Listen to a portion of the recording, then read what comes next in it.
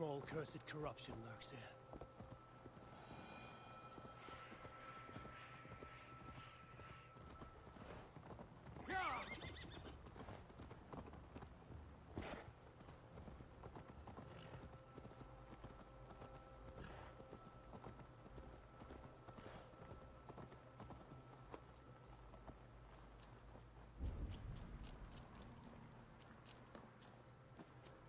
Something is wrong. Foul. Curse it.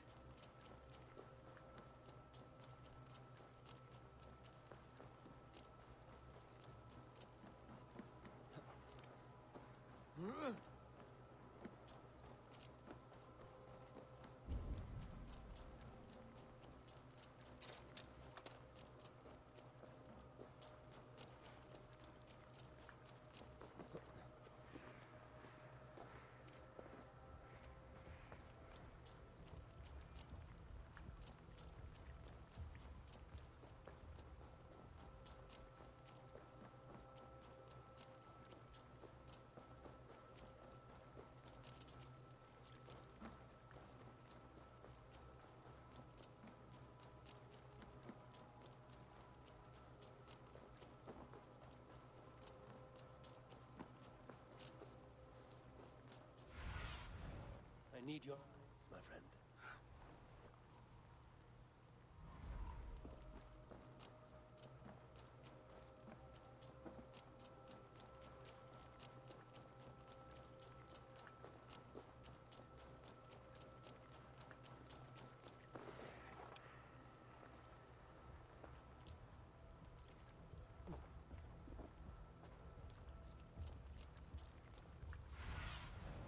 Survey the area. See.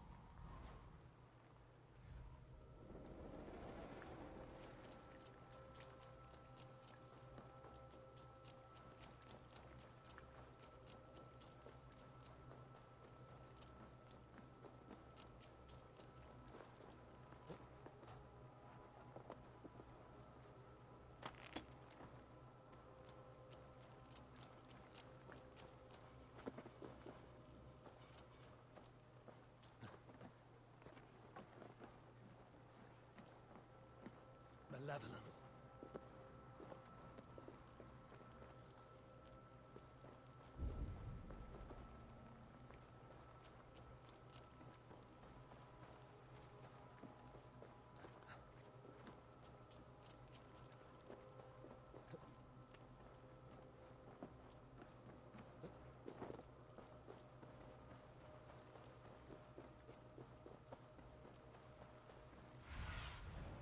Show me what lies ahead.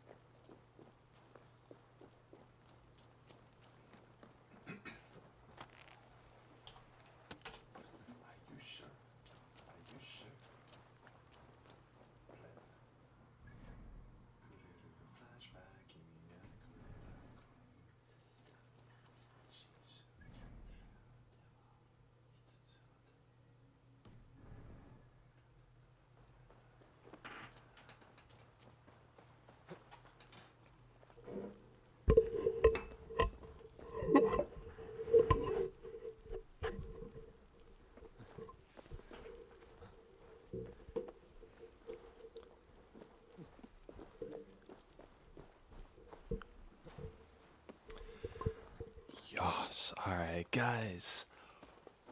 Ooh. What is going on, everybody? Big Pasta Gaming here once again, and today we're celebrating Christmas. Didn't you guys see the title? I'm just kidding yet. I'm just kidding, guys. We are waiting for Christmas in this stream.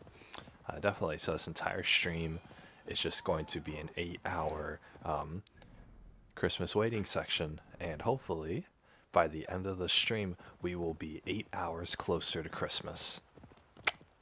Isn't that great, guys? Isn't that great? Aren't I such a good streamer? I'm basically by watching me, I'm basically fast forwarding time. Alright? I'm fast forwarding how quickly we get to Christmas, because by the end of the stream we're gonna be 8 hours closer to Christmas, guys. I know. Round of applause. No need to thank me, guys. I'm just... Anyway, as you guys are probably hearing, I do have a video playing in the background, particularly a stream. What is this?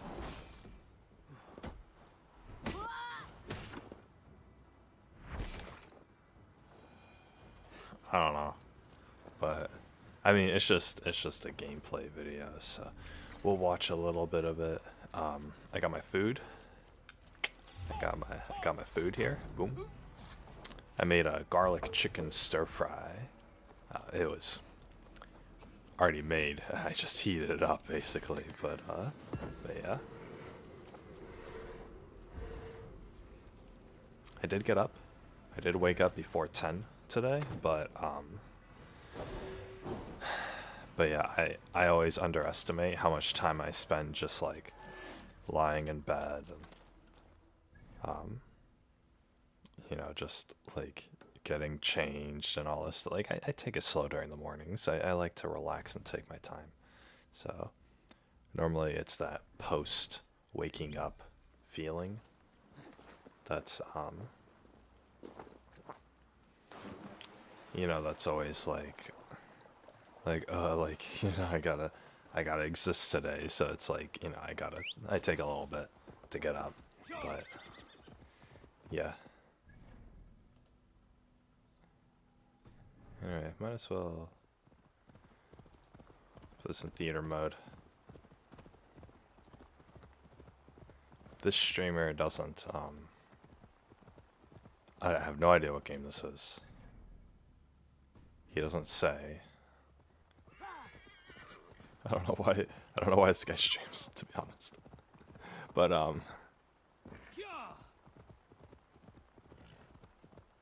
yeah, it's alright.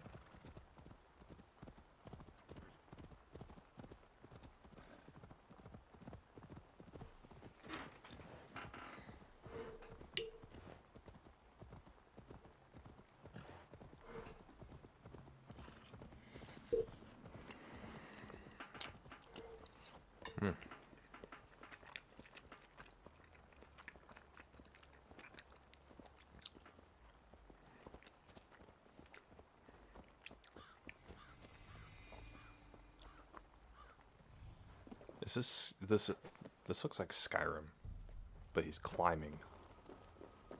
So it looks like Assassin's Creed, but he's riding a horse. So it looks like Skyrim. Anyway, I have no idea what's going on here. I'm just watching something while I eat, to be honest. So I hope you guys don't mind. It is Assassin's Creed, okay.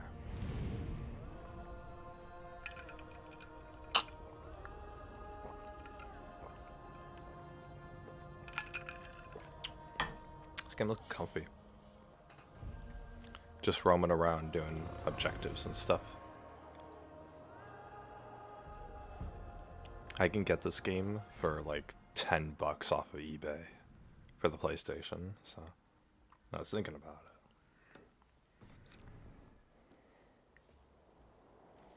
Thinking about just grabbing it just to have it. I still gotta get the PlayStation camera. off of there for the stream, you know. I got a stream on the PlayStation.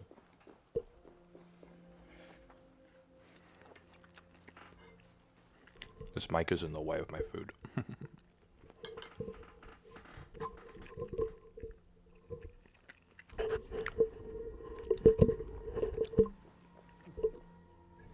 Okay, there we go.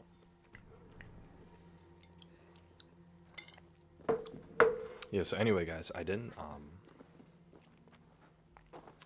ended up not cleaning my room last night.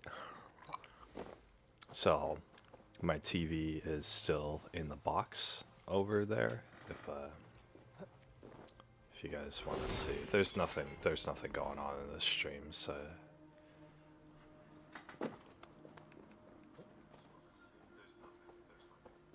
Okay, so just.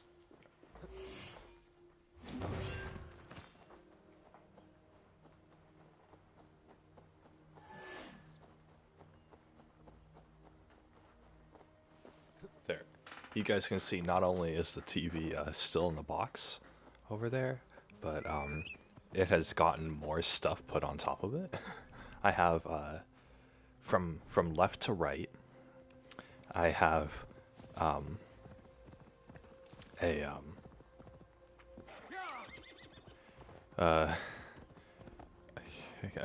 at a loss for words. I have on top of the box, I have a bunch. I have melatonin pills.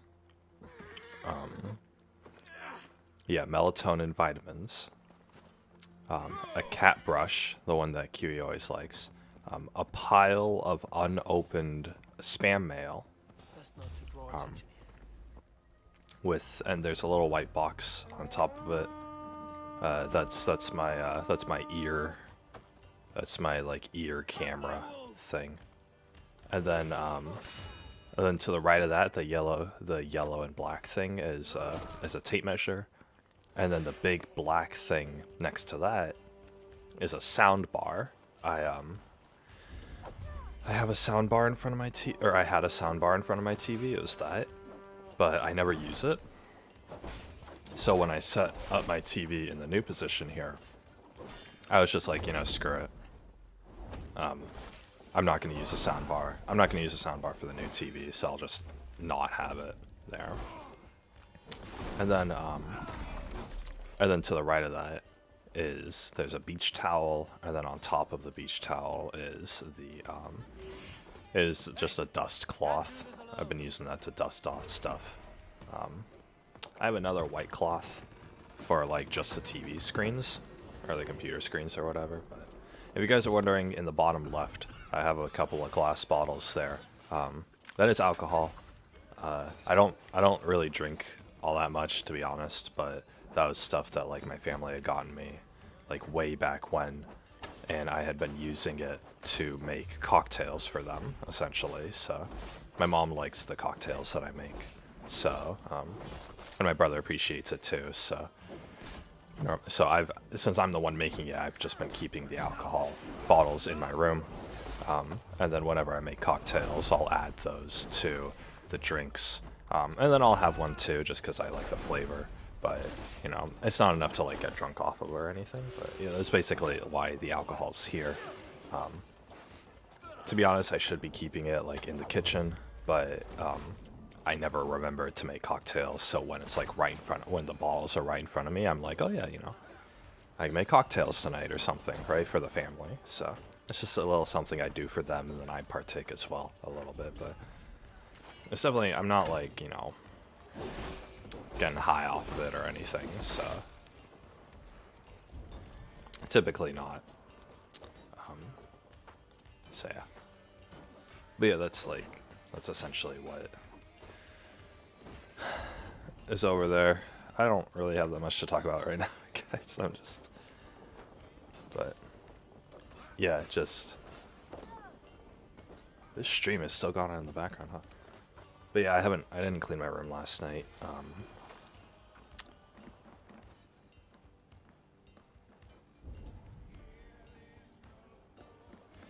Yeah, I didn't really clean my room last night. So I gotta do that tonight. Or tomorrow. Or just when, or on Monday when I feel like not doing the homework that I get assigned, you know. So we'll see how it goes. We'll see. But yeah. So right now, I am basically just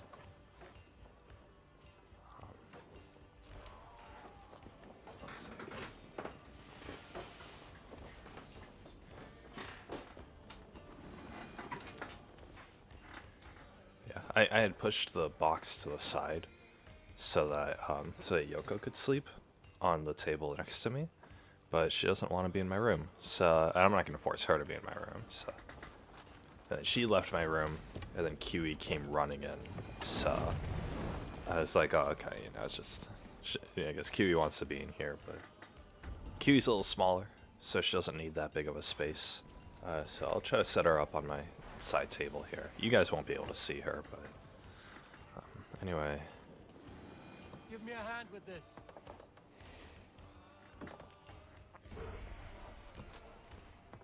This guy's been playing this game for like months now. It's like, I'm surprised he hasn't finished it yet, to be honest.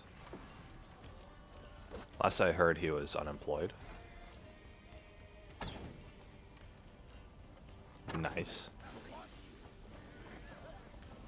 But yeah, last I heard, he was unemployed. So, well, that was months ago. So I'd expect he would have time for games, but I mean, other people have, you know, people have lives, I guess. So.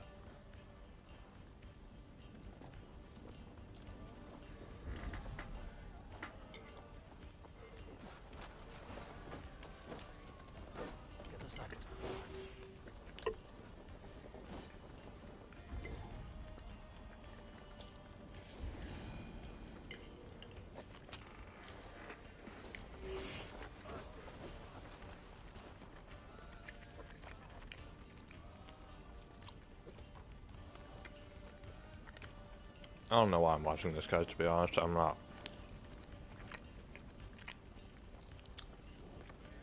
You're like particularly entertained. I'm just. I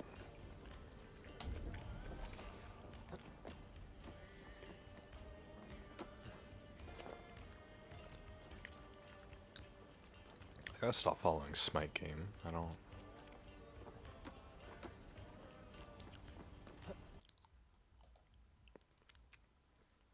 Look, another cocktail I can make for my family. There we go. Let's go to incognito.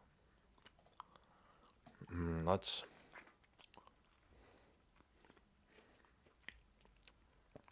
Oh yeah, I wanted to show you guys something. It's a little graphic. So last night on 4chan, there was a thread about cutting.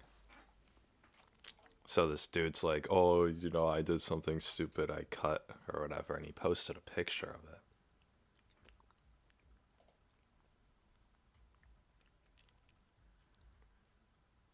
He posted a picture of it. And I didn't even read the thread, I just was fascinated by the picture, so I wanted to show you guys. It is a little graphic, so warning there. But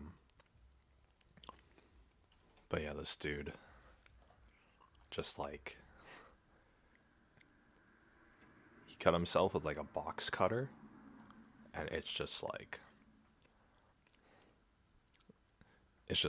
oh my god, like, holy crap, he literally like sliced, like, he sliced so hard that it's like showing the muscle, or so deep that it's showing the muscle in his arm, and it's like, oh, it's like, oh my god, oh Jesus, like, like when I first, like, even now, like, it like physically hurts just to look at this. It's like, oh my god, he did it so much, he did it so freaking much. And like all these cuts, you know, they're at a distance so you can't see, but they're probably like, this one is still like gaping open, like, holy shit, like, how do you even tolerate doing it that much? Oh my god. So it's like, oh, Oh man. So yeah, I'll. It's gone. The picture's still blown up, but it's like above the screen, so you can't see it. But yeah, I thought it's just like, oh Jesus, like I've heard of people like cutting themselves, and I've also heard of people like cutting themselves a little deep.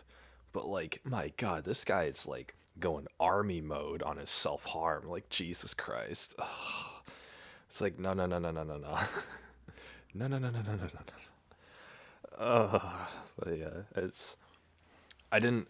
I saw that last night, and I was like, oh my God, like I was so like, oh, it hurts to look at. It hurts just to look at that and just to think about like, oh my God, like cuts could be that deep, and it's showing the muscles like those are all getting infected like 100%. There's no amount of there's no amount of like melatonin you can put, or not melatonin, rubbing alcohol that you can put on that in order to stop infections from stop those from getting infected. Oh,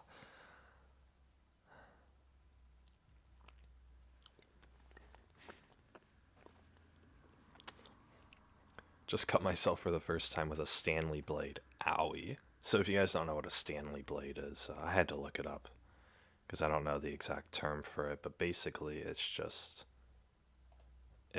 one of these kind of box cutters, but he went fucking deep with that. Like, geez, he would have had to go like bam, like he was a cardboard box or something. Do with that, like my God, who would use that? Oh Jesus, I can't imagine. Oh my God.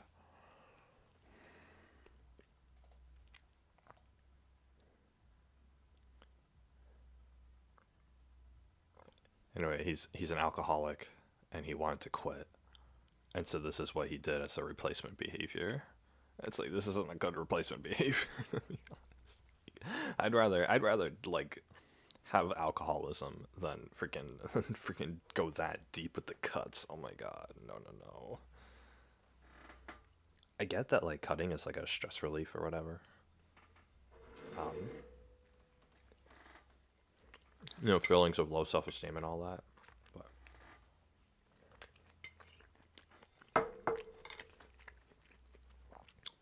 I see people talking about it sometimes on here, and it reminds me of that. But that guy is literally like those are like war wounds sort of level. Like I don't even know how those are gonna scar up. Like he's gonna be missing like huge patches of his skin on his arm, and they're all gonna be in the shapes of cuts. So that dude is gonna have to forever wear long sleeves and sweaters. Like there's no way. Like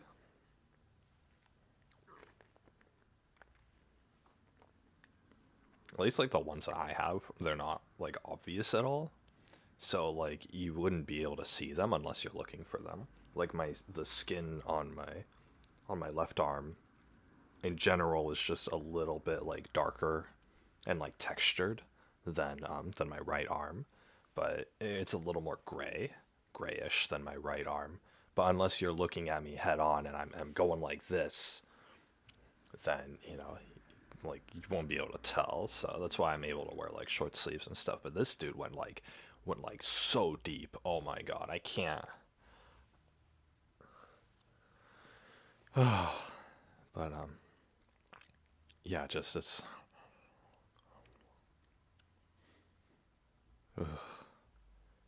but yeah, like it like pains me, like not like mentally, but like physically, like imagining that deep of cuts, and those that dude had big arms too. So God, if I cut that deep, I would near slice my arm off.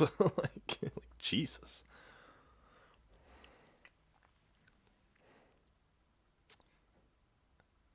But yeah, people were actually expressing their sympathies in this thread. So you'll regret it eventually, even as a shallow cutter I did.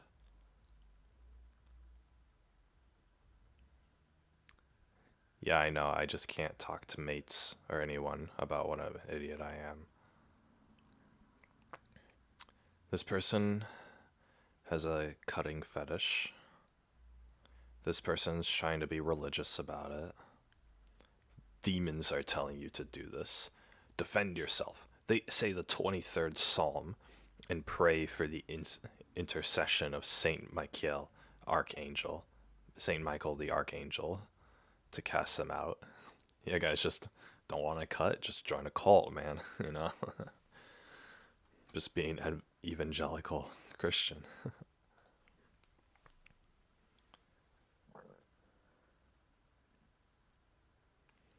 Bethan show behavior indicative of dark triad traits. Fem cells immediately throw themselves at you. Nice. A lot of people on the internet like cut, and then a lot of people on the internet also fetishize cutting. Because typically, if you're someone who cuts, then you'll then like you have personality traits associated with that, and then you're and then yeah. So let's see here. This dude equated cutting with dark triad traits. Let's see what he means. Narcissism, Machiavellianism, and psychopathy. Well, you guys know what narcissism, I talk about it endlessly on here. And then psychopathy, right? Being a psychopath. You guys have an idea. Narcissism is characterized by pride, egotism, and a lack of empathy. Definitely. Lack of empathy being that you're not able to like feel sorry for people, or you're not able to relate with other people, right? You're so full of yourself that like you're the only human being that matters. And so when you look down on people, or when you hurt other people, then you don't feel bad about it, because the people that you hurt aren't as important as you are. So when I talk about narcissistic people will hurt, maybe maybe they feel bad emotionally, and so the only thing that's going to make them feel better is if they go and harm somebody else emotionally. So when a narcissistic person goes and causes emotional pain or emotional trauma towards somebody else, it makes them feel better. And in their mind, they're thinking, subconsciously that, why did they have to hurt me? I'm better than them. I'm more important than them. So I should. So, they deserve to be hurt instead of me. A narcissistic person will think that they'll never blame themselves, and everybody else is the predator. Everybody else is the perpetrator of harm against them. The narcissistic person sees themselves as the victim always, even though they are the ones who are causing pain onto other people. So that's where that lack of empathy comes in, because empathy is caring about other people. And empathy is basically like, if I hurt you, then I'm going to feel bad about it, because I don't want to hurt people, because I would feel bad if I was hurt. So therefore, I'm not going to hurt people. And so if I do it accidentally, then I'm going to feel bad about it. Or if I do it in a bout of rage, then I'm going to feel bad about it. So narcissists and psychopaths don't feel empathy. They will hurt whoever they want, as long as it makes themselves feel better. So that's what it is, because a narcissist only thinks about themselves, and a psychopath doesn't care about other people's emotions. So a psychopath, antisocial behavior, which it's a symptom of psychopathy. It's not necessarily indicative of it. Impulsivity. So acting on a whim. So basically you're resulting to those cardinal desires. selfishness, right? So, like narcissism, callous and unemotional traits, and remorselessness. Now, these two are very defining of the psychopath, because a psychopath won't they don't care. They just don't care. They're like devoid of emotions. When we get happy for people, or when we cry at sad things, or even when we get angry, a psychopath doesn't feel those emotions. A psychopath would probably feel anger because they're selfish. And so they're going to get angry at things that disadvantage them, or at things that inconvenience them. But other than that, happiness, sadness, these people don't actually feel those emotions. And the only time they express those emotions is when it benefits them. A psychopath is going to be similar to a narcissist.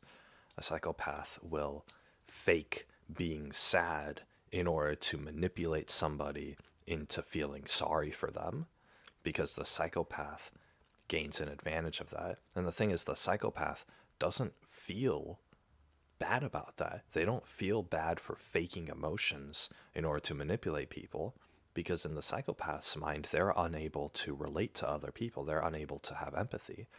A psychopath is the center in a psychopath's mind.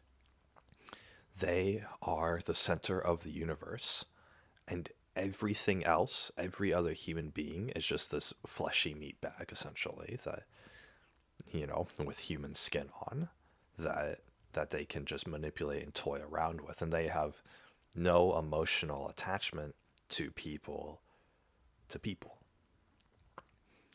They just, they don't care. They don't care if somebody gets hurt. That's why psychopaths are able to kill people. That's why they're able to rape people. That's why they're able to abuse people, physically or emotionally.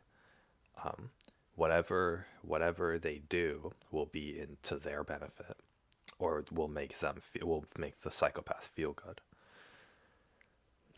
So they'll do that without any regard for other human beings. So people with like bipolar disorder or borderline personality disorder or things like that typically have symptoms of psychopathy as well, and those people are definitely narcissistic. So psychopathy and narcissism go hand in hand. Now, Machiavellism is manipulation and exploitation of others, an absence of morality, unemotional callous, and a higher level of self-interest. So basically just the same thing, right? Using manipulation in order to get what you want, causing pain onto other people, making other people feel guilty. These are people, and you apply this to a psychopath. They take advantage of the fact that other people are good people. Most people have emotions and they have empathy and they feel sorry for people. And so good people, when they see somebody in pain, they automatically empathize with that pain, and they feel sorry for that person, and they do what they can to alleviate it. And so a psychopath can take advantage of that good nature from good people, and they can manipulate that. That's what I said, and that's where my example from earlier comes in. A psychopath or a narcissist, or whatever, the dark triad, they, this kind of person will fake cry. They will, they'll fake cry about something, and they'll be like, "Oh, you have caused me so much emotional pain," and then the person on the other end of that exchange will feel bad. Will feel bad and will feel like, "Oh, is there anything I can do to make it up to you?" Or, "Oh, I'm so sorry, it'll never happen again," or whatever. And so this person, the psychopath, can use that good nature to manipulate the other person, telling them, "Oh, obviously it depends on the situation, but a lot of people will use this for sex, to get sex from people by manipulating them. A lot of people will use it to get money from people. A lot of people will, money as in like a fake rape charge, for example. A girl who's a psychopath could accuse her boyfriend of raping her even though it never happened, and he gets sent off to jail and she gets compensated for it, and she feels good that she had that power over him. Psychopaths and narcissists and Machiavellists, all three of them have in common that they're extremely selfish, and that they don't care about other human beings. And because of that, the one desire that all three of these people have is power. They want to feel powerful over other people. And because of that,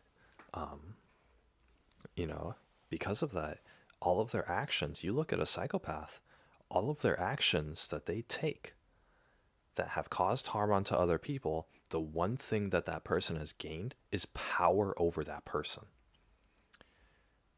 You abuse your kid, well, you have displayed your power over them.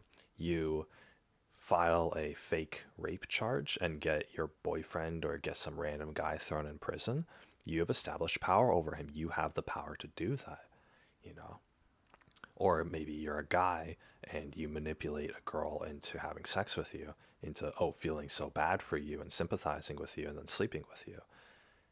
You have exerted power over her because you basically manipulated her. You were able to outsmart her and trick her into giving you what you wanted. It's a power complex. It is a huge power complex. These people essentially have God complexes. They think that their word is law and their thoughts are law, and anyone who goes against them, deserves the worst. And these people will give the worst to people who they think have wronged them. They have this sick, twisted sense of justice where they think that anything that's unfair to them, the psychopath, is an injustice and everybody else around them should pay. That's why they have no remorse when they emotionally abuse people, when they manipulate them and exploit them and cause harm onto other people, because in their mind, they think this person deserves the harm and the trauma that I'm giving them because they have wronged me. If only they didn't wrong me, then I wouldn't feel like doing this. They justify this in themselves, and it's a sick, twisted sense of justice that only serves to benefit themselves. And the thing is, if the world was full of psychopaths, then we would all die, because we can't be self-interested. We have to be able to relate and connect with other people. And psychopaths, they're just unable to do that. But since psychopaths exist, since people with these dark triad traits exist, they're able to blend into normal society, and they're able to use all of these manipulative tactics in order to get what they want and in order to feel powerful over others. And these people, they'll never change. They will live and die seeking the next validation of power that they can get from somebody. If a kid is a psychopath, they'll manipulate their parents. If a teenager is a psychopath, they'll manipulate their friends and their relationship partners. And then if the psychopath is an adult, then they'll manipulate and abuse their kids. Any group of people that they are around, they will find some way to exploit them and obtain power over that person. And the thing is, they get this high. They feel really good from that.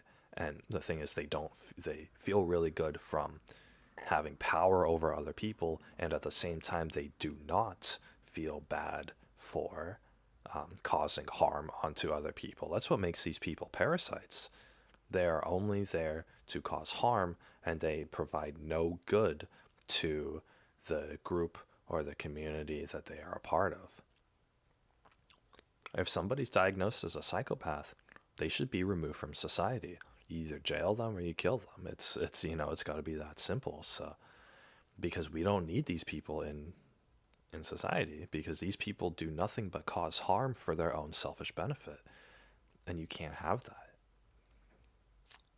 So, The thing is, I believe, honestly, at the same time, I believe that narcissism and psychopathy can be, and in turn, malevolism, which is basically just, okay, I'm a psychopath. How do I get what I want? Well, let's become a malevolist and manipulate people. That's why all three of these go hand in hand. Um, I believe that something like this you could be born with, and the people who are born with it are like really far off the edge. But I also believe that these traits can be can develop in people over time. You could be born a kind-hearted person, but then things happen in your life that make you bitter and resentful and cynical, and then all of a sudden you're independent and you're just like you just want, you know, you're just like, okay, I'm just going to live for me. I'm going to do what I want and screw everybody else. And then at that point, you stop feeling sorry for other people. Or like when you have kids, you don't feel sorry for your kids because you're allowed to manipulate them. Or maybe the psychopathy and the narcissism was dormant in this person because they never had the opportunity to be narcissistic or to be psychopathic because they couldn't, because they were like a kid or they were like a teenager and they didn't have power over other people. Now they're an adult and they can have power over their children. And so they will abuse their children and they'll get that high from that power. And then all of a sudden at 30 years old or 40 years old, now they're starting to show psychopathic signs. These are abusive parents. And the thing, and I mean, you guys have heard me complain about this a dozen times. These parents get to keep their kids and these kids get, continue to suffer because of the way our society is structured. And it's truly a sad day. It's truly a sad thing. But I mean, that's just one example of psychopathy and narcissism and in turn malevolism harming other human beings. You finally get power over something, you've been beaten down your whole life, and then all of a sudden you get power over something and now you want to feel good. So you express power over your kids, or in a lesser sense over your pets. There are people who are animal abusers, right? I would put people who abuse their kids in the same vein as people who abuse their pets, because, and I mean like really abuse their pets, because it's a power complex. It's, you want power over something.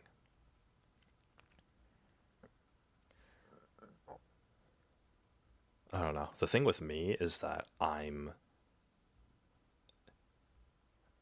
empathetic. I don't want to cause harm onto other people. You know, all of the means necessary is there. I know how to do it, but I don't want to. It's not like I'm scared to or anything. It's that I don't really care to.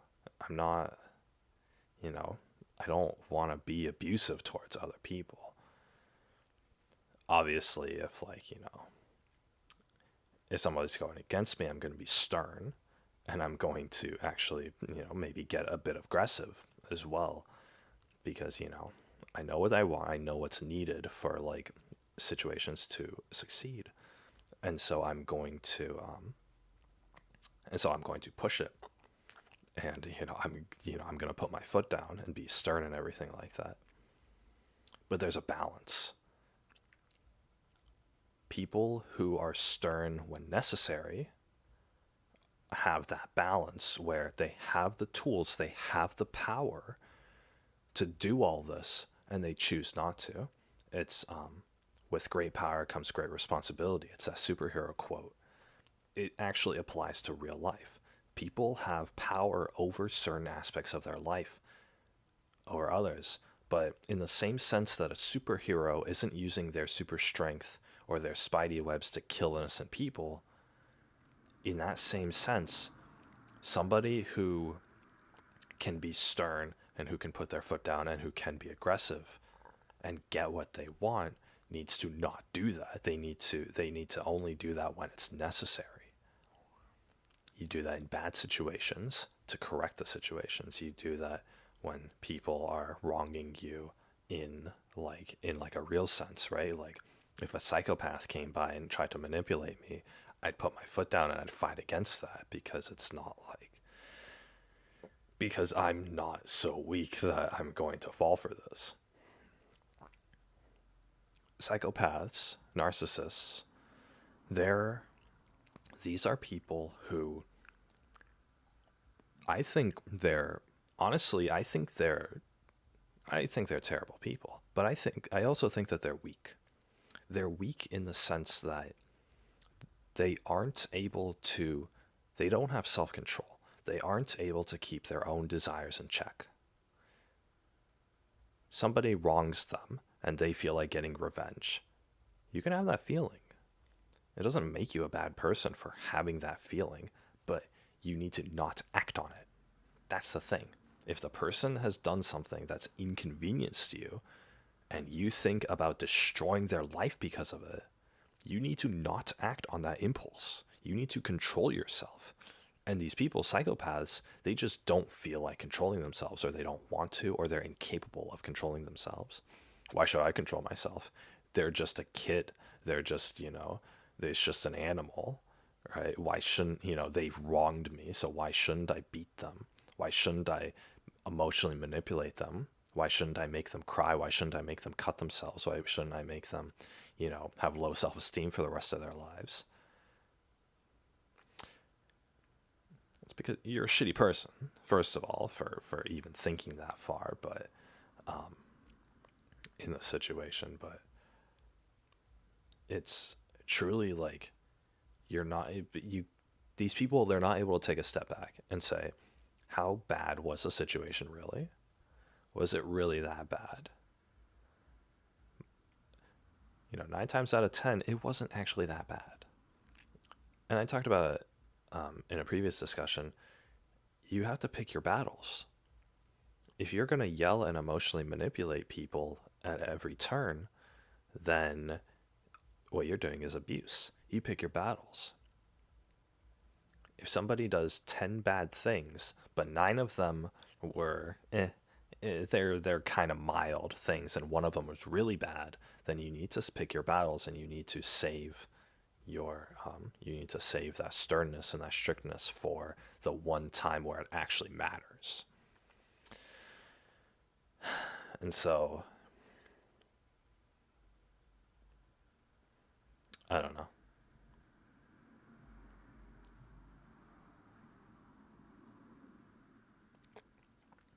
Anyway, these people are evil, not because they have power over others, but because they're weak. They're so weak-minded that they feel the need to exert that power over others whenever they can. Oh, you're not allowed to wrong me because I have power over you and I can destroy your life at the snap of a finger. And they do that. And they just destroy everything in their wake. And they feel good about it while everybody around them suffers.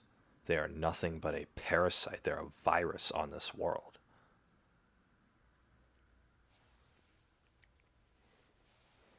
So,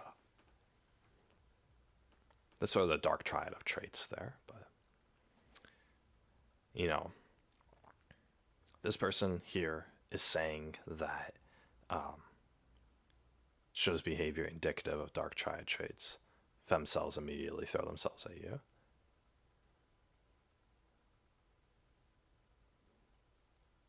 It's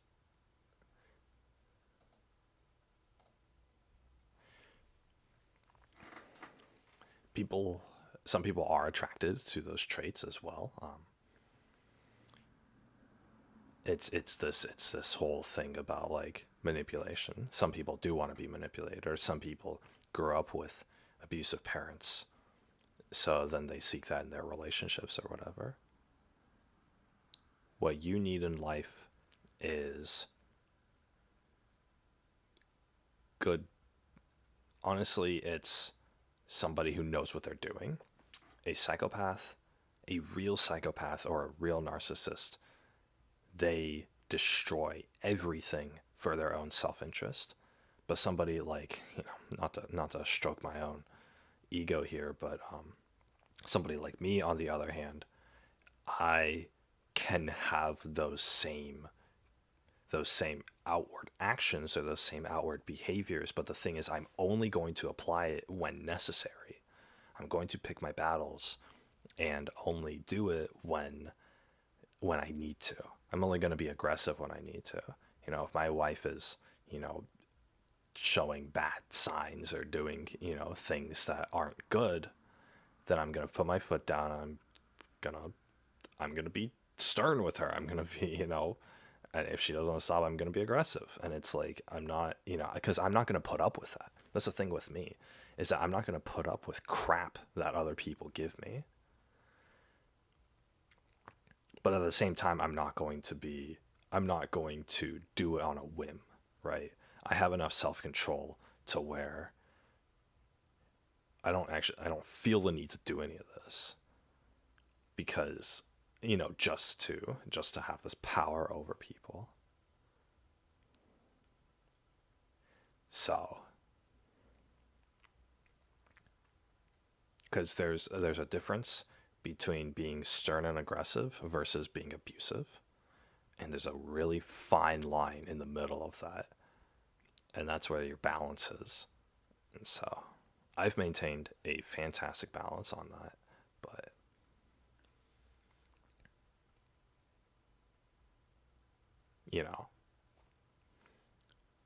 most psychopaths or narcissists don't feel the need to. That's the thing. And so that's why any relationships that they get into, their partners will like them for those traits, but then the relationships will crumble because the psychopath or the narcissist will take it too far. So that's what it is. I'm able to display those traits without taking it too far, is the thing. So,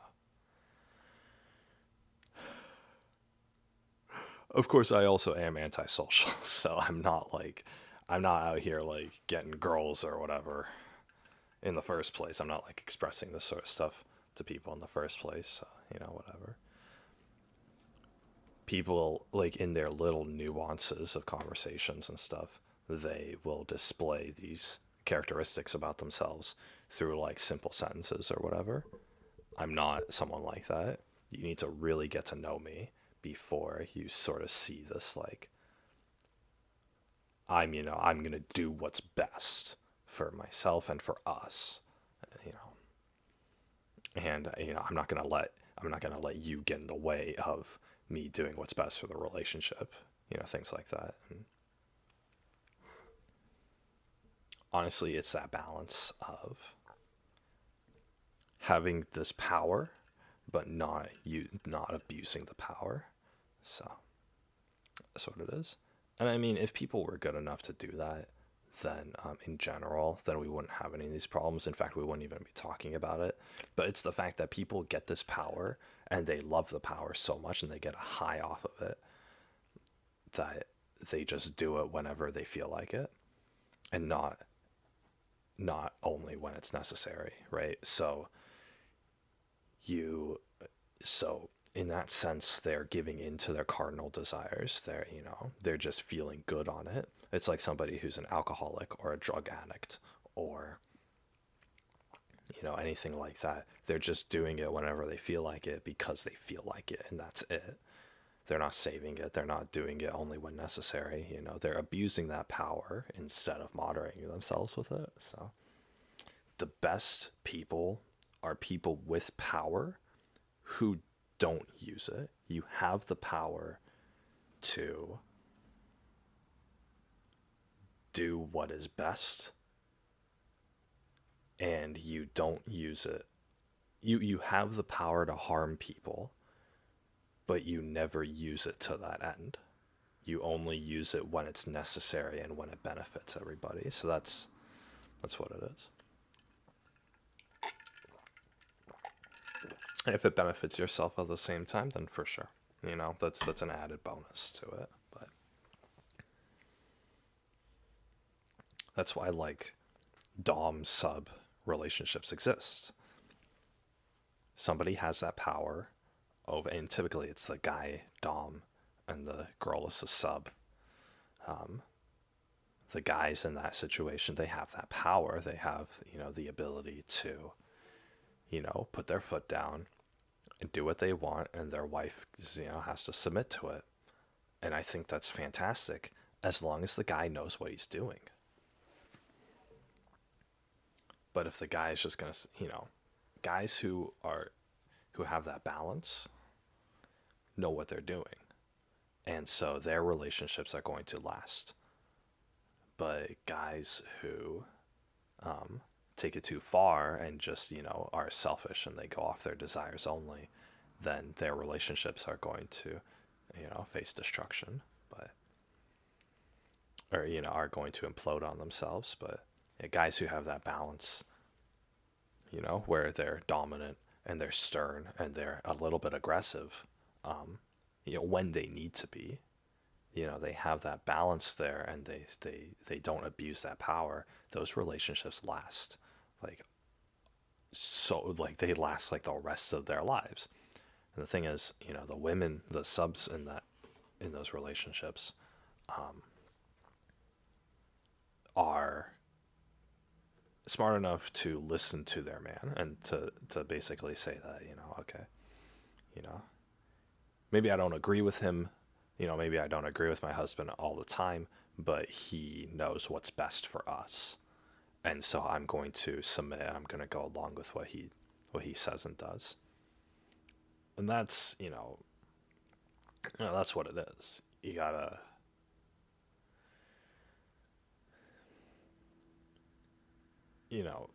I think that relationship dynamic works really well, because you don't have two people disagreeing.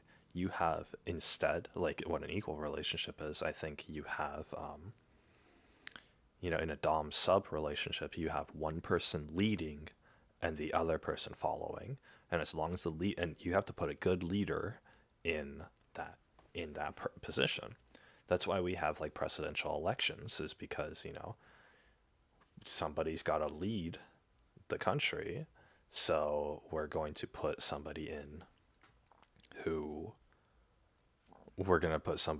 going to be a good leader. It's the same thing in relationships. I think a lot of girls pick their guys based off of who they think is going to lead them into a good life, into a good marriage. Good is very subjective, by the way. It's, there's a number of factors there, like lifestyle preferences and hobbies and ways you're going to raise kids and political views and, all this sort of stuff. But, for the most part, it's simply that, the guy has to be a good leader, and he has to be dominant, and he has to be willing to put his foot down.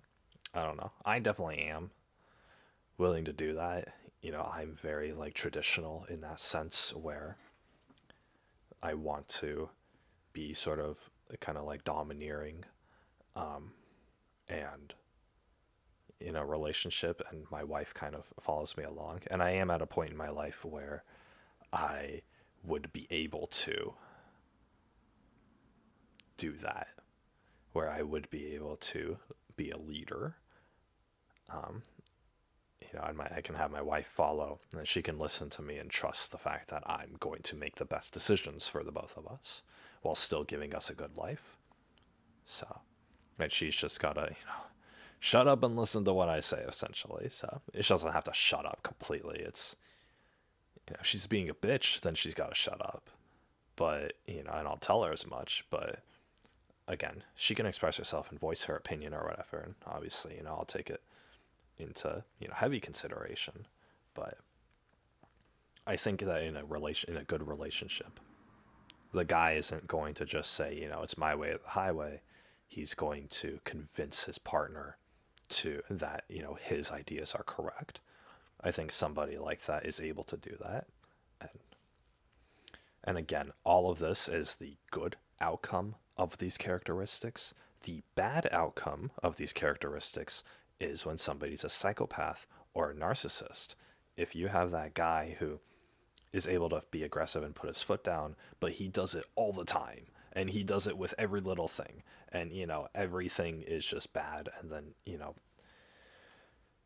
it only causes suffering in the relationship, because it just happens so much, because you're not picking your battles at that point, you're just doing it all the time. that's the kind of person who's destructive towards a relationship, right? You can't get somebody who's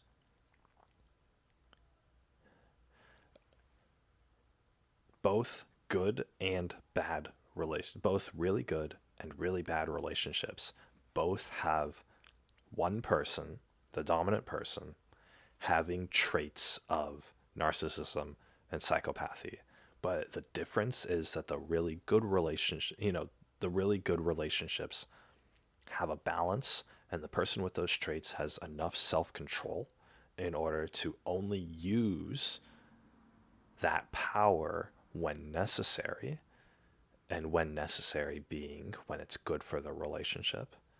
The It's really bad when the person with that power abuses that power and just does it all the time, and is always angry, and and their partner is always suffering. That's when it's really bad. So there is such a delicate balance that you have to maintain there. And I mean, the vast majority of people aren't able to maintain that balance, aren't able to get it perfect. But a lot of, every successful relationship is able to strike a decent balance. They're not good all the time. Maybe the guy is a little more aggressive than he should be, or maybe he's a little timid when he shouldn't be. But, but every relationship's going to have that, and it's going to cause problems. But you work through the problems, and you get past that, right? So that's what it is. So it makes sense that people are attracted to narcissists and to people with psychopathic tendencies, because those behaviors, those characteristics, are indicative of a good partner, of a good relationship partner, but at the same time, they're also indicative of a really bad relationship partner. And so, if you get with like a teenager who has psychopathic tendencies, they're not going to know right from left. They're just going to give into their carnal desires, and they're going to have no self-control because they don't have any experience with this.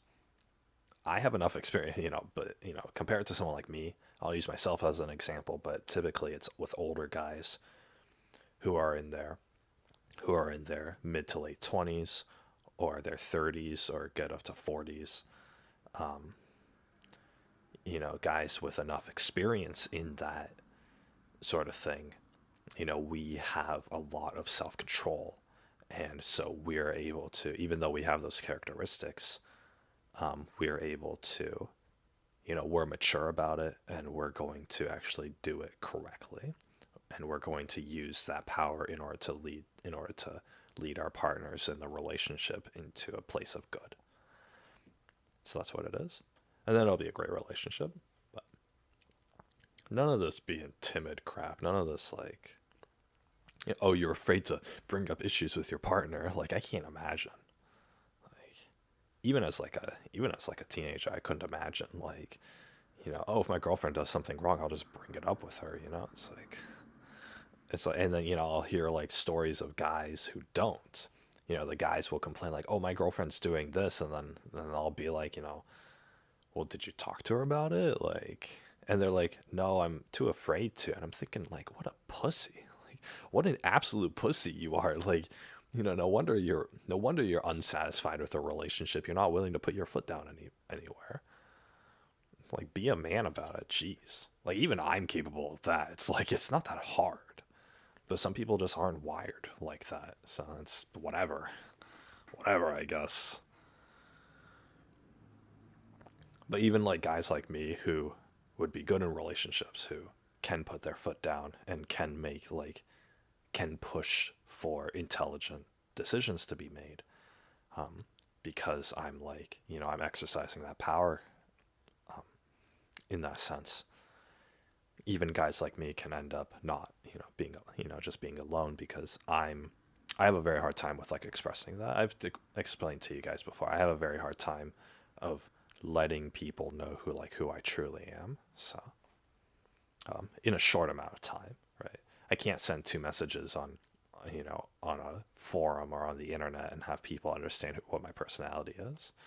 It takes like months of, constantly talking for people to like kind of see, this is how I am or whatever. So I am an open book in that sense, but at the same time, it's hard for me to eventually get to that point. So, that's why I haven't really had like that much success in dating, is because I just don't express this sort of side of myself all that often. So I'll express it like here whenever it comes up, but definitely not like definitely not like anywhere else. So again, it's that social filter. It's that, I tend to like hide or like keep that to myself or whatever, just because it doesn't apply to like the people around me. Like I'm not going to go to work and be like an aggressive, domineering kind of person. So I'll hold myself confidently, but it's not like I'm going to step over anybody's toes with it, because I just don't care enough. Because it's work, I don't care. I'll give suggestions based off of what I see, and then they can take it and succeed, and they can not take it and fail. I really don't care either way. But when it's like a relationship that I'm in, that actually matters to me, so I'm going to put my foot down. So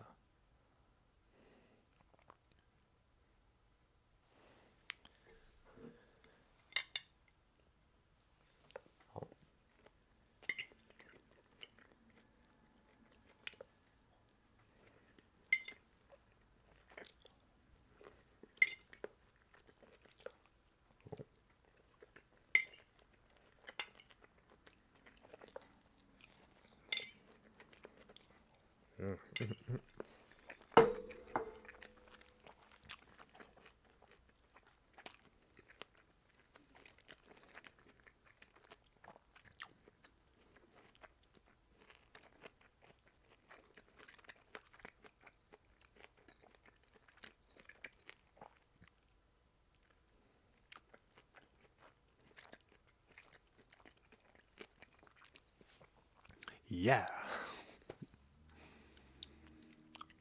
I don't know, guys.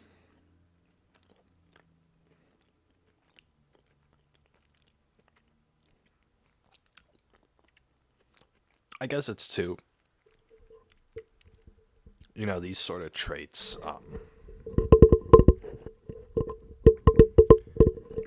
They're indicative of a good partner, but at the same time, that's not the only thing you base a relationship off of.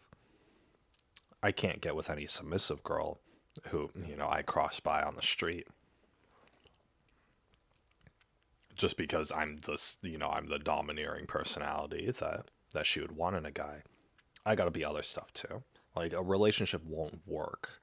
Not that I have to be other stuff, but it's like we won't necessarily be compatible solely based off of that. There's got to be other stuff. Agreed lifestyle, similar interests, things like that. So, attractiveness, right? There are plenty of guys who are more attractive than me who are like this, and there are plenty of guys who are uglier than me who are like this. And so, there's the attractiveness level, and there's, not that that's a bad thing or anything, but there's the attractiveness level, there's the relatability, there's the, what do we want with our lives, sort of thing. Am I a cat person and she's a dog person? It's like, it's things like that that are like, so you can't base a relationship solely based off of your fetishes.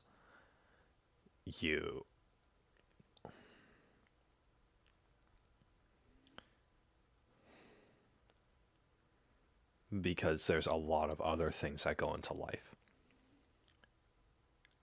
You might not necessarily be like comfortable living with somebody, or you might not you might be comfortable with living with somebody, but you're not going to really agree on a lot of stuff together, things like that. So you don't want to be in a relationship where you don't relate to the other person. So you haven't, you're not similar to them at all or whatever. So even though you can fetishize the sort of like dom sub relationship or these characteristics or things like that. At the same time, that's not the only factor that goes into finding a partner, which is why I believe in like soulmates, is because it's the fact that you need everything to align. You gotta have the whole dom sub thing, or the lack of, for both people. You gotta have, characteristics you're attracted to.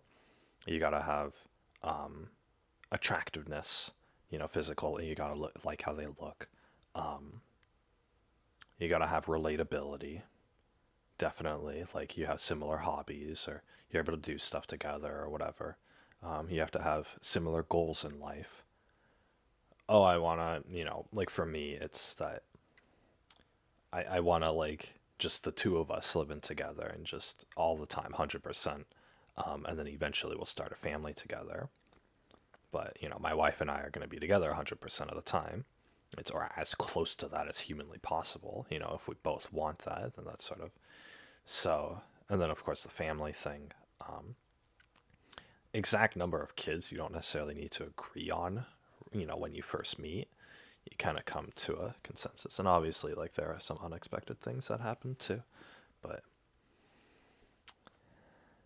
yeah, it's just like there's all these different factors. Attractiveness, relatability, the whole like dom sub thing. So you can't base your relationship off of one fetish. You can't base your relationship off of just being attracted to one thing. And of course, you meet somebody and they have one of your shared, one thing that's gonna work in the relationship. And then you get to know them, and then you're attracted to that, and then you get to know them. Maybe you think they look really good, or maybe they are dominant, or maybe they're older or younger and you're into that, or maybe they're maybe they just like video games the same way you do, things like that. I don't know. Maybe they're as antisocial as you, whatever. You find that one trait, and then you continue talking to them and get to know them. And then as you continue to talk and time goes on, you see that, oh, we relate on more things. We relate on other hobbies. We want the same kind of life together. We want, we both want to have kids, or we both don't want to have kids. We're both, one of us is a dom and one of us is a sub, and we're into each other because of that, things like that. And so, the pieces fall into place. And that's, that's sort of like kind of similar to what a soulmate is that you find you're initially attracted to your partner, but then as you get to know each other, it's more and more prevalent that, hey, we match on a lot of other things too, so this is going to be like, you're the best person for me, essentially. You're my soulmate. So that's how it is. So you get into a relationship, and then you get to know each other, and all the pieces fall into place. And it's really nice. I think that kind of feeling is really nice. So, but yeah. Anyway, that's how it is. So, when I see something like this, like oh, females are throwing themselves at you for having these traits, it's like that's the initial, like, they're attracted to these traits, the dark triad traits or whatever. And then after that, it's like, okay, now you get into an actual relationship with each other, and then see how it goes. So, and obviously that attraction is going to take you pretty far. So even if you can't relate like 100%, you have this desire to relate with them on everything. And I think that's nice too. People in relationships do have to adjust their lives for each other.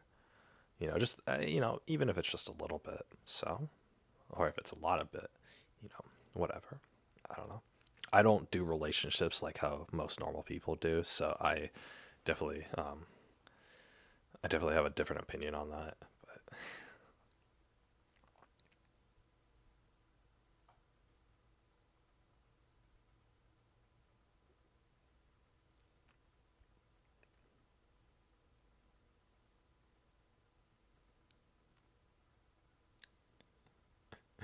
This sounds like schizo babble to me. I had to explain that I did on a whim. This is schizo babble. Literally cut up his entire arm on a whim.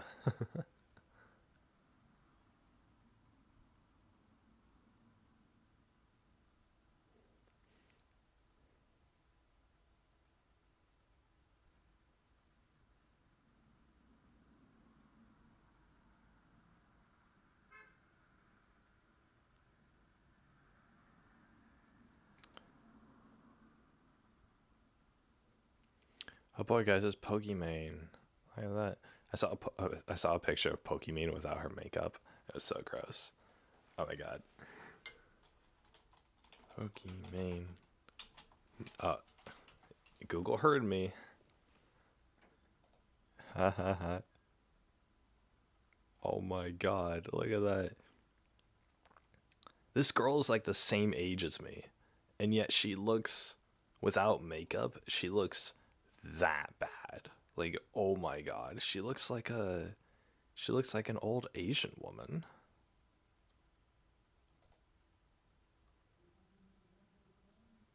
Look at that. She looks like an old aging Asian woman, like somebody in her 50s. It's disgusting. This is why like makeup is just terrible, because I think it definitely makeup gives a really bad representation of yourself. If you get in, a committed relationship with somebody, then you don't have the need for makeup. And as you age, your partner, who is the only person who should care about your attractiveness, it's such a gradual change that your husband doesn't, your boyfriend or your husband won't really see the difference. If somebody had started dating her and married her when she looked young, then when she got like old and craggly like this at age 26, then they wouldn't have noticed much of a change as long as she didn't wear makeup. But if you wear makeup when around your partner, then the thing is, your partner is going to notice the difference when you take off the makeup. And so what that does is you look a little more attractive now with the makeup on, but you've condemned yourself to you always have to wear makeup now. Because if you don't, then the people who see you, your husband or your Twitch audience or whoever, the people who see you will just see this huge drop in attractiveness. And,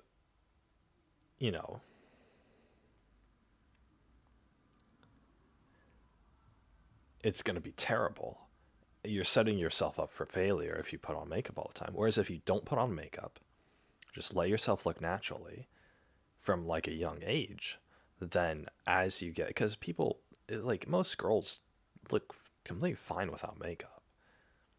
In fact, the ones that don't look much better with the makeup in the first place. But makeup definitely enhances like how attractive you look, but at the same time you are condemning yourself to, not only is it fake, but you're condemning yourself to, you never get to take the makeup off, because when you have the makeup on, that's the new you.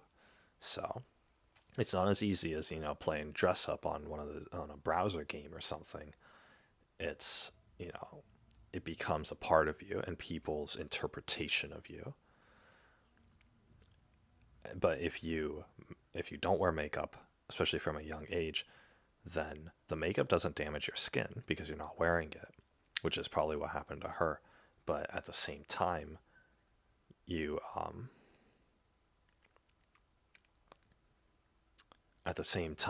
whoever you're with, your partner or whatever, they'll see you from looking young and pretty, with no makeup on.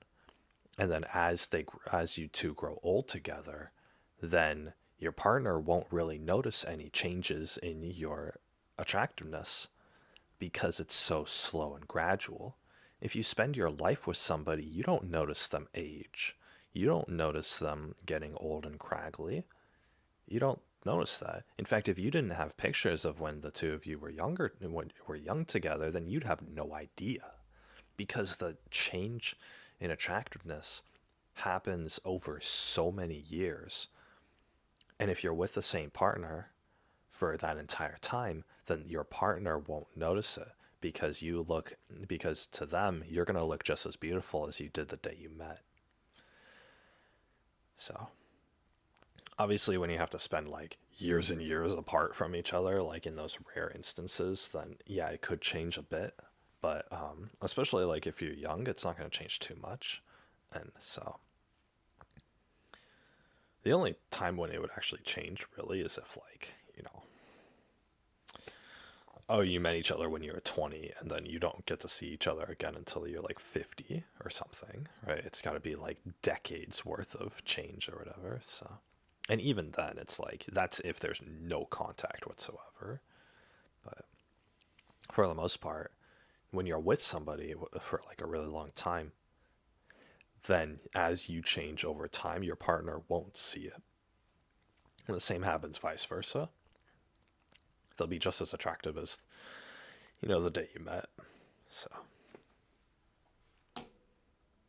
But if you wear makeup, that's all out the window because makeup causes your attractiveness to rise and drop instantly. And that's why that sort of gradual change won't happen. Not to mention the fact that makeup does actually ruin your skin. Makeup does cause like skin issues and whatnot. The best thing to do is probably to put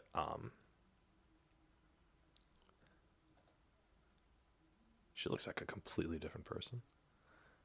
That's the thing. She looks like a completely different person. It's so deceptive. It's like they're literally not the same person.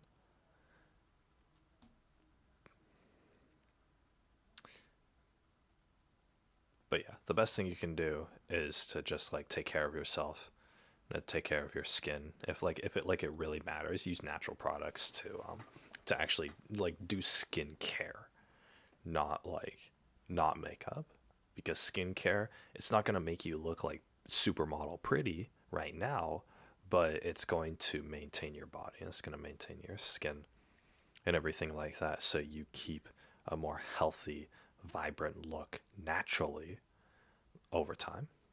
So that's the only thing I approve of. But even that takes a bit of effort, so.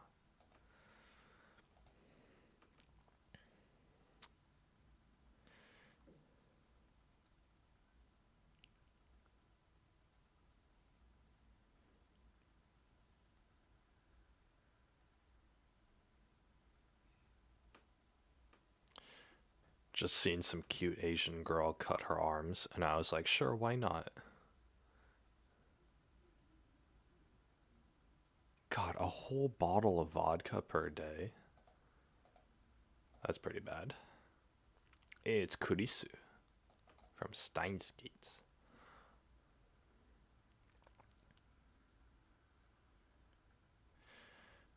Known I've been bipolar disorder for years, or borderline personality disorder, whatever BPD is. Oh well, but yeah, that's what I wanted to show you guys. There, it's archived. What the fuck? No, no, no, no, no. No, I don't even want to think about that. Get me out of here. Get me out of here.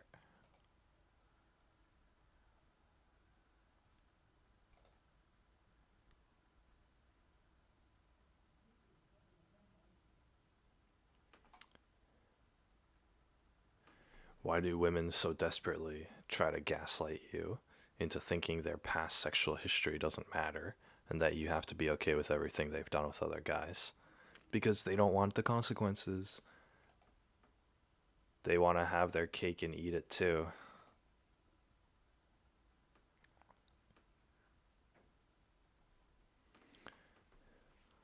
Holy poop, I finally got a fembot to send me a picture of herself and she looks like this. If this is what fembots look like, there's literally no hope for me.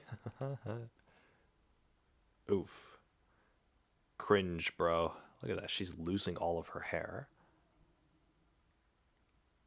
If she lost weight, breast reduction surgery, and wasn't losing her hair, so like actually put her hair forward, kind of to mask that, then she'd be like a good like 4 out of 10.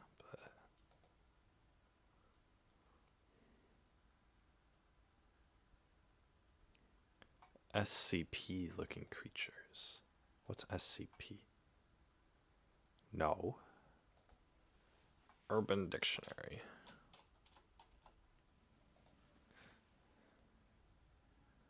Special containment?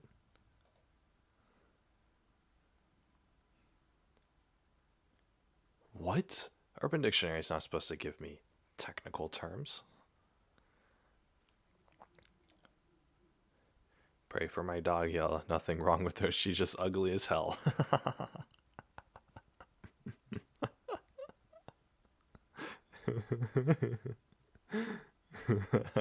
This dog's epic. This dog looks like something from your nightmares.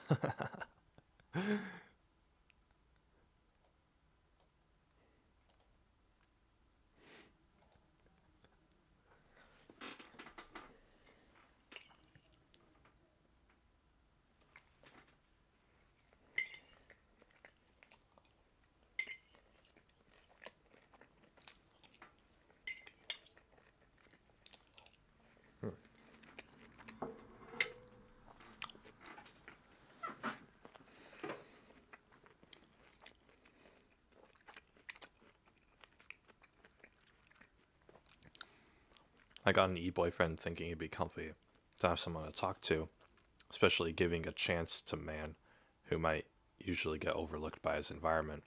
He wants to constantly be with me and talk to me. I can't handle his neediness for much longer. Well, the problem is that you are a...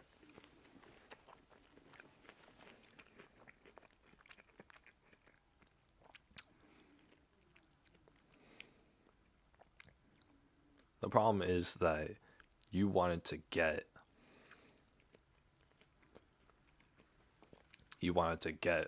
with somebody who might usually get overlooked by his environment. You're doing this out of freaking like pity and sympathy, not out of love. You degenerate.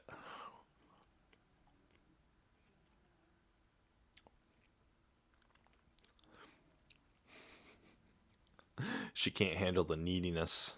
Like, yeah, gee, maybe you shouldn't have gotten with somebody who's needy if you didn't want to be needy.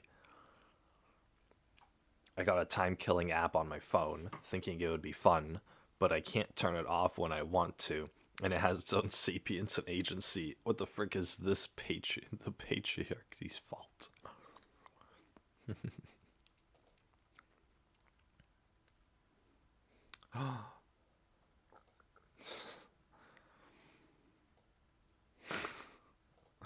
You have been visited by the scolding Chinese man of tight schedules and incompetent African workers. Truck fuel and gravel will come to you, but only if you post "Thank you, Lao Yang" in this thread. What?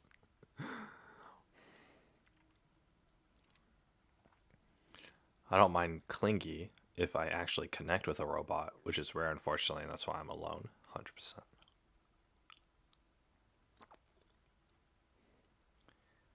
Bro, you don't...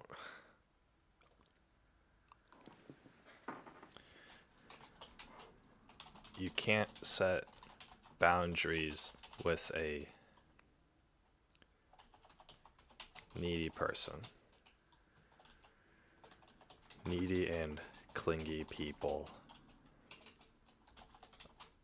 only work when dating other needy and clingy people.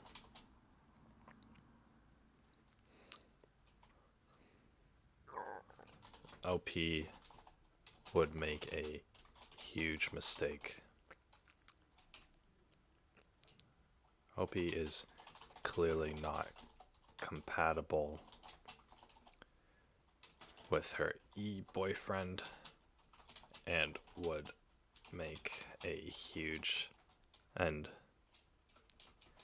it would be a mistake for her to continue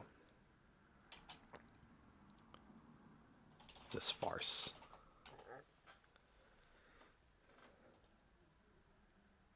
Continue.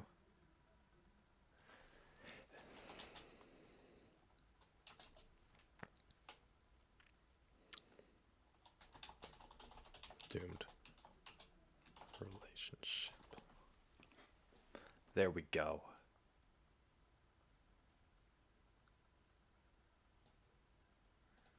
Advice from an old man. DWPHY.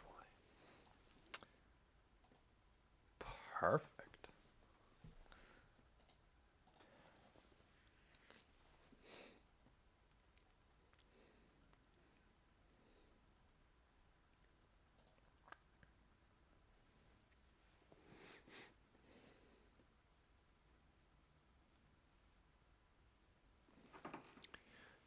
Alright, so my sister married.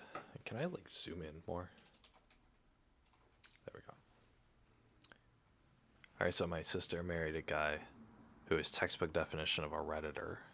I tried so hard to get along with him, but he keeps saying dumb BS about Elon Musk and being anti-theist. Or being an anti-theist. And I just can't take it anymore. He will not even clean the freaking house, and my sister had to hire my other sister to do it.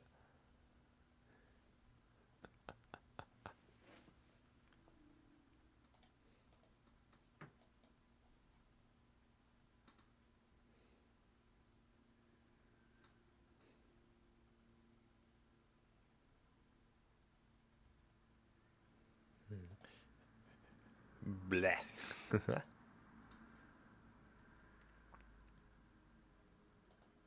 Worrying about your dumb sister's decisions, not gonna make it.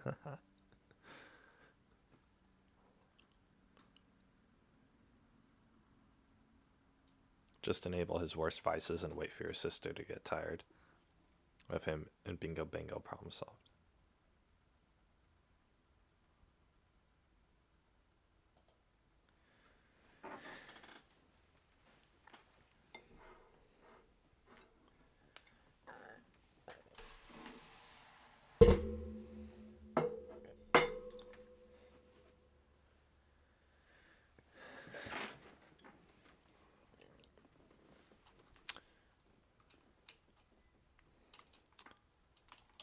This is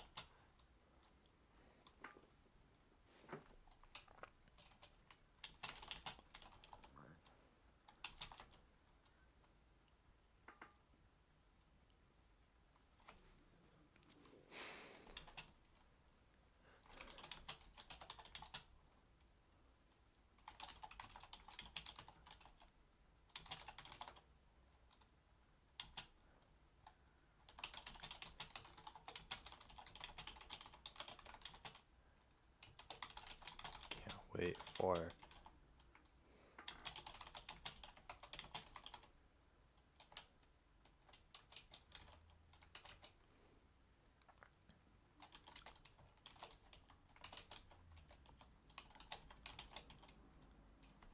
what is it? Like true off my chest or something?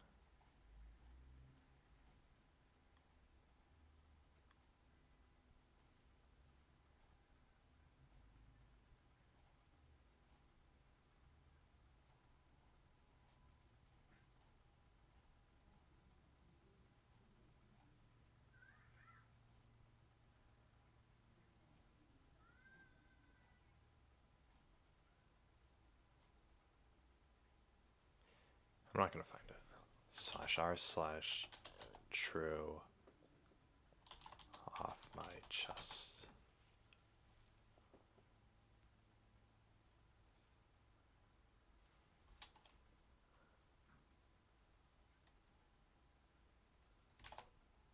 Oh, whoops.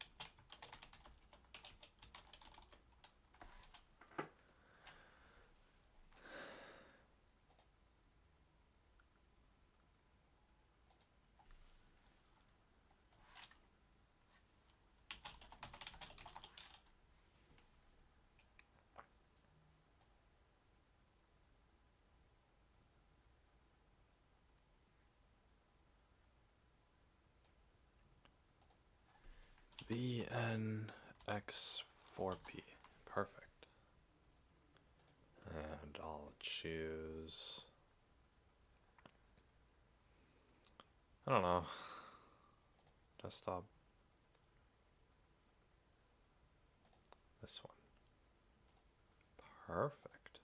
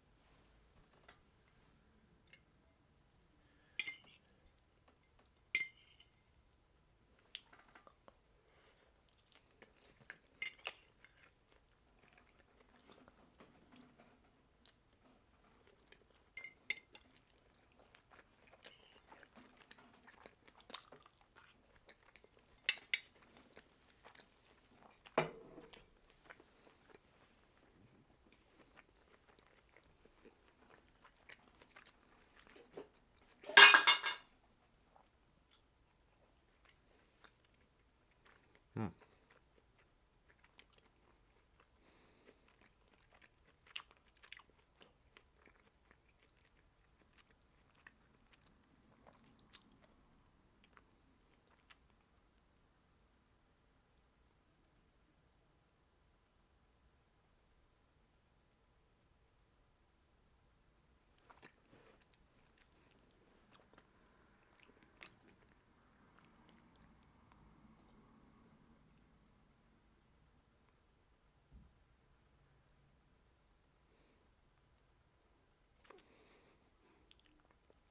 Oh my god.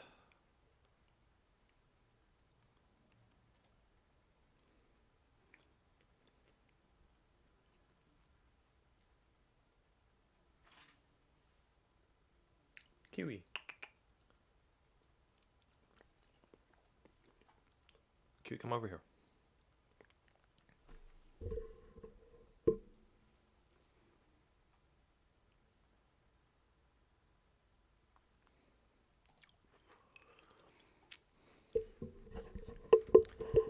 I was waiting in line to pay for my stuff at the grocery store, and there were 5 people in front of me and only one register working. Then the second register opened, and all these 5 grown adults all immediately went to the second one, leaving the first one wide open, so I just walked up to it and boom, it was my turn to pay and leave. I think the people realized their mistake, and 2 of them did the walk of shame back to the first register, but it was too late, suckers. Okay, yeah, interesting.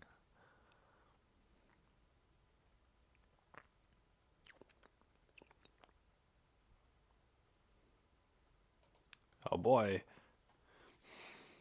I've been raising someone else's child as my own and recently found out he's not mine. So I had a girlfriend who got pregnant, and since I was with her, I assumed it was mine. Fast forward, the baby's 14 months, and I found out yesterday that I'm not the father. She confessed it, and honestly, it has really affected me. I can't sleep, can't eat, and whenever I think of it, I feel like hot oil is pouring on my heart. I feel so used since she knew from the beginning and kept it quiet. I don't have a stable job yet, but did everything for her and the baby. I just feel betrayed because why would she do me like that? She's 22, I'm 23. My heart hurts so much, and I can't talk to anyone because I'm disappointed the baby isn't mine. She was sobbing, saying the baby daddy doesn't do anything for the child, but they still talk. She doesn't want me to leave, and she's coming over today so we can talk it out. But personally, I don't want the baby daddy drama, so I'm not sticking around, but it burns and hurts. I just hope others out there don't go through this because it's hell. I think she just wanted someone who would support her financially, and I was the weak link. I love them both, but I'm hurt she cheated, got pregnant, and didn't trust me enough to tell me.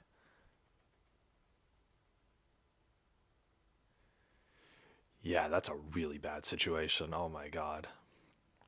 So his girlfriend cheated on him and got pregnant with the dude's kid and then passed it off as she got pregnant with the baby daddy's kid who isn't this guy. And she basically admitted that the actual father doesn't do anything for the baby, and she wanted someone who to support him, and she still talks to the baby daddy. That's the worst part, is that she still talks to baby daddy, which means that she's not regretful of cheating at all, because she's still like technically in a relationship with she's not in a relationship, but the baby daddy could probably call her up for sex and she'd comply. She's seeing him, she's like still on good terms with him, even though he doesn't take care of their child. And so OP is in the middle of it being used because the girl still needs someone to take care of the kid. But she's, no way is she going to put responsibility on the baby daddy, because she obviously cares more about his comfort than her actual boyfriend's needs or whatever. That's really bad. She is like 100% like self-centered. And the thing is, when he leaves her, when the original poster here leaves her, she's going to blame him for being heartless. She's not going to blame the real father for not taking care of the kid. And then she's going to become narcissistic. Or she's already narcissistic, but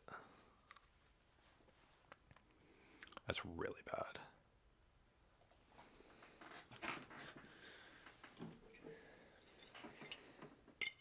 Cheating is really bad in the first place. And it's grounds to break up, but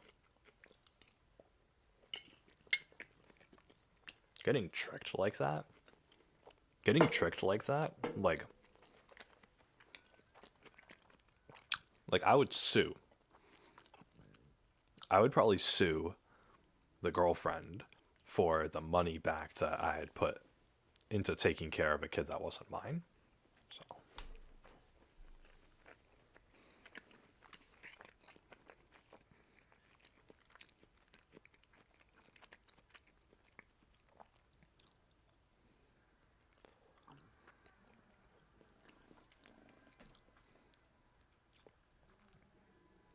she will want or need somebody to subsidize that child. Make sure it's not you.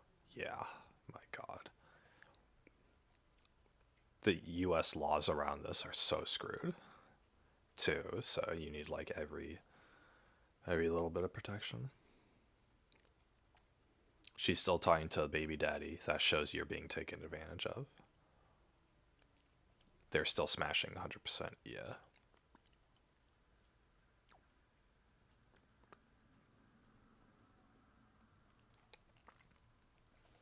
Well, enough people are telling him to get out of the relationship, so. My previous stepmother arranged to have me sexually assaulted. This happened 7 years ago, but my dad and I found out a couple weeks ago. At the time, I was 13, female, years old. I was 13 years old and female, and was gearing up to sit for a major examination. My classmates and I would stay at school to study, courtesy of the school. I would arrive from the school at around 9 p.m. It was hectic, but I got used to it. My dad would always get me from where the bus dropped me off, since it was quite the distance every day, so I had nothing to be worried about.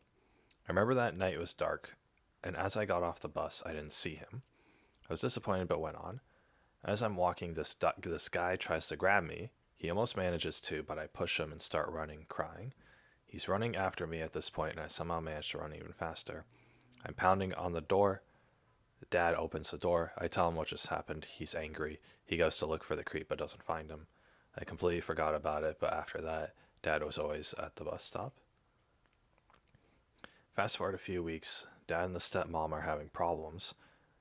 They are not together anymore, and somehow one of her friends, the stepmother had told her friends they were having problems, contacted Dad and tells him that what happened 7 years ago wasn't some random incident. The stepmother had planned the whole thing. The creep was one of her friend's son, and she had given Dad some bogus sob story on how she wasn't doing well that night so that he wouldn't be there.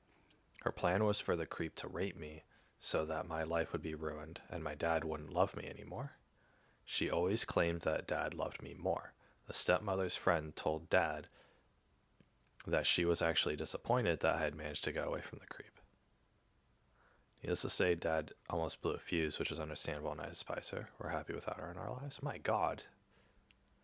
So the stepmom was jealous that the dad loved his kid more than her. So the stepmom had arranged for the daughter to get sexually assaulted and would hope that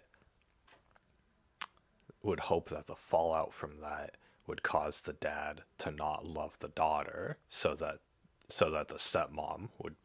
he would love the stepmom more. My God.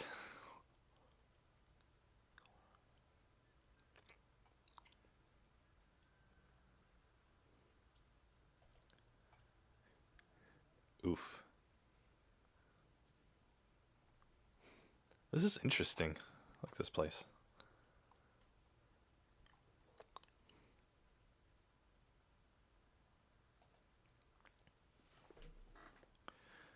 People who say, I know nobody will read this, but, or something of that variety in your post, please shut up. Stop trying to make people feel sorry for you for no reason. Stop the guilt tripping. Yes, Reddit's a vast place and most posts are largely forgotten. You are not any more special than the rest of us. If I see a post starting with that, I just think you're right and don't look at your post.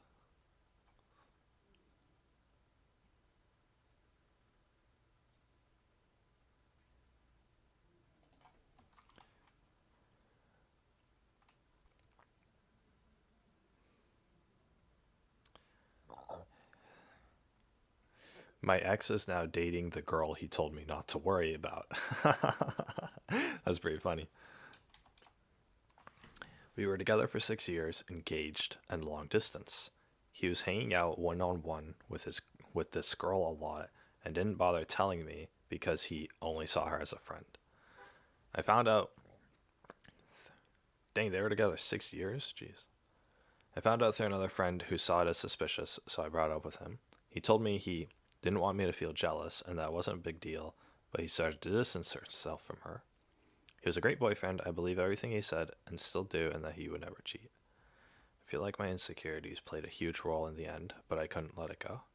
I was petty and jealous, along with other relationship problems.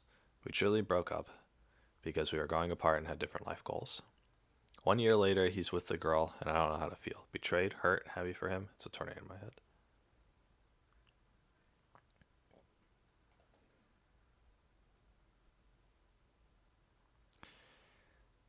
I'm sure it isn't black and white. It would have been more painful if he dated you and kept thinking about her behind your back. You deserve to be someone's first choice. It's okay to feel what you feel, given what he told you. Sometimes people, no matter how kind and good you think they are, to you and others, are manipulative.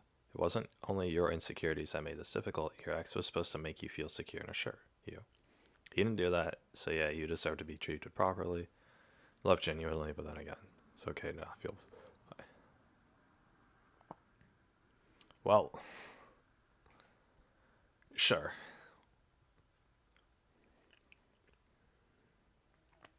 They were together for 6. They were engaged, but long distance. Really?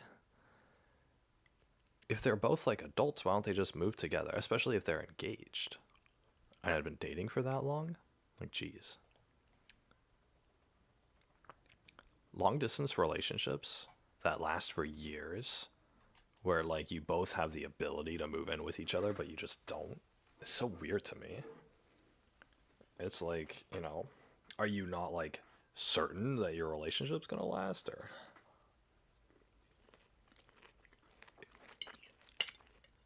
So if you're not certain your relationship's gonna last, you shouldn't be there. You shouldn't be with each other in the first place. And if you're concerned, and if there's something in your hometown that is obligatingly like keeping you there, then you can't be together. If like both of you aren't willing to move in with each other, then why are you still with each other? It's like, I don't know.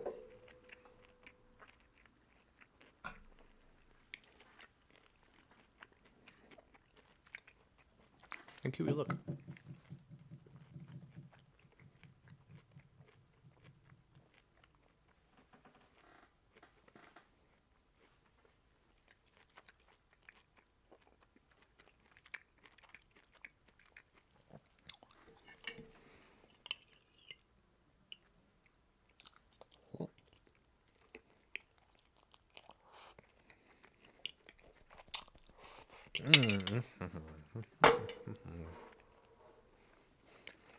No. Oh, yeah.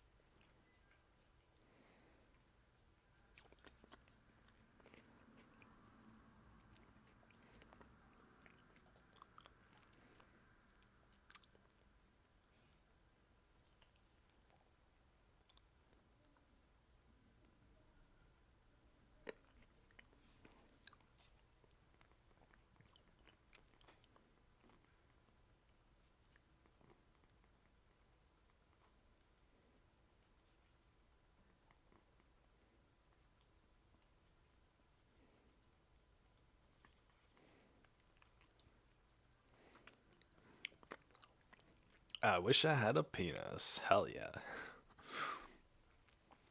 I am a lesbian woman and I can't help it. I'm kind of masculine. I don't necessarily hate other parts of my body, even though I don't really like them. Although sometimes when I see a stereotypically handsome guy in commercials, like in underwear ads, I often think that I would want to look like him. My desire for male genitalia got to the point that I can't have sex or even masturbate without getting turned off because I feel like something's wrong down there. Made me question my gender. Maybe I'm a trans man. Like I said it before, I don't have crippling dysphoria for any other part of my body. And even if I was a trans man, where I live, being gay is illegal, let alone being trans. And even if I lived in another country, my family would never understand, and I already feel guilty enough to disappoint my parents, even if they don't know about my attraction to women. Well, I'll tell you what, it doesn't matter. You just... Kiwi, what are you doing? She's holding on to my hand with her paw while she's scratching herself. She's using me as like a support. It's so weird. I've never seen a cat use something as a support while they're like scratching. Oh, now she's biting me.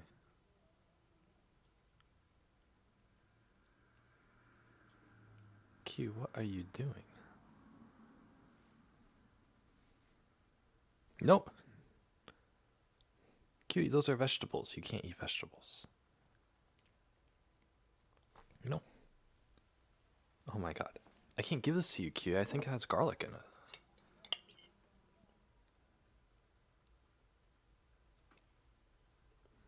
Oh my god, no. You can't.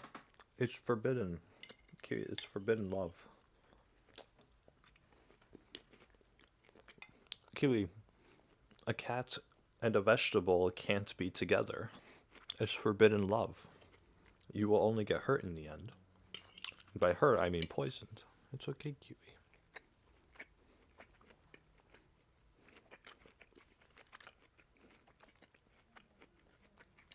No. You can't. I'm sorry. I'm sorry, Kiwi. Everything on my plate is poisonous to you. Don't purr at me. Ah, you're making me feel bad.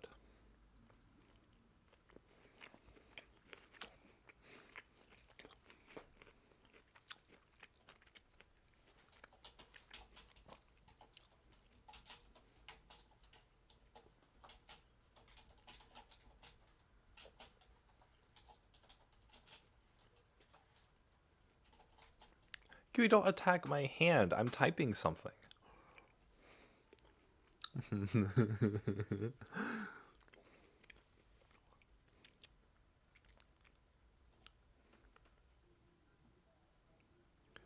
You versus the girl he tells you not to worry about.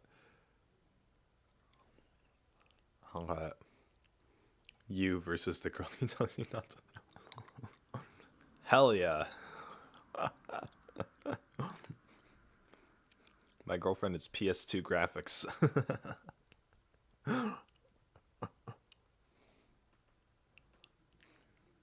E versus the A squared plus B squared equals C squared versus BAM! Advanced derivative formula.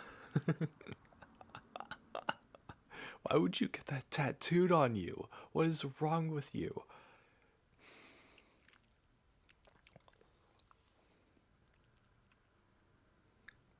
Why are all these images in low quality? You versus the girl he tells you not to worry about. Well, to be honest, her being in front of the USSR Soviet Russia flag is pretty attractive. I'm not gonna lie there.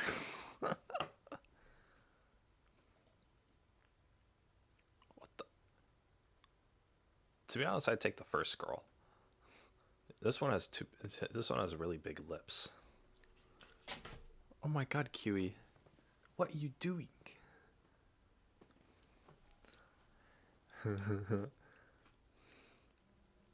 You, the girl he tells you not to worry about.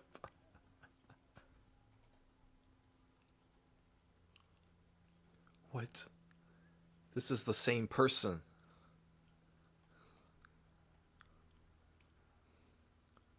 You versus. It's an old. It's like, dang. Maybe my boyfriend doesn't have a grandma fetish. You versus the guy she tells you not to worry.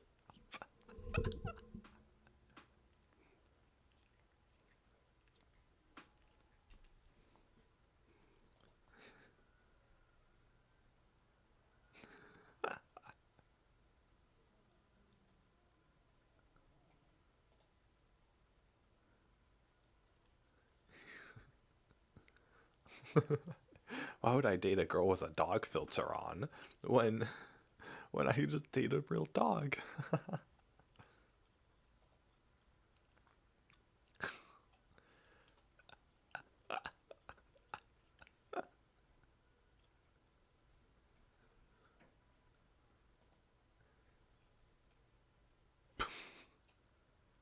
These are so stupid. These are so stupid.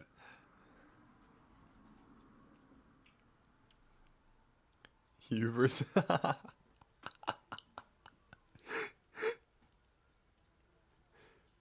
If you guys don't understand this one, this is it's one of those high school required reading books. It's called The Crucible.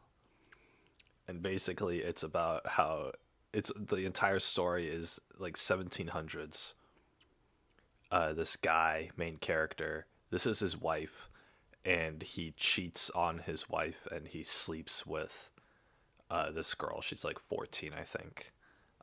She hits on the guy, and he sleeps with her like once, and then she becomes really attached and possessive, and she accuses she accuses the dude's wife of being a witch, so that she would get burned at the stake, so that then the girl could come in and marry the guy. So, and then it eventually gets revealed. So they have this whole court case about how the wife's a witch, and also the girl committed, and so the guy committed adultery, and the girl's a victim of that. And there's dancing, and it's this whole mess. It's typical like 1700s, like political, or not political, but just 1700s drama about like witch hunts and stuff.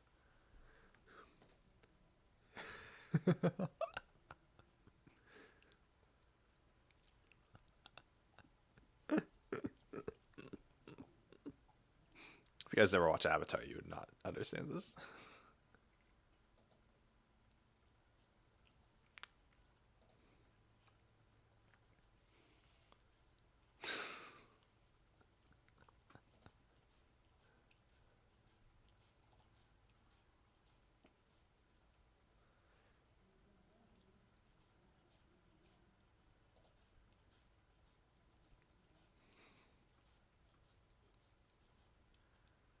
Okay, let's look up the equivalent. The guy. A lot of these are pretty funny memes.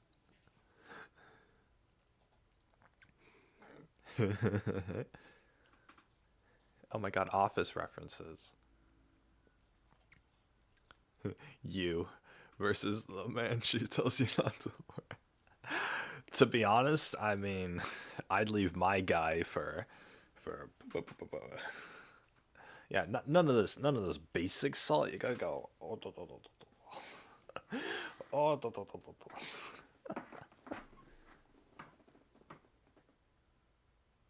Kiwi, what are you doing? Hmm?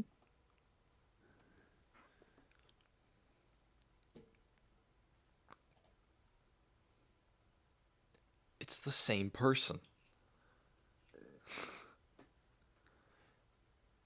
If you're getting with one, okay, if you're getting with one person, then why would you leave that person and then get with a similar person?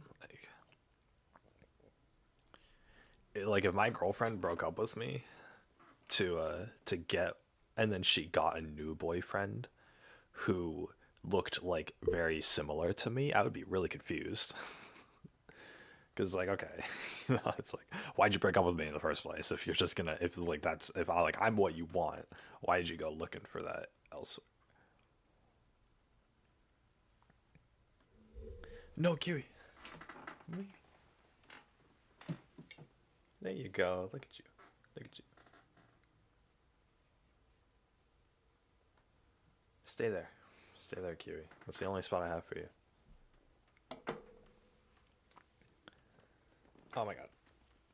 The rock versus an actual rock.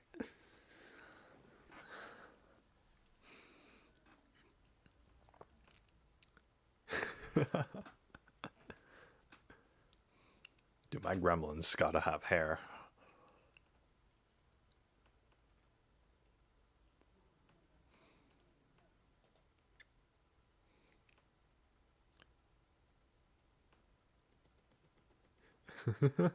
I'm not worried. I love and trust my girlfriend. I respect your relationship and would never do anything to come between you. Dude, this is exactly the kind of guy who would do something to come between you versus the. What? How do these even relate with each other?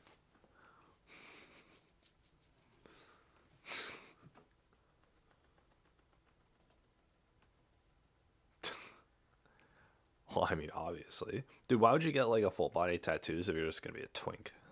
Swear to God. What is wrong with. What the frick?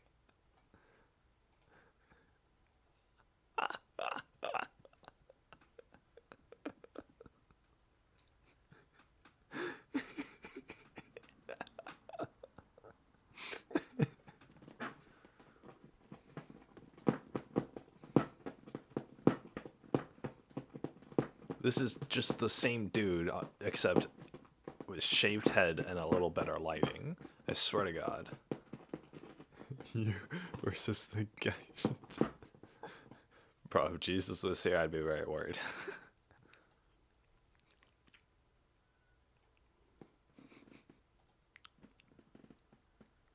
They're so stupid.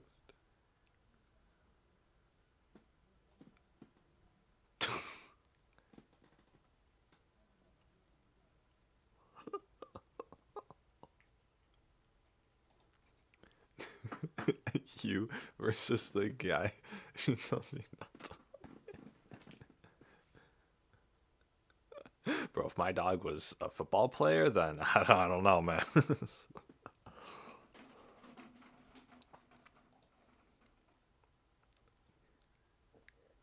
You versus the guy. Bro, who wants to go out with Thor when you could have this beast of a dude? Oh boy.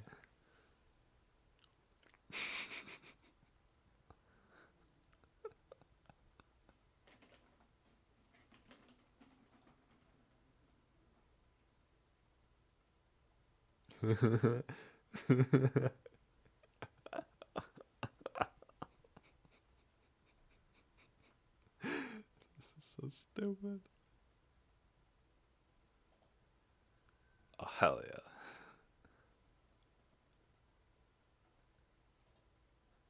Man, you just can't compete. Those tattoos. Lemon tea? Very nice. What a great tattoo this guy has. Bro, why would you defile your body with tattoos? I don't understand. Like, unless the tattoos actually look aesthetically pleasing. Like, if they complement your body or whatever.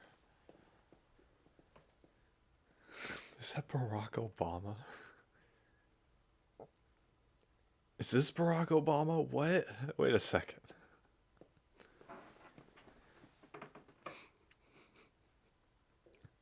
Did you guys ever...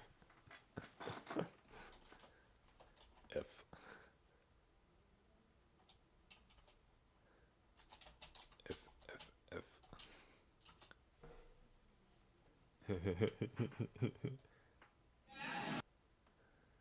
God, we can't do that.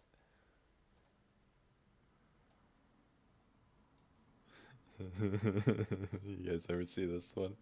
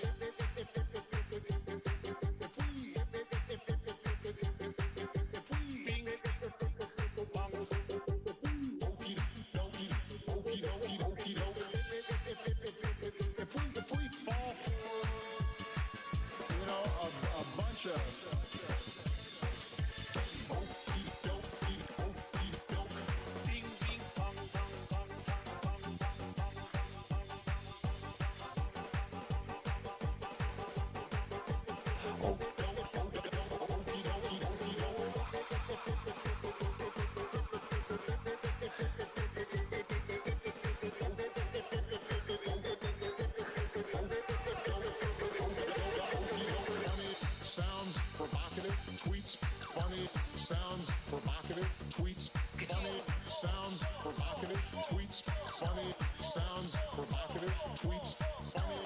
Sounds provocative, Pocahontas. Bing, bing. No, she's got this goofy friend. She's a basket case. Oh boy. Goofus.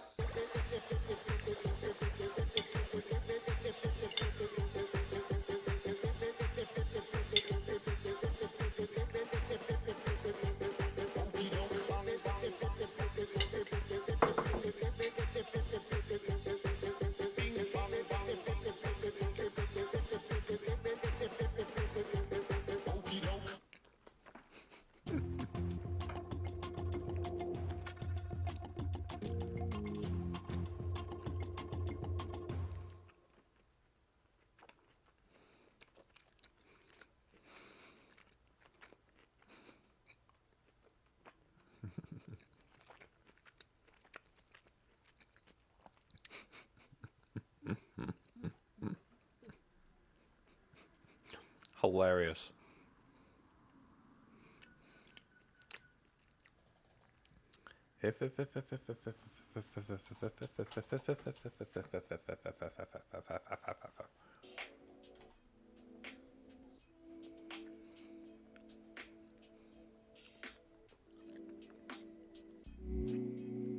I would give you mine, but it's attached to my body.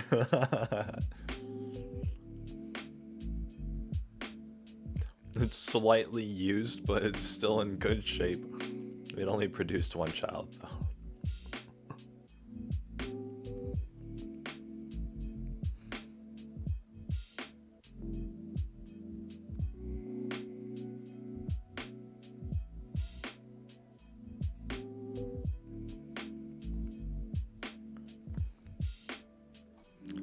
I want to read some good ones.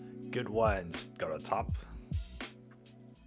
of all time.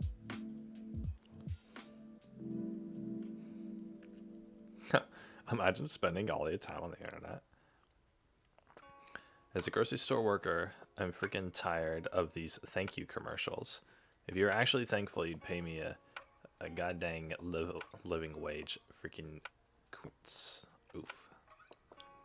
No one's gonna pay a living wage these days, dude. You know how much it takes just to survive? The grocery store owners gotta be millionaires. Come on, dude.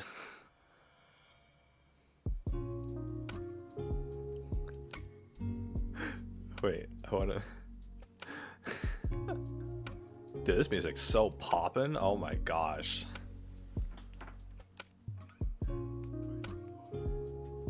You guys can hear me fine. My wife doesn't know, but once or twice a month after she falls asleep, I order a medium pizza and 8 wings, and I eat them outside in the backyard by myself and throw away the evidence before I go back to bed. It's honestly the most exciting thrill that I often daydream about and look forward to. I wake up pretty thirsty and bloated though. Lol.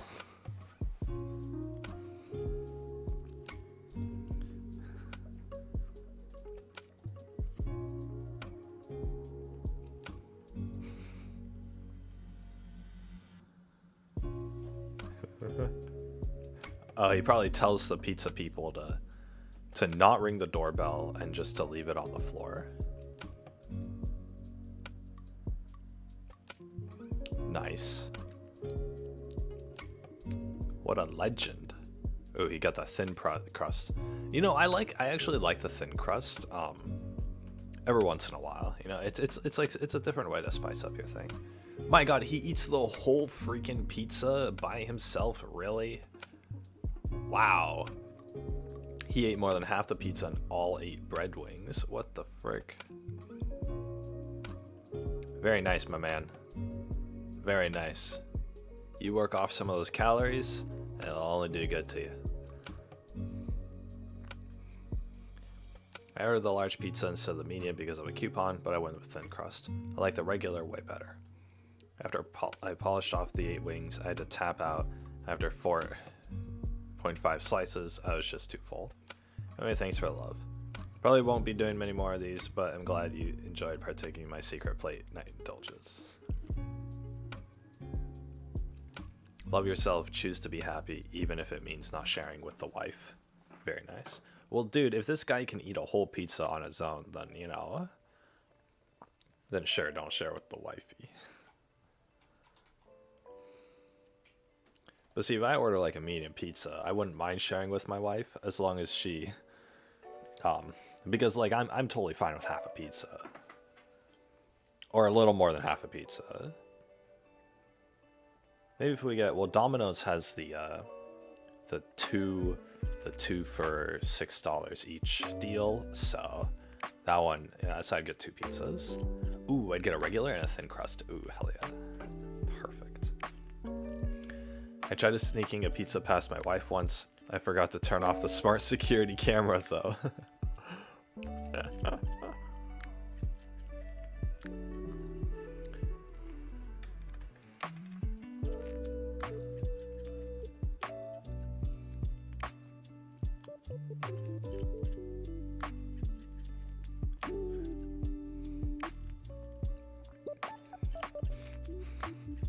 My husband is the moderator for a few different subreddits, and he genuinely thinks it's a job. He refuses to look for a job, even though it would be good for him and we could use the income. But he says he just says he's got too much on his plate already. That being monitoring these stupid subreddits. And every time I bring it up, he claims what he's doing is unpaid labor, similar to that of a homemaker. But he doesn't clean or cook or do any of that the way he used to. He just monitors his stupid subreddits. I don't know what to do. Sometimes I want to leave him because I believe I may not be able to reach him. He just monitors the subreddit, a Reddit mod. This girl should leave him, to be honest. If he's putting, it's because it sounds like he's putting the moderator job above his wife, and the wife is kind of just like caving into it. And when you come home from work, you know, if you work a full-time job, or even like close to a full-time job, you kind of want to come home to like a clean house and a well-cooked meal. The thing is, like, I would love to be a house husband because I love cooking. I wouldn't mind spending 2 hours in the kitchen preparing a good meal because I know my wife will appreciate it. And I don't have to go to work because she's going to work. Fantastic. It's a pretty good trade-off. I'd rather spend 2 hours in the kitchen than 2 hours at some menial job. $600? Is this supposed to be a joke? Our government refuses to send financial help for months, and when they do, they only give us $600. The average person who is protected from getting evicted is in debt by $5,000 and is about to lose their protection, and the government's going to give them $600. There are people lining up at 4 a.m. and standing in freezing cold for almost 12 hours, 3 to 4 times a week, to get basic necessities from food pantries so they can feed their children, and they get $600. There are people who used to have good paying jobs who are living on the streets right now. There are single mothers starving themselves just to give their kids something to eat. There are people who've lost their primary breadwinner because of COVID, and they're all getting $600. Christ, what has our country come to? The government can invest billions into weaponizing space, but can only give us all $600 to survive a global pandemic that's caused record job loss.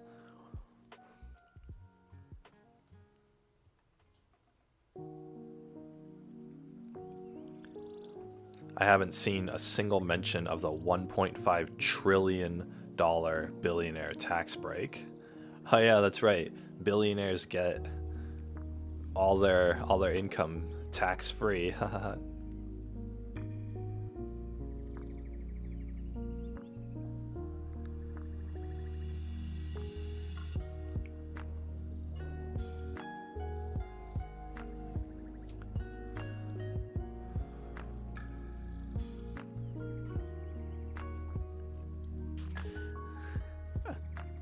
You know, food stamps exists. Like, even I'm getting freaking food stamps. And, you know, like, I mean, yeah, good luck with rents, but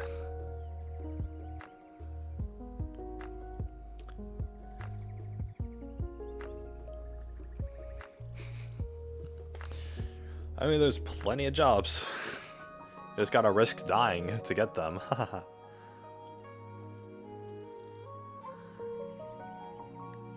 The rich get richer and the poor get poorer. This is what I've always been complaining about. Where's my thing? Dude, these songs are mad comfy.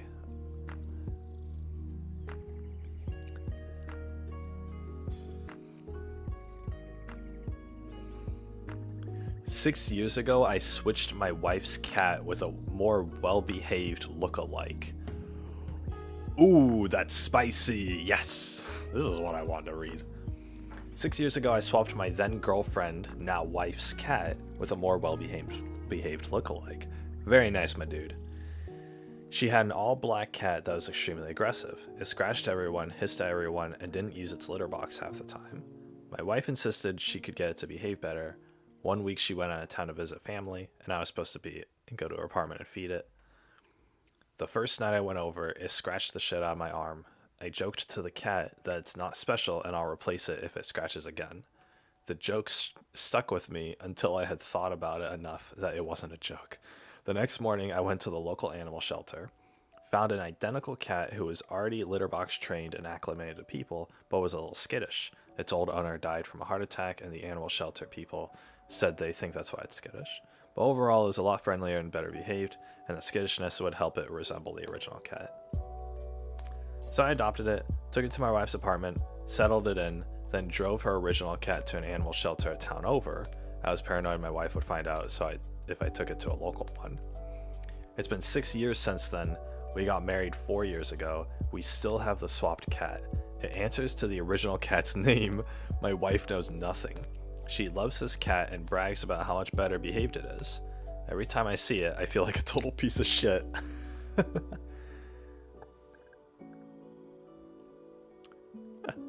For people saying the other cat was likely euthanized by the shelter, I just double checked, and the shelter I dropped it off at was and still is a no-kill shelter. Oh, at least that's good. But still, oh my god. Dude, that guilt will carry on with you for that entire cat's life. But the thing is, now you can be friends with a well-behaved cat. See, the best thing you can do in that situation is just make the cat behave. See, look at that. This dude did something kind of against the wife's wishes or whatever, but it ended up turning better, being for the better. What episode of Seinfeld is this?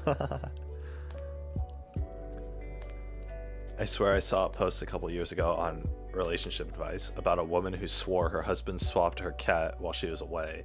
It's so odd. It was so odd to read this one.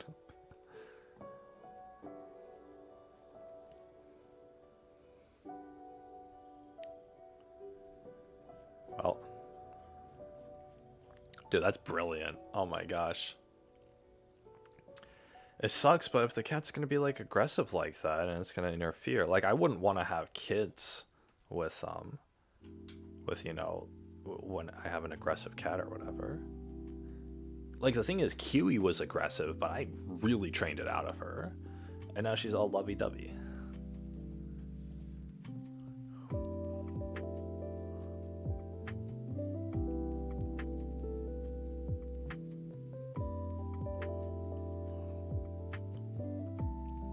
Every time I see it, I feel like a total piece of shit. So you perpetually feel like a total piece of shit all the time.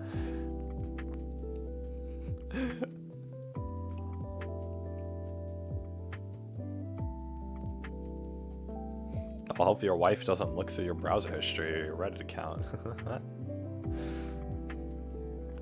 Throw away cat swap. Oh, okay, there we go. Well, hope it's not in your browser history.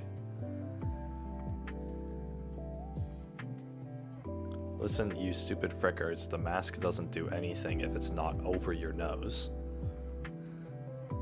And if you're a mouth breather only, then you're protecting other people.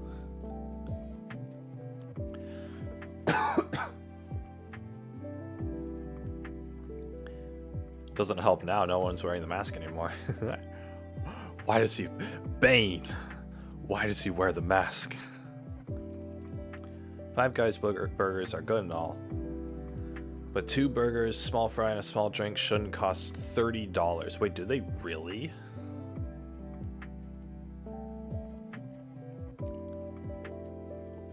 There's no way. I mean, I know Five Guys is expensive, but seriously, $30? You're kidding me. I can make 2 burgers and fry some fries in the air fryer from Frozen, and I can get a can of Coke. All from the grocery store. I can stack the burger with whatever I want, and I'll spend maybe like $7. And that $7 can be spot on food stamps too. And I just gotta grill it at home. Bam, there you go. Air fryer. In my air fryer, I have this really cool air fryer. It's like a mini oven, but it has a rotisserie. And so you put stuff in the rotisserie and it spins while it's cooking. And it just shoots hot air at it to fry it. It's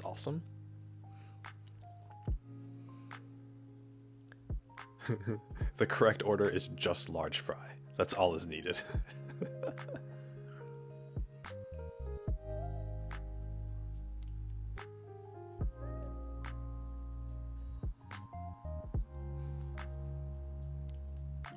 What do you expect? When 5 guys are making your burger, next time go to 1 guy and you'll pay 1/5 of the price. Nice one. Elon Musk is not a humble billionaire on our side. Of course he isn't. He just knows how to get popular, you idiots. Reddit is falling for it. I still like what he's inventing, though. Everyone likes to talk poop about Jeff Bezos and Mark Zuckerberg for being cruddy CEOs who only care about their stock value. Yet Elon Musk and Tesla are somehow different. Everyone who believes this is being fooled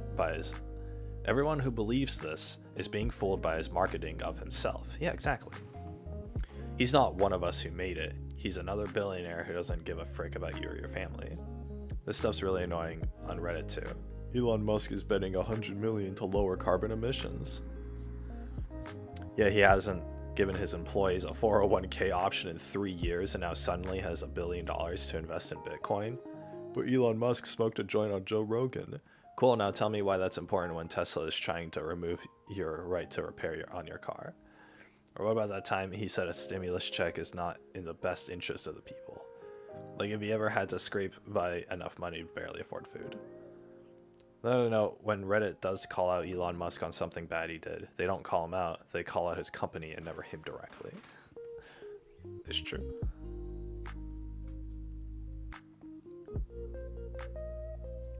Wow, he's giving his employees stock options instead of a 401k. That's not good.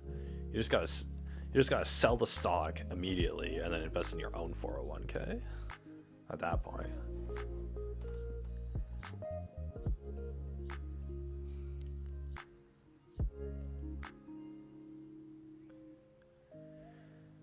Someone who gets attention for their stature or influence more so than the merit of their actions. It's true. But that's how all human beings are. When you're attracted to someone in general, then you tend to excuse their bad actions.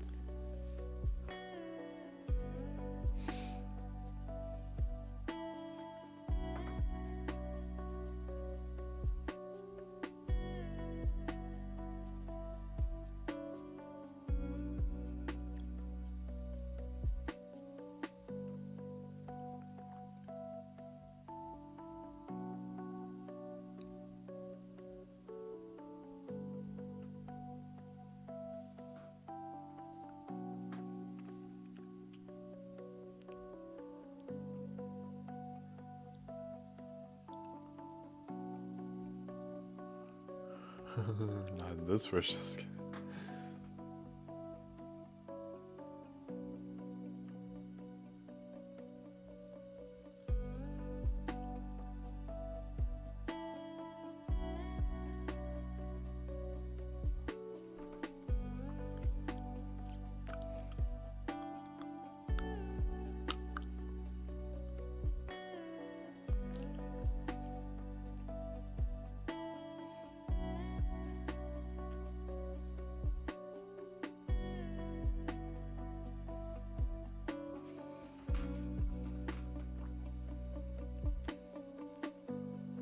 They weren't giving sick leave to their employees. Oh my god, that's really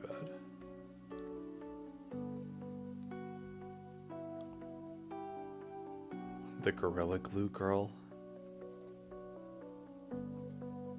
Who's the Gorilla Glue girl? What the frick?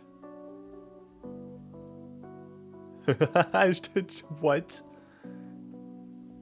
Did she put Gorilla Glue in her hair? Is that what it is?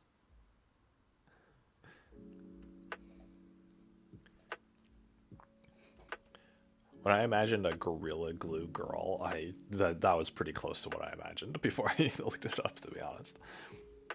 Imagine buying a bottle of Gorilla Glue. You go through the checkout, pay the money to make the bottle your property, and take it home. You aren't sure what to do with it yet, but there will probably be something down the line that will break, and that will be the time to triumphantly whip out the Gorilla Glue.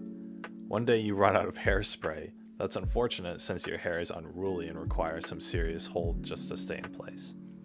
You think of alternatives, but there aren't any that come to mind, and then you think back to the Gorilla Glue. Putting Gorilla Glue in your hair is absolutely stupid. The woman picked up a bottle that literally says, for the toughest of jobs on planet Earth, and bonds virtually anything. That is made for use on stone and metal, among other things, and she put it in her freaking hair. She says, it's not her choice. No, it's not her choice. But it clearly was. She wasn't forced to put it on. She made the conscious decision to apply it. But did she really say, it's not my choice? What do you mean it's not your choice? You physically did the action. What, just because there wasn't anything else available? You could have gone to the store and bought some hairspray.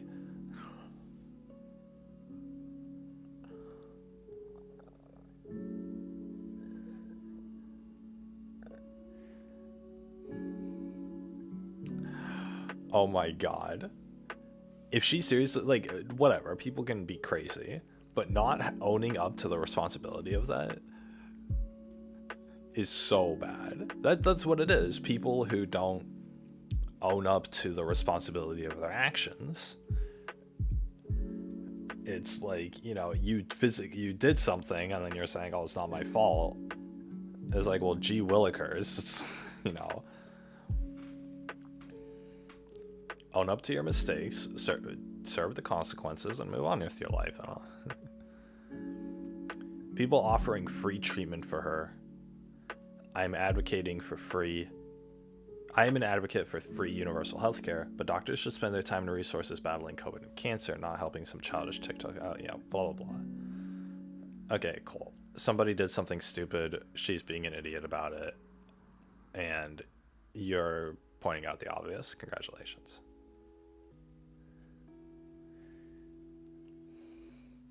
Yeah, Elon Musk is a bad person.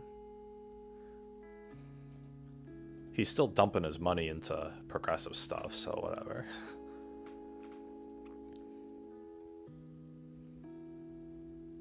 I wouldn't exist if my mom had access to abortion.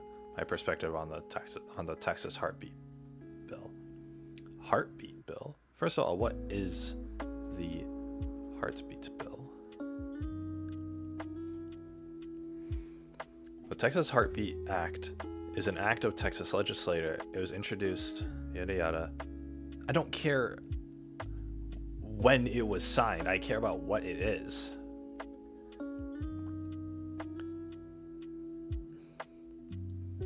It successfully imposed a 6-week abortion ban. I don't care about the background. Tell me what the bill says. The Heartbeat Act allows any God, freaking, I can't read. The Texas Heartbeat Act allows any person to sue somebody who performs or induces an abortion or aids and abets one once cardiac activity in an embryo can be detected via an ultrasound, which is usually possible beginning around 6 weeks of pregnancy. Oh, okay, so basically, in Texas, it's illegal to get an abortion after, you know, once the baby inside the woman has a heartbeat, essentially. Cardiac activity means the heart is beating and there's blood pumping through the body. That's, you know, At that point, I guess it's considered. The act defines an unborn child as a human fetus or embryo at any stage of gestation. So basically, once it has a heartbeat, it's considered a human being. So that's about at the 6-week point. So you guys know with pregnancy, you typically don't know like for the first couple of weeks or so after you conceive, depending on how many pregnancy tests you take. So this leaves a very small window of time to actually get an abortion.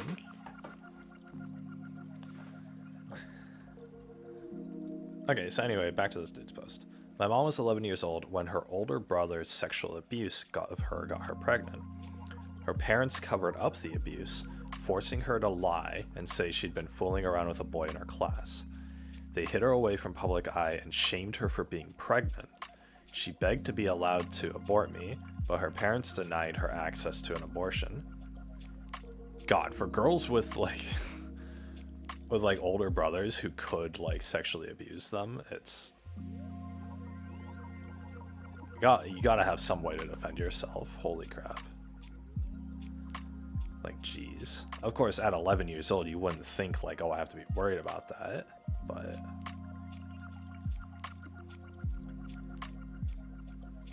childbirth left her disabled. To this day, she has chronic pain in her hip and walks with a cane. Her parents adopted me and raised me as their own, believing my mother and father were my older siblings. My mother was sent to boarding school, but on break she was forced to live in the same household as her abuser, and the product of that abuse until she left home at 18. I found out the truth a year ago, when I turned 18. Suddenly a lot of things started to make sense. Why my sister could barely look at me when I was growing up, why she barely had any contact with the family after she left home, why it also felt like something was off about my family and the way they saw me. I'd always felt like they were embarrassed of me, but I never knew why. I'm the kind of person pro-lifers claim to protect. While my mom wasn't prevented from abortion by the law, the outcome was the same. I and many other babies were born to an unwilling and deeply traumatized young mother. I was born a reminder of abuse, a shameful family secret. When an unwanted pregnancy occurs after abuse, this is the outcome many pro-lifers hope for. This is the outcome the Texas Heartbeat Bill intends to enforce. I'm one of the lucky ones. I found out at 18 when I had the capacity to process it. My mom sought mental health care in her adulthood, and we've developed a positive relationship in the last year. I wasn't raised by a resentful mother, bounced between begrudging family members, or put in foster care. Many children born in similar circumstances grow up abused, openly resented, and traumatized. My life is fine, and my mom's life is fine despite everything she went through. But if I could go back in time and somehow change her parents' mind, I would do so in a heartbeat. In a heartbeat. Texas Heartbeat Bill. No one should... It's a pun. No one should ever be forced to endure the pregnancy and childbirth against their will, especially a victim of abuse, and especially a child. No one should have the right to violate another person's body like that. Yes, I am grateful for the life I have, but quite frankly, I never should have been born. Bro, and this dude was born not only in a situation, but it was out of incest too. It was a brother raping his sister. The brother should be in jail for sexually abusing her, a minor. And, obviously, sexual abuse should be in prison, if it goes against the person's wishes. So he should be in jail.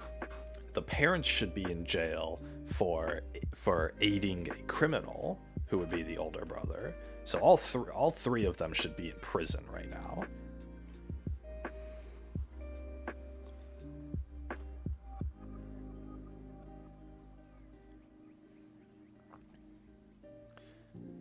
What your grandparents did to your mom is awful. How do you feel about your grandparents? They're monsters. I really hope your relationship with your mom continues to grow and gets more beautiful. As you both escape the shadow of your grandparents, I hope you do fine. What about the older brother, huh? What about the one who actually raped her?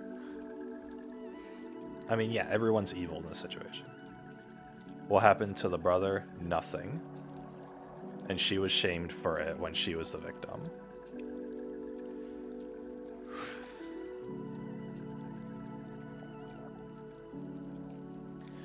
Jesus Christ. Imagine having that little regard for your kid.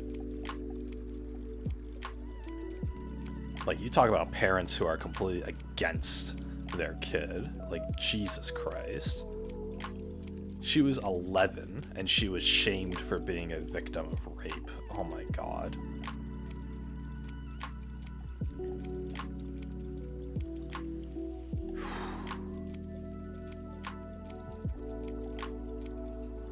I swear to God, if I was a girl and there was any inkling of a threat of something like that happening, I mean, I'd sleep with a knife under my pillow. Like, that's like at the minimum.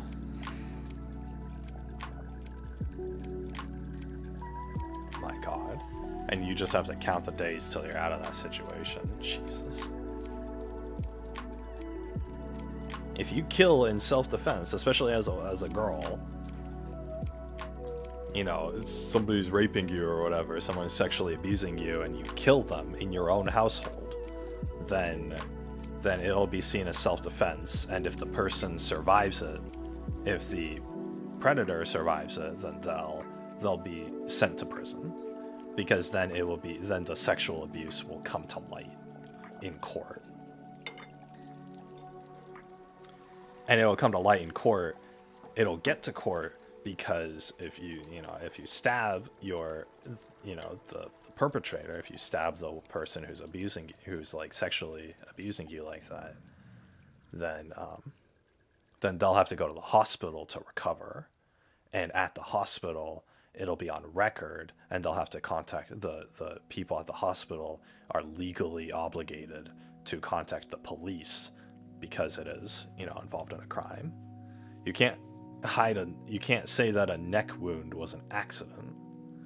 They'll be filed with the police, and then the girl will tell the police that he was trying to rape me and I defended myself.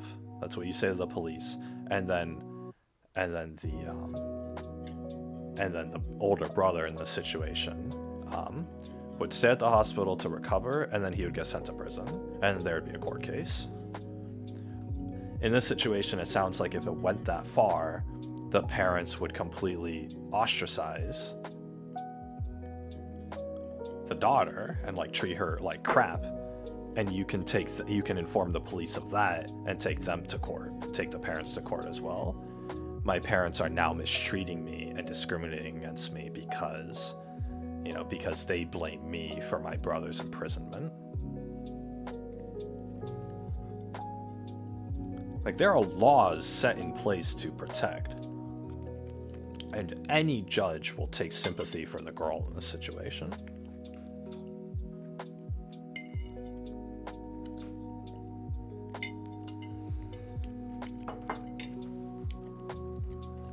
I mean, it kind of depends on the location, but...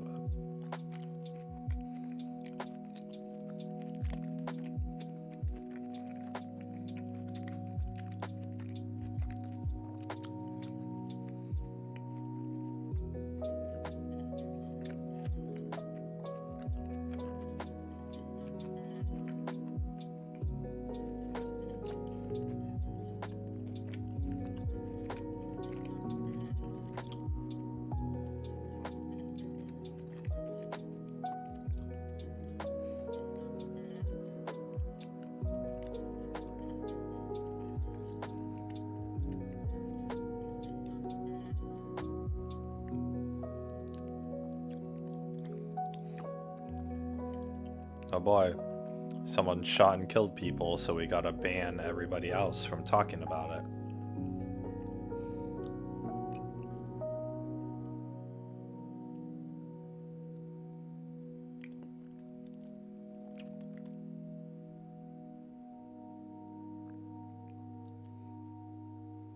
Banning incel subreddits isn't gonna help either.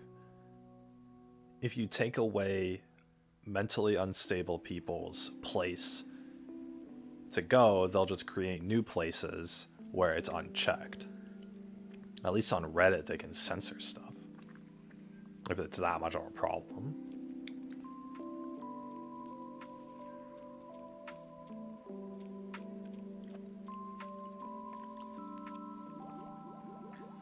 My girlfriend passed away 12 hours after giving birth to our first child. They're both 29. She passed away after giving birth. A blood clot had formed in her leg during pregnancy. After she had a C-section, she was taken onto the ward to recover. She got up to go for a shower a few hours later, and the clot traveled to her lungs. My God. Imagine dying on the way to a shower. I'm in a bad place right now. I've cried every day and there are no words to describe my emotions. The feeling of loss is indescribable. Not just for me, but for our son. And for my parents, mom and her family as well. And for my partner's mom and her family as well. The emotional contrast that occurred between that 12-hour period has shaken me in ways I can't describe.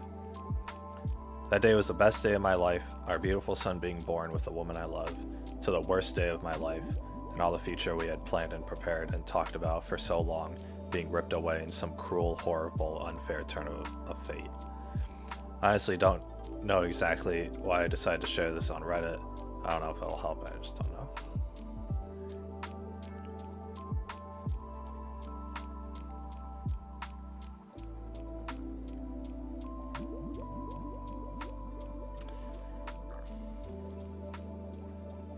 I do think that talking and sharing the emotional burden is the only way to survive. Not just myself, but for anyone else affected by tragedy or emotional trauma.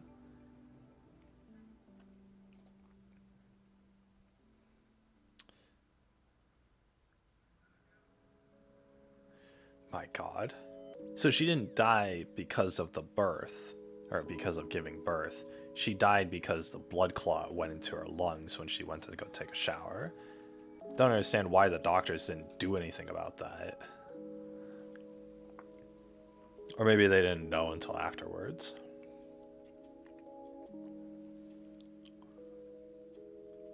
That's why, like, I don't know. If I have, like, a weak wife or whatever, like her body's physically weak or whatever. I mean, I know it doesn't help in this situation, but if I have a wife whose body is physically weak and there's any doubt that like she might not survive giving birth, then we're gonna do the whole like surrogate mother thing. My sperm and her egg are going to be infused in a lab, and then we're gonna put that inside another woman, and that woman, that surrogate mother, is gonna give birth to the child. That's like the only way, like, and it's expensive. Getting someone to carry your child, to carry the child for the two of you is like expensive. But I don't want my wife dying. Like, if she's gonna die, I'd rather not have kids, like, at this point. Like,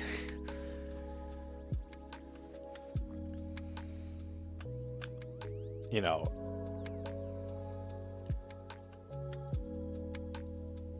I'm not taking that risk. Ugh.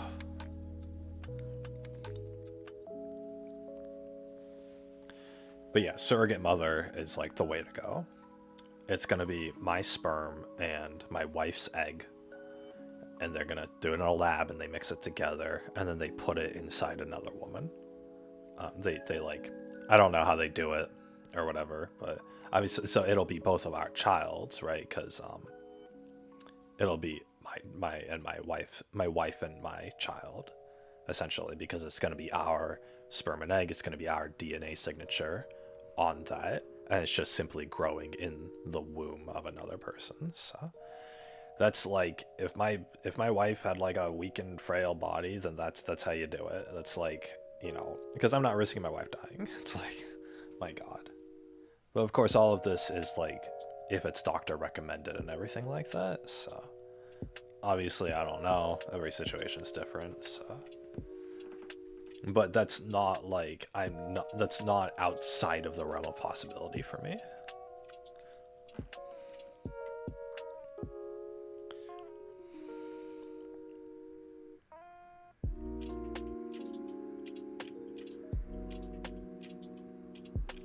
Like, every situation is different, but I do not want my freaking girlfriend or my wife to leave this planet. Like, this, she doesn't get to. She's not allowed to.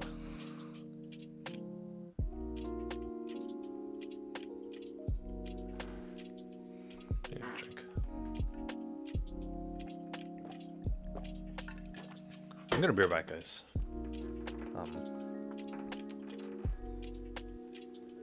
Gonna try to go to the bathroom.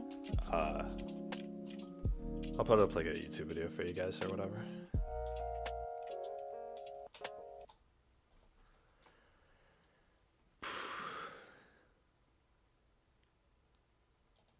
Seem to be replacing Larry and Sergey as the people out here who everyone's talking about. You're just staring at me. Is that a question? Yeah. We were warned. Is that a question?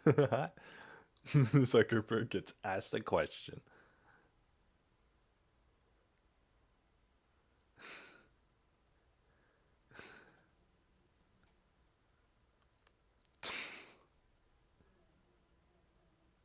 Oh boy, I can rewatch the Mr. Beast Squid Game. Stylish Catio. Oh boy. Here on the To be honest, I want to watch this, but you guys can. I'm gonna be right back. Hopefully, I'm back to see the end results. Be right back, guys. this channel, there's a lot of things that we make for our supervisor, which she mostly ignores. What do you think about this? No, We made this for you. no, Hey, no, Wow. no. Oh no. The only thing she ever really loved was the catio. But we recently moved and this catio doesn't really fit that well on the new house. so today we're going to be building Catio version 2.0.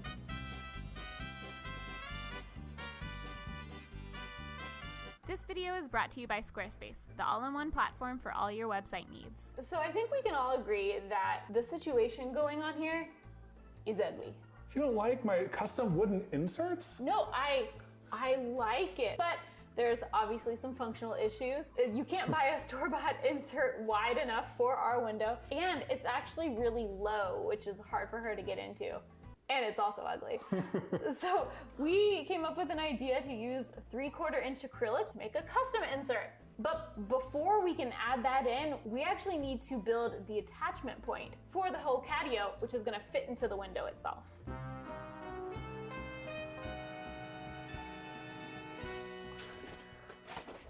See if it fits. And why do these bushes have to be so spiky? Oh, come on. Oh, oh, It fits! it fits, Yay! but the lighting is absolutely horrible. Yeah, what the heck? Can we get some better lighting in here? I said, can we get some better lighting in here? Ah, Too bright! Too bright! Finally, the lighting crew got it together. yeah. Anyways, You might be wondering, you just slid this in. How is it staying upright? Good question. We have a tricky up our sleeves. a tricky?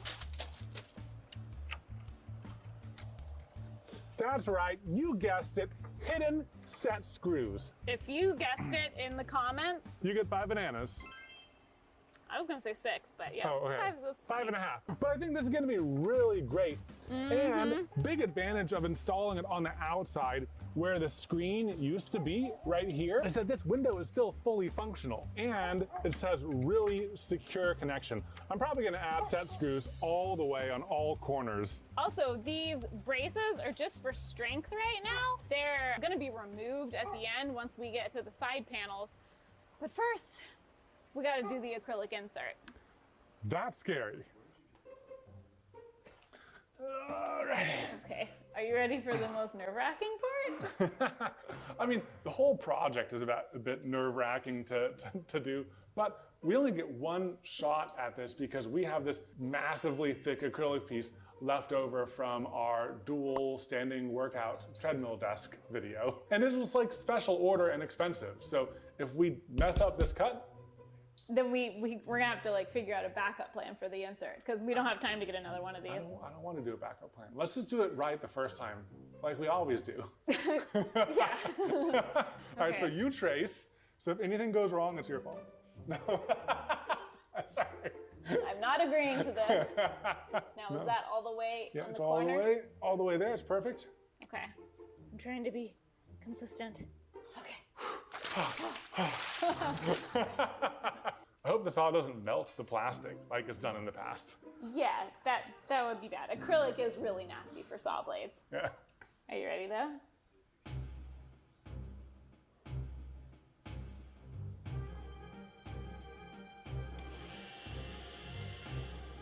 No, do it again. Be serious. Be serious.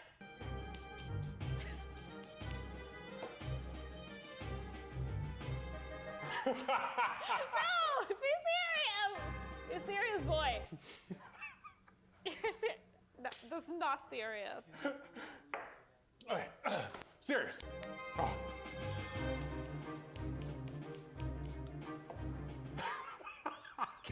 Okay.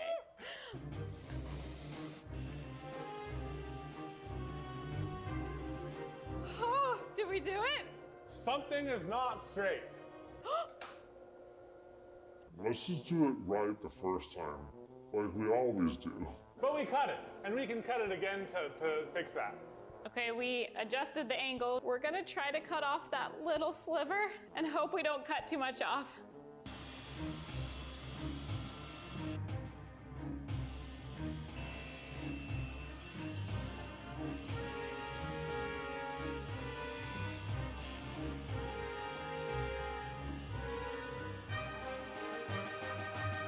Oh boy. I probably should have worn a mask. Yeah. I just didn't breathe while I cut. That's like the safety squint equivalent of wearing a mask. Yeah. The safety breath. The safety breath. It looks pretty dang spot on. Let's do a test fit. Yeah. Oh, Let's flip this the other way. It only needs to fit in one way. Oh, come on. okay. Why do we have to make everything so snug? Oh, No. no, it's going in. It is? Is it going in? Push. It's not. Push. It's not happening. Push. You push. Oh, yeah.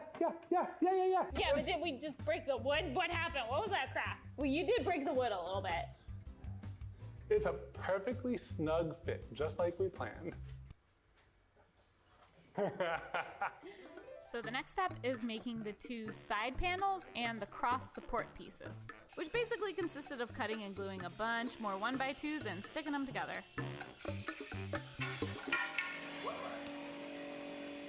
For most of this, we were in concentration mode, so a lot of the footage is very exciting.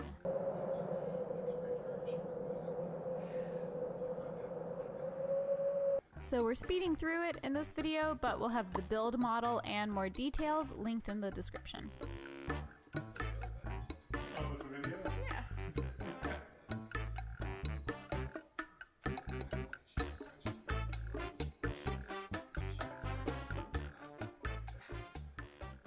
Okay, so my main concern at this point is how sturdy the whole thing is. Oh, wow. Is it?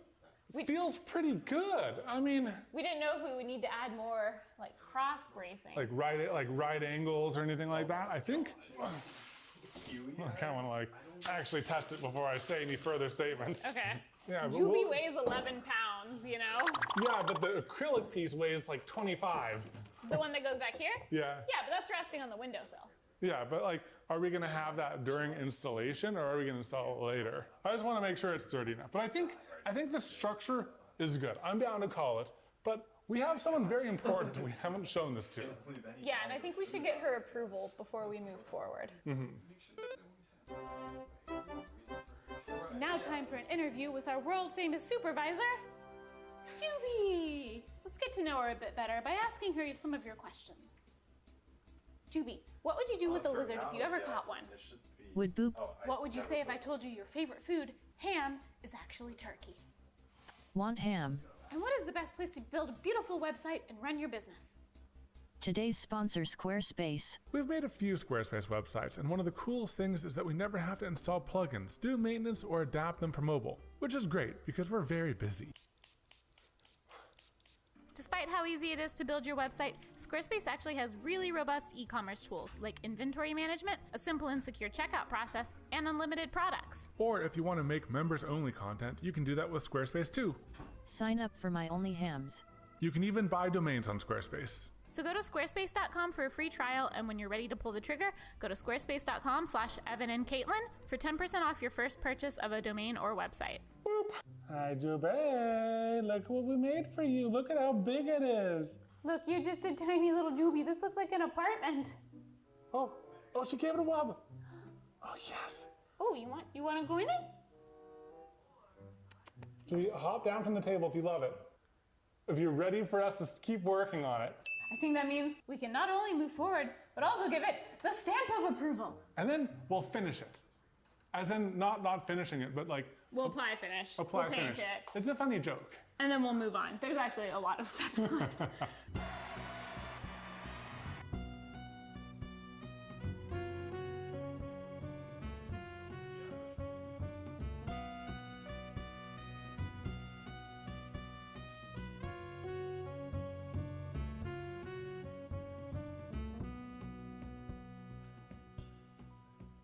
We're finished! Thanks so much for watching today's video, and we'll look forward to seeing you in the next one. Bye! No. It's time to apply the mesh. Yes, you're very funny. So it's time to apply the mesh now, and we're very smart. Before we attached the frames, we actually sat one of them on the ground, made a template, and we cut 2 mesh pieces. But now we have to actually staple them in place and keep them like nicely stretched. All right, so I'll hold it here and you start clamping. I'm gonna kind of go down the line from this side. Yeah. 3/4 inch. What am I sitting on? Staples. Ugh. It's pretty loose.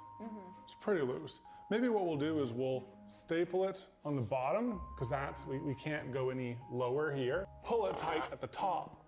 Wait, before you do it. Wait. I need to film. Woo, we've started.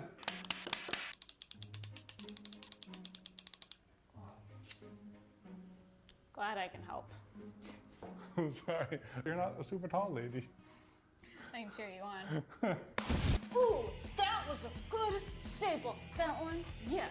I believe in you. You're just improving with age, like a fine carpenter. That one was a little. I thought you were my cheerleader. I mean, I was, but you objectively messed that one up. There you go. Oh yeah. One side is done. What magic should we use for the other side? I'm ready to use the magic. Let's just let the clones do it. Oh yeah. Oh, God, come on in. Good job. Nice. Oh, you guys are doing great. You want a drink or something? I'm getting thirsty. Yeah, let's Just go. watching them work so Let's hard. just leave them. Yeah. No, the clones didn't forget to add mesh to the front panel. They're actually really good clones. The front panel will be acrylic instead, because even though the mesh is great for breeze, PetSafe mesh is a lot harder to see through, and we thought acrylic might give her a better view. But just in case she doesn't like it, we're gonna build it as a removable acrylic panel that we can swap out for mesh in the future if needed. And while we're cutting acrylic, might as well make the back and roof pieces too. This looks like a lot of work, to be honest.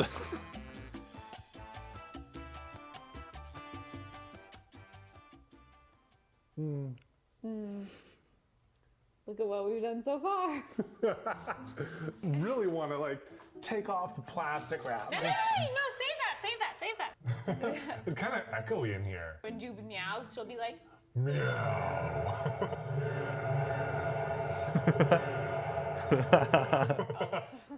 although I will admit, the roof is a little short. Yeah, like in my 3D model, I don't I don't know if we accounted for the front piece. I don't think I did. Well, and the other thing is like, we can't buy it longer than this. So if the roof doesn't work out, we'll have to order something specialty later.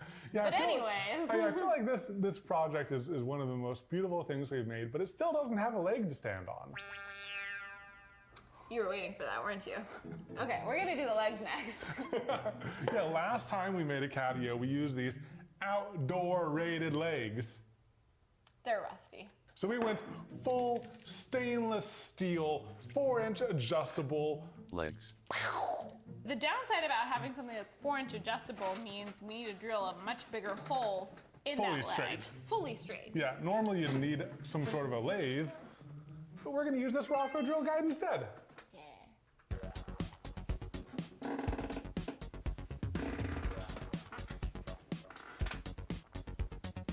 This might take a while. Oh, super speed!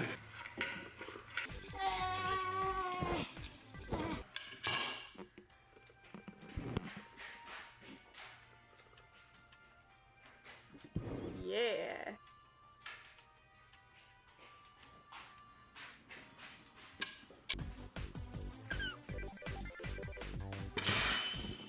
Wow. That's why you need a power tool for that.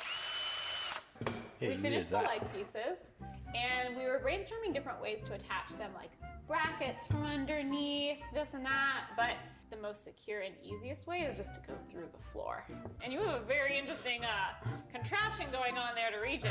Yeah, the drill was too big to go as far into the corner as I want, so I made this jiggy jig. Woo! Woo. It's oriented right and everything. Yeah. Yeah! Yeah!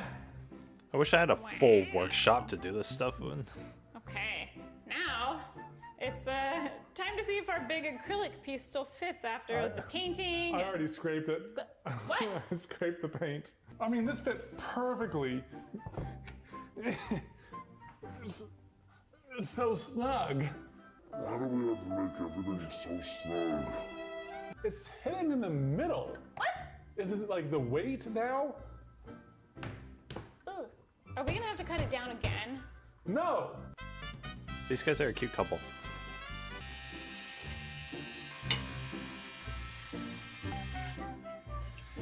My pants! Oh gosh! That was messy. Please fit. No. Yes. Yes. It fits. I'll take it. Okay. Alrighty. Now, we've drawn the cat door to the right height. Yeah. We measured how low down Julie's belly is. And how high up her shoulders are, because that's one of the biggest, I think, regrets about the first catio design is she just really had to squeeze and hunch down to get into it. And we got a bigger cat door too. This one is 2 inches taller. Yeah. So that should help too. Man, I really don't want to mess up on this last step. I know. I'm so nervous. We have to cut a big hole in the acrylic. It should work. We can't put it off any longer. Let's do it.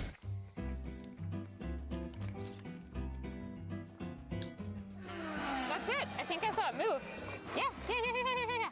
Yes. Ooh. I'm so excited. It's time for the final montage.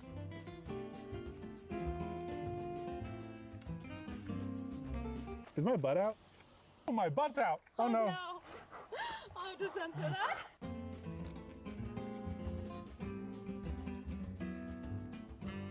As we were adding some final touches, Juby ventured over to see what the commotion was about. Oh my gosh. Juby's coming. Juby's coming. She's interested in the sticky paper. Oh my gosh. Juby, Yeah, Juby, go through it. go through. I might need to show her it's a door. Hello. At first, she seemed a little confused about what was acrylic and what was an opening. Maybe she's confused about how clear and high quality it is. She's warming up to it. Yeah. Juby, look how cute that is. My cats won't go through doors. With some vigorous leaf wiggling, So, she was interested enough to I'd hop have to through the not. door and seemed way more comfortable in this catio than when we made her original one, sniffing things and walking around. What do you think about this? Look, you've got a little scratching post. Oh, yes. Settling down. She seems pretty comfortable. Yeah, she seems so happy. She's She's all laying down settled. already. Yeah. She knows this is for her. Yeah, she does. Once she got settled on her rug, she stayed there for about 45 minutes. As is tradition, she's looking inside the house. Then came in for a snack. So we used that opportunity to put up her solar lights. Ah, little solar lights.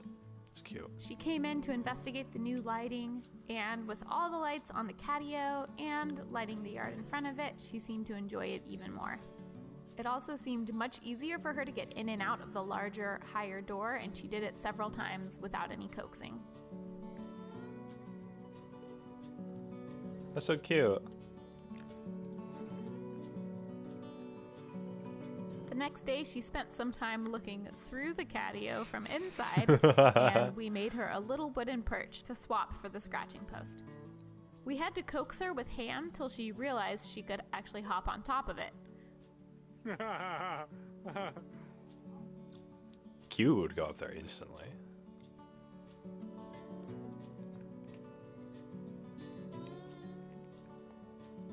Yay!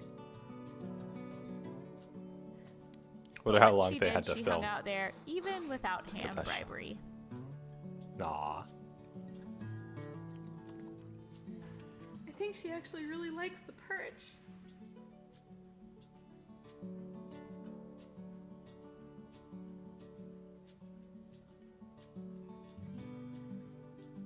First off, I'm very excited that Juby likes it. That's the most important. But also, What a cute like, cat. it looks so good. It looks so much better than the first so catio. good. I know. Yeah, but look, okay, that first catio probably took less than half the effort.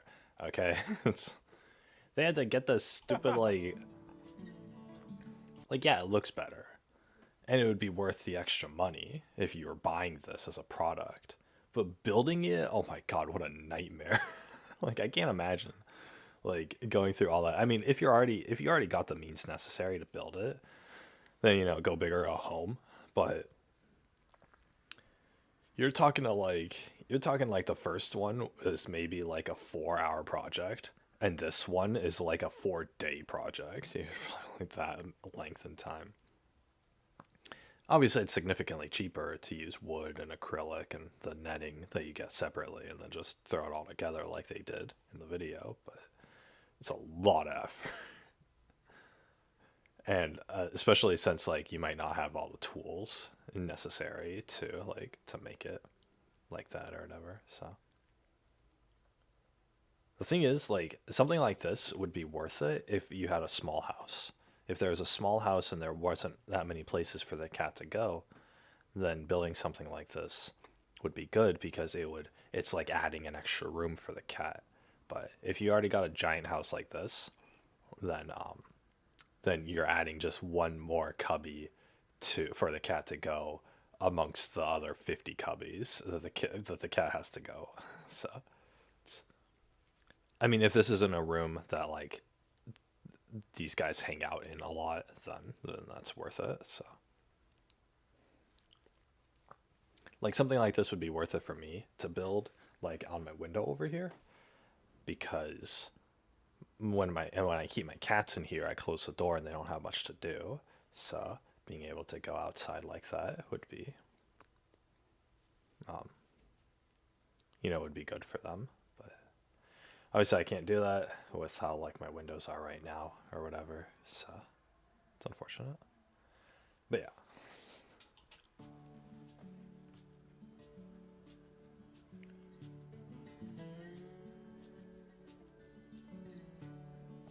And it's really solid. I can't believe how solid it is. I'm happy. This project was like a lot of work to do, but I'm glad that we did it. It was totally worth it. Juby loves it. I hope you guys loved this video. We'll look forward to seeing you in the next one. Bye. Bye. After show.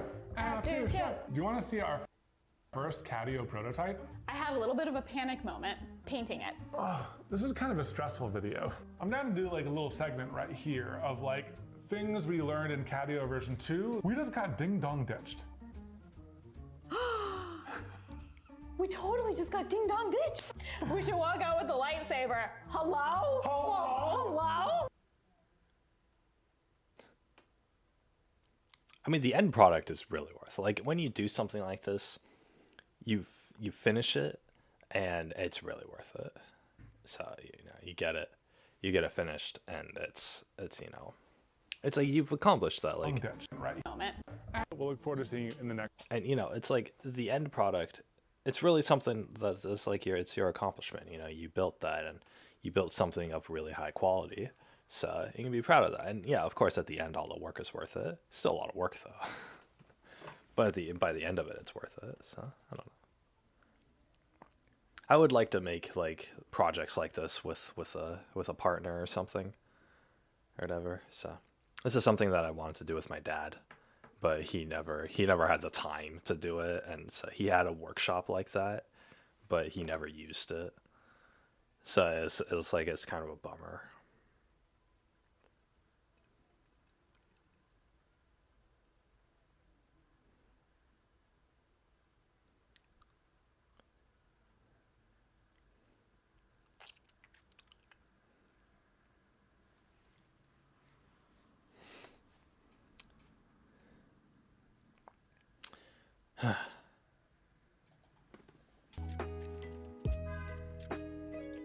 Can I like hide the chat, please? Okay, good. It's probably running my computer an extra bit. I made all this food for myself, and I can barely like eat all of it. Like, I haven't, like, this plate, like this whole time I've only eaten like a little more than half.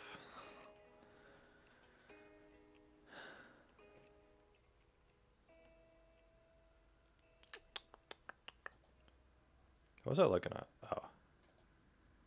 No one replied to my thing, so I close out of that.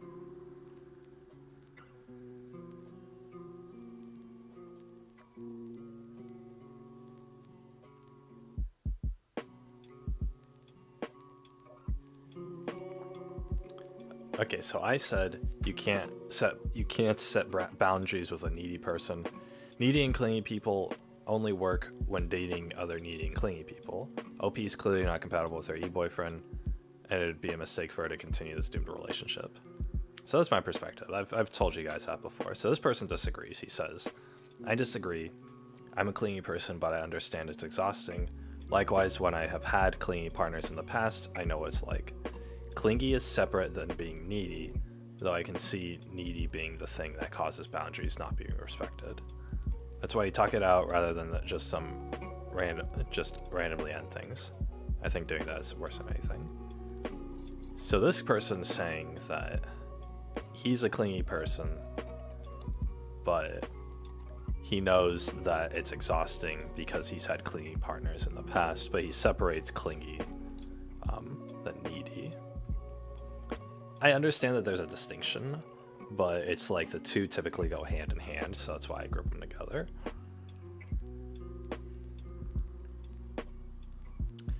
But it's like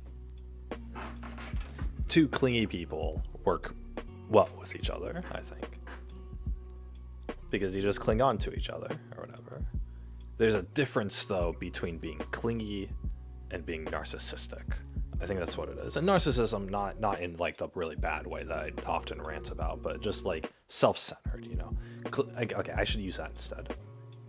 There's a difference between being clingy and being self-centered. If you're clingy and needy in the aspect of like you need them to pay attention to you all the time, you need your partner to pay attention to you all the time, and you need to be the center of attention, then yeah, that can get a little exhausting after a while. So no matter how clingy or not clingy the person is. So there's got to be a balance there, definitely. And like in everything in life, there's got to be a balance. You can be with each other all the time and just like cuddle with each other all the time and just be there for each other all the time. I think that's where clingy and neediness serves the best, is when both of you are like that and both of you just want to be with each other all the time. That's what it is.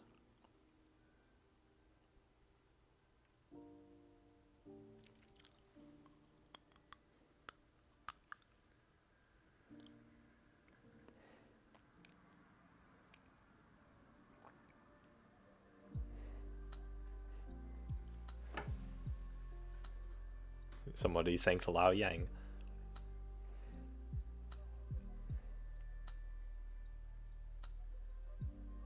This person replies to the OP saying, why even bother? You can't handle dealing with one person daily, especially over the dang internet. Why should he ever share his emotions if you can't even handle his neediness? It's always about what the woman wants. No wonder e-relationships never work with you hoes. 10-year relationship with a woman I met from a game. First 5 years was online only, with constant talking the same stuff you call being needy. Now we're happily married with very few if any arguments at all. Just dump the 5-hour guy and move on. Clearly you don't deserve him. Get some morals. Cut him off before he gets overly attached because it'll never work with you. Then never date anyone from here. Again, leave this guy alone. This dude was needy and constantly talking with a girl he met from a game for 5 years, and then they got married. That's good. I'm glad. I like hearing success stories like that.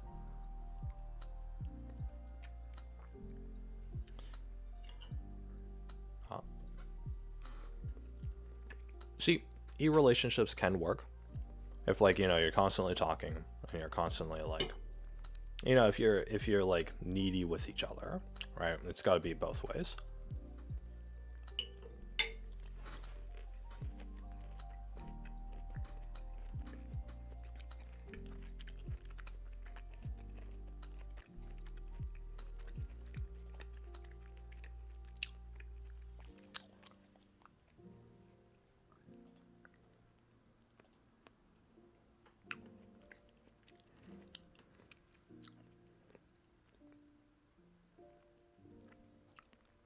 Be me in college. Smart cutie in my group. I'm taken by her charm and her smarts. She keeps side-eyeing me. Oh shoot, better not make it seem like I'm interested. Spend the next few months avoiding her. One time she looks at me affectionately and is sprucing her hair. I literally fast walk straight out of the lab when alpha. Interest is clearly dwindling. She looks more sad by the day. We have a lab where we're supposed to be in groups. Choose another seat and work by myself. Her friend laughs to her. I think he's afraid of you. Ha ha ha ha. Nice. She's clearly giving signals. Oh.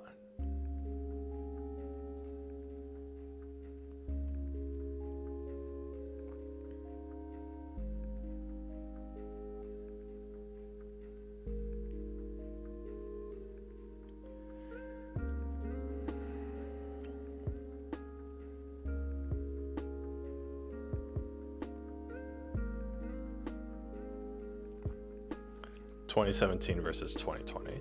Thank God for what he did in those 3 years. I stopped hanging out with people who were bad for me, letting them influence me, self-harming, being anxious and depressed, listening to music that made me feel terrible, being angry, being lukewarm, looking like a clown. Alright, cool. Good, you stopped being a blue-haired freak. Good job.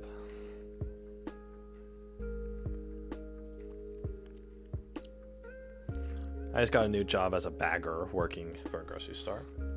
I've completed 2 shifts already. I'm 18 and I've gotten along with my new coworkers better than anyone at my school. Why are Zoomers such mindless, boring NPCs to talk to? I've had an easier time holding a conversation with my boomer cashier I've spent 2 shifts at the register with than anyone in my age group. Nice. Means you like older people.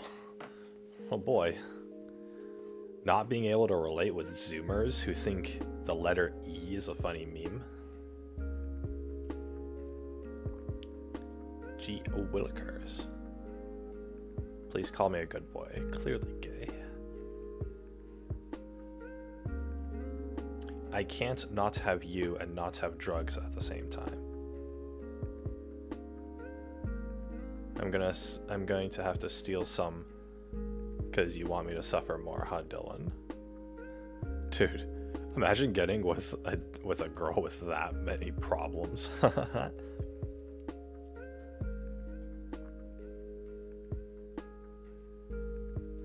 Be fembot who meets a shy robot, connect on Discord. Take the shy robot's virginity. Over time, he becomes super possessive and controlling, even manhandled me, and came close to hitting me. Why do robot moids think they own you once they have shot their goop in you? Why can't they just be normal good partners? Gee willikers.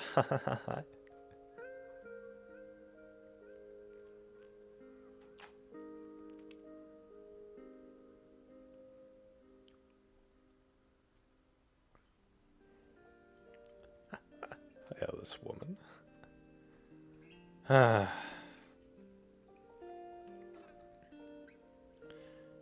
What would your dream girlfriend be like? What would she look like? For me, it would be Allison from The Breakfast Club.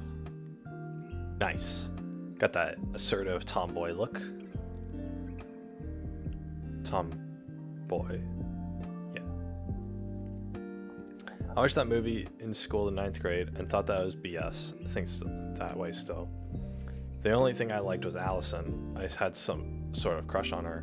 A girl like her would be my dream girlfriend. I'm weird too, and a weird girlfriend would be really good. Especially since normies don't even like my presence.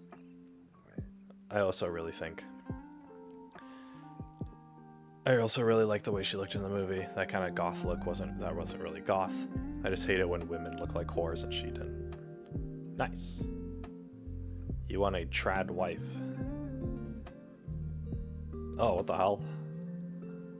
The girl from Bridge to Terabithia. Kind of childish, but she was my first and last crush. FBI, open up.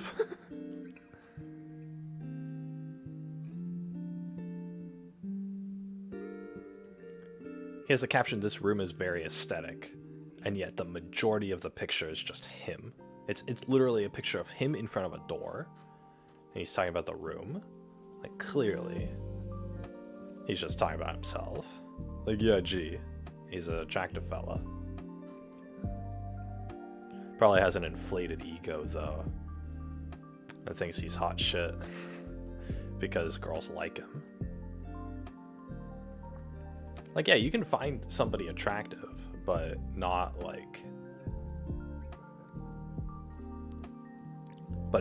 want to pursue a relationship with them. I don't know.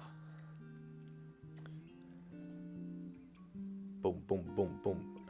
Nice. God, I'm so bored.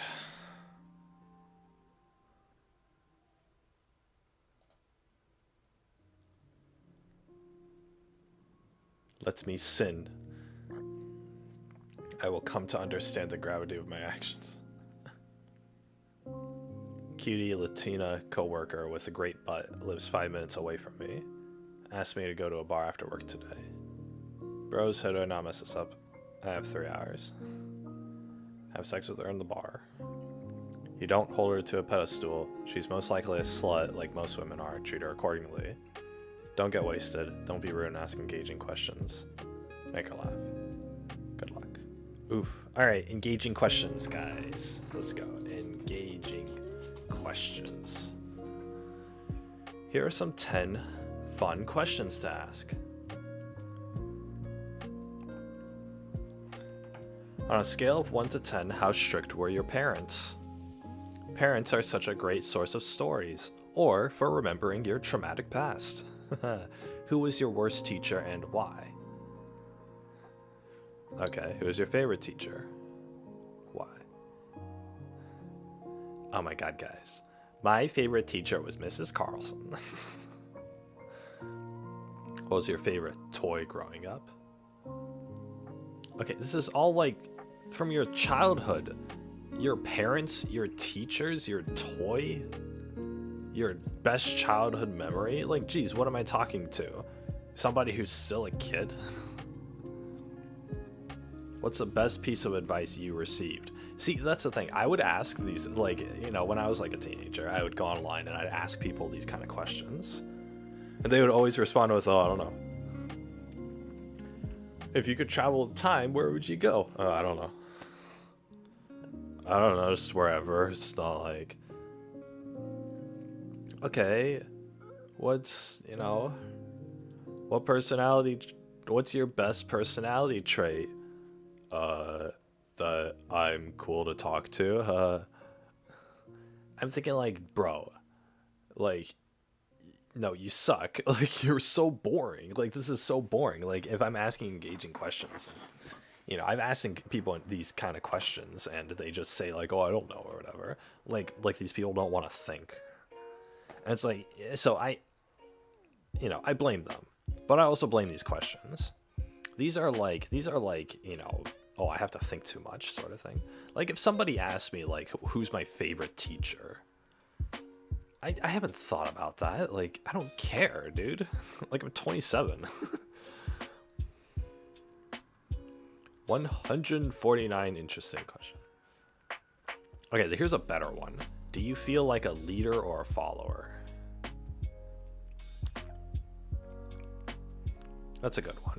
Do you feel like a leader or a follower? And they'll be like, oh, probably a leader. And I'll be thinking like, damn, you're not leading anybody in conversation, that's for sure. What's the most courageous thing you've ever done? I don't know.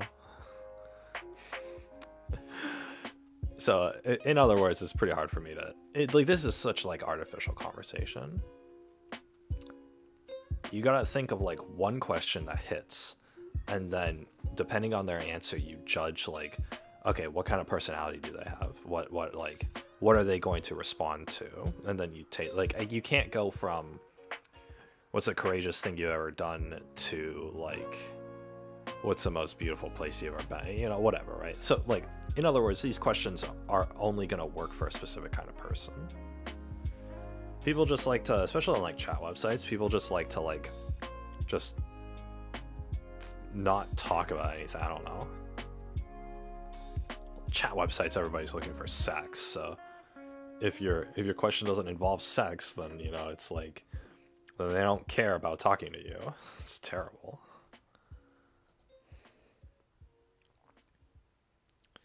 Engaging social media questions.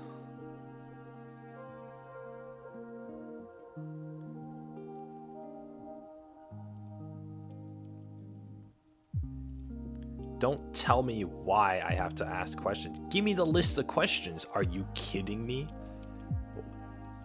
Wow.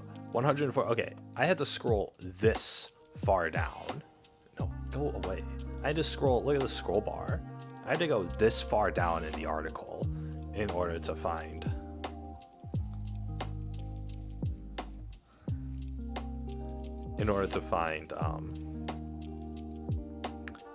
the actual questions. Here we go.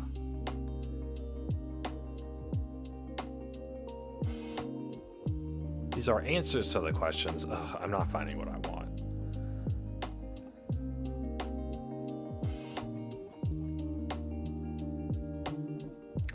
That's gross. Let's go on a...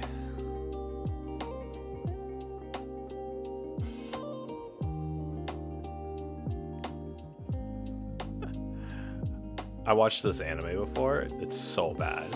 It's really bad, but there's a scene where the girl's, like, shirt gets burned off and like, she's showing her breasts. And, like, teenage me found that great, so I watched the rest of the anime. And the whole thing sucked. It was very generic.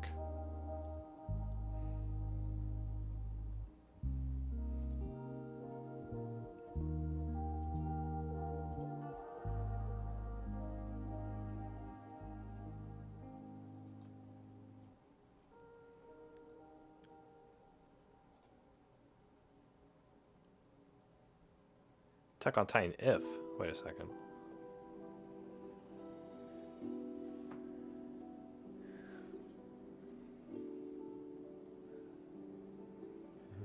Are we about to kiss right now? What?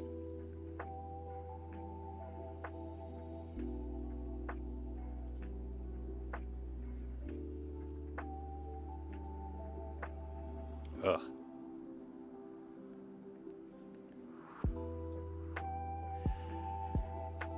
This is so boring. God. Fine, I'll play some games.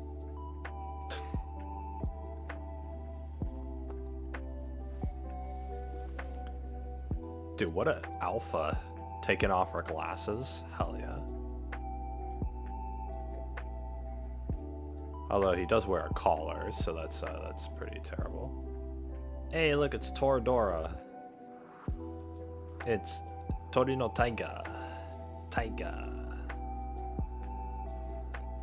Taiga.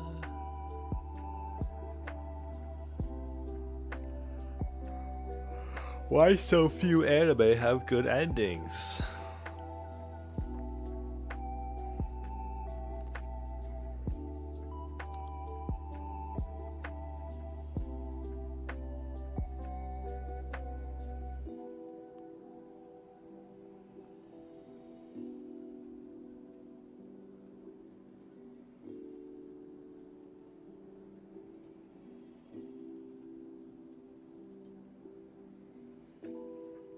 Japanese writers can't write good endings.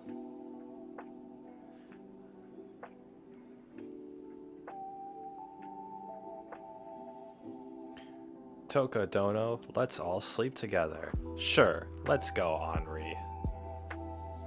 To the beautiful life we promised together. What the frick? What is this, like some polyamorous? That's your ending.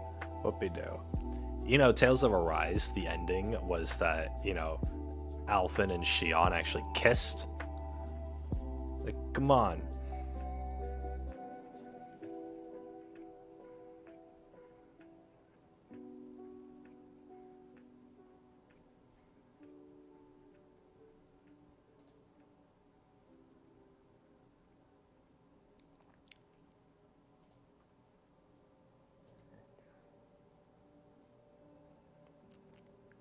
Oh yeah, this is Katanagatari. Aw, they love each other. How cute.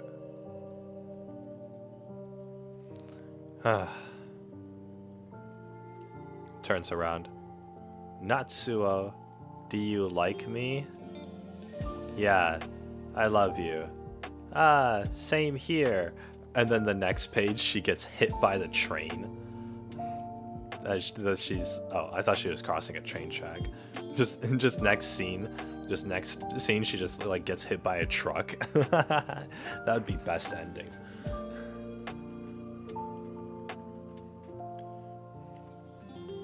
No, I don't want that. I want her to think about me and no one else for the rest of my life. Even after I die, I want to be at the front of her mind for a while. 10 years at least. I didn't expect something that pathetic. Oh, okay.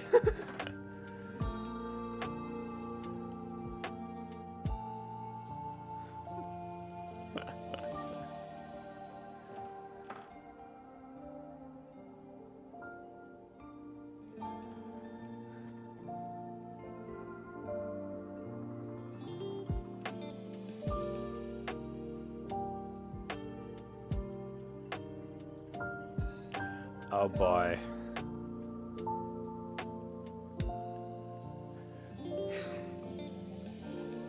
Oh, I already looked at that one. See, you just come on here and you just look at the pictures. And they're all spoilers for every anime you're never gonna watch.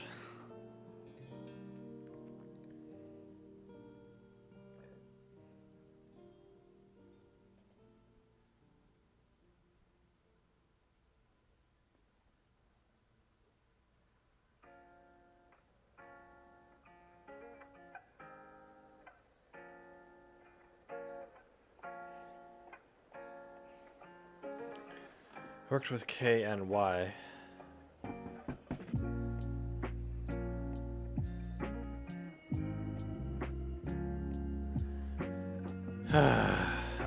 I came in here for like anime recommendations, but I'm not finding any.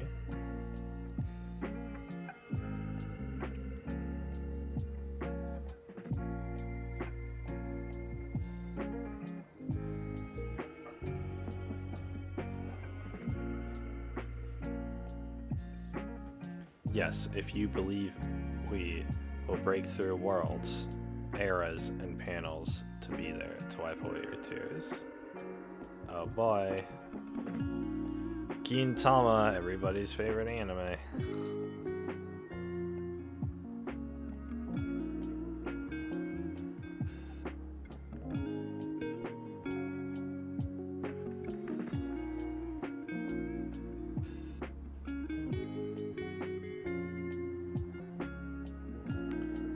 Wait, what?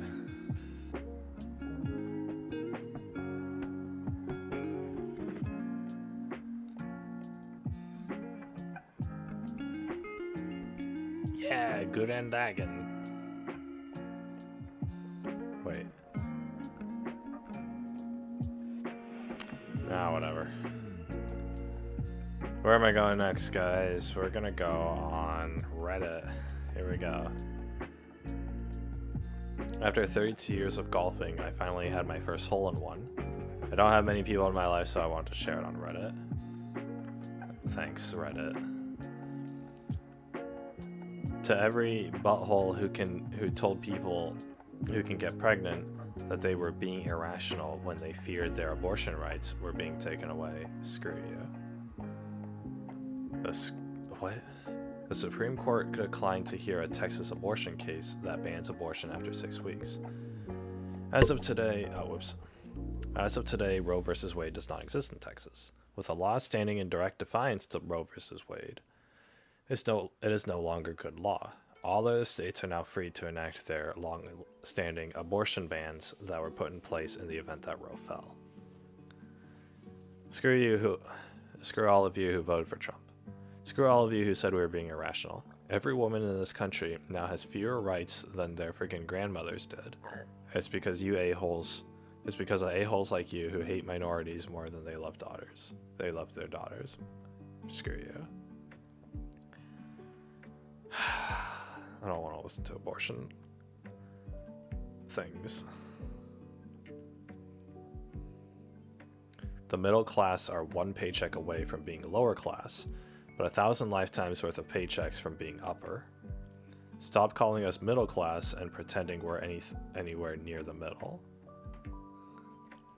Nice.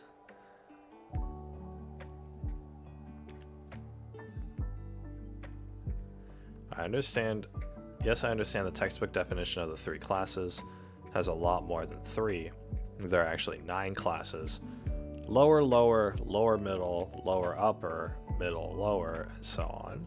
I'm also fully aware I'm a long impossible way from middle class. That's not really my point. The point, however, is that the media only portrays us as having 3 classes and does everything it can to make it appear that we, the working class, as many have called it, is anywhere remotely close to the upper 3 classes.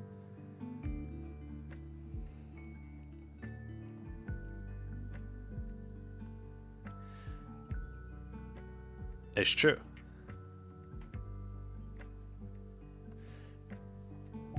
It's true. That's the thing that's perpetrated. And everybody idealizes it too. Oh, you just gotta get rich. Oh, you just gotta get rich. Oh, look at that. Oh, this guy grew up in a poor house and he became a millionaire. So you can too.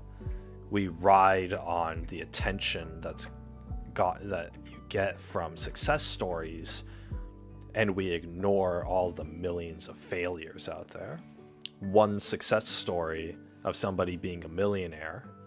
If somebody grew up poor and became a millionaire, that one success story is overshadowing the fact that there are millions of people who are still poor. But instead, we idealize the rich, and the rich get richer because of that. And they've manipulated our way of thinking. Posts like this becoming more and more popular bring us closer and closer to revolution. The revolution of the working class and the distribution of wealth evenly.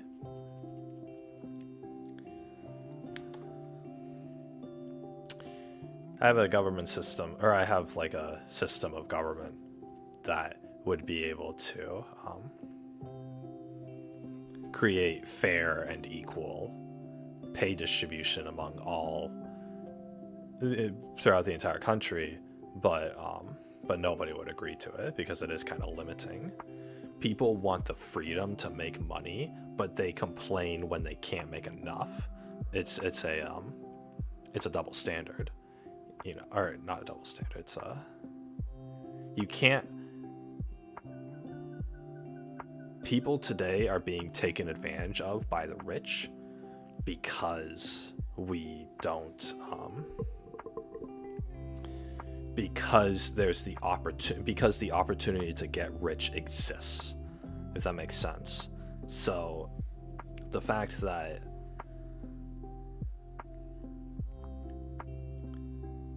we get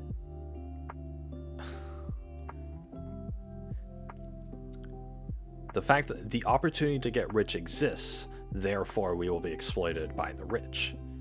This whole problem would go away if you just didn't allow rich people to exist. And I'm not saying wipe out the rich people. I'm saying limit how much money you can make. If you limit how much money you can make, then you stop people from being taken advantage of. You eliminate the poor lower class, and you boost the middle class up into a good status. You have to put a limit on how much money people can make every year. Because the thing is, the only reason why the country is the way it is because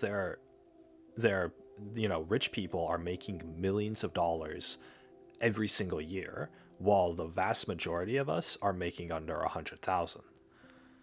So if you eliminate the need for millionaires to make millions of dollars, if you eliminate that need, and instead take that extra money and cycle it through the government and then use that to fund restoration projects within the country, then you will be able to use the accumulation of wealth for the benefit of the people. Because honestly, look at it. Take like Elon Musk, for example. He's a multi-billionaire. If we took all of his money and funded, projects to help the country, there wouldn't be any homeless people anymore. We could take all of just Elon Musk's money, or just Jeff Bezos's money, the head of Amazon. We could take just their money and dump it into the economy, and we could build houses for the homeless. We could build entire cities. We could afford to pay all of the workers, all of the lower class people, good wages. We could give free healthcare to everybody. We could put disabled people on affordable welfare. We could give food stamps to everybody. We could do all of this with just some of these people's money. But what happens instead? Rich people are allowed to hoard their money. They're allowed to make the money and take it away and hoard the money from other people, and then as a result, people starve and die, and they can barely afford to feed themselves. That's the result of this. So the only solution in that aspect is to eliminate people's ability to hoard that money. If somebody like Elon Musk isn't allowed to become a billionaire, then all that money that he makes at his companies, all that money he makes from stocks and other stuff, the government takes all that money and then puts it back into the economy. Elon Musk isn't allowed to have that, just hoard that money. Jeff Bezos isn't allowed to just hoard that money. We give the rich too much freedom and too much leeway in order to stay rich, and that takes away the opportunity to help the rest of the country. And people have given power to that. People have said, yeah, you're allowed to become as rich as you want. There's no regulator, there's no limiter on how much money you can make. So what you do is you take away all that money from the rich people, you put a limit as to how much money you can make every year, and then everybody becomes working class, but you can choose how much you want to work depending on how rich you want to be, but there's a limit to it. And there's a limit to it so that you don't so that no one person can take away from everything else, from everybody else. Millionaires can exist, but they got to save up for many years in order to do it. You can retire early. You just got to get a good job and, and save up for it. But people will still be paid for what they're capable of. They'll be compensated. You create a system like that, and obviously there's a lot of little details, but you create a system like that and you're good to go. But the thing is, the system, nobody's willing to create such a system, because that's, if you do that, then that means nobody can become millionaires and the American dream is gone. Well, the thing is, the vast majority of people, the 99% of people, weren't going to become millionaires in the first place. No one in this country who's working at McDonald's is going to grow to be a millionaire. So why do they care that the opportunity to be a millionaire is gone? Why do they care that they're limited on how much money that they can make, when most people will never make the cap? You can put the cap at like $1 million a year. If you put the maximum amount of money you can earn every year at $1 million a year per person, the vast majority of people won't hit that. And the thing is, the people who do hit that won't have the opportunity to steal more. And that's the thing. The CEO of like Coca-Cola can only make $1 million a year. That's a hell of a lot better than 20 million or 50 million or 500 million. And then taking away all that money, because what happens is, when rich people get richer, they take that money away from the economy. And who loses when you take money away from the economy? It's everybody else who could have taken advantage of that money. If Elon Musk just gave his money to be evenly distributed, everybody's quality of life would improve. But he doesn't. Jeff Bezos doesn't. CEOs don't. All this sort of stuff. You have to have a system where you put a cap on the amount of money you can make, and any extra goes towards the government, and the government then has a system in place in order to equally distribute it into programs and projects that will benefit the country. That's the only way to do it. And the thing is, you need to put a limit on it, on the money. You need a good way to track it, but more importantly, you need a government system that's not corrupt, that will actually take that money and actually apply it to programs that people want, programs that people can vote on even. Because if we had just 1 billion of those dollars, we could put every homeless person in this country in an apartment.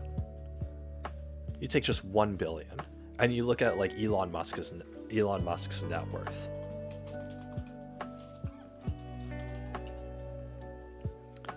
$290 billion. That amount of money could feed every single person on this planet for like the rest of their lives, like with just his. But it's not gonna happen, because he's allowed to keep his money. Jeff Bezos is allowed to keep his money. Bernard Arnault and Bill Gates, they're all allowed to keep their money. They're allowed to hoard it. And then the government keeps giving like tax breaks to the rich, so that the government is never going to get their money. They're never going to get the rich people's money. To these rich people, it's just dollar signs. It's just a number on a bank account. It's not, they don't care. They don't see it as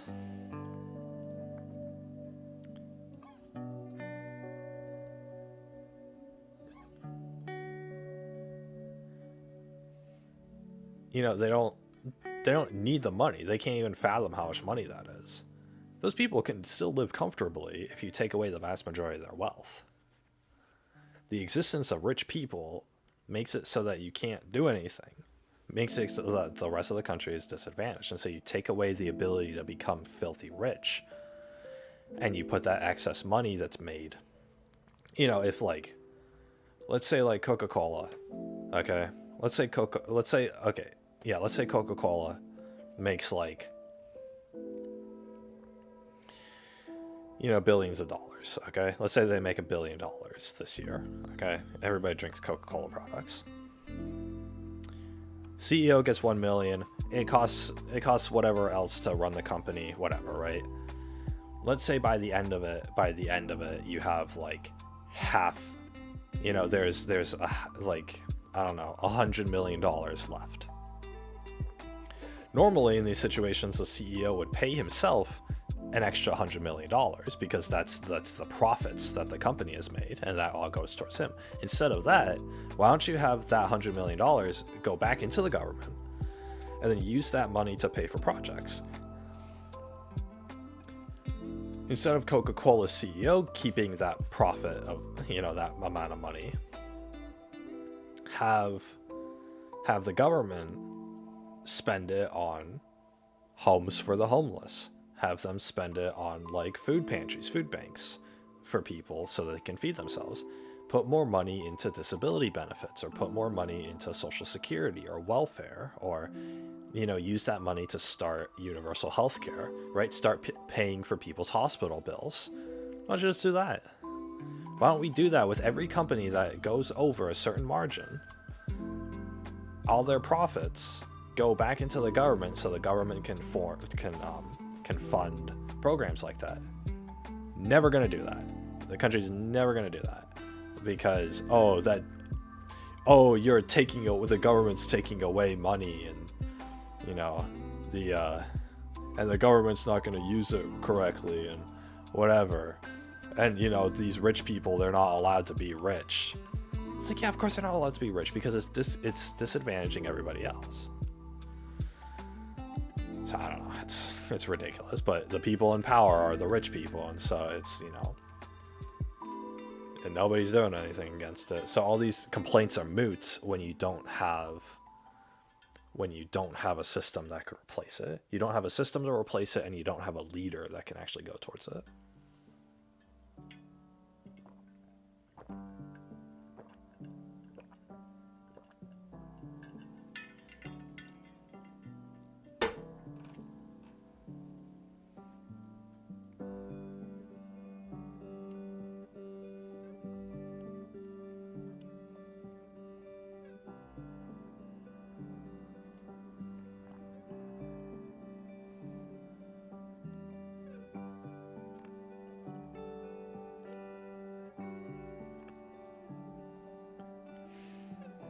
Like, nothing's gonna change.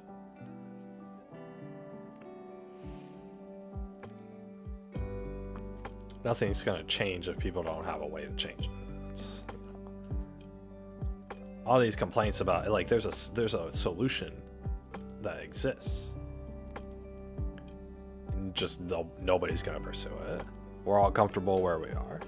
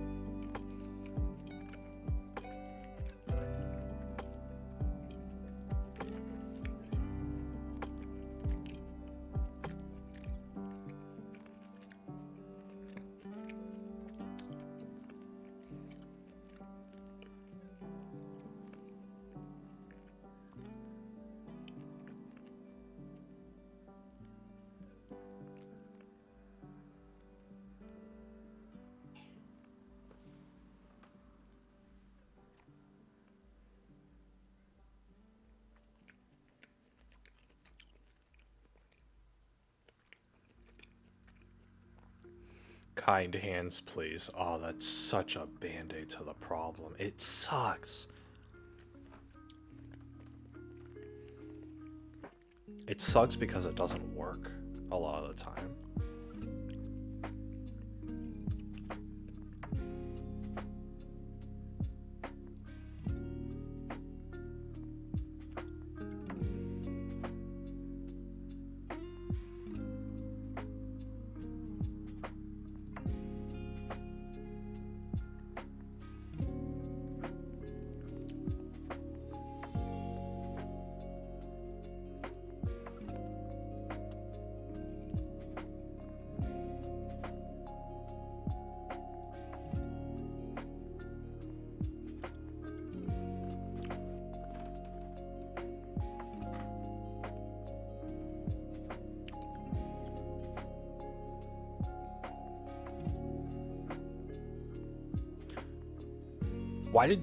Wait a second.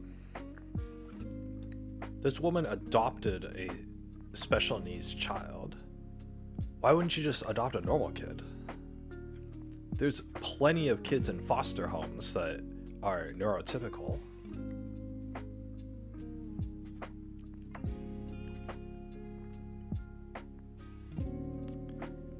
There are plenty of kids in foster homes that are neurotypical. Why couldn't they adopt one of those? What?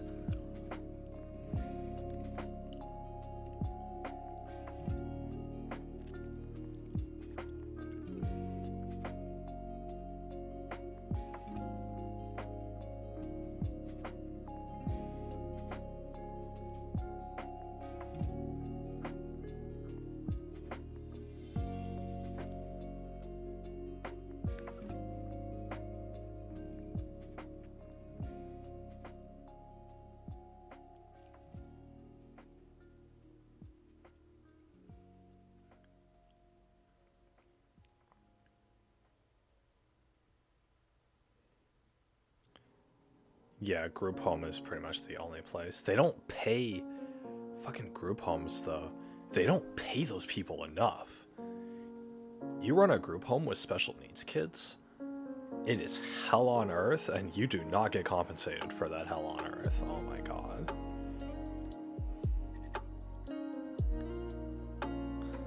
There's another field that we could pay more people for.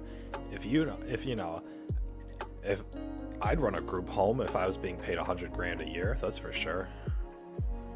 But no, they're paying them like 25 max.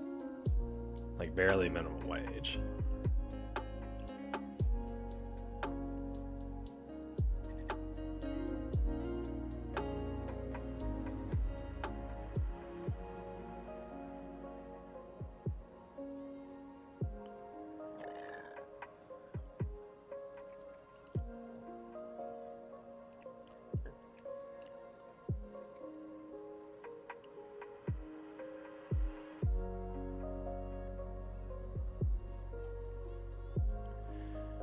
I'm eating pizza and crepes by myself on my birthday, and I've come to realize I'm not as important to my friends as they are to me. People wished me a happy birthday, the standard happy birthday text on Facebook wall post. I'm grateful for that, but no one came to hang with me just to eat. Multiple people were invited. I don't expect gifts, I'm too old to throw a fit, but it's difficult not to feel the goddamn void of people when I'm just eating alone in my apartment. Especially after 2 days ago we just celebrated another friend's birthday with a surprise birthday party. We were all vaccinated, gifts and drinking. It's been like this for 3 years now. Maybe I'm that friend that people just tolerate but don't really like. The pizza and crepes are good though, I'm grateful for that. Next year I'm just gonna travel by myself to another country. I'm sad that so many of you know exactly how this feels, and I'm sorry you've had this happen. Next year, let's all have a better birthday. Thank you for all the wishes.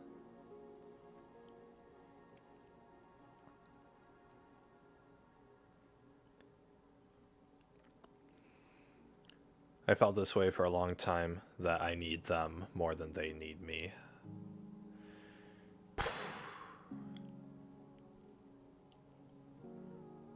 Just learn to enjoy your own company. Dude.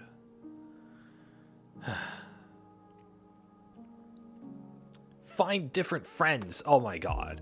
You know how many people there are on here? Like, everybody who's freaking on this thread who's, like, alone. Yeah, it's socially awkward and super difficult making new friends. But you just gotta. If you're hurting this much from it, and you're not content being alone, that's the thing. It's like with toxic friendships. I mean, it's with toxic friendships too, but even in this sort of situation, it's different. Where it's like people just kind of put up with you. You put up with the situation as a whole because you don't want to find. You're not gonna go out, put yourself out there and find different friends. Like, I don't know. I'll compare it to myself. I know I'm weird. I know that I talk funny. I don't care. But the thing is, because of that, you know, most people don't want to be friends with me. So if I was to look for friends, and I did do this in the past, like years ago, I gotta talk through like hundreds of people, like hundreds or even thousands of people, gotta go through so many failures just to find one conversation that sticks. And it's like, it's so hard to do that. It's so discouraging. And you know, I'm in a dark room, you know, sitting on my bed with a laptop on, just going through chat websites 10 hours a day, and I'm going insane because I can't find one human being to connect with. It sucks. But the thing is, you get past it. You get past it. You burn through it. People who are weird or they're abnormal or they're, you know, people just tolerate them. You're at a disadvantage in life. You truly are. You weren't, you know, maybe you weren't born a minority or you weren't born, you know, poor or anything like that, but you were born socially awkward and introverted. You got to deal with that. You got to take that disadvantage and you got to compensate for it. You got to accommodate for it, and you got to try even harder than a normal person does. And by even harder, it's an understatement. It is really difficult. If you guys are out there and you're weird, or like you have a hard time talking with people, it is super difficult to find friends. Even I'm at this stage of my life where it's like, if I talk to somebody, they're gonna think I'm weird. Like, you know, an extended conversation with somebody, and they're gonna be put off by me. It's like, okay, they would rather hang out with other people. Okay, fine. You weren't the one for me, you know. It's like, not that I'm going out there trying right now. I've long since stopped that, but it's still like, you gotta keep putting yourself out there, and you gotta keep trying and trying. Yeah, sure, maybe you're never gonna get a girlfriend. Maybe you're never gonna find like a relationship partner or whatever. Maybe you will. Maybe you will. You never know. That's the thing. You never know. It took me so many years of this till I found somebody that I connected with. And then that ship sailed. And it took me a long time before I found something else, but it was like, it sucks. It sucks, and you get discouraged, and even if you do try for a little bit, then you fail. Like, 100% you're gonna fail. And every single time you fail, you pick yourself back up and you keep going. You find people, and you have a great conversation with them, and they ghost you the next day. You pick yourself up and you try again. You find the next person and they manipulate you, and it was a scam, and they're just taking advantage of you, and you wasted the last 2 months of your life on them. And you cut it off. You cut it off, pick yourself back up, and try again. You go through this, and it's painful, and it sucks, but you just keep doing it.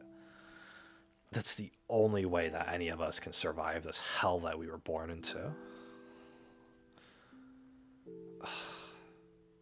That's the only way. Do I wish I could work my way around a conversation and have people like me? Yeah, of course. But I'm not. I'm not that person. So if I want to do something, if I want friends, if I want a relationship partner, I gotta work my ass off 100 times harder than the normal person does, because I was born with that disadvantage. And that's just my experience. Imagine somebody who's like a lot uglier and English is their second language, or like, and they're dumb so they don't speak good, or they have a disability and so they look funny, or they aren't able to do stuff. You know, if you have a disability, I can't imagine. Somebody's like a paraplegic, let's say. They use text-to-speech for their computer when they're talking to people. They find somebody's, you know, best friends with them, and then you drop your disability on them. Oh, I'm a paraplegic. Yeah, I can't really leave the house, so I can't, you know, go to concerts with you. I can't, you know, hang out at the movies with you. You know, sorry about that, man. Can't really leave my bed these days.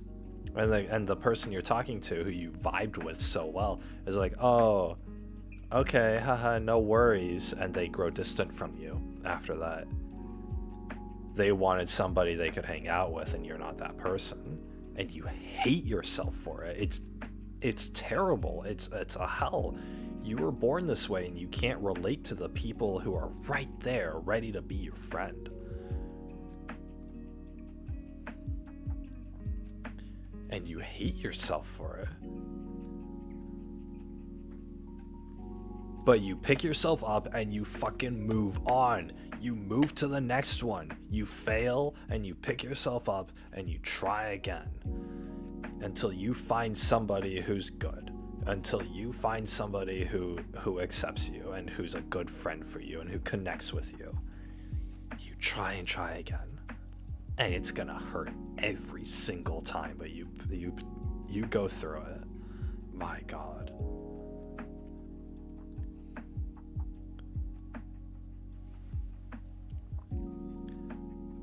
I've interacted, and I've tried to be friends with literally thousands of people. You guys can't understand how many hours, how many days, how many years of my life that was. And how many of them stuck? How many of them actually like stuck around for more than a couple days? Through my entire life, how many of them stuck around through? How many of those thousands of people actually connected with me and stuck around for more than just a little amount of time? In total, 3. I'm 27 years old. I started this when I was 14. Thousands of people. Years, over a decade of my life, on and off, trying and trying and trying. Thousands of people, 3 of them I was able to connect with. 3. You guys can't imagine the absolute despair of loneliness that I would feel with all the failures.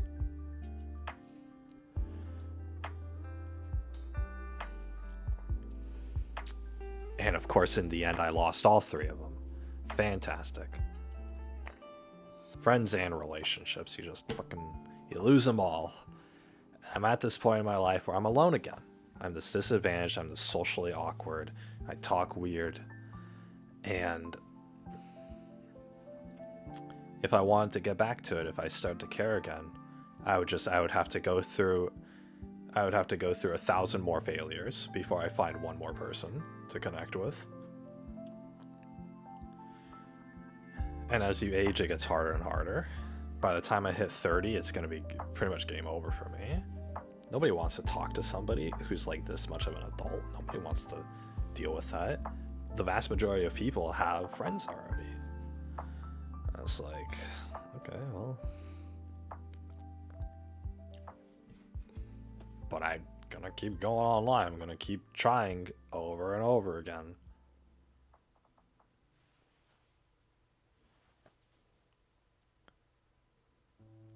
Even people like this, even people on here, I wouldn't be able to connect with. You don't just connect with somebody because you're both lonely. It's not that simple. You can try, but a lot of the times you fail. A lot of the times you fail, but then eventually you'll succeed. But you just keep trying and trying again.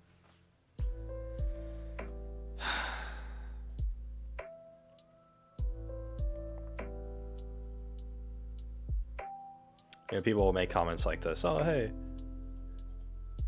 we should all have birthday parties for all the people who are lonely, and we should all, you know, this and that or whatever. And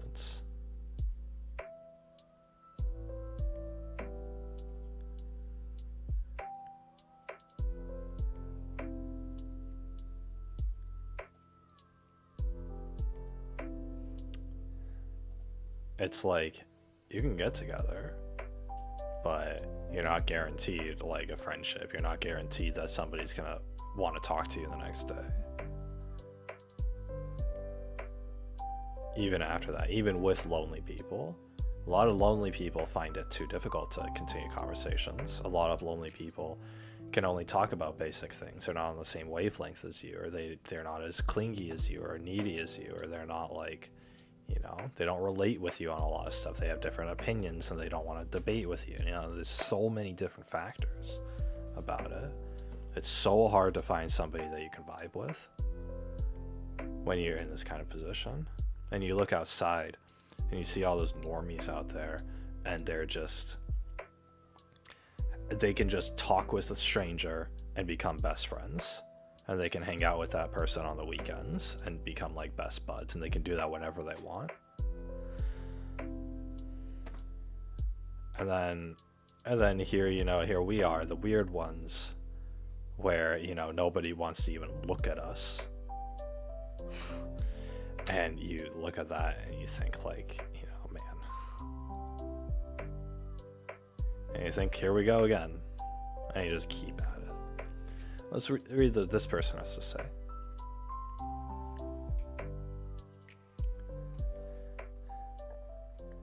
I've been there too. I know how it feels and it sucks.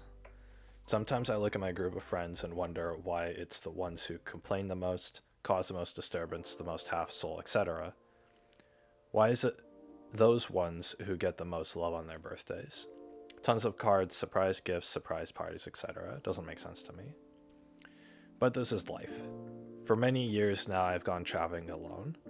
One time I went snowboarding to a resort for 2 weeks by myself. I tried my best to enjoy myself, but deep down I felt it hard being all by myself. I just didn't have anyone to go with. I had my birthday recently and I couldn't help but compare with others. I couldn't help but compare it with other people who get loads of wishes on their Facebook page. I think I got maybe 4 or 5 wishes. In the end, I've come to understand that it doesn't really matter what others think of you compared to what you think of yourself. Your self-worth should always come from within, not some external validation. If you feel you're a good person, nice to others, helpful, then you can be happy with yourself. Things might not seem ideal. You may see bad peeps living it up, but another thing I've learned is that what's on the surface isn't always reality. People may seem to have the perfect life, but we all have problems. Just be content with yourself, and whatever will happen. Come to see things that way about myself. I'll never be the most popular, most good looking. There will be a lot that I want that I'll probably never get, but I'm happy with myself. That's the most important thing. So make sure you're comfortable with who you are, and that's what mainly matters. And let things play out however they will.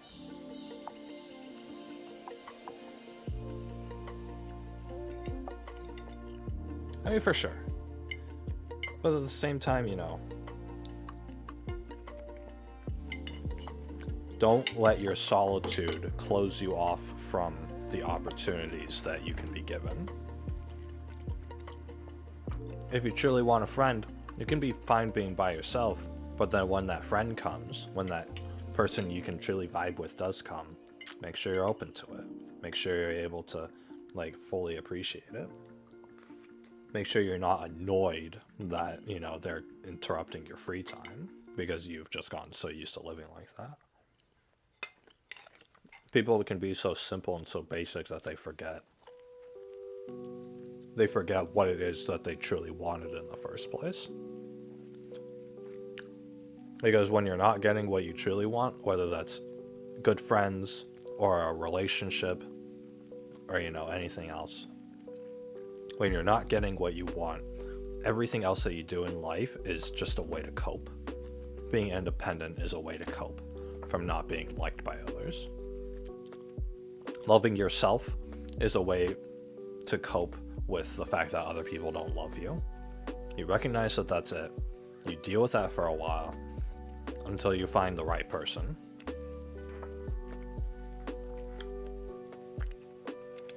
And when you find the right person, you never forget that, right?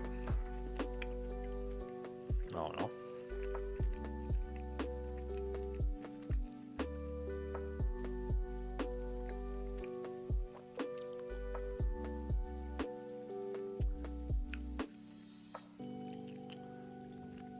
Oh boy.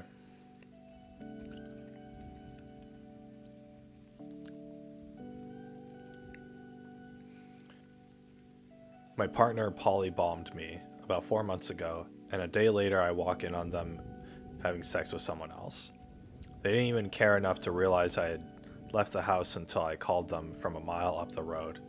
And then it was all, "Oh, I'm so sorry I hurt you. I would never do it deliberately. I love you. It won't happen again."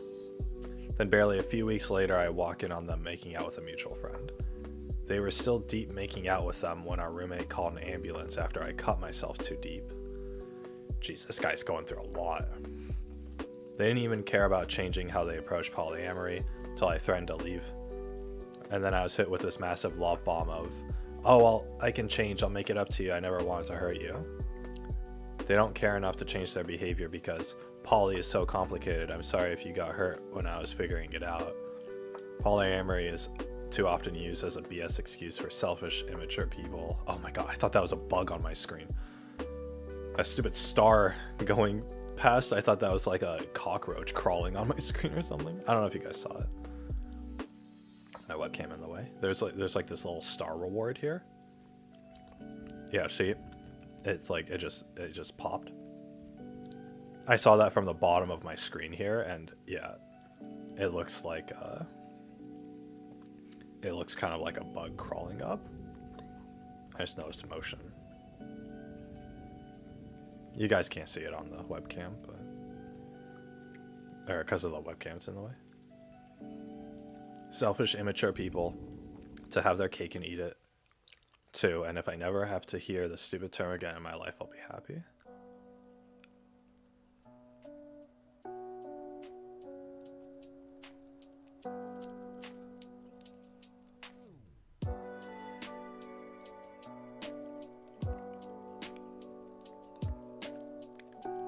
OP is also having sex with other people and it's normal for them. Wait a second. Very confusing. Anyway, just let's pretend I didn't see that. The original post.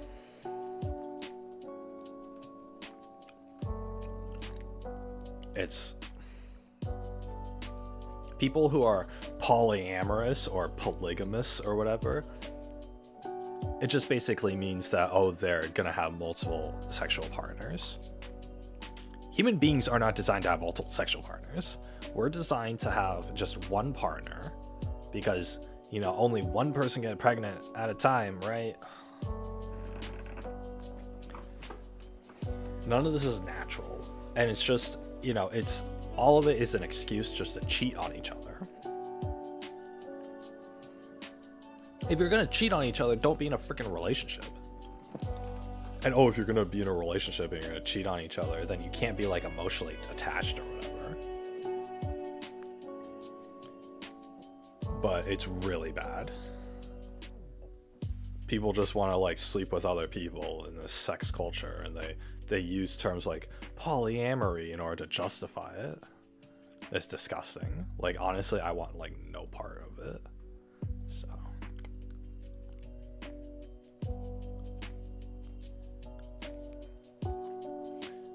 I slept with my girlfriend's mom 2 years ago. I can't tell her because I know she'll dump me and I'll probably end her parents' marriage. Damn. Maybe you shouldn't have been a cheating whore, you stupid person. I don't even care, guy or girl. Cheating is just like, it's just so bad. It's like you don't, if you're gonna cheat, like you don't deserve to be happy.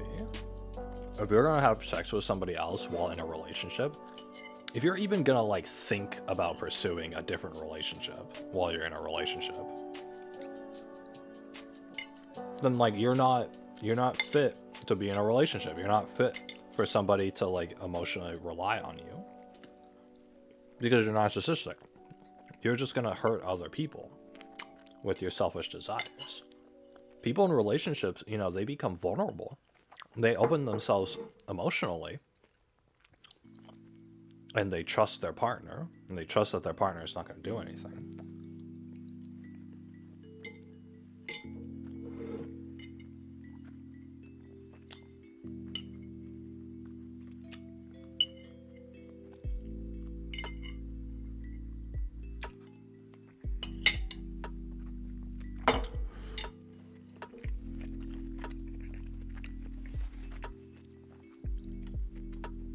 So let me first just say I'm not the one in the wrong for this, but I have to say it somewhere so you can get alive.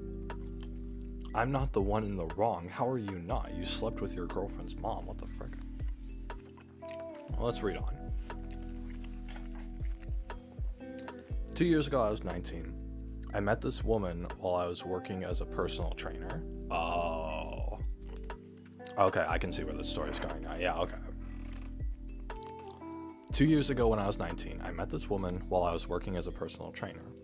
She was in her 40s and looked like a 25-year-old. She took an interest in me and invited me out a number of times, and we had sex a few times.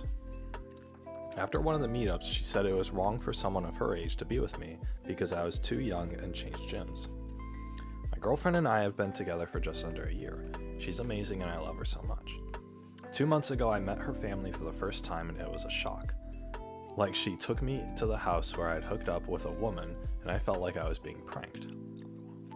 Before I see her mom, it hits me. I have a type and they both fit that type, so it makes sense. I've been hooking up with a single mom and I'm now with her daughter. Then her mom and dad pop out and we both almost shit ourselves. I meet her, oh my god. I meet her parents. They've been married for 20 years. I realized I had been a married woman's boy toy. I feel incredibly ashamed. Ooh. Alright, he's not in the wrong, first of all. He didn't know, and this was before he had met his girlfriend. You know, this is people having sex, casual sex is still like a no-no for me, but honestly, like, this is kind of like, I can understand the situation. Later that week, her mom finds my number and tells me that I can never speak of what happened. She says that my girlfriend will hate me forever because I'll be the one who broke up her parents. So now I'm stuck keeping this secret. She invited me to spend Thanksgiving with her and the family, and since my family is 1,000 miles away and I already told her I don't plan on going home, I don't really have an excuse not to go. So now I'm going to have to sit there at a table and enjoy Thanksgiving dinner with the woman I had an affair with, her husband, and her daughter who I am now in love with. I'm screwed. Dude, this is epic. Oh my gosh. They've got a type too. Nice. Yeah, the mother and the daughter are going for the same guy. Oh my god, what a situation. That's hilarious.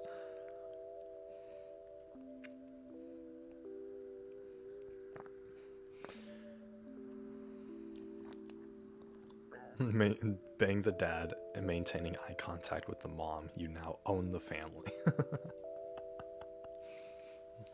This is hilarious.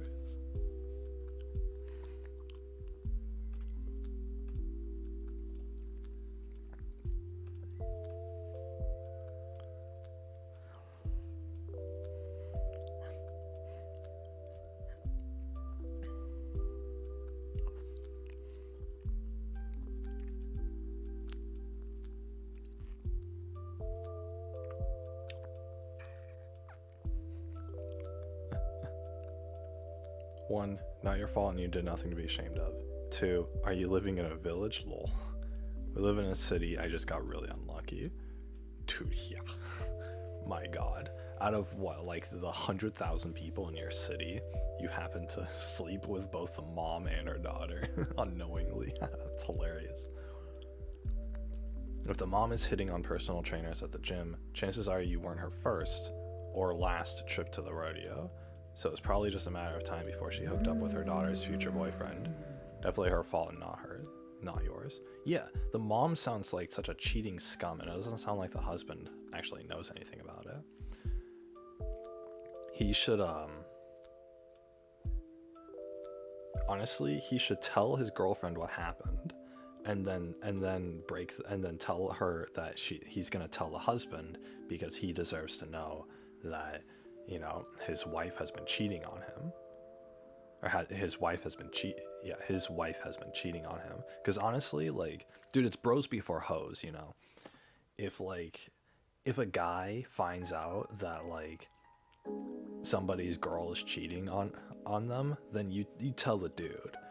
You be like, hey man, you know, saw your girl with, you know, whatever. Oh, I slept with your girl. I didn't know she was your girl. You know, I wanted to tell you I'm so sorry, man. You know, bros before hoes. You gotta be there for your bros. So 100%, I'd be like, dude, the girlfriend. You know, I'd explain the situation to her and be like, this is what I'm gonna tell the dad, because cheating's not okay, and you know, your dad deserves to know. You know, because honestly, yeah, the dad deserves to know if the mom's been cheating on him.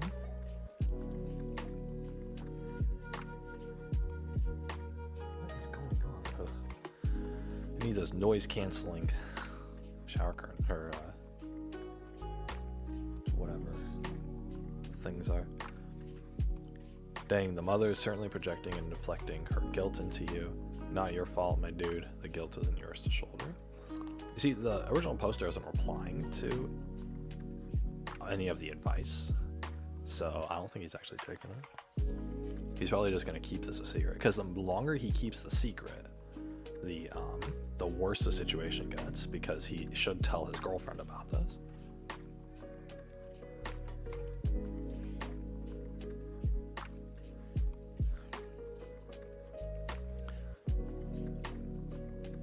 My father just retired. What he said scared the poop out of me. In a brief conversation with my father this past weekend, he wanted to let me know he's officially retiring. I was happy for him. The old man's been working for the last 50 years non-stop since he was a teenager. He then said, yeah, I'll find part-time work to keep me busy. I can finally do something I like. What? Ooh, that's not, this is, no. This shook me. 50 years of hard work, crawled his way up the corporate ladder to a director level position, making well over 6 figures. After all that, he is just now doing something that he likes doing. It has messed with my head the last few days. I'm now questioning why I'm working the job I work in corporate America. I don't want to wake up 30 years down the road when I finally retire and say the same thing.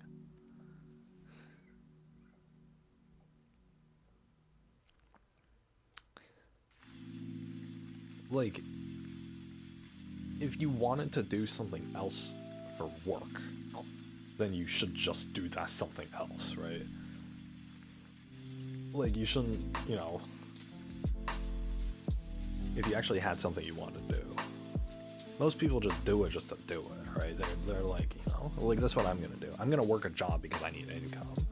I honestly do not care what the job is, and it's not like I'm, you know, specifically wanting a specific job. Regardless of the income, because if I wanted a certain job, I'd just do it. But you know, a paycheck's a paycheck. When I get the opportunity to retire, that's it. I'm just gonna retire. Plus, what part-time work can you even do that would be enjoyable? Like work at the grocery store? Like, no. When I was an early teen, my dad sat me down and told me, most of your time as a man will be spent doing things you have to do, whether you enjoy them or not, and sometimes you'll be able to do what you want to do. So shut up and enjoy what time you have. He wasn't great with emotions, but it helped me cope with the fact that work blows, and it's really about perspective. Don't waste your life. Don't waste your life. If you can't come home to work from work, being able to live your life, then you're in the wrong profession.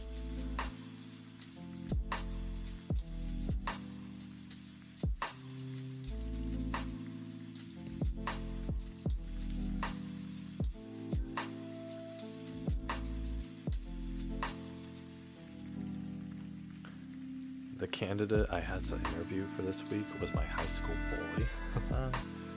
I work for a fairly large company in the tech industry. I've worked there about 5 years now, and I have a fairly high up role in management. Dang, 5 years and you're high up? Nice. Congrats, dude. Over the last few weeks, I got roped into helping build a new team within the company and was assigned to do multiple interviews. This was fairly short notice for me, so my job was only to do the interview and give my impressions of the candidate and the results of the interview. The company is also just back to doing in-person interviews, so the process is even more wonky as of now. When I received the list of candidates for the day, I saw the name of a man we'll call Brad. It's been over 15 years since I last seen him, but I could never forget the face of the man who made my high school years a living hell. Brad was your typical bully jock. I was an overweight theater kid in AP Math and Science, and you can see where this is going. Those were the worst years of my life, and Brad was one of the contributing causes to that. So to see him in the candidates here was a shock to me. I didn't believe it at first, but when Brad walked in for the interview, I knew that I was face to face with a man who'd bullied me in high school. At first, Brad didn't recognize me, but as we sat down, he remembered who I was. He tried to play buddy-buddy with me, pretend we were friends in high school, and I played along. Oof. Yeah, man, just not even recognizing it, jeez. I did the interview. See, the thing is, if he doesn't own up to it, and if he doesn't own up to the fact that, hey man, I bullied you, I'm sorry, I'll walk out of here, that's the courteous thing to do. But to him, he's just being selfish. The bully here is being selfish and is like, oh, haha, I just gotta, try to manipulate this guy so I can get the job because I really want this job. And he's not owning up to the consequences of his past, is what it is. The person that he bullies in high school could end up being his boss, sort of thing. So maybe you shouldn't bully people, right? He tried to play buddy-buddy with me, pretend we were friends in high school, and I played along. I did the interview, he did okay. Nothing stands out, but middle of the pack. He made a joke that I would get him the job, right? I laughed along and he left. I finalized the interviews yesterday. I wrote Brad a scathing review, downplayed everything good about him and exaggerated his flaws. Also wrote in that he tried to coerce me into giving him a good review because he was an acquaintance from high school. It's been 15 years since I graduated high school. I am an entirely different person than I was then. For some reason, I was dragged by those days and I don't know how to feel. Well, the thing is, it wasn't wrong. He didn't necessarily, he downplayed everything good and exaggerated his flaws. A little manipulative, but obviously he's not necessarily lying. And all of this is not good in a normal situation, but it was his high school bully. And he is in a position of management, and there is that power level in the company, so. Also wrote that he tried to coerce me into giving him a good review because he was an acquaintance from high school. See, that was correct because the dude made a joke that I would get him the job, right? So, first of all, the bully is still trying to get the job and is still using this dude as like a punching bag. But then the fact that, he did try to coerce him into giving a good review.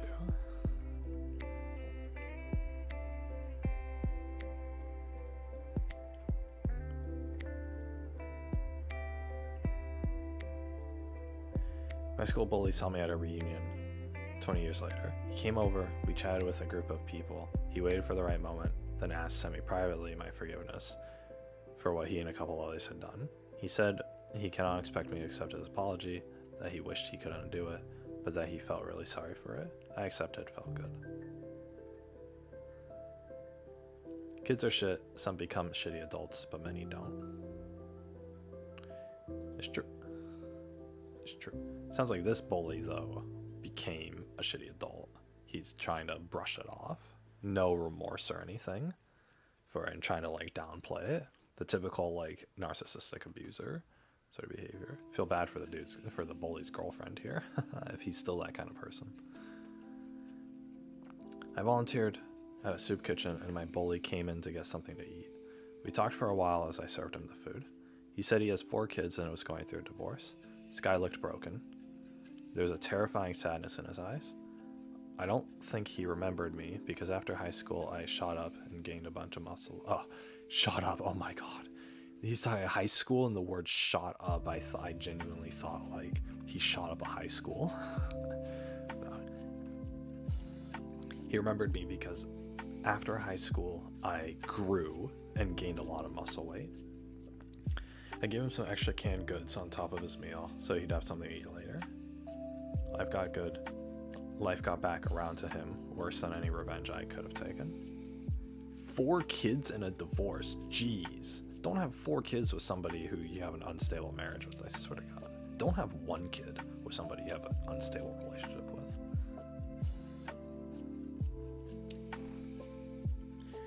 You guys know, like, I've talked about my ex before, but honestly, with my ex, even I could see, like, the relationship was getting, like, really bad. And it was getting very unstable. And so at a certain point, I had actually thought, like, I don't see myself having kids with this person. Even if I stayed with her for the rest of my life, I wouldn't want to have kids with this person. And I think it was this back of my mind nagging that was like, this isn't a good person, you shouldn't be with her. You know, she's, you know, this isn't, you know, you're not going to be able to raise a family like this, you know, yada yada. And you know, she had similar like family values as I did, but the thing is, it's like, even despite that, there was this like nagging in my mind that was just like, I don't want to have kids with this person. I don't want to raise a family with this person. And it was the weirdest thing. And I never thought that I would think that about anyone, but it was just like, you know, when I imagined it, it just didn't fit. So the relationship was unstable and all this stuff. So I didn't see myself, you know, it's like, because I consciously thought to myself, I don't want to have kids with this person. And that was a lingering thought for a good majority of the relationship too, up until we broke up. So it never happened, right? It never happened. So, you know, thankfully. But like, she's the only person that I ever thought about that.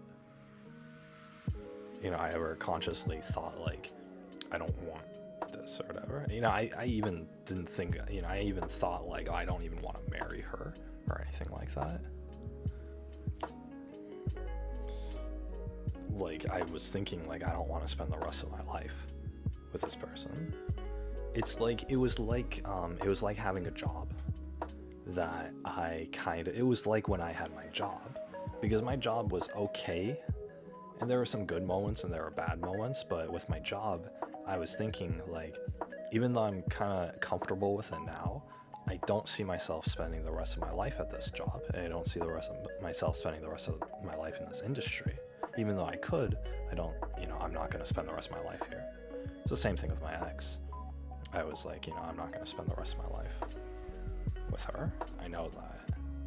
And so when it finally did end, it was kind of this like weight off my chest. It's the same with my job. It's like, okay, I didn't choose when this was going to end, but I'm kind of glad that it did, sort of thing. So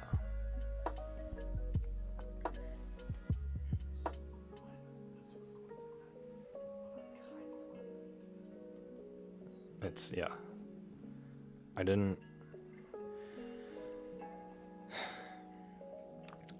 with my job and my ex, I didn't choose when it ended, but I'm kind of glad that it did, because now it's like I'm out of that comfortable situation in both regards to my job and, you know, my dating life, but now it's like I'm now able to move on from it.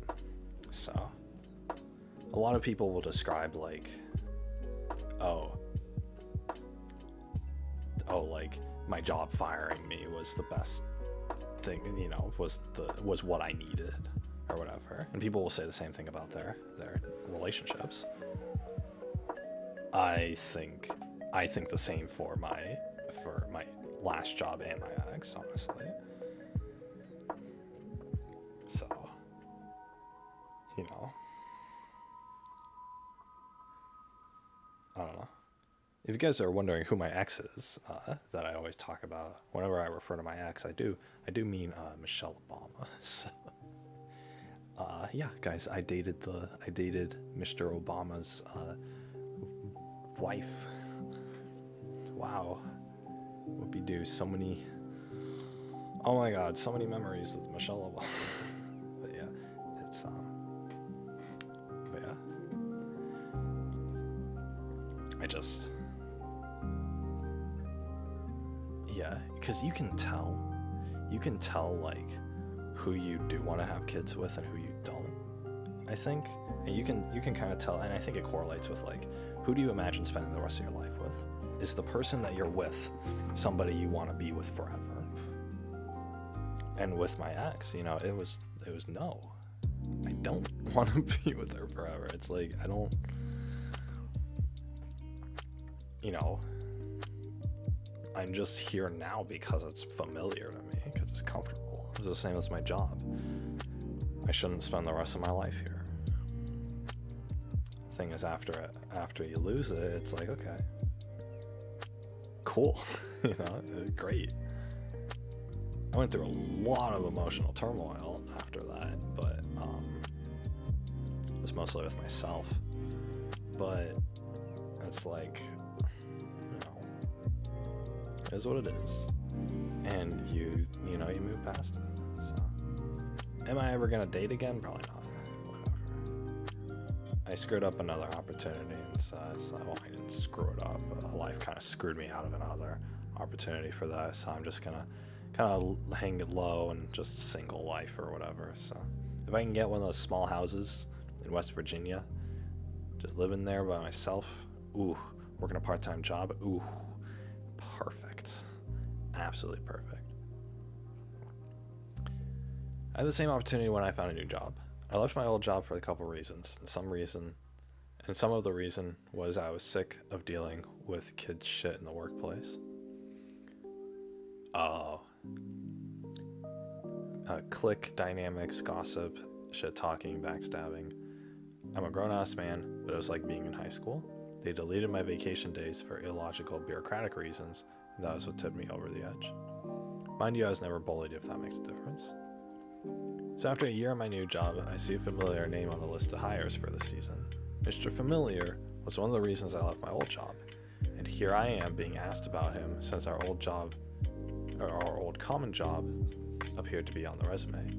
I was delighted to tell my boss this douche was one of the reasons I left my old job, and that even though he was fired before I quit, he made the workplace so unstable for me that he was what got me looking for a new gig.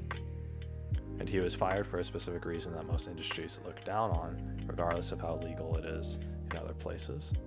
Which is 100% true. He would have introduced toxicity to the workplace. LP, if you feel this guy was going to introduce toxicity in the workplace, you're fine to take delight in being the instrument of that asshole's misery. Yeah, you know, if it does serve that purpose of like protecting the company.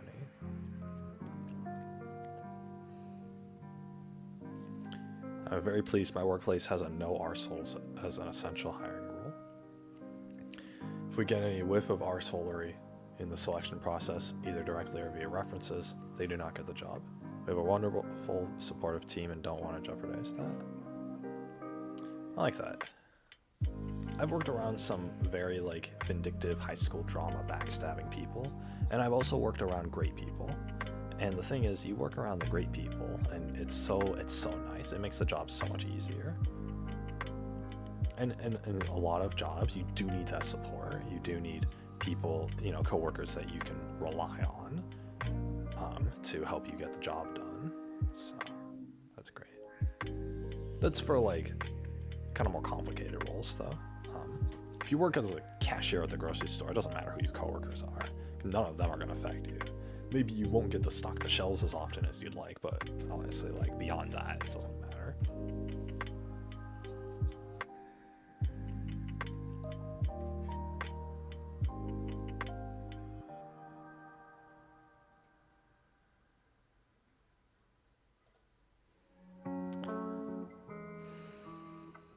Marijuana is not harmless, and anyone who says otherwise is dangerously misinformed. Cool, sounds interesting.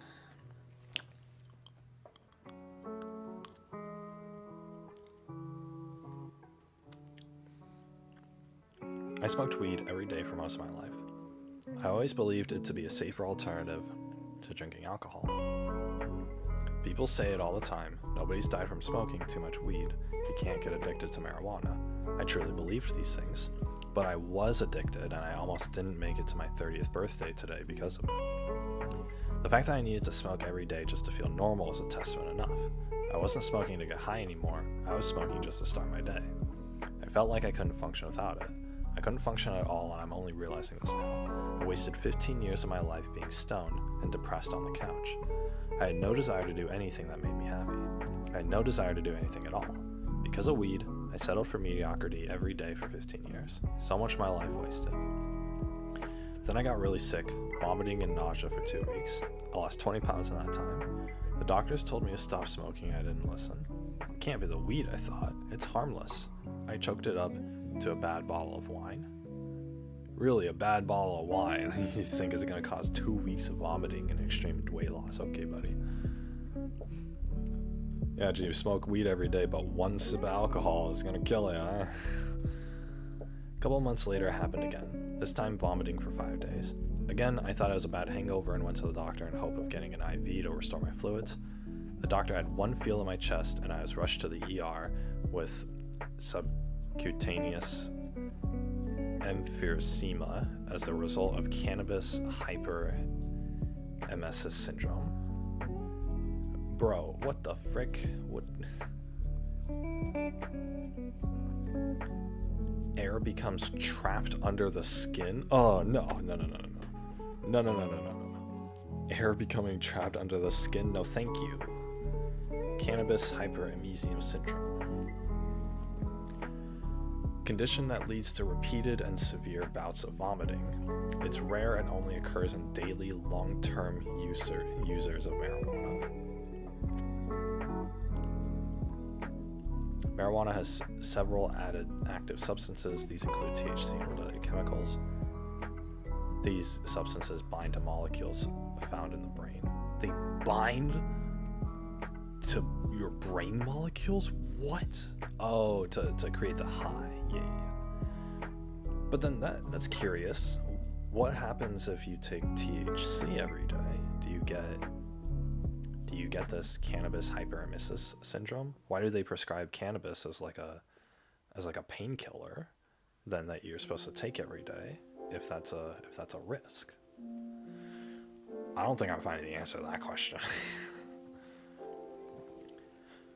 Essentially, I had so much THC built up in my tissues from years of use, it was starting to seep into my digestive tract and it was making me sick.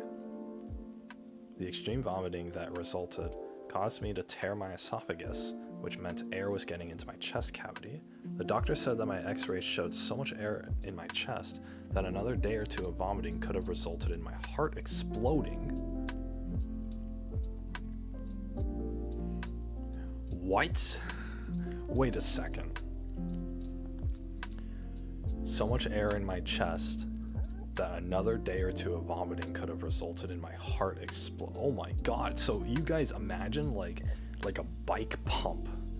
You put a bike pump in your rib cage and you start pumping and your heart's gonna explode. That's what was happening to him because his esophagus tore, his throat tore a hole open. And every breath he was taking, was going into his chest itself. Not into his lungs, but into his chest. No.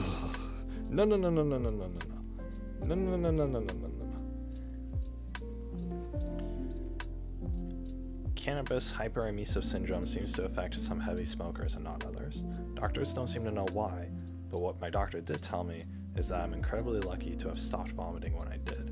He also told me that nowadays, with weed being legal and THC concentrations being so high, most of the cases of nausea and vomiting that come into the ER are related to marijuana use. Oh my god.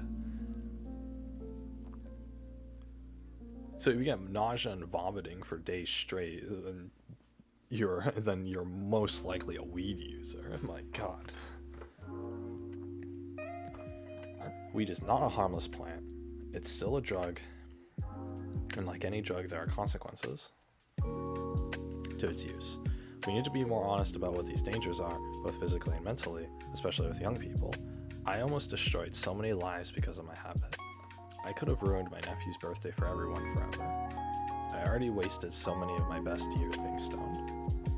I'm quitting cold turkey. I'm not touching this stuff again. I'm just sorry it took this long. I'm celebrating my 30th birthday today sober. I've never felt more excited about life.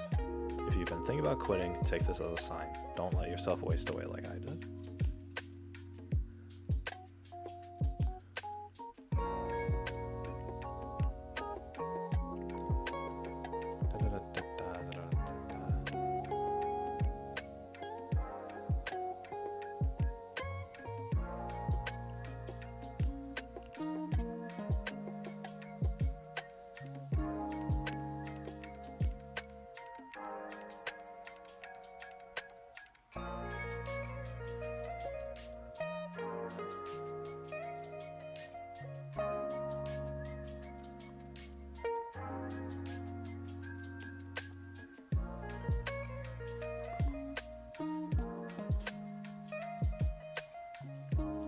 I give anesthesia for a living.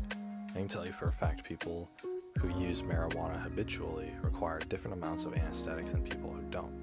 I see it regularly. It makes a big difference. This isn't to say I don't recommend its use, I'm just saying it changes things.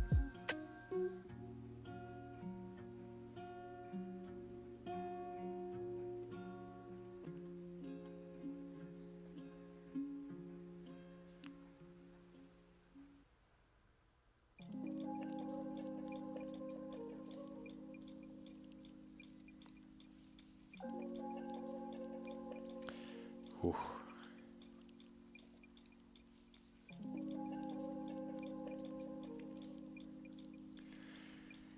Dude, that's scary. What the heck? What was that? Cannabis?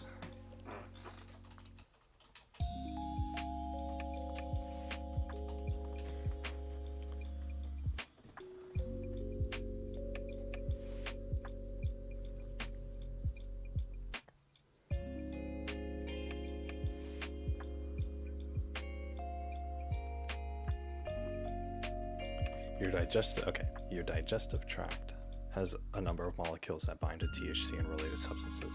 So marijuana also affects the digestive tract. For example, the drug can change the time it takes for the stomach to empty. It also affects the esophageal sphincter, so the esophagus. That's the tight band of muscle that opens and closes to let food from the esophagus into the stomach. Long-term marijuana use can change the way the affected molecules respond and lead to symptoms of CHS.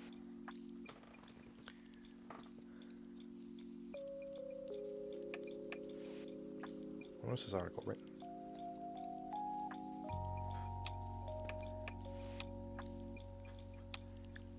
In the brain, marijuana often has the opposite effect of CHS. It helps prevent nausea and vomiting. The drug is also good at stopping such symptoms in people having chemotherapy. But in the digestive tract, marijuana seems to have the opposite effect. It actually makes you more likely to have nausea and vomiting. With the first use of marijuana, the signals from the brain may be more important. That may lead to anti-nausea effects at first.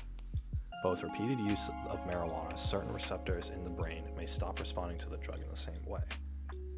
That may cause the repeated bouts of vomiting found in people with CHS. It isn't clear why some heavy marijuana users get the syndrome but others don't. So you're at a risk of getting this.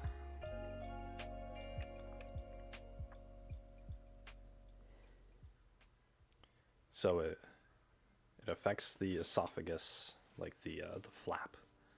Because when you breathe and when you eat, it's all going down the same hole. But there's a flap that like diverts the air towards the lungs and the food towards the stomach. So it looks like THC actually affects that. Can change the way the affected molecules respond and lead to symptoms. So basically your body isn't able to respond. Like your esophagus isn't able to respond properly, and your food might go down to your lungs and vice versa. And then you'll have a bunch of vomiting too. Ugh. My God.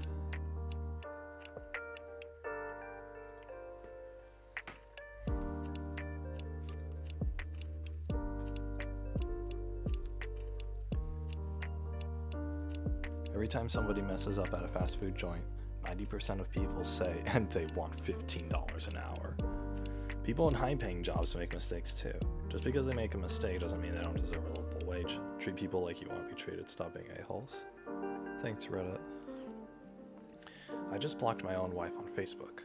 I've always been a $40,000 a year kind of guy. No education. We've been married for 20 years. 2017, I land a mediocre job that pays $70,000 due to oil industry stuff that I'll never understand. I told her it would be short-lived.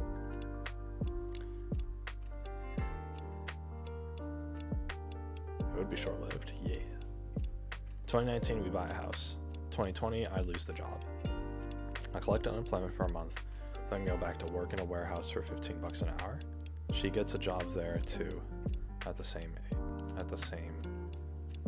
wage. Okay. Sweet, both of us combined make what I used to make. We'll be fine. She says it's fine because she'll do anything to keep the house. After a week, she decides she can't handle working 40 hours a week, so she makes this post on Facebook talking down on me for not doing enough for my family after she quits the job. I want to reply but don't want to be that guy on Facebook, so I blocked her.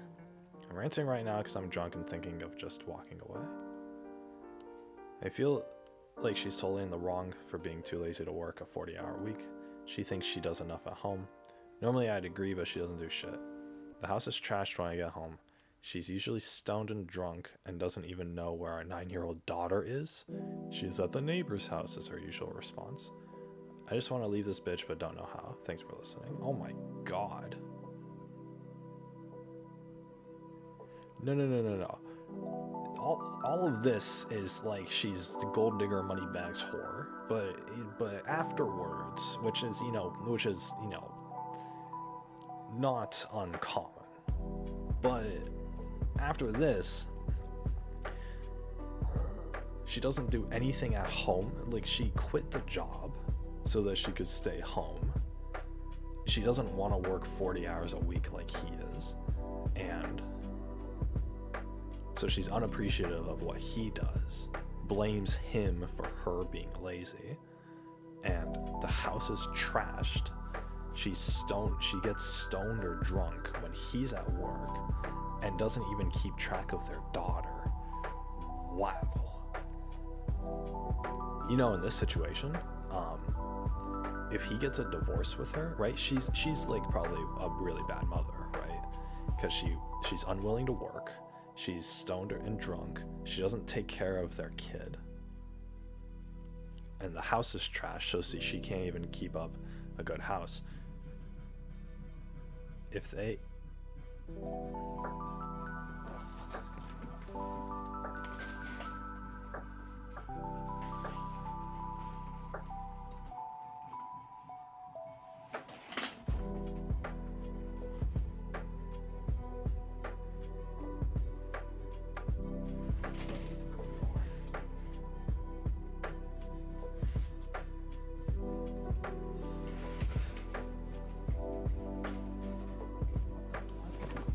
Somebody's like banging on like trash can lids. It doesn't even sound good. It's not like it sounds like an Indian tribe. I don't know if you guys can hear this.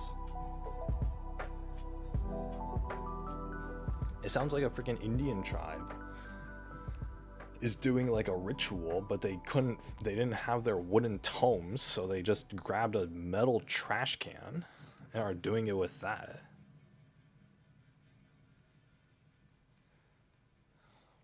God, my neighbors have been so loud.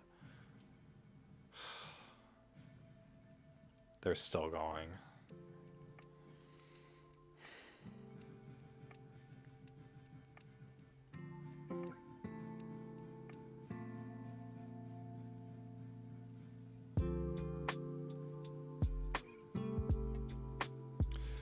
Anyway, so yeah, the mother's just totally terrible, and the father, or this guy, is the only one who's doing any work. If they get a divorce, guess who gets the kid? Guess who gets to take the kid? Is it the guy who is working 40 hours a week to keep it, you know, for his family to afford the house? Or is it going to be the mom who's lazy and gets high and drunk all the time and doesn't take care of the house and doesn't take care of the daughter? Who do you think's getting the kid in America? It will most likely be the mother. The mother will get the kid. She won't take care of her, and then the dude will have to pay child support and probably have to give up that newly bought house and continue to pay the mortgage on the house, just because the daughter is given to the mother, because the courts normally favor the mom instead of the dad in this situation.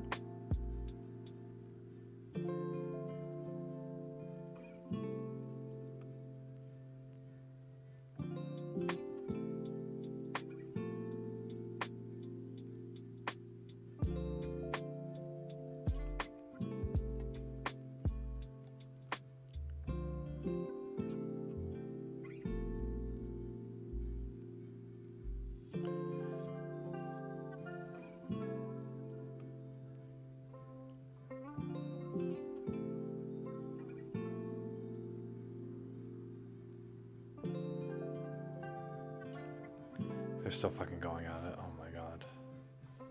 Whatever. Crank up the lo-fi. Hey, all of a sudden I can't hear it anymore.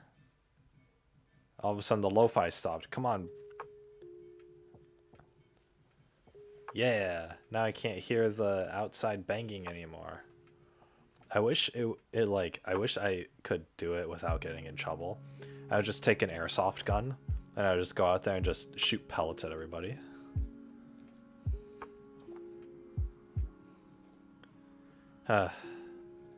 It's not like I would be charged with aggravated assault or something like that, so you know, I can't do that. I just wish there was a way to get them to stop.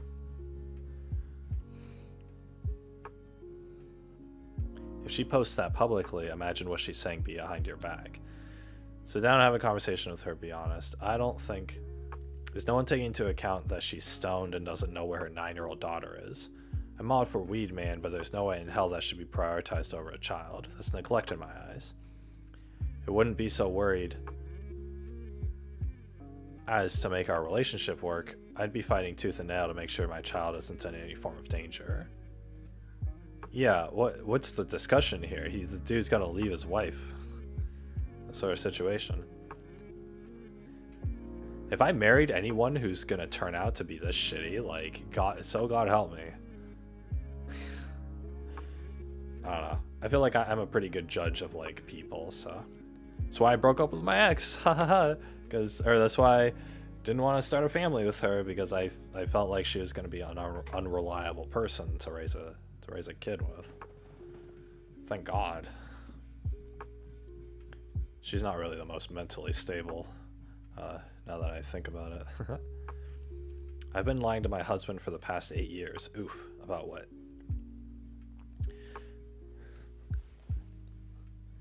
About cheating? No, it's probably something more wholesome than that.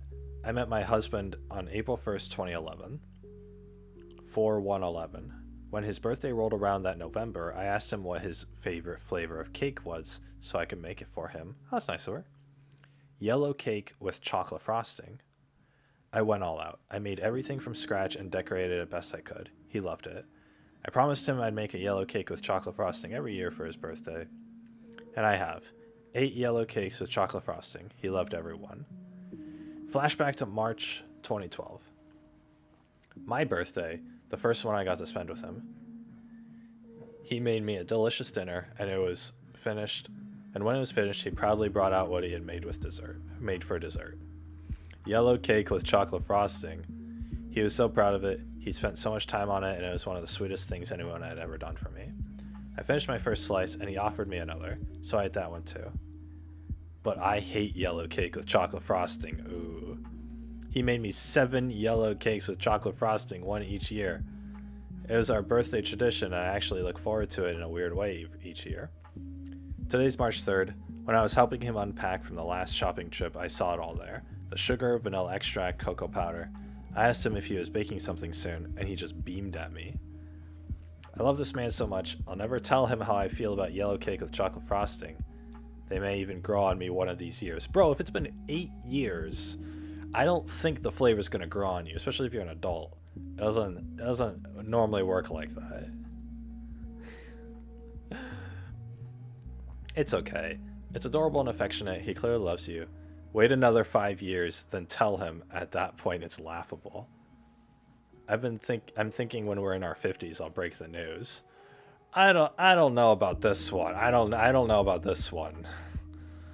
Because I don't think it's okay to lie to your partner. But even if it hurts their feelings a bit, then it's like, you know, it's better to tell the truth. In my opinion, it's better to tell the truth. But, you know, just let it out. It caused some hurt feelings, whatever. You move past it. But, you know, you have a fight about it, you move past it, whatever. But you gotta be on the same page with each other. I don't know. I wouldn't want to keep a secret from my spouse, is what it is. And I wouldn't want her keeping secrets from me, because it creates this bad feeling of like, oh yeah, I remember I'm lying to my partner about yellow cake, or oh yeah, my wife still thinks that that I didn't replace her cat or whatever, right? It's like, come on. Like, you shouldn't have to think about that. Like, it's something that's going to eat in the back of your mind that you can't express to your partner. That's what it is. That's why I don't like lying. You're not able to, like, share everything that's on your mind with your partner. Your partner's got to be somebody who you can open up and express things to without having to worry about, you know, being rejected or whatever. So.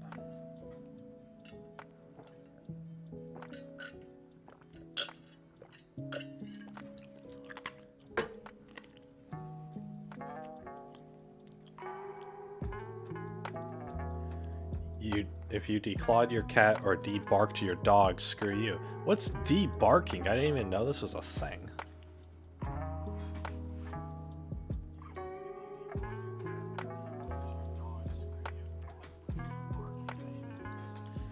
You people make me sick. You should all be charged with animal abuse to the letter of the law. You know, it's actually kind of funny, because my parents actually... Oh, I thought my parents actually declawed one of our cats. It was her name was Cody. This was like back in the 90s, or like I think it was back like late 80s. They declawed the cat because they were gonna have my older brother, and he's gonna be a baby, and they were afraid that the cat would claw and scratch the baby, so they declawed the cat. They were concerned about that. It's their first kid, you know what, and it was legal back then, so yeah, it wasn't the most ethical thing, but whatever. I mean, the cat lived a long life, and the cat died when I was like 7, I think, something like that, so it was a good while. The cat had lived a long life. Probably suffered because of the declawing, but I mean, at that point, what can you do? It was still legal. Now that there's studies done, and now that we see that it's... And my parents didn't think there was any harm in it. Now that there are studies done, and now that it's illegal, and now that it's like ethically bad to get your cat declawed, now it's like, you know, we're not declawing any of the cats. We don't even think about that.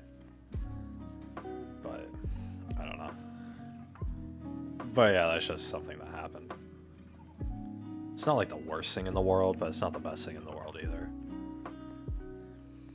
I'm not like defending them either, but it's just something that happened. Like, whatever. That cat's been dead for almost 20 years now, so it's not like it has any lasting effects here.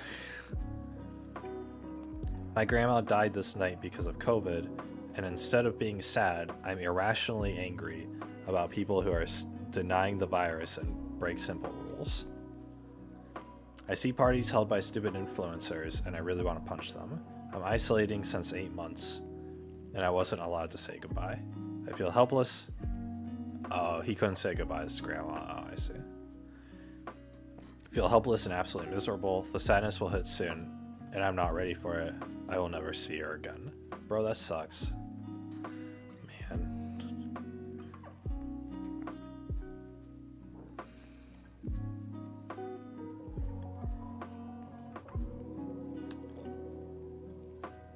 I know what you're going through. My grandfather passed because of COVID too. I only really told my close friends about it because I didn't want anyone spouting their nonsense.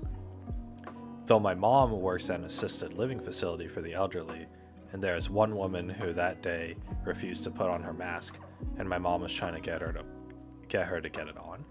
There had already been cases of COVID in the building, and it was decently high risk because they're all old as poop, but she kept ranting about how it wasn't serious and nobody's dying.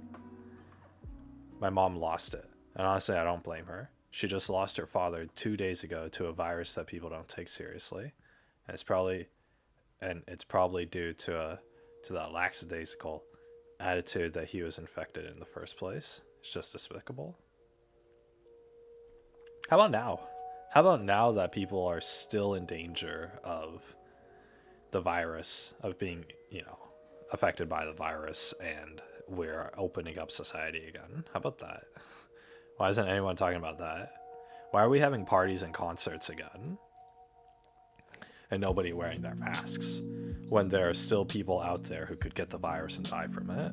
When there are still people out there who the vaccine doesn't work for?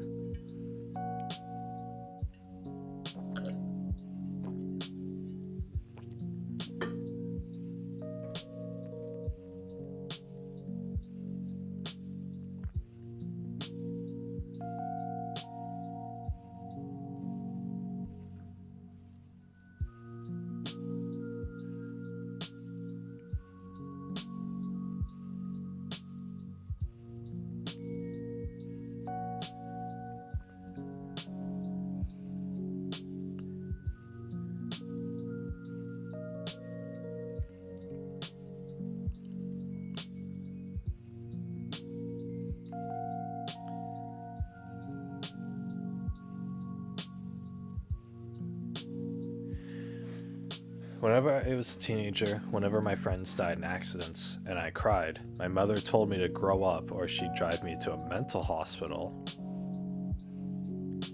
Now as an adult, if my mom expresses sadness over her friends or relatives dying, I do not offer her any emotional support and intentionally act cold.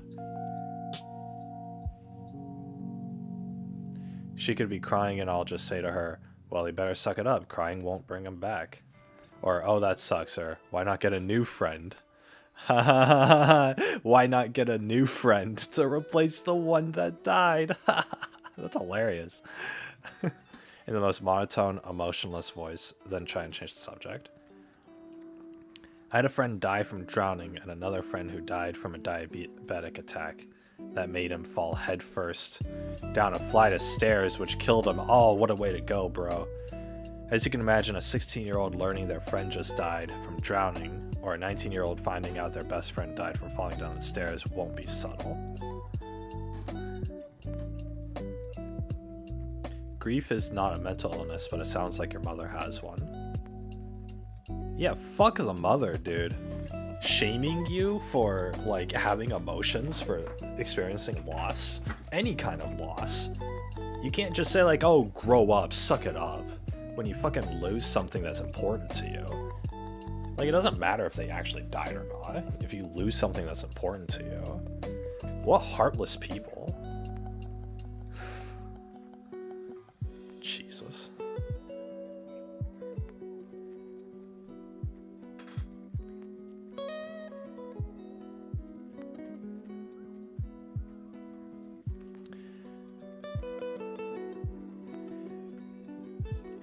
I'm a mental health therapist who has jumped back into dating men after a 10-year dating hiatus.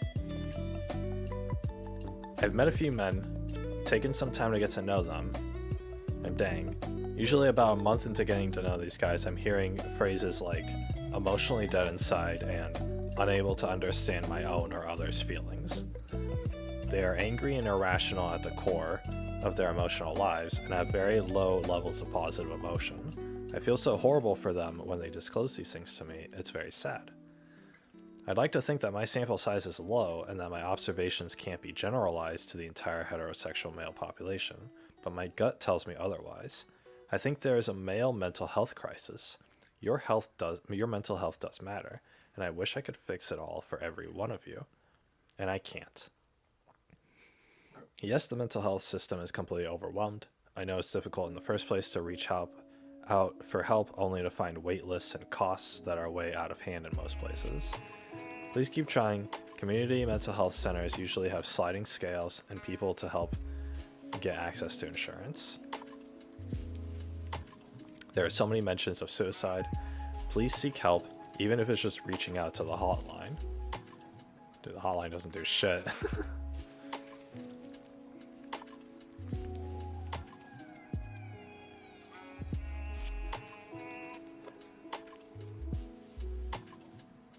It took my childhood dog dying for me to be assured that I wasn't emotionally numb. Hey, same. My grandparents died and I didn't feel anything, but when the dog went, I was a wreck, and I finally said, you know what, maybe I'm not a psychopath.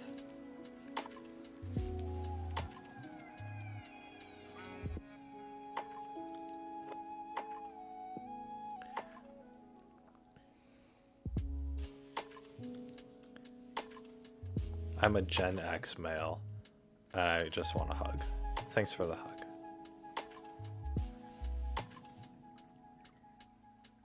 Outside of hugging my grown children, I've been hugless for years. My parents are non-expressive of really any positive emotions towards me, and the fear of having my life ripped apart by another cheating wife, leaving, trying, failing thankfully, to take care of my kids away from me prevents me from ever wanting to date.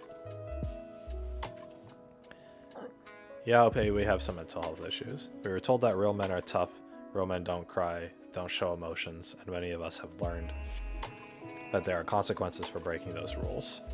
Yeah, I need a hug, but there's no way in hell I'm asking for it.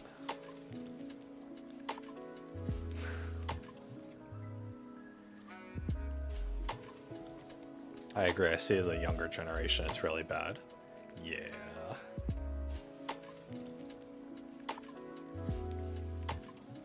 What's resiliency? The capacity to recover quickly from difficulties, in other words, toughness.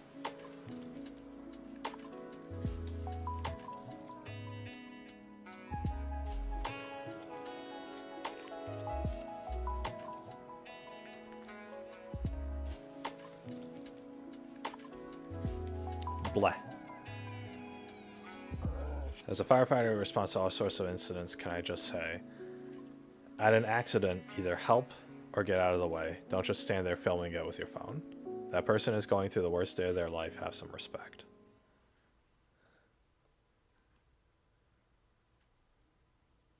Couldn't agree with you more. What's wrong with people? Whose first thought is, let's get the phone out, rather than say help or move? I'm in security involving, at times, medical issues, and if someone was filming me dealing with a seizure or something personal, my attitude would I'd probably throw their phone across the car park. Someone died like this in my old town. She was crossing the road and someone made a left and hit her and drove away. The people inside the Tim Hortons saw, didn't come out to help, instead made a small little video. Then not long after, a second vehicle came and ran over her because it's an ill-lit corner and making a left obstructed their view of her. The second guy got out and attempted to perform CPR, then was almost charged with manslaughter because nobody inside would come out and help or say anything. It wasn't until days later, when they were looking at the security footage, they realized others were there to witness, and that's when they were all like, yeah, we saw and recorded, and he wasn't the first one to hit her. Thankfully, they all also located the first driver who hit her.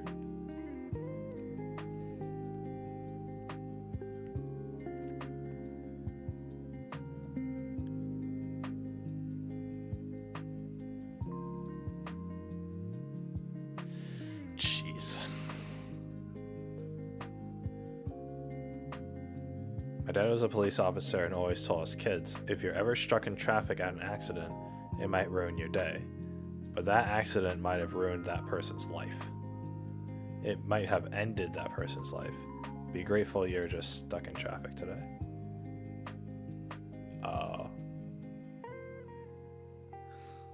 I don't know why people subject themselves to this stuff.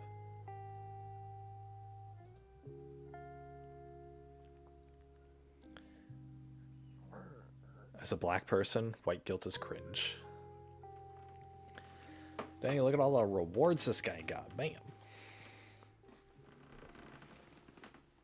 I understand your empathy about others and those who are underprivileged, but god dang, you people make it seem like I have to walk into a dang pity party every day. I get up, work, eat, sleep, and poop just like you. I can't fathom this idea that many non-black people have it in their heads that they should feel sorry for us all the time. Like, it feels like whatever accomplishment I make, you have to make it seem like I need some extra attention. Like I'm the kid at show and tell who needs a forced hand clap. I don't want to be seen as underprivileged, but I do want to be seen as your equal. When I see all those white celebrities give up their jobs because they feel sorry, it just makes me angry. No, you earn your job, just like I will earn mine. It's virtue signaling at this. And to be honest, it's infuriating.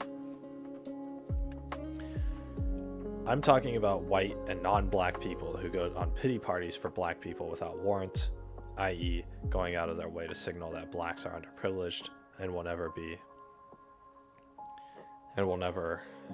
be looked at by them as their equal. There's a difference about being upset about issues and trying to virtue signal that you're a good white person. Black people don't want to be seen like we can't do for ourselves. I should say most of us, because there are some who still have the mentality they can't do anything. Well, yeah, that's what it is. I mean, don't you guys know? The whole Black Lives Matter thing and like all this stuff, all this virtue signaling, it's racist. You're still looking down on black people as if they're this poor group of people that we just have to lend a helping hand to. By doing that, you are elevating yourself to a position of power and stating the fact that yes, we do look down on the poor black people. You're a racist. If you support Black Lives Matter, you are a racist.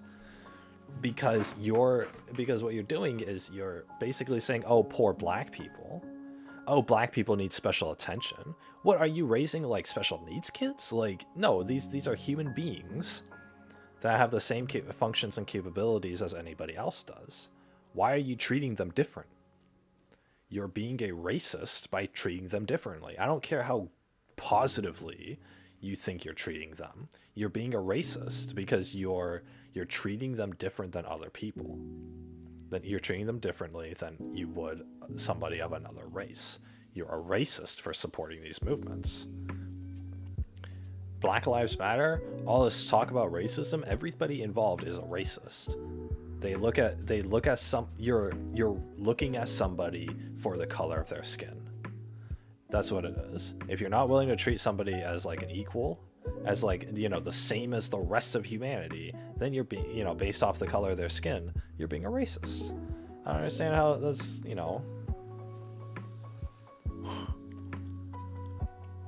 even the black people, they're being racist against themselves. They're basically, the people involved in these movements, they're basically saying, yeah, we're not capable of doing anything in this racist America. And it's like, yeah, you fucking are. Go get a job. Go get a job. Go earn money for a living, like the rest of us do. You want to be treated equal? Then we're gonna treat you equally. You're gonna have to go get work, right? Like, we're all in this shitty situation together. Why, but it's it's the rich and powerful people making all of us poor people fight amongst each other. So that, they can go and so that they can continue to take advantage of all of us. They're distracting us with it. Racism ended 40 years ago. Racism ended with Martin Luther King Jr. But we're all pretending like it's still an issue. We're all still like continuing this 50 years later. Everybody's an idiot. Everybody's racist, and they're idiots, and the fact that these movements even get any traction is proof in itself that all of these people are racist. And I'm not talking about the actual racists. I'm not talking about white supremacists. I'm talking about people who actually go and feel sorry for black people. If you're even thinking about the color of their skin, if you're even thinking about the fact that, oh, black people are disadvantaged, you're a racist. It's like there's no hiding from that. Every news article that there is about this is a racist. Every TV show there is, like, perpetrate, oh, we have an all black cast, we're so progressive. No, you're a racist because you specifically went to find people of a darker skin color. You discriminated against them in that sense. It's idiotic. And people like this guy are seeing it for what it is. That, you know, he's not being treated like a normal human being. He's still being treated for, you know, like somebody of his skin color. It's racist if you say negative things against black people. It's also racist if you say overly positive things about them too, because you're still putting an emphasis and a focus on the color of their skin.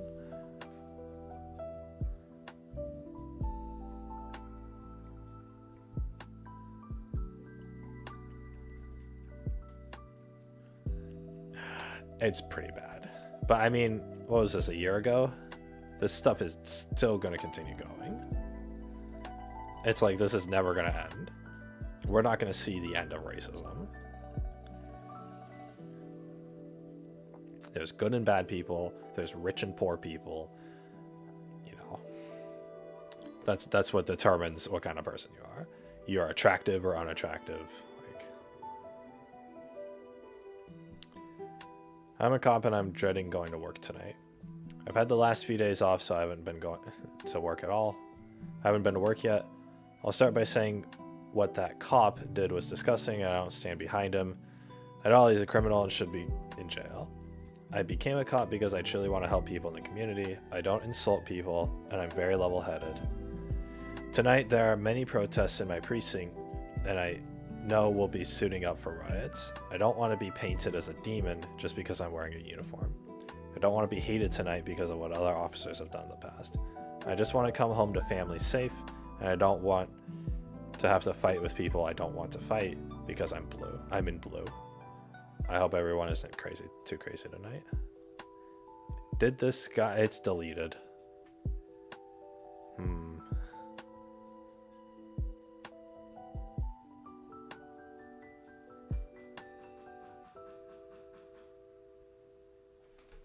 Give me a second, guys.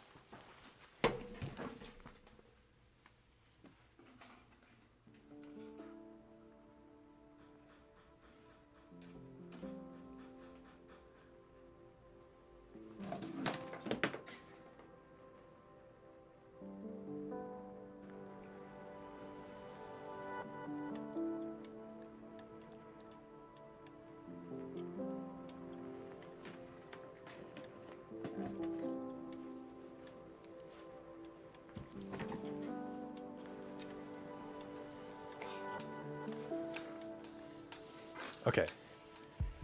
Somebody knocked on my neighbor's door, and I heard it, and I thought it was my own door being knocked on.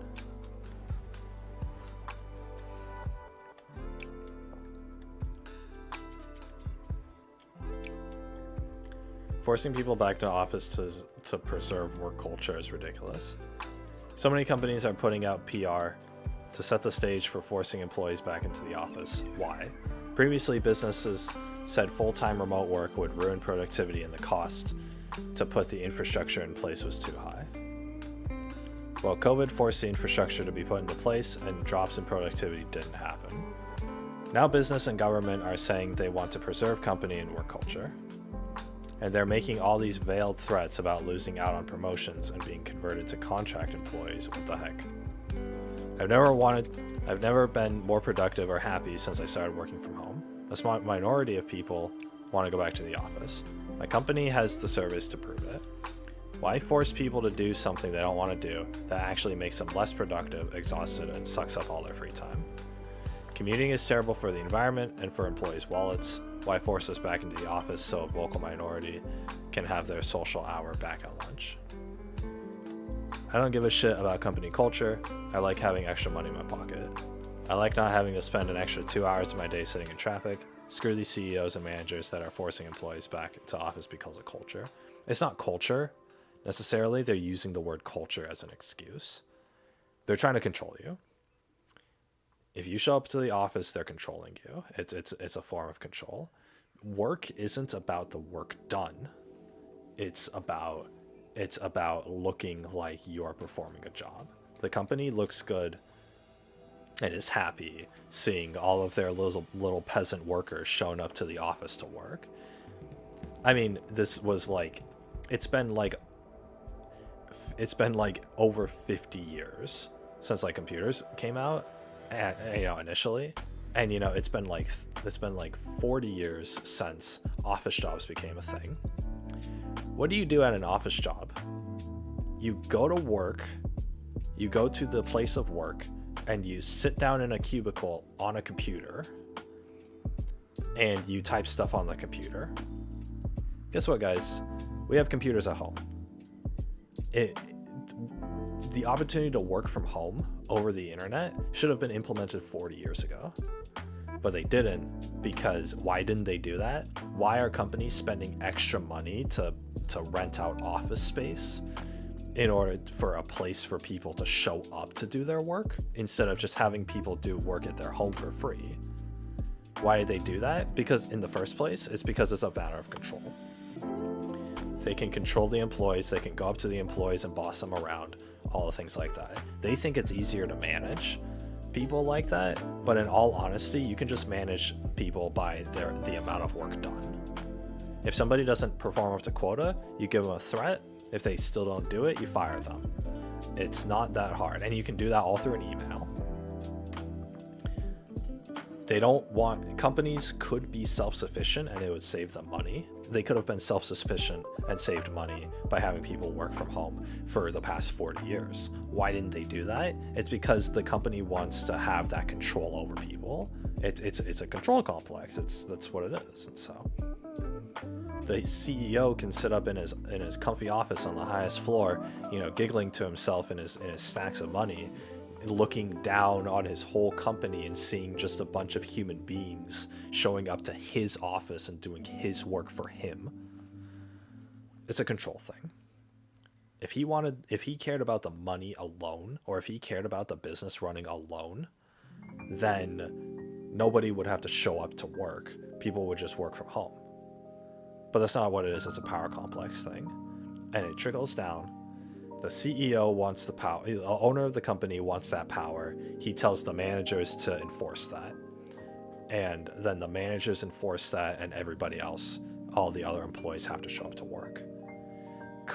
The system of work from home should have occurred 40 years ago when home computers were first starting to become a thing. So it took a global pandemic for the regular people, but people didn't question it. It took an entire global pandemic for people to realize, hey, we can actually work from home. The internet's been around for 40 years. Computers have been in our home for 40 years. But now we're realizing it. People went through their entire careers uselessly going to an office every single day because the company owner wanted to feel powerful about that. Because he wanted to see all of his worker bees and worker ants showing up to the office. That's what it is. That's what it is. And you're kidding yourself if you think otherwise. There's no... If you have a work culture, that means that there's somebody at the top who's managing and maintaining that culture. It's 100% a power complex. If you guys had like a company of people and you had employees and you forced them to show up every day and they mingled with each other and they did work on their little computers and you're God, you're standing above them, looking down on them, wouldn't you feel powerful? Anybody would.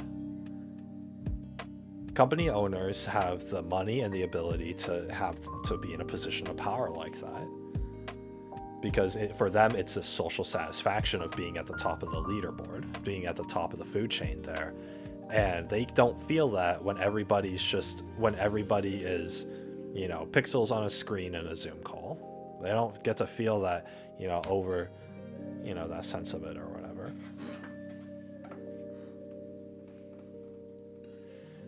It's a power complex. You're literally the company owner, the CEO, gets to play God, being on the top level, looking down on his like office of people. It's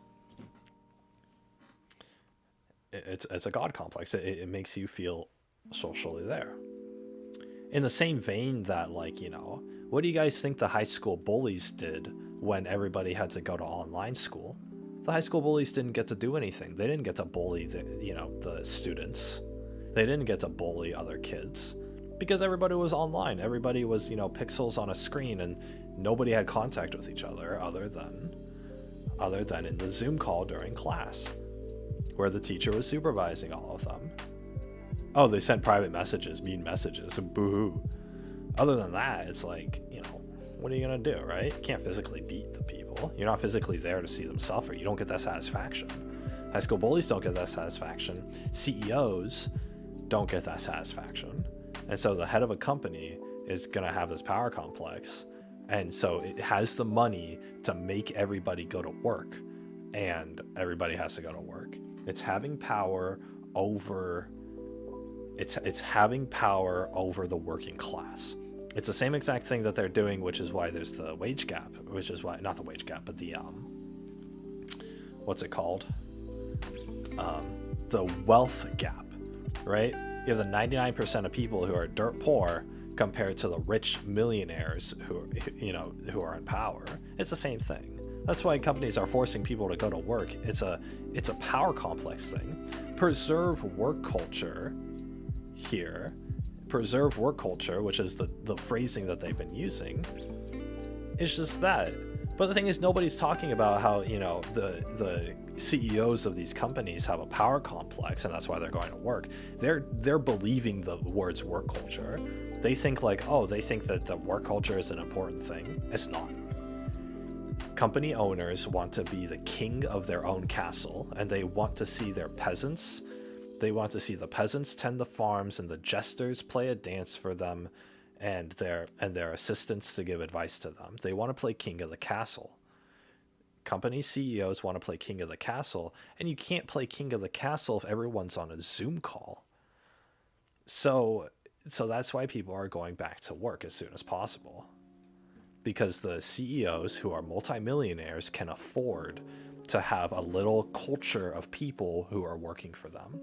That's more of a thrill that they get than any company profits than any actual work that's being done. In fact, you know, the CEOs here, you know, this is why, like, a lot of jobs, they give you 1 or 2 hours worth of work, but you got to be there for 8. Why do you have to be there for 8 hours when you can get all your work done, you know, before lunch? It's because they're paying you to exist there as a peasant so that the company owner can play king of the castle, so that your boss or your manager can play king of the castle. It's, you know, that's what it is. These are grown adults who are playing king of the castle, where they're the leader and everybody has to follow them, and everyone is forced to hang around. You guys have played freaking Follow the Leader as kids, right? Think about what Follow the Leader. Whoever's the leader, whoever in that game wants to be the leader the most, ends up spending the most time being the leader and takes great joy. They have this big old smile on their face, leading everybody around the playground or whatever. And they have a big old smile, leading everybody around, and they're having a blast with themselves because they get to exert this dominance over over everybody else. They get to control everybody else. Their actions affect other people. It's a power complex. It's the same thing, but with adults. Having to go to work every day for 8 hours a day in an office when you don't need to is basically the adult equivalent of role playing as a king in a castle or as playing Follow the Leader, just on a massive scale because you have the money to do so. That's all it is.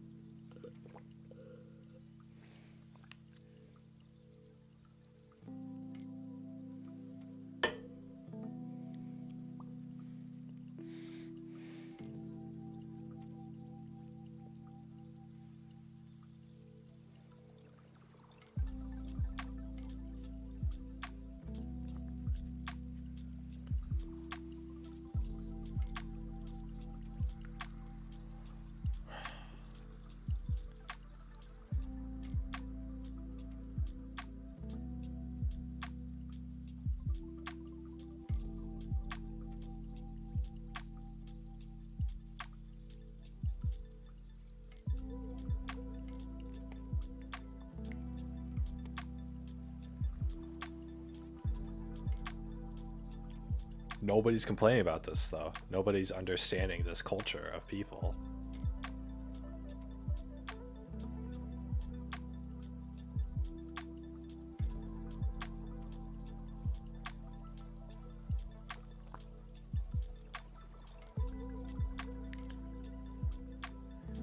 It's about control and lack of trust in their employees. You can't be easily micromanaged, is what comes to mind, although it probably happens regardless. That's what it is. Control and micromanaging. Why do you guys think they even hire managers and bosses for people in the first place?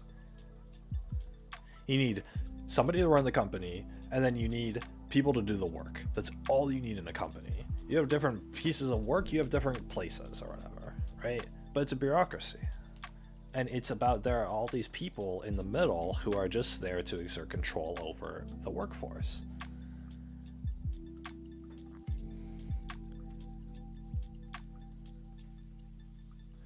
So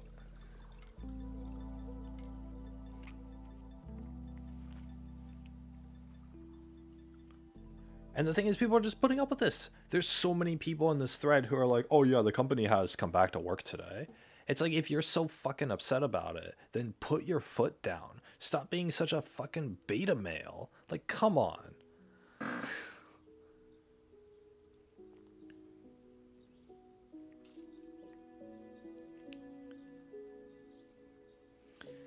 The company made it clear that unless you could prove a disability, you had to go back to the office starting today.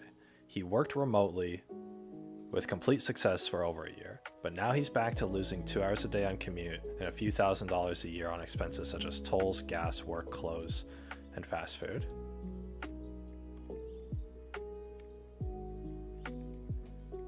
You're putting up with this. You are losing your husband for an extra 2 hours a day, and you're losing all this money. And like, you're just fine with that? You're just gonna sigh at that? You're just gonna put up with this? This is why this shit is happening. This is why this stuff is happening. Because people just put up with it. They're rich company leader overlords just tell them something and they're just like, oh, I guess I'll do it, fine. Because you're too much of a pansy to stand up for yourself. And we have an entire population of fucking limp dick Americans who just put up with this shit.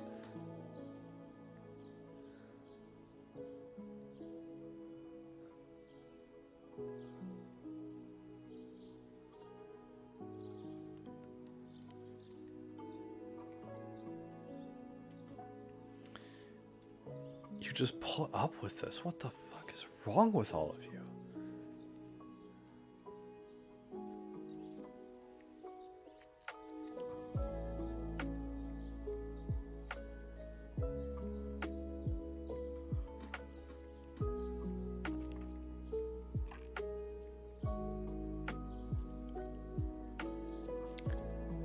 waste your entire life on this?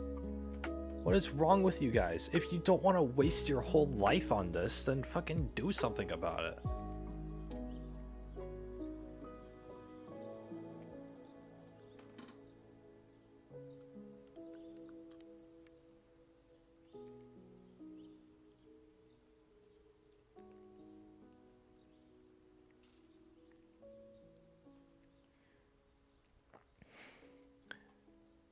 My employer had huge micromanagers, and allowing to work remotely for the last year was almost unbearable for them.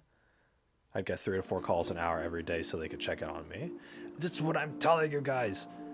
It's a control thing. It's a power thing. How do you guys not fucking see this? I don't understand. What is wrong with all of you? This is your whole life. This is your whole life that is being affected by this, and you're just putting up with it. What is wrong with you guys? What is absolutely freaking wrong with you guys that you just put up with it? They're going to reduce your pay because they can't have control over you. What is wrong with them? What is wrong with you guys? Everybody's just putting up with this shit. They're not standing up. Nobody's standing up for themselves. No wonder these companies can do what they want. They have a bunch of lip-dicked pussies for friggin' workers. You're all a bunch of idiots. I swear to God. This is why the shit is happening in America. It's because nobody's standing up for themselves. Just nobody is standing up for themselves. I don't understand. The thing is, like last year, I had a job that you needed to be on site for. Like it was actually necessary. It wasn't computer work or anything. It was actually like you had to be physically there to physically like interact with, you know, the other people who were physically there. And like that was what the job was. So it made sense for me to have to go back to work physically in person. But like, and like the field that I'm going into, it's also another one of like X-ray technician, right? You gotta be physically there to do the X-rays. Like there's no real working around that unless I can control a robot from home, which is like, that's pretty far off. But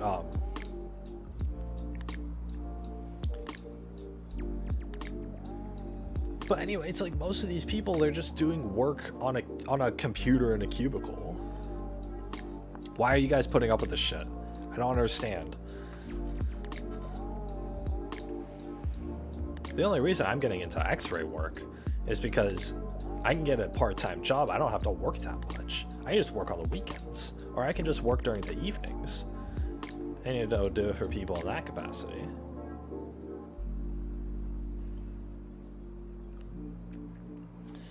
I hate this. I hate this so much. People are complaining about something and they're losing significant portions of their lives to it, and it would benefit everybody if they just stood up for themselves, and they fucking don't. They don't. They're too scared. They're too scared. Oh no, I might lose my job if I stand up for myself. Like fuck you. Like absolutely fuck you for thinking that. It's like you're the reason. You're so scared of the rich people above you. You're so like submissive to it that you're willing to ruin your whole life for this. Congratulations. Maybe 30 years from now when you retire, you'll look back on this and say, hey, why didn't I stand up for myself? Why did I have to do this uselessly? Why did I let rich people use me as a means to feel powerful? It's your own fucking fault. I swear to God.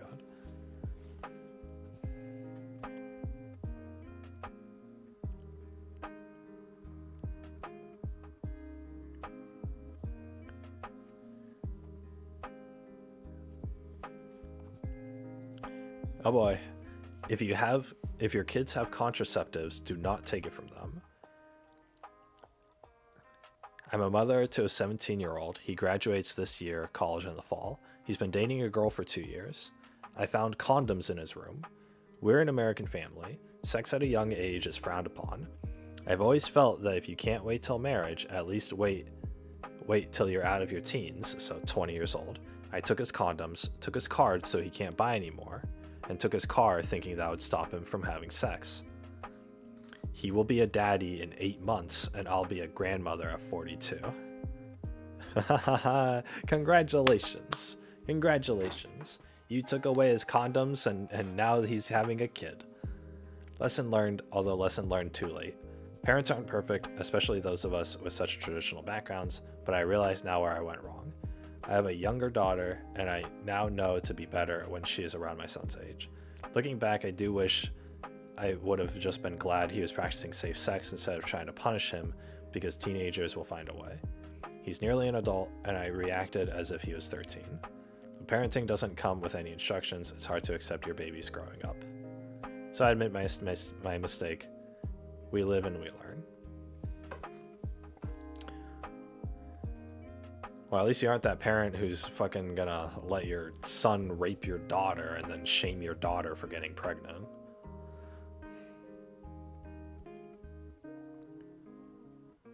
Same thing happened to my friend at 15. Ooh. The cost of everything is... The strictest parents make the sneakiest kids.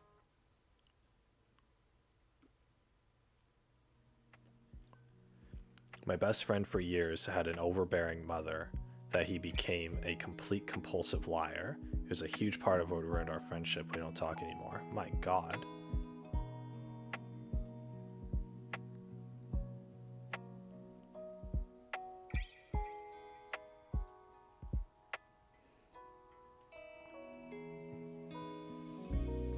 If you work 40 hours a week, you should be able to live on your own. Why are people working 40 hours a week? Oh, it pisses me off. Got called insecure for breaking up with a girl that I found has an OnlyFans. If I'm the insecure one, why would you hide it for months? Anyway, I hope you're having an amazing career in life. I really do. But I'm never dating a sex worker, online sex worker, OnlyFans, or any of that. It's just a personal decision, and hope you can respect that and realize it's not because I hate you. Nice. See, it's personal choice. That's the thing. It's like when like a lot of women will like a lot of these women who are on the internet complaining or whatever, they'll blame their boyfriend for not accepting their choices. But the thing is, it's like, you know, your choices have consequences, and if this dude doesn't prefer to be with a sex worker, then he doesn't have to choose that, right? And yet his ex called him insecure for breaking up with her, for just simply having that preference. It's like, geez, maybe if you're a sex worker, maybe if you have an OnlyFans, then accept the fact that that guys who don't like that aren't going to date you. Gee, humans can have preferences on who they date. And it's like the guy said, he doesn't hate the person, he just doesn't want a relationship with them. Fantastic. Good for him for standing up for his beliefs. I think the bigger problem here isn't whether or not you want to date a sex worker. That's your own preference. It's the fact that she hid it from you. Obviously, she's entitled to do whatever she wants with her body and her time, but when you enter a relationship, that's something that should be disclosed. The fact that she didn't is not okay. Yeah, that's the thing. Well, okay, so it's 2 and 2. It goes, you know, 2 and 2 go together. She kept the fact that she had an OnlyFans from him, and she's also at the same, which means that she's, you know, she's not respectful of the relationship in the first place, and she's not owning up to the responsibility of the fact that he won't want to date her for having an OnlyFans. You know, that's what it is. So it's like she won't take responsibility for her actions, and she's also not disclosing that. She's also keeping things from her partner. It's the same thing, right? She's this kind of person, so she's obviously going to do both of those actions. And it goes hand in hand. She's the kind of person who would keep the OnlyFans account from her boyfriend, and she's also the kind of and that kind of person would also blame the guy for leaving her, for not being accepting of it or whatever. So it goes, two and two go together. It's selfish women. Nothing wrong with your decision, OP. You aren't insecure. People really out here trying to say not wanting to share your significant other, visually or otherwise, makes you insecure. Yeah, what the hell?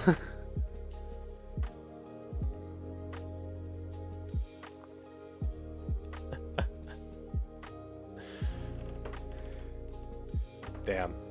Oh yeah, gee, I'm in the wrong for not wanting to share my partner. Dude, if I'm dating somebody or if I marry somebody, she doesn't get to freaking have sex with other people. She doesn't get to take nudes for other people. It's not, you're with me exclusively. Like, I don't care. And I don't care that disqualifies me from relationships. I don't want to be with that kind of person. Thanks. I genuinely wished her a successful career and would be down to be friends, but she just said I'm not a real man and that I'm insecure. I like how a girl is trying to define what a real man is. First of all, yeah, how much knowledge does she know about what a real man is? Honestly, she's a cool girl, and I know money's tight, especially during the pandemic. But it's just certain principles and values I have in a relationship. I might be considered conservative or old school because some of my friends around my age, 22, said I'm being extra, but I can't help but feeling that way. Ultimately, it's a preference like everyone else said here. Good. He did talk about it with his friends, and he does have Reddit to give him opinions. That's good. If her reaction was to say you weren't a real man when you expressed your boundaries, feels like a bullet dodged. Well done on knowing what you want. You're good. Anyone who pulls out that rhetoric and is ready and willing to be more toxic if necessary is ready and willing to be more toxic if necessary. Yeah, I mean that's true. She's using that to try to manipulate him to stay because she's trying to take advantage of him. But she's not owning up to her actions.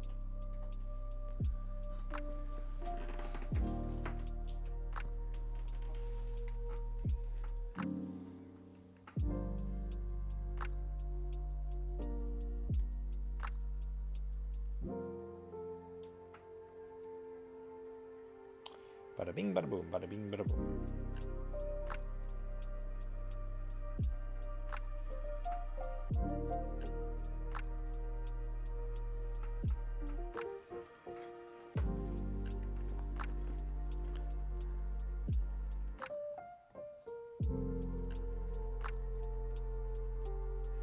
Cheating on your spouse is complete BS. Oh boy. It just came up to one of my coworkers who I saw had Google Maps pulled up on his PC with pins along the north shore of Minnesota. Going on a trip, he showed me the ring missing on his finger. No, his wife of 8 years had been cheating on him the last 9 months. Jeez. Earlier this year, in reference to another coworker, I told him, "You can't change the way people are." He told me that sentence earlier this year in reference to another coworker. I told him, "You can't change the way people are." He told me that sentence stuck in his mind ever since, and he realized once a cheater, always a cheater. He moved out, and his ex is buying him out of their or her house and their filing papers. He's being mature about it. Now, in an attempt to feel better, he's going on a trip with his dog in what was the family Jeep. This guy's a star, excellent communicator, has his shit together, and friends with everyone. Always extremely thoughtful and rational. And rides a sports bike because why not? This is not the guy you'd expect to be cheated on. He did everything right. I could tell the last month he wasn't excited about anything like he used to be. Now I know why. Bad things happen to good people. Fuck cheaters. And if you're cheating on your spouse, you owe it to them to see yourself right the fuck out. Cheating is 100% becoming too normalized.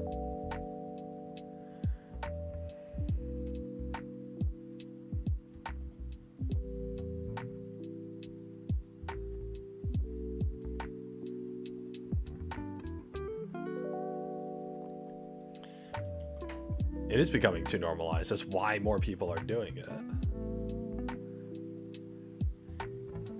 It does keep the, it's pretty bad. It's pretty bad. You just hear about it so much, and it's just so ridiculous. I know someone who's cheating with a married man. She began cheating with him while she was in a relationship with her fiance in a beautiful home with their 2 kids. She blames her ex-fiance because she said if she wasn't forced to get a job and contribute, she never would have met the guy she's cheating with, which is BS because this wasn't the first time she cheated on her ex with someone who was married. If you're the kind of person who, like, will just let yourself be seduced and just sleep with whoever, or just get with whoever is in front of you because they're charming and they're silky suave, then you're the kind of person who cheats, and you deserve to not live a good life because of that. It doesn't matter how, like, oh, seductive the guys are or whatever. It's the fact that you're a cheater. You weren't able to keep your pants on around other people, no matter who that person is. Make matters worse, the married man she's cheating with has a beautiful wife, and she just gave birth to their 3rd son not too long ago. When this girl asked him how his wife got pregnant, they'd been having this affair since before the pregnancy, he told her some BS story about how he slept with his wife one time when him and the girl he's cheating with were arguing. This girl keeps giving him ultimatums, saying he better choose between her and his wife soon, or she's done. She's super crass too, saying things like he needs to choose which pussy's better. Oh my god. But she's been giving him ultimatums for months, and he's still with his wife. The girl's honestly so disgusting. She told me he bangs her in her garage on the floor, and then leaves and goes home to his wife. She's constantly brags about how his wife is suspicious of her and thinks she checks out her Instagram all the time. She also brags about how his wife keeps finding her hair all over his clothes, not to mention the Instagram post of, if you're dating me, you have to accept the fact that my hair is going to be all over your stuff posts. Wow, she is really... It's honestly so disgusting. I wish I knew the guy's wife because I'd tell her in a heartbeat about what's going on. Nobody deserves that. So for this girl, it's a power complex thing. She's getting a thrill off the fact that she's making a married man, cheat on his wife for her.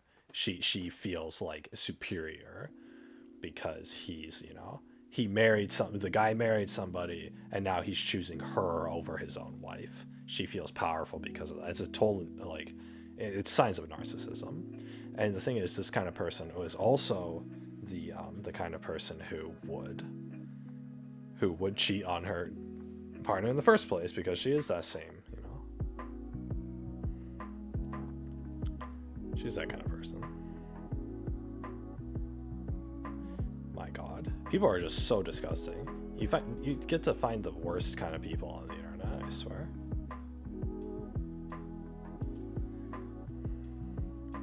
The reality is you can do everything right and still be cheated on. Most attractive, accomplished men and women in the world have been cheated on. The reality is that cheaters are the shitty people. They're not a reflection of what the other person could do. It's true.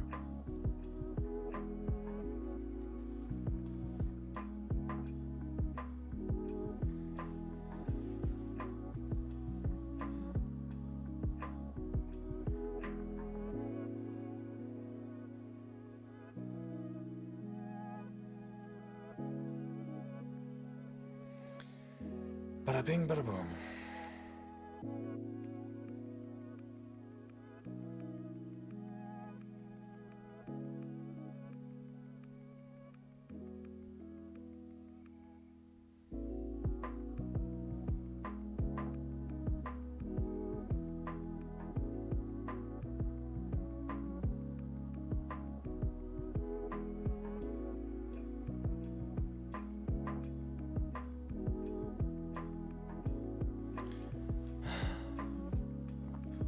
Let's see here.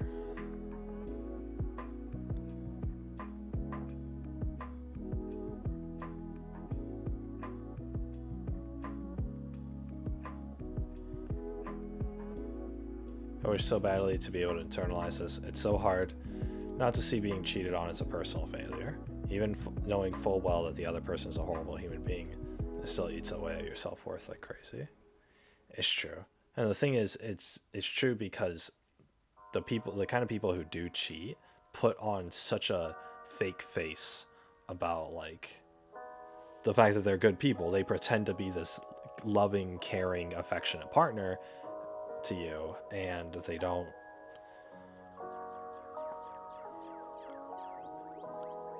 They pretend to be this loving, caring, affectionate partner to you, and they don't like.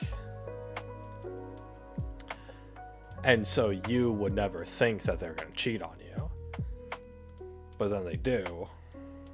Yeah, but then they do anyway, and you think like, and then you're stuck there, the victim, thinking like, oh, what, you know, we had such a loving relationship. Where, you know, I must have done something wrong to cause her to cheat. She would never do this.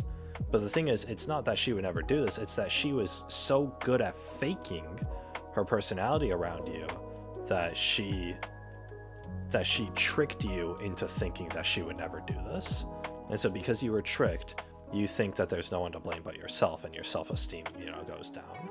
And it's just you know, the reality is that you got with somebody who's you know, a trickster and a thief and a liar, and you know, you got with a shitty person. You just couldn't see the shittiness because they were so good at hiding it. But typically, a lot of the times, there's like red flags that go off and stuff too. So, or sometimes a cheater doesn't know that they're going to be a cheater until they're put in the situation and they're like, yeah, you know, I'm going to choose this. But every single time is a conscious choice. Fucking guys, just stay with who you're with. I don't understand how that's so hard. Stay with who you're with. And if you're so like tempted to get with somebody else, then break up with your current partner first. Whatever you're going to do can wait a day while you go break up with them. Like, come on.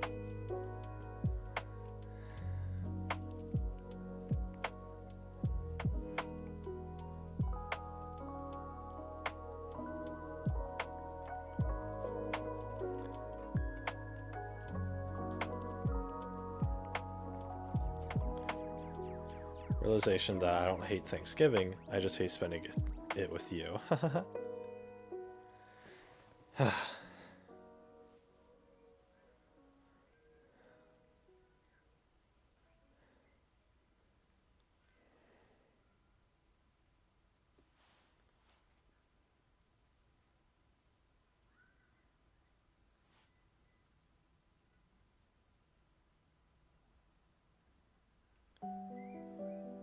Piano time.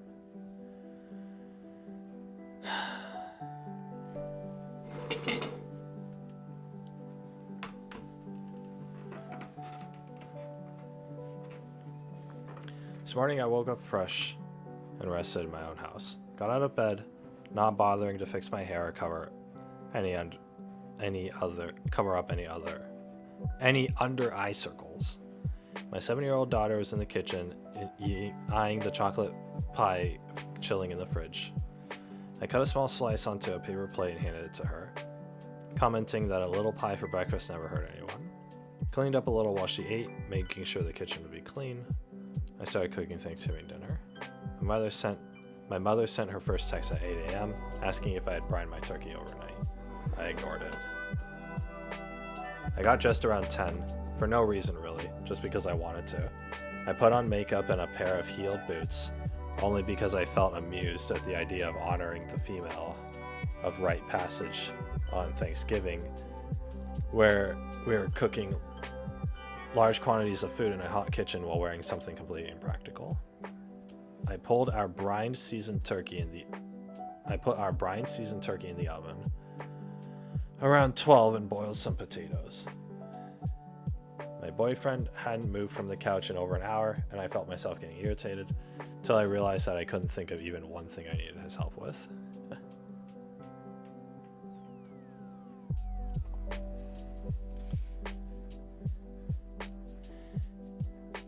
Give me a second, guys.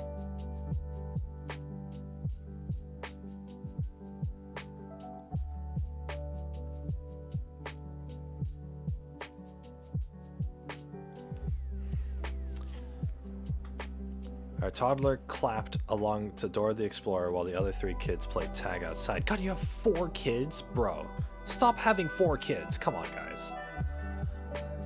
Took turns telling each other their various meaningless things. My 8-year-old reminded me for the 40th time this week that he doesn't like Thanksgiving food. I didn't cringe or worried he may have offended someone.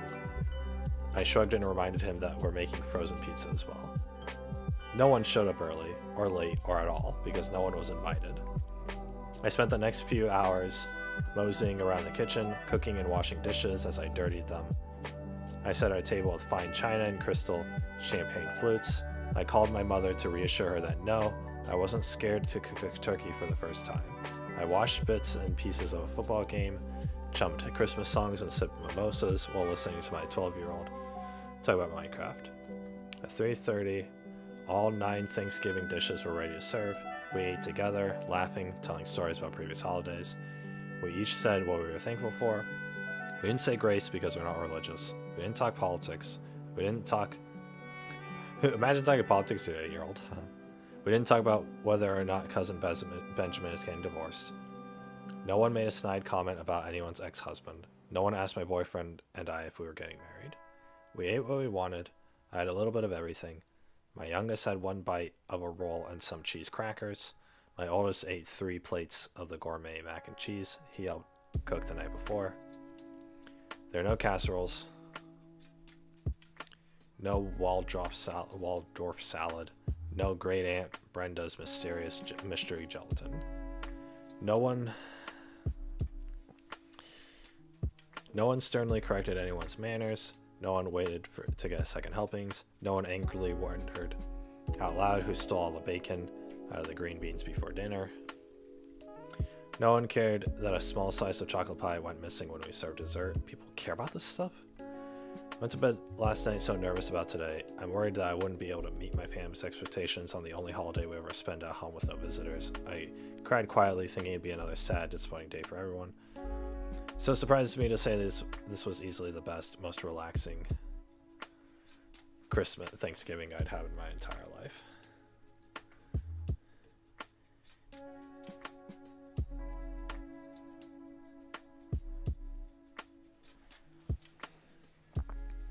No packing 4 children into a car on a 6-hour road trip. No sleeping on a teenager relative's futon couch bunk bed. No rushing around panicking trying to get a clan of children and myself present. Yeah, blah, blah, blah, blah, blah, blah. Moral of the story, don't have...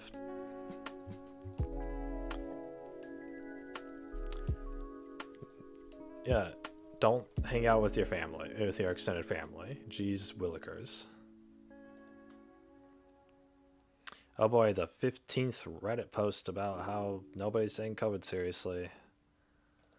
Not going to change the world by posting this. You're only going to get updates by people who agree with you.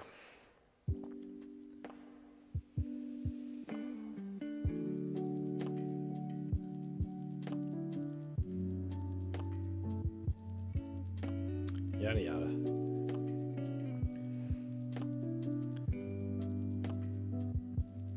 It's no wonder everyone who's depressed can't get out of depression. Oh boy.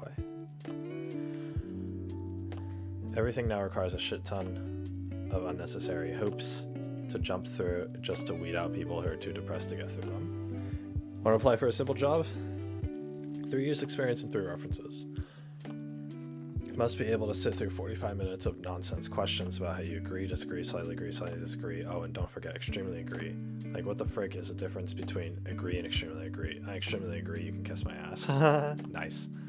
Applying for any school program? Yeah, we would like 3 letters of recommendation from professors you don't talk to anymore, 90th percentile on the test, 5-page essay on why you want to apply, and 2 Nobel Peace Prizes, please. Going back to bed. Not to mention, at certain degrees of depression and anxiety, the world becomes a puzzle to navigate successfully, but no one cares, and you'll still be held accountable for things out of your control.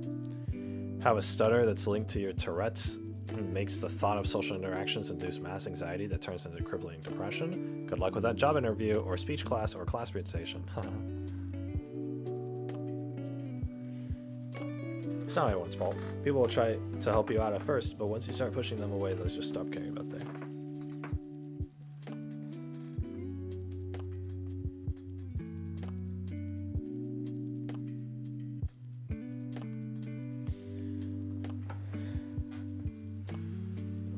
Psycho Mantis. Oh my god.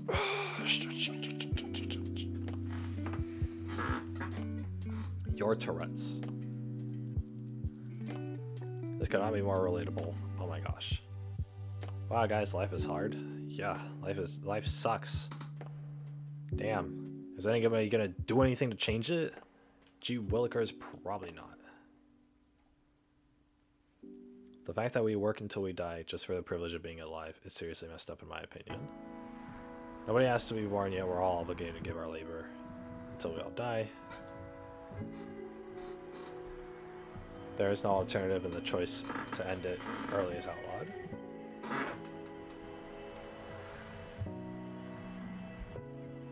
That's true. The meaning of life is to work, pay taxes, then die. It's screwed up. It's not lazy to want to enjoy life.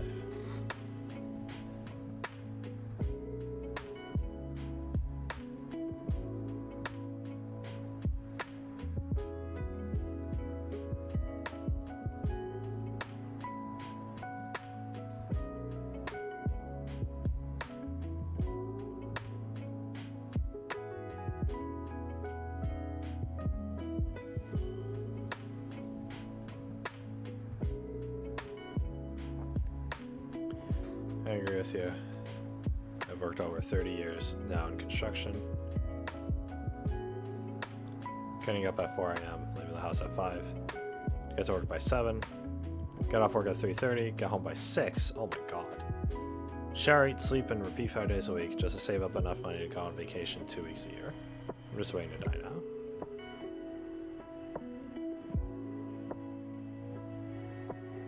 Jesus, how long is your commute? Why can't you move closer? Yeah, bro, just live in a freaking van at that point. Like, holy crud.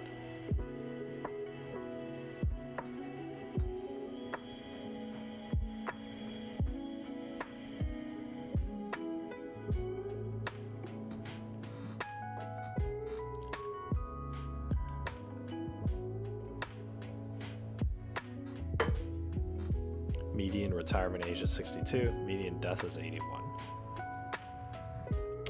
Wow. Less than 20 years to enjoy your life not working.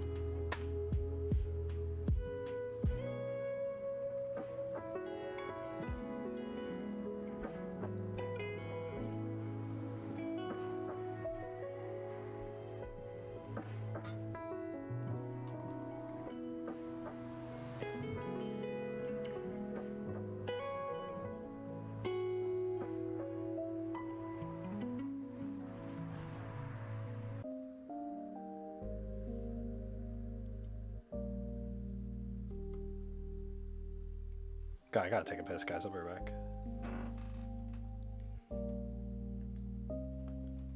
I'm like...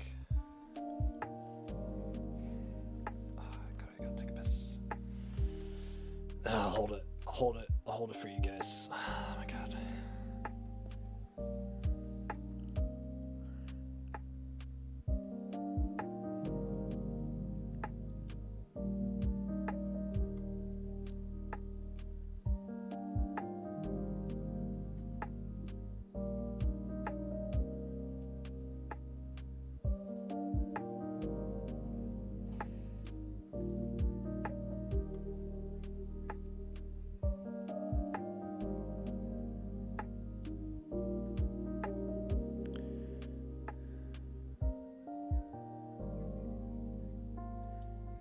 Think about it for too long, it makes me kind of want to die.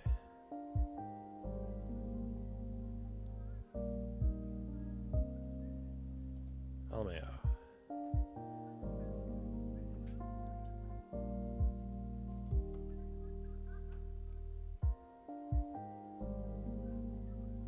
It's pretty common for Asians to stay with their parents until or in their late 20s. For various reasons, like our parents would get lonely, cost of living is insanely high, for an insanely low minimum wage, and so on. But simply put, it's a culture thing.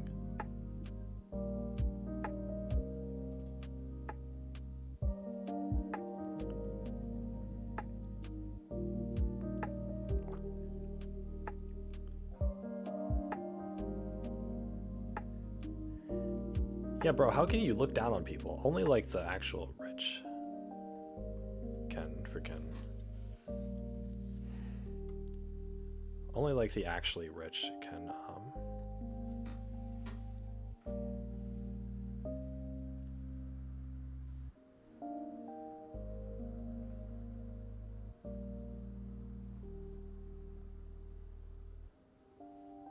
only the actual rich can like get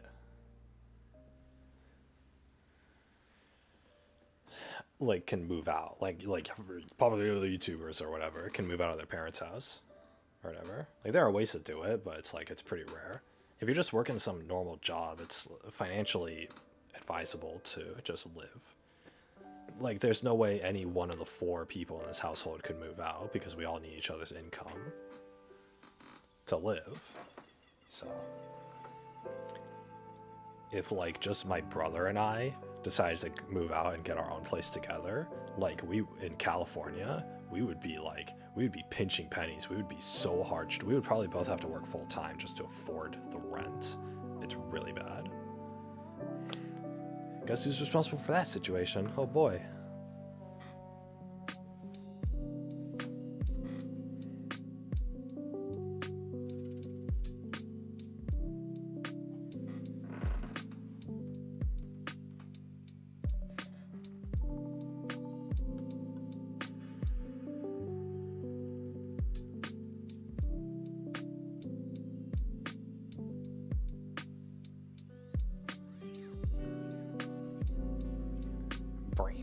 Ooh, it's like a jazz song. Oh yeah. Vroom vroom. Vroom vroom. I need some water. I need some water. Oh, my neighbors stopped being stupid. Yay. Ow, my side hurts. Why does my side hurt? Oh god, why does my side hurt? Frick. Tony Cook.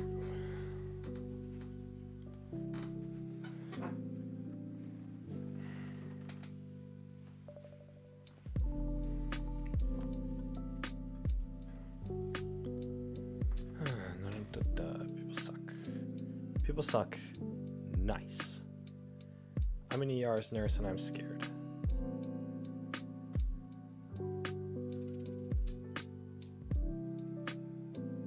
We have to reuse our masks and place them in a bag all day.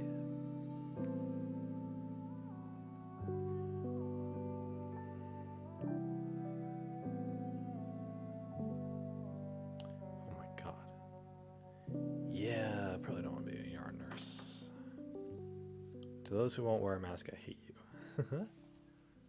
Nice.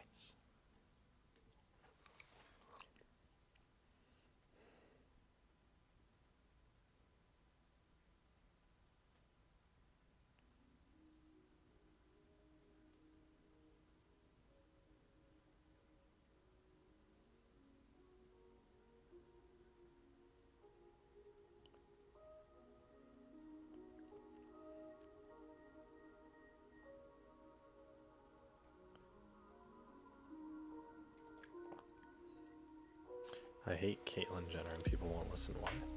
As soon as you say you hate this little piece of shit, you get slapped with a transphobic, homophobe, sexist label. I could not care less whether she has a cock, a fanny, or both for that matter. She's a piece of poop. If you didn't know she killed somebody because she was texting and driving, then sued the family of the victim, saying they didn't deserve any compensation, and then never even apologized. Then this piece of shit wins Times Woman of the Year. Yeah, that sounds pretty accurate. What do you guys think every politician does? Every person in power?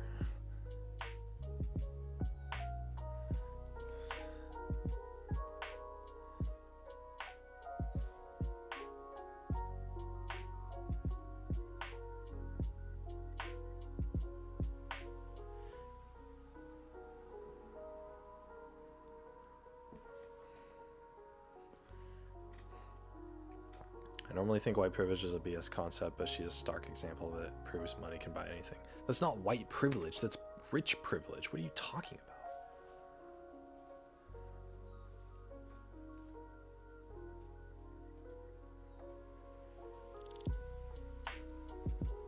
It's rich privilege.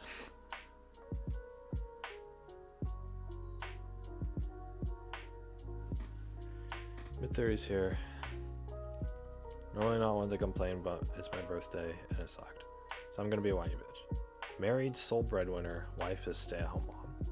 My birthday present was my birthday present request. An enthusiastic BJ. This was a happy request she can decline, not a demand. Breakfast made for me. Even a bowl of cereal, I don't care, just a little effort showing that they care. Birthday time, oh my god. Hell yeah. Wake up at 6. Super quick vanilla quickie with the wife, no BJ. Toddler cries as we're finishing, so ends super quicker. Take my kid downstairs. Made him breakfast, roll some cars around, he's cute. Don't make myself breakfast, that would be sad after my request. Wife heads across to another city for a 100% unimportant PTA type meeting. She could totally skip if she wanted to. I see her off, don't even get a happy birthday. Ooh. Yeah, you might have.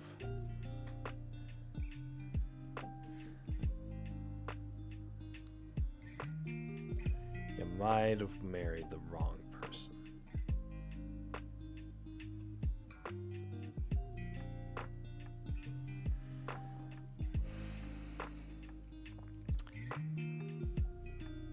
(7:45 to 8:30). I do the housework like most days. Prep the child, walk him to daycare, go to my office to start work.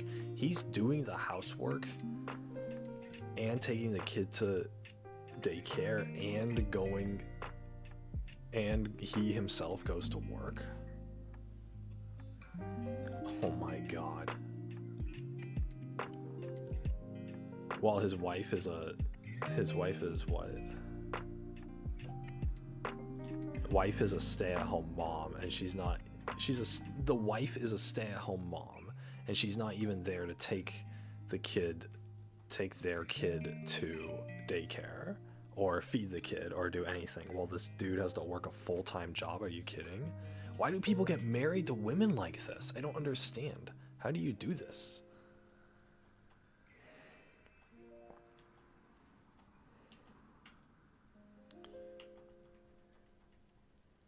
Birthday breakfast with a plastic wrapped convenience store scone. Oh my god. Imagine marrying a woman like this. You just don't. Just don't. Why did you put a ring on it? 8:30 to 11:30 work. Child number 2 was at friend's house the night before. Get sent home from school due to being sick, even though she's not sick. I leave work, take her home and look after her. Wife's still in pointless PTA meeting. I remind kid it's my birthday and I get the oh I forgot happy birthday. Make sandwiches for her and generally keep her happy. We play a few rounds of video games together. She's rubbish at them but adorable too. Well, okay bro, if you're freaking bending over backwards on your birthday, like, you do all this stuff, why are you making your kid food?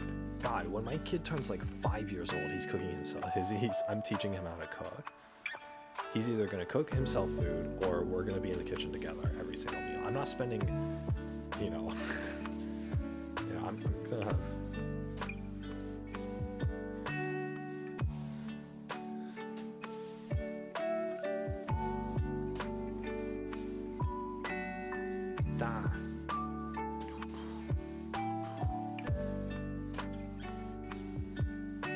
Die, stupid thing.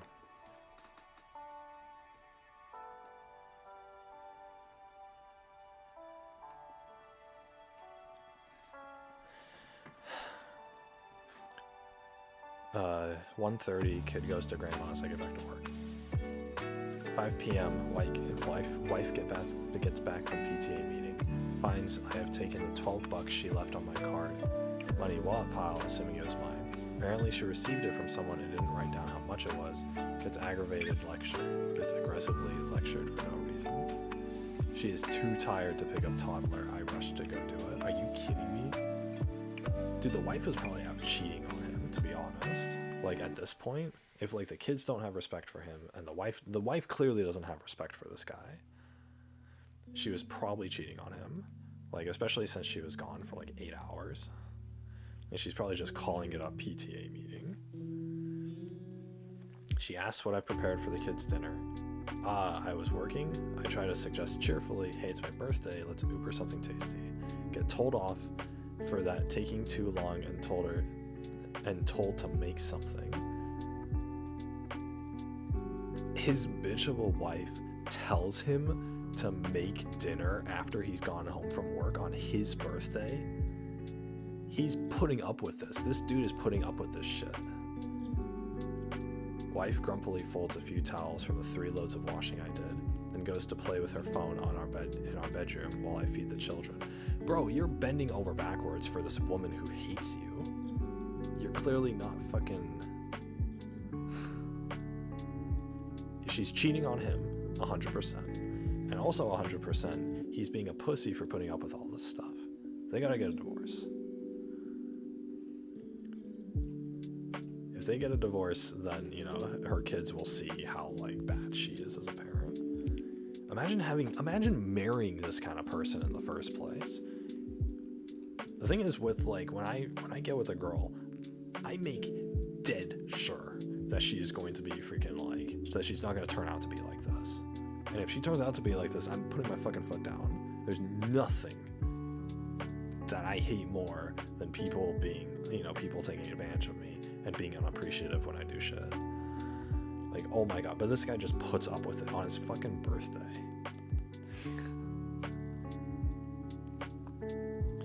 My god. Birthday dinner was ravioli scraps and some toast. Too burnt out to be screwed and to be fucked making anything else at that point.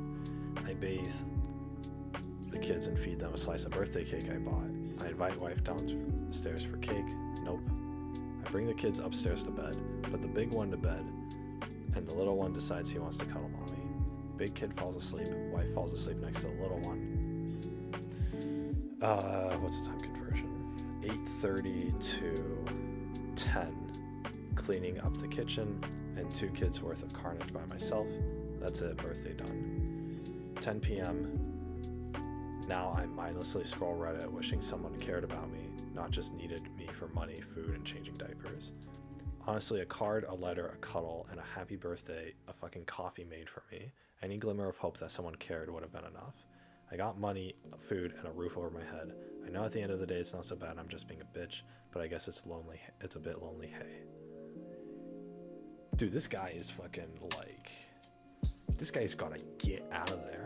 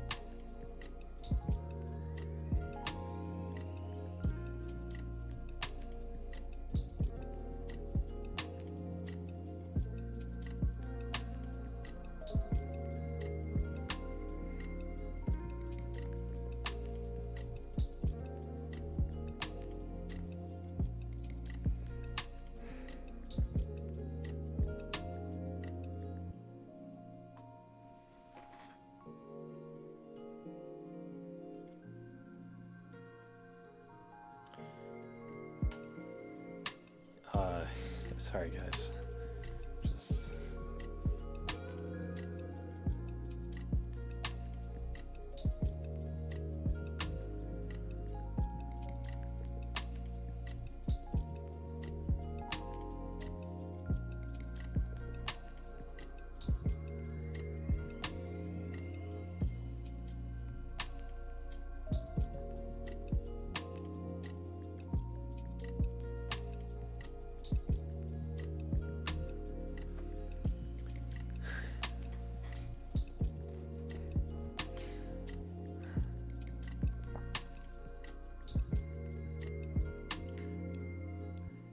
I understand leading with a sex thing is douchey.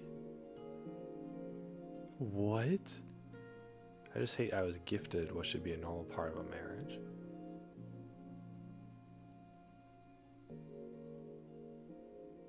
Just approach the topic with the wife. I'm not good at articulating these things, so I wrote it down. Her response was, is this gonna make me feel worse? If so, I don't want to read it. Oh, fuck her.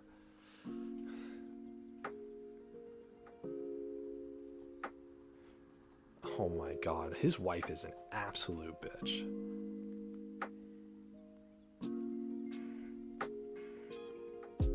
You got DMs, people sending their love, yeah.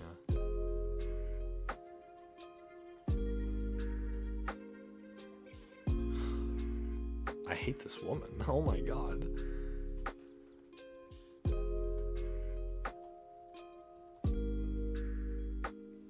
I clearly requested a BJ in the OP, clearly as in I asked friendly and directly.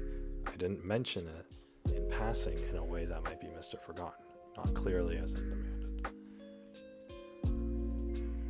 It's okay to ask your spouse for a sexual favor. It's also okay for them to decline. Were people saying otherwise? What? A lot of people ask what I did for my wife's birthday. Oh my god, they're trying to like victim blame here. God. I bought her some AirPod Pros. For my wife's birthday, I bought her some AirPod Pros. And a full frame Sigma Art 50mm f1.4 lens. Woke up early and cooked her favorite breakfast with the kid, using home cured Grav Lax I prepared from a week earlier because it's her fave. Kid did garnishes and help make foam hearts in her coffee. Gave her presents and card. Sang happy birthday goofily every time I handed her anything throughout the day and generally tried to keep the day as upbeat as possible. Ate dinner with her fam. I ordered her favorite. Gave her a flower before bed so she could sleep with a smile. Generally a lot of smiles and happiness that day. It's the one day of the year where you can go out of your way to remind someone that they're loved, that you were happy they were born. I don't go out of the way for many people, but IMO, your spouse is the one you should do it for you. It is. Obviously if you have the means for it, but yeah. To be clear, I didn't expect anything to the scale of above, but any kind of indication they cared would have been good. Shit, don't cure Grav Lax for a week. Just pour some cereal for me and I'd be like, holy crap, she cares. Oh my god.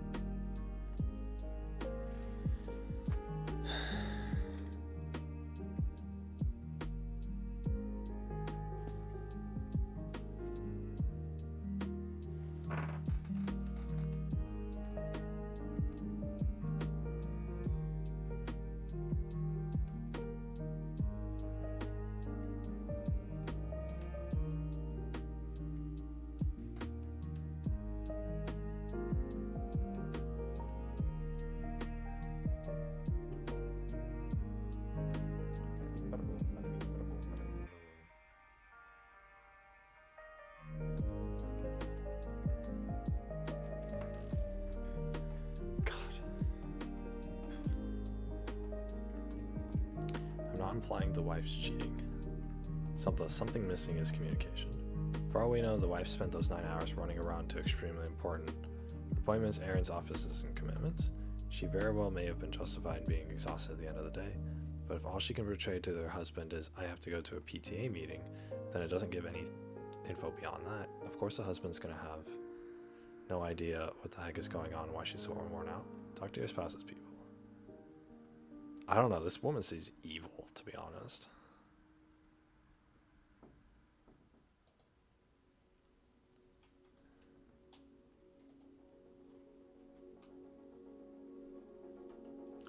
Your wife is clearly unhappy, you are unhappy. If the two of you don't directly address this and make some changes soon, this will only get worse. Your decisions don't only affect you and your wife, they also affect the children. And the way the two of you are behaving with each other will not go unnoticed. Just out of curiosity, if your wife is a stay-at-home mom, why did the school call you when one of your kids was sick?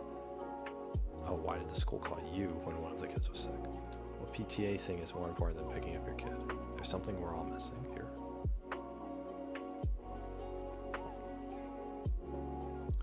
My wife and I were there, we're doing better. This is a normal transition that all married couples go through when they have small children. The only thing that's going to solve this is lots and lots of communication. My wife is a stay-at-home mom of a 6 and 3-year-old. Up until roughly this summer, she was drowning. Her life, as she knew it, was gone for a while, and all she did was keep 2 small humans alive. In the meantime, I was working 50 to 60 hours a week. I was so tired she was alone. Terrible recipe for a happy marriage. So how'd you work it out in the end? Did you guys just figure we need to talk, or did you get therapy? Or did things just ease enough to get your heads above the water when your kids were old enough? There wasn't really any earth-shattering event. We were best friends when we started dating, had a perfect relationship, and a happy marriage. Life was perfect. Then kids came along. I was working long hours, sometimes 12 days straight. Her career started at Nordstrom Corporate in Seattle. And then we moved to fly over state after I finished grad school and she became a stay-at-home mom. Huge changes for both of us. We both realized this isn't where we wanted to go in our marriage after a lot of verbal and silent fighting. Eventually we just started talking it out, find some middle ground. No counseling required for us.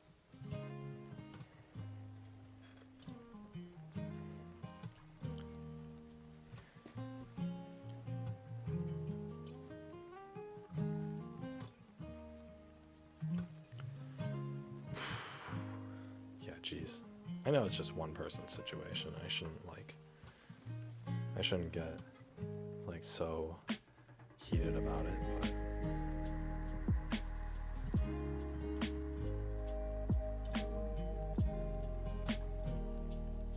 Predators know nothing of Iran. It frustrates me to no end. Bro, we can't know every country happening. Weren't we at war with Iran?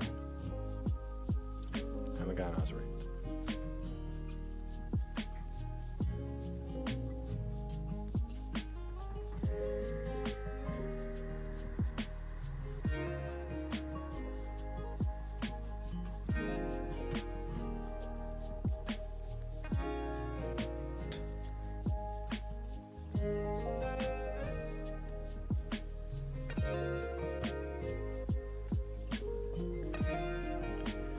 Not too different from any survivors of sexual assault that you probably heard.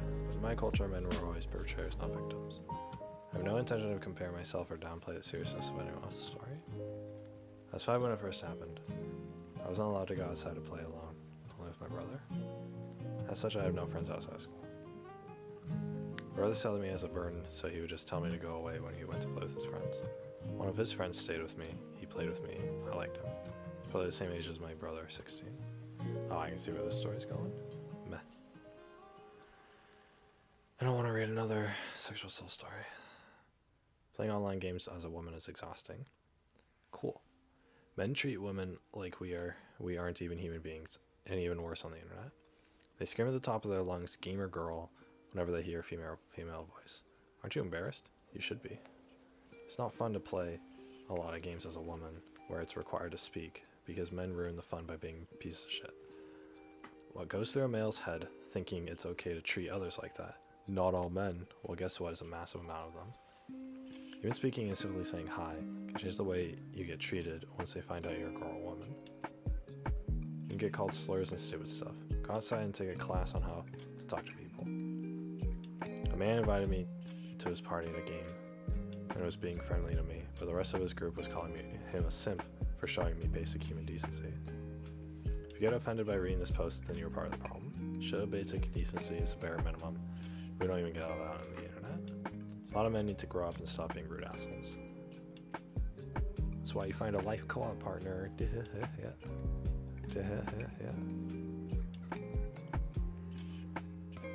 Seems playing co-op games makes people act nicer. I was playing Deep Rock Galactic the other night, and there was a girl on mic.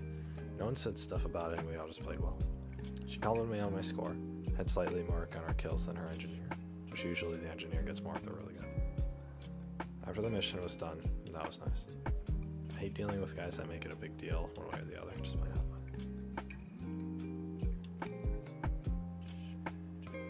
Deep Rock Galactic, what's that?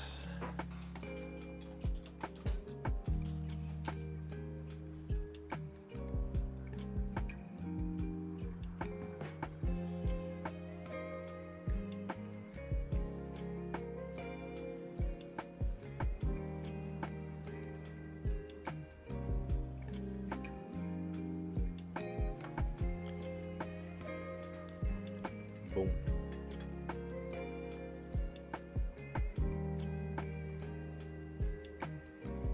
What is this?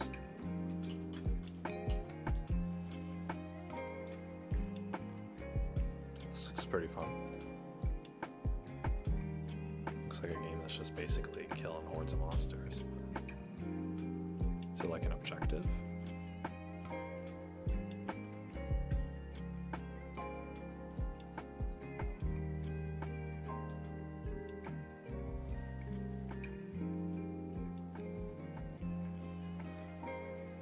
This looks fun.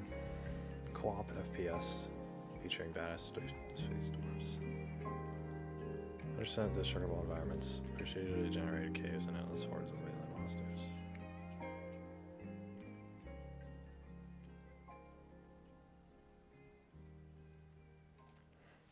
Met a Spanish guy, spent probably 5 hours with him and my two friends. We invited him to a Discord and we couldn't communicate a single word, but we did several missions and making pop culture references, and we'll just repeat random sounds and references. Great experience. It did activate my man neurons. 10 out of 10 would recommend. Nice. Maybe I'll throw that on my wish list. Deep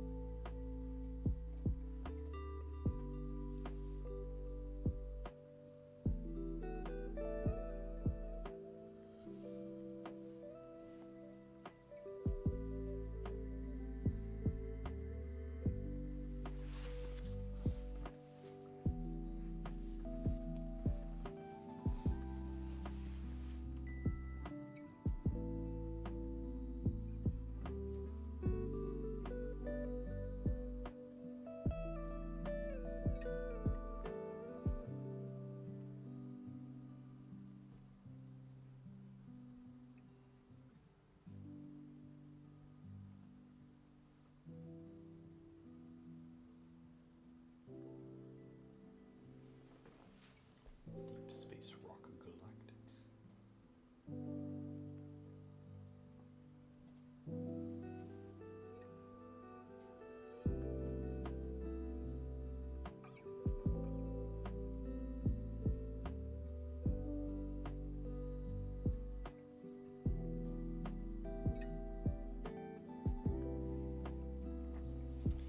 Horsepower. Someone else's kid making noise there, Mike.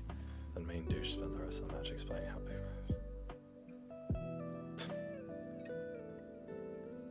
Maybe just play with your husband.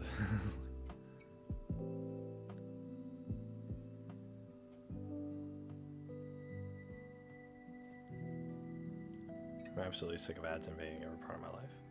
I went to a gas station, there's an ad on the pump. Went to a movie on Amazon Prime. Went to watch a movie on Amazon Prime Video. Got some ads during the movie. YouTube's ads are getting worse. I can't say anything in my house without getting ads about it. We just ate mac and cheese for dinner 2 nights ago, and guess what ad I got on YouTube today? Velveeta cheese and shells. It's getting downright creepy. Every time I go or look, everywhere I go or look, there's an ad in my face trying to sell me something. It's maddening. Can't watch a video, movie, nothing. Even on services I already pay for. This endless swath of ads and promotions can't be good for our mental health. It's certainly driving me crazy.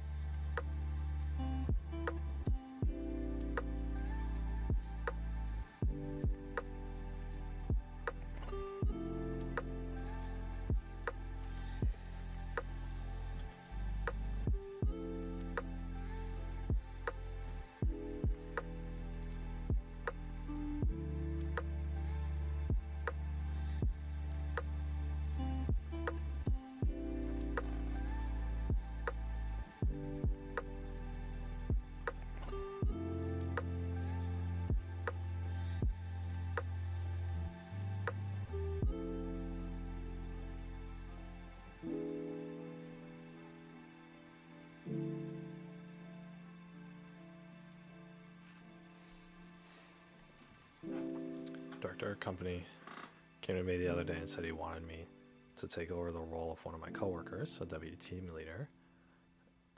Take over the role of one of my coworkers who's a deputy team leader and all the extra responsibilities that come with it. The catch? I get no more money for it and no promotion in my job title for a year. I obviously said no because it's ridiculous. There's literally nothing in it for me and I'm planning to leave soon anyway. Then they had a 2-hour-long meeting today trying to figure out what to do because I said no. Nobody else in the department is capable. They don't want to hire outside the company, and they have people quitting left, right, and center. They treat everybody so unfairly, and I just love that they're suffering for their money-grabbing actions. So, word of advice, if you ever are or ever will be a manager, treat your workers well, or all the decent ones will leave.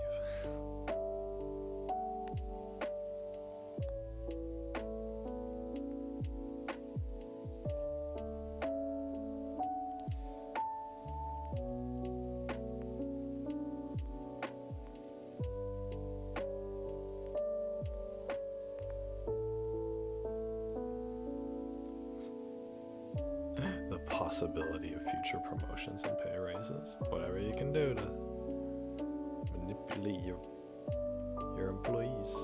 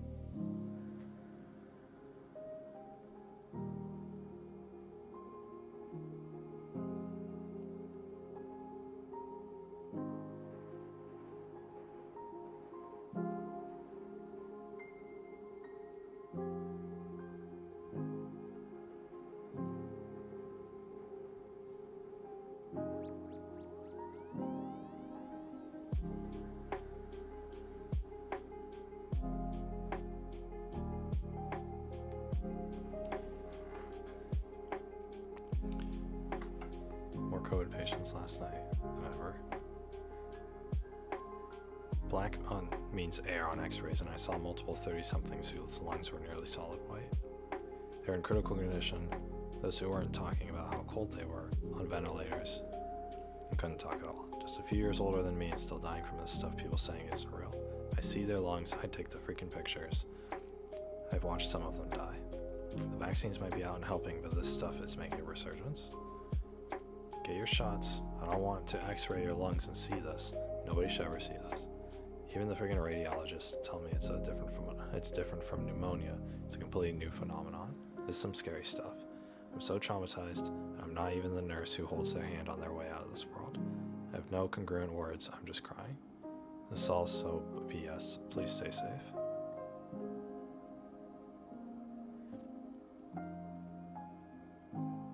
These were mostly patients with persistent or worsening symptoms who had been admitted, though I have seen some just as awful in the first ER patient. Please only consult medical professionals for advice and not share something on the internet. No, I will not share any.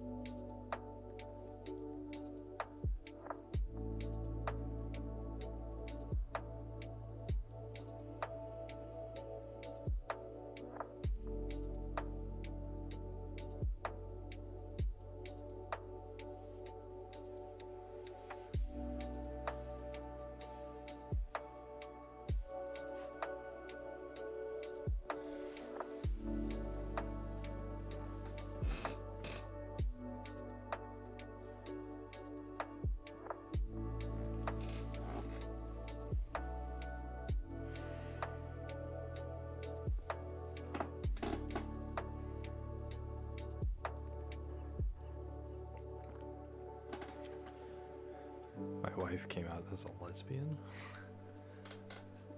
Not okay with it. Been together for 5 years. We were friends before that, and I've pretty much been living a lie. I've seen for the first time in years what she looks like when she's actually happy and not faking it. That just feels like a punch in the stomach. Last time I saw her like this was back in early stages of our relationship. I've been falling deeper in love with her every day when we're together, and we have a beautiful son, and everything's all over the place.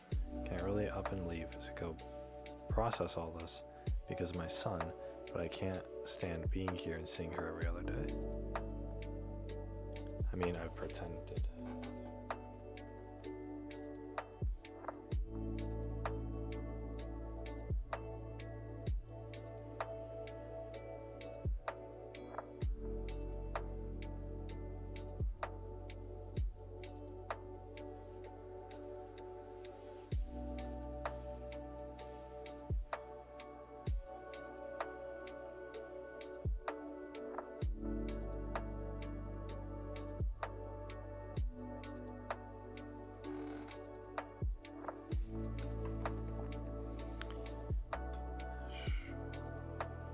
Pretending everything's okay, but every time I see her, I want to scream to my ex-spouse. We agreed to get divorced early next month, and I've already agreed to share custody. She seems to be happy that she's finally herself, and it just pisses me off that I'm the one that has to pretend now, so that things stay smooth. Hypocritical of me, yes, I know, but I'm only human. I can't really lie to myself until I believe that I'm not angry. I really don't want to be an absent father, but I also would prefer not interacting with her for some time until I can properly deal with my anger towards her, because I know that if I keep pretending everything's fine, my mental state's only going to go worse. Yeah, I mean, she did lie to you for your whole marriage.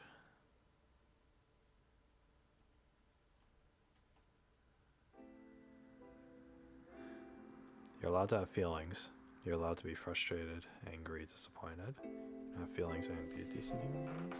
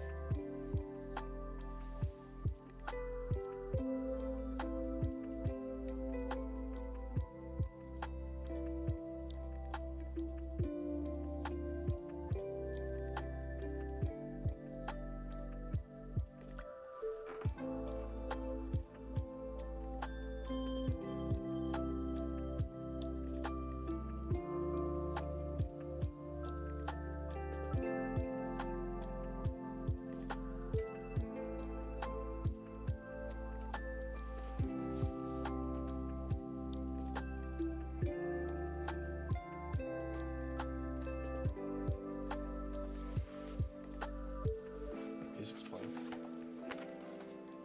Music.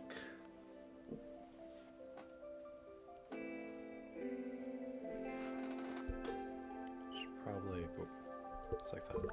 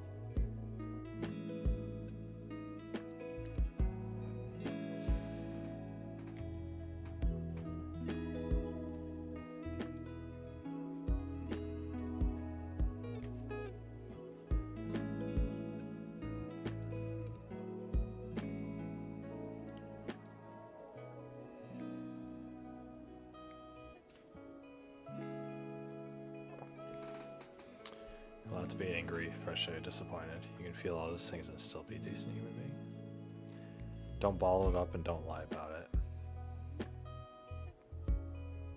You have, just like she is, you have the right to be true to yourself.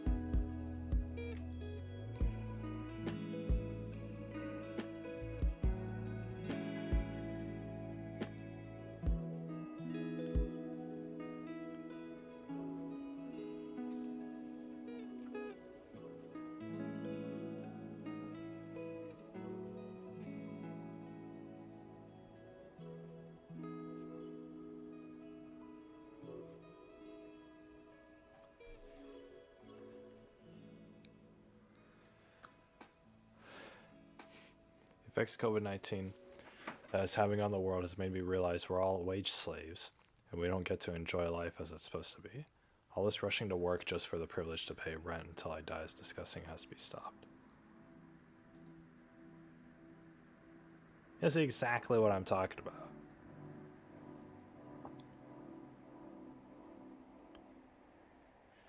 Not only that, but this virus shows how some of the lowest paid and highly mistreated people are some of our most essential workers.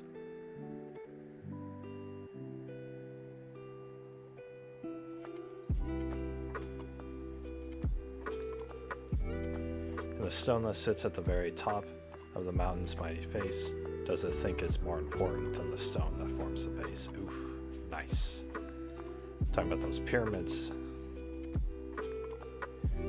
If the top of the pyramid, if that stone, does it think that it's more important than any of the stones beneath it? Because it wouldn't get to sit that high if it weren't for those other stones.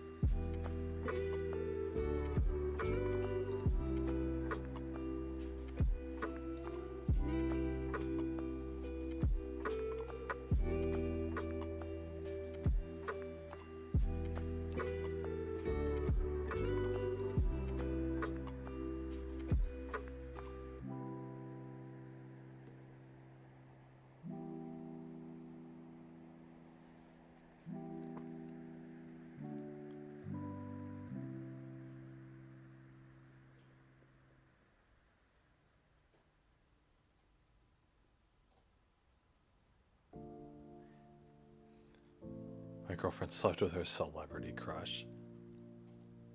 My girlfriend and I had been dating for years. For 4 years, we lived together. During that time, she had been obsessed with a very minor YouTube musician. He has a few videos with a couple million views and a small following. During our entire relationship, she has always claimed to me that he was her exception. I always assumed it was a joke. I'd fire right back with my celebrity crush. Well, he went on tour and played in the city near us at a small venue. She went with a coworker to see him. After the concert, she didn't call home at night or answer my texts. I assumed she slept over with the coworker since she lives close to the venue. She came home the next morning and didn't talk about the concert much. I asked questions and got vague answers, which was odd. I assumed she was tired. Later that day, she broke the news to me. It was bizarre. She said it with a smile on her face, as though I was going to be happy and excited for her. I'm heartbroken. I was yelling, we were both crying. She said she didn't know how I'd react, but she didn't think it would be this extreme. She said I always knew he was her exception. I didn't think she was serious. Currently staying in a motel and I don't know what to do. I love her so much, but I can't think about her without thinking about what she did. She has tainted my memory of her. I can't help but think that clearly she does not love me unconditionally like she claims she does, because this is not love. Clearly I am not the one she's obsessing over, even though she is the one who I've always obsessed over. If I'm not enough for her, then I don't know if I'll ever be. And it clearly seems as though I'm not enough for her. I'm lost, I'm hurt, I'm alone.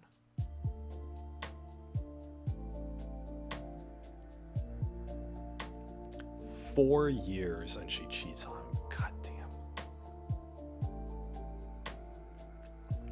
This is also such a thin definition of celebrity. I feel like your girlfriend picked someone she could actually potentially and did sleep with, when most people's hall pass is like Ryan Gosling or Megan Fox. Sorry, dude. My thoughts as well, if your exception hall pass is actually attainable, the whole thing goes from a hypothetical to I would choose this person over you to the extent that I'm willing to risk our relationship for just one night with this person.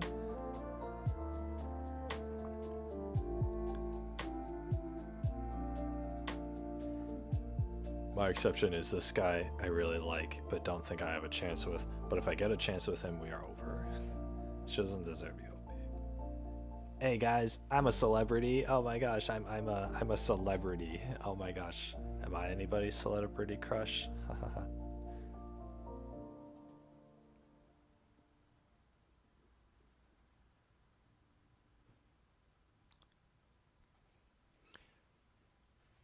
There are people in this thread who say they'd be happy if their girlfriend, if she cheated on them with a celebrity. That's not normal. It's typical of people on Reddit who get most of their sexual and relationship advice through porn. By their own admission, haven't felt the touch of a woman in over 3 years. Wonder why. Yeah, if you're gonna give up your girlfriend so easily like that, then you kind of don't deserve to have one.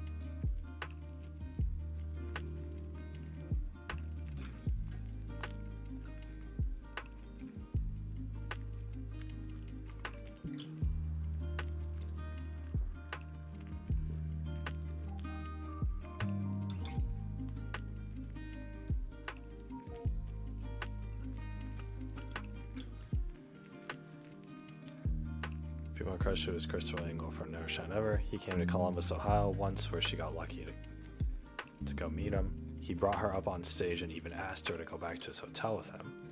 I was honestly in awe. She's a cute, bubbly, free spirit girl with beautiful blue hair, so it doesn't surprise me how she caught his attention. She declined him.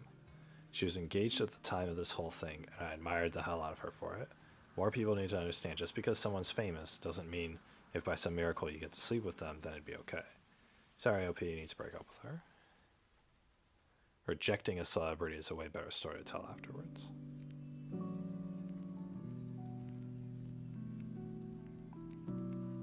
Yeah, why do you even need to sleep with a celebrity? Is it just for the status, for the fame?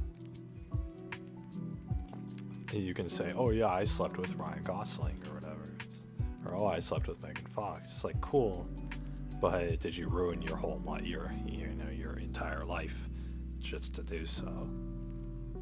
Sorry, but her way of telling you that she cheated and her reaction, she doesn't seem to be the brightest. Break up, you deserve better. She would do it again for sure.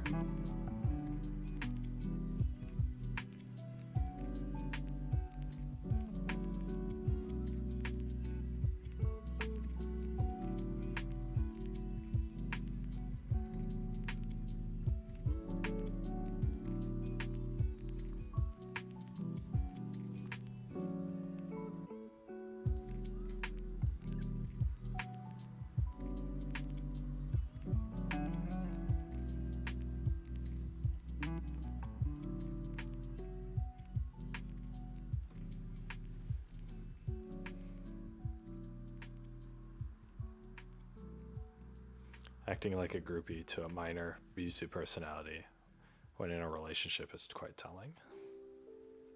Yeah, what the hell? Why'd you do this if you're in a relationship? The fact that people do this at all is. Even saying she has a celebrity exception is a red flag. Having sex with them is so obviously a dumping offense, it doesn't deserve comment. Her reaction was stupid in the extreme. You need to think about why you're with such a person in the first place. She said she didn't know how I'd react, but she didn't think it would be this extreme. She could have phoned you before it happened, made sure it was okay if that's what you're into. Even told you when she got it. She knew she did wrong, that's why she kept silent until the guilt really kicked in. It's not about being honest with you, it's about relieving her own guilt. Does what she wants, ask for forgiveness afterwards. Complete lack of empathy. You really want to be with someone like that? That's exactly it. She does what she wants and asks for forgiveness after. It's really bad.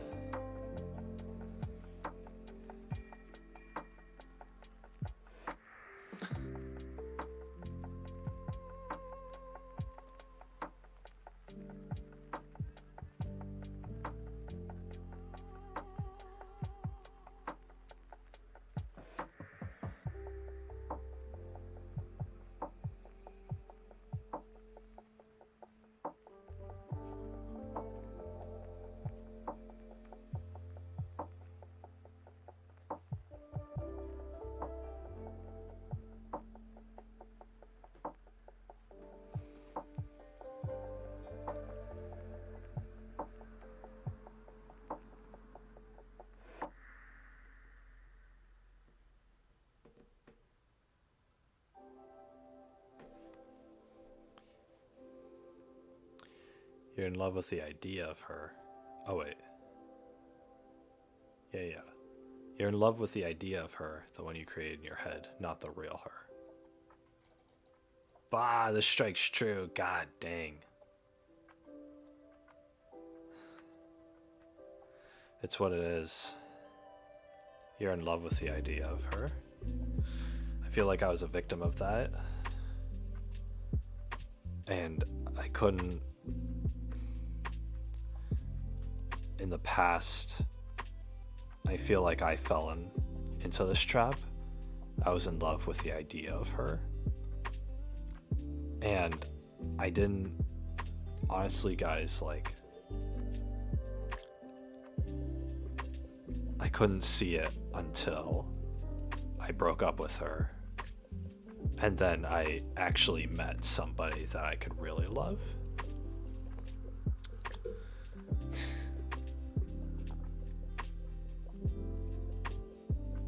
Because you don't see it until you meet somebody that you can really love, that you actually fall in love with. I was lucky enough to meet somebody that I could truly fall in love with afterwards.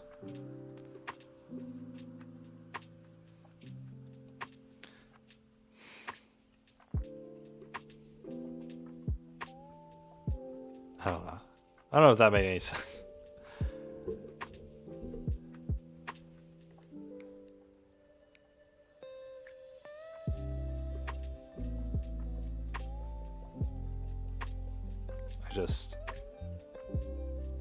I don't know.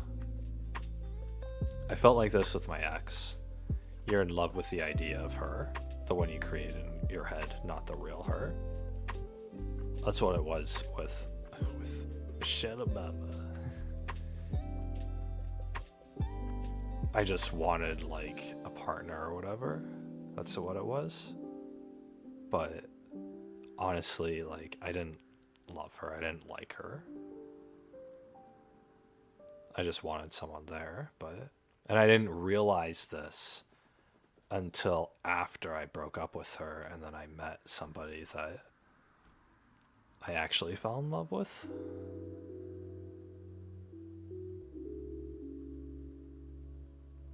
And I felt like after that I actually experienced what real love felt like. Actually wanting to be with somebody, wanting to make them happy, wanting to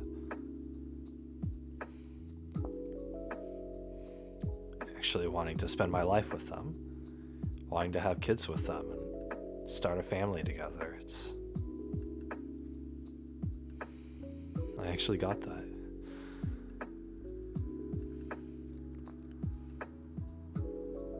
Of course, I lost that too, but you know, fucking whatever.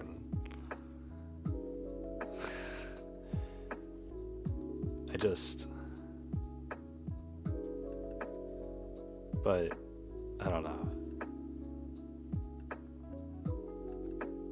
You can go through an entire relationship and not actually be in love with the person. But for me, it wasn't until after that relationship that I found somebody else that I could truly be in love with. I don't know, I'm kind of being vague, but you guys get what I mean. And you don't realize that until you've met the right person, until you've met somebody that you can call your soulmate. I got to experience that, if just for a little while.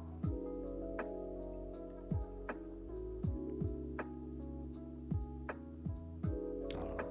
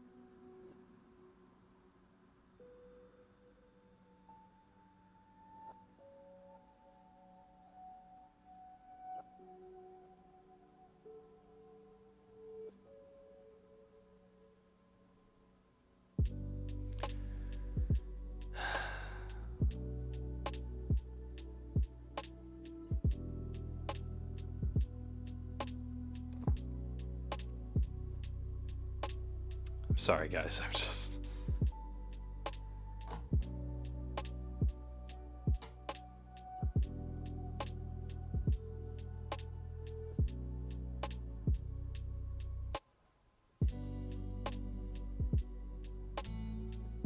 I don't know.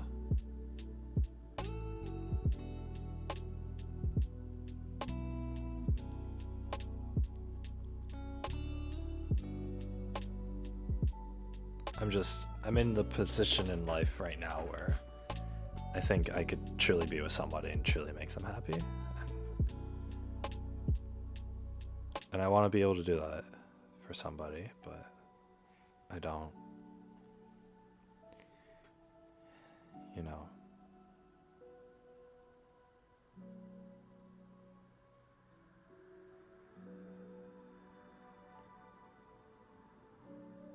I don't know.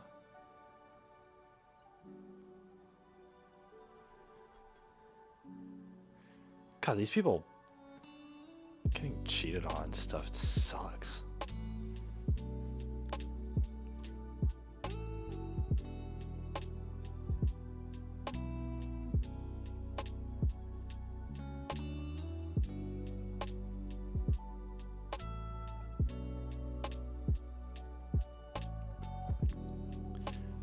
Husband revealed himself as gay, ruined my life, but everyone's sympathetic to him. Ooh, yeah.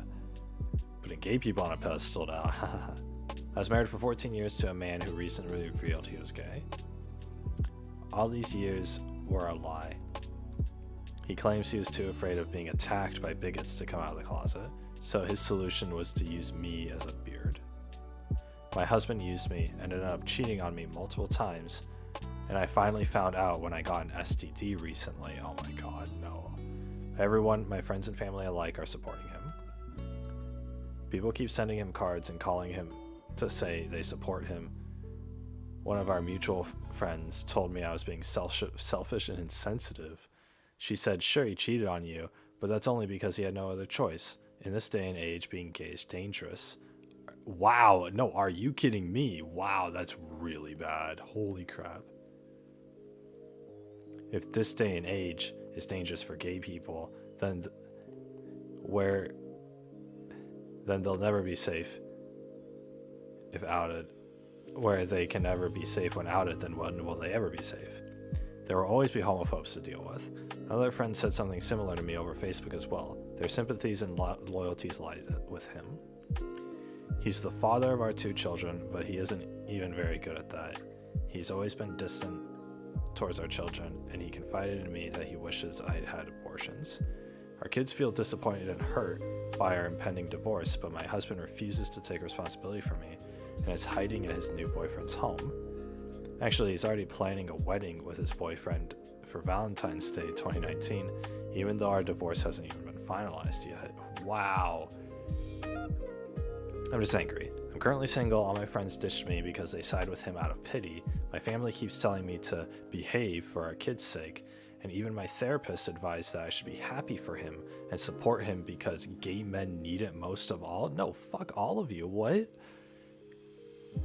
She got cheated on, and she's losing a husband because he used her to hide in the closet. What the fuck? What about me? What about the time I lost? What about the fact that my entire marriage was a lie? How will I ever trust anyone again? What if my next husband does this to me? The thought makes me sick to my stomach and I'm really stressed out. No one seems to care about how I feel. Oh my god. 14 years. Jesus Christ. 14 years, 2 kids. The dude continued to have sex with her and led her on, saying that he loves her and all that stuff. He tricked her. Christ. Imagine going that freaking far. Oh my god. You just can't. Your therapist is awful. Please find someone else. Yeah, that was my first thought. The therapist is supposed to support you, not freaking other people. 14 years of marriage and he didn't have any inkling to tell you and gave you an STD. This is extremely difficult to forgive. There's no forgiving this.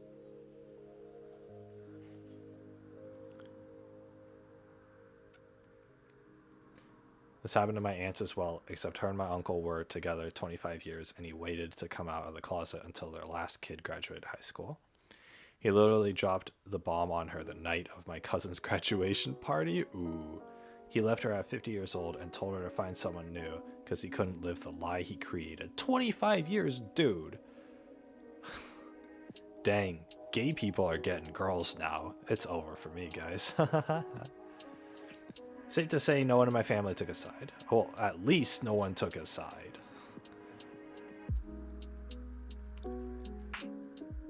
But this woman isn't getting any support, my god. That's terrible.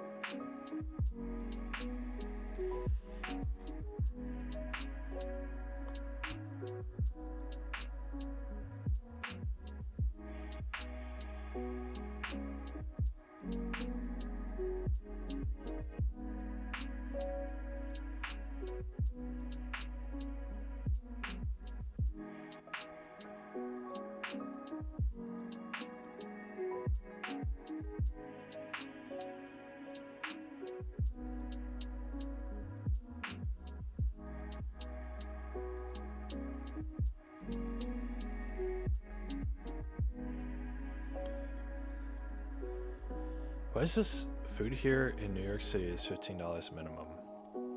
I'm an international student. I only tipped 10% today because I was running out of my free gift card that came with quarantine. The delivery guy proceeds to fight me over it, saying, "No one tips me like that, no one." So I don't have $5 to pay you after service and delivery fees and etc. Why am I the one in charge of making sure this guy gets paid enough? Look, I get it, these people deserve better, but I don't like getting shouted at in a public lobby because I only paid 10% out of a bowl of rice that I already paid too much for. Can't enjoy biryani in peace. What's biryani?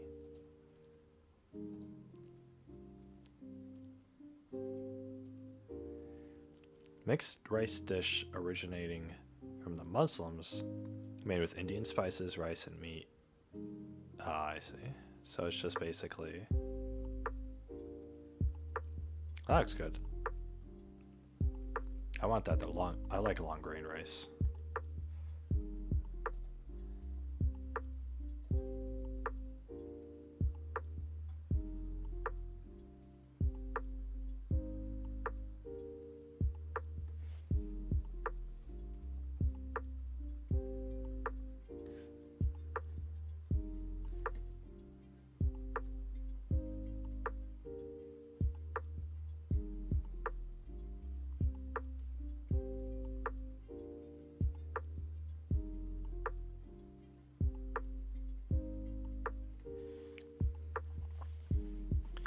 People telling me to make my own food. Listen, I barely eat one meal a day, and that's usually gonna be some sad cup of ramen or pre-cooked rice I got from the store. And to those to tell me to pick up the food, I was on my period today. Not that I should be explaining myself like this. It was painful to walk. And that's not even the point of this post. Lastly, for those who say, if you're poor, why are you ordering food? I swear some people don't even read posts. I got the food from a gift card. I feel like people are taking my post way out of proportion and acting as if I'm ridiculous for ordering food when I'm poor, according to them. I'm not poor, by the way, but I still live on a budget, being a college student who can't earn. Is it really worth calling me an asshole over this post? Why is my avatar glowing? Someone gave me a sneaky award, didn't they?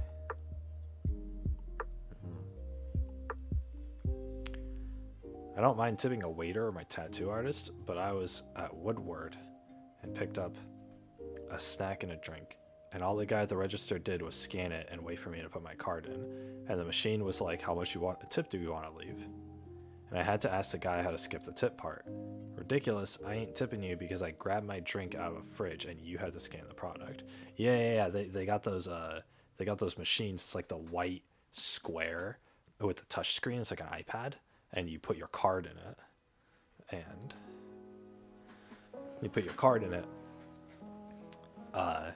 and then it processes the card. It has like a chip reader in it. It's cool. But yeah, every single time they ask like, how much do you want to tip? Because I'll go to like Roasting Waters or something and like get a drink, or I'll go to like a milk tea place or something and I'll get a drink, and they all use those because it's like the latest, Gen Z tech or whatever. And every single time it asks me, oh, would you like to tip?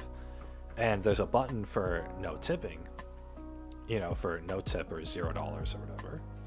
And it's like, I don't, why do I have to tip? Like, why do I have to tip? You made my drink. I'm already paying a whole bunch for this drink anyway. That's the thing. I don't understand tipping culture at all. Because when I go to a restaurant, I need to not somebody is being paid to bring my food out. They should be paying, the company should be being paid for that. I'm already charging a premium for this cooked food. Why do I have to pay extra for it? It doesn't make any sense. And it's so stupid because I'm already paying a premium to be at the restaurant and to tip and to, get my food. I like the service, the cooking my food and whatnot. That's what I'm paying extra for. Because for a friggin' a bowl of rice or whatever is, like this, right? I mean, I can get the ingredients and cook this at home for $5, but no, I'll go to a restaurant and pay $15 for it for the convenience. Why do I have to pay more than that? Or why don't you work the tip into the meal price if you're that concerned about it?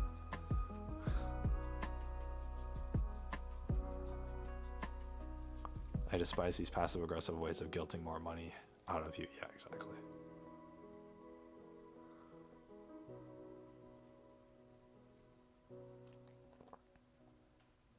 Everything should be priced in. It should be. If everything was priced in, then your delivery people and your waiters and whatnot will get the money that they need, or will get the paycheck that they need, and they don't have to rely on each customer to tip them correctly.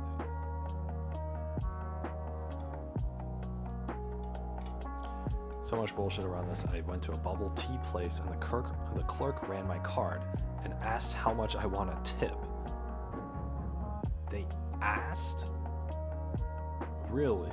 And so I said 10%, and she goes, the lowest option is 15. See, in that situation, I would have been like, okay, 0% then.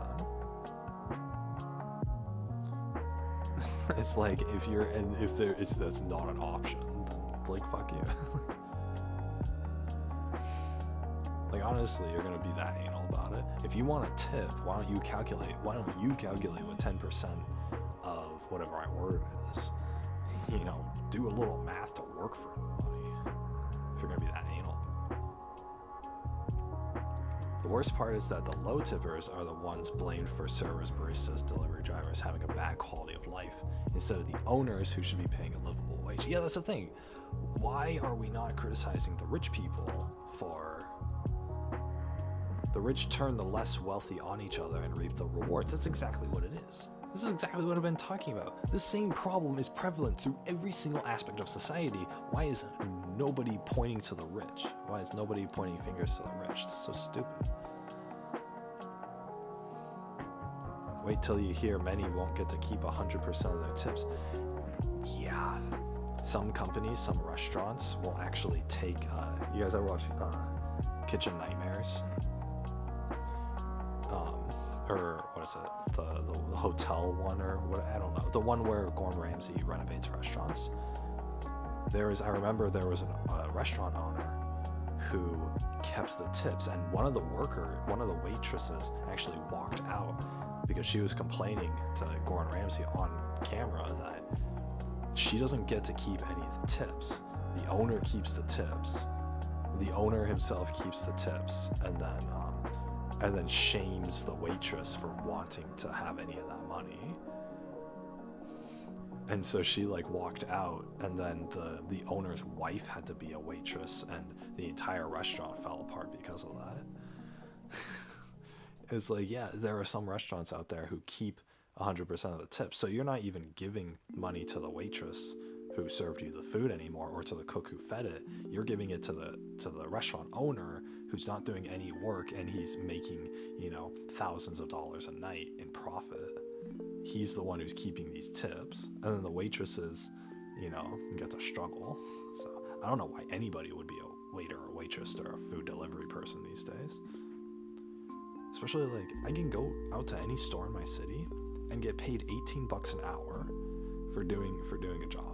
Why doesn't every waitress and stuff like that just become like a cashier at a retail store, and they'll have a less stressful time, and they'll make a lot more money. They don't have to rely on tips, and then these restaurants can figure out how to stay afloat without any people to serve the food. That's just grim. I understand that cooks and personnel are involved in the whole process. From what I know, servers are paid considerably less than them. My son works at Outback sometimes as a busboy, sometimes as a host. The wait staff there shares their tips with hosts and bussers because Outback doesn't pay them minimum wage either. How are these companies getting away with this and raising the cost of food? God, imagine working a job where you don't get paid minimum wage. Like, if you're a perky girl who can be friendly and get hundreds of dollars in tips, then good for you. But the majority of people don't actually get that.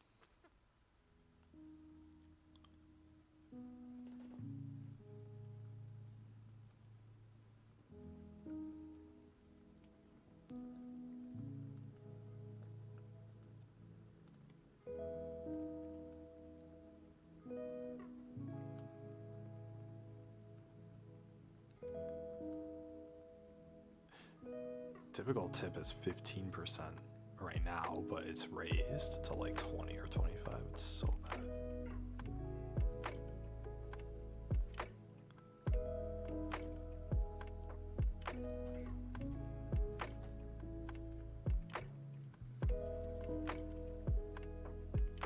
My girlfriend told me I have what's called a boyfriend dick.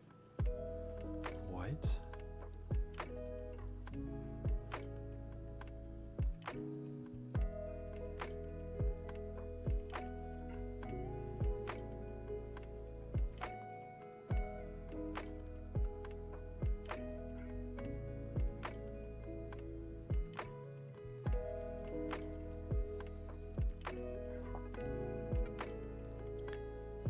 Me and my girlfriend were laying in bed talking about sex. She brought up penis size, which is something I don't usually like to bring up because I think nothing good can come from it. Nothing good could come from it.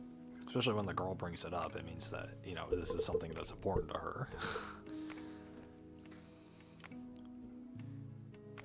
Well, she asked me what I thought of my size, and I said I think it's a good size. Oh my god, this is so backhanded. Like, if the girl is asking him about what he thinks of his size, then that means that she's gonna have a different opinion, which means that she's gonna insult the size of his dick. If you don't like it, then fucking just figure it out. Are you gonna break up with him because of this small dick? Don't get with somebody if dick size matters to you. So I asked her what she thought of it, and she said I have a boyfriend dick. Oh my god, now I know what a boyfriend dick is. I don't even have to read the rest of the story. I will, but these girls who are sluts will have one-night stands with attractive dudes, and then they'll settle for, you know, attractive, confident dudes, and then they will settle for, you know, eventually they'll get a boyfriend or they'll start dating, and they'll settle for somebody who's not as attractive or is not as tall or, you know, not as charming or not as well endowed. So this girl has obviously been sleeping around with guys with big dicks as one-night stands. You know, guys who, you know, she just sleeps with and sluts around, but, you know, with guys who are out of her league, and she would never be able to get in a relationship with them. So she has to settle for a boyfriend who is less than her standards, and so is less than the people that she sleeps with, and so he's not as attractive to her, he's not as charming with her, and more, you know, in this context, he doesn't have as big of a dick as the guys who she had a one-night stands with. She said I had a boyfriend. Let's see if I was right, okay? She said I have a boyfriend dick. I was confused when I heard this and asked what she meant. She said it's the perfect size for a long-term relationship, but for a one-night stand or casual friends with benefits, it would be a bit lacking. See, exactly. This girl wants to sleep around and have, you know, casual sex with people who are more well-endowed, you know, high-value males sort of thing, and she's not. And she doesn't get to, you know, she doesn't get to be in a relationship with one of those people, so she has to settle for something less.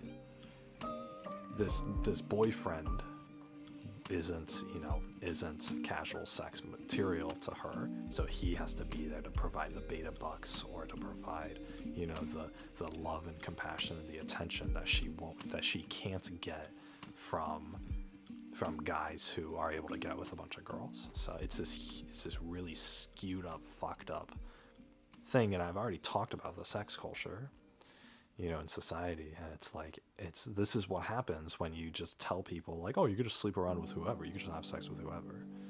This is what happens. It's really bad. So this is exactly what happens. I was taken back by this comment and left the room. When I came back, I told her the comment bothered me, and she reassured me that she was satisfied and that my penis is fine. She said bigger dicks need time to recover from and require too much prep. This didn't help at all. It's been a week since the comment, but I can't seem to shake it. Some people are confused with the recover time and prep thing. What she meant is that a huge penis can leave her sore, so she needs to recover from it. Prep time is basically lube and foreplay because it's bigger, so it's harder to fit.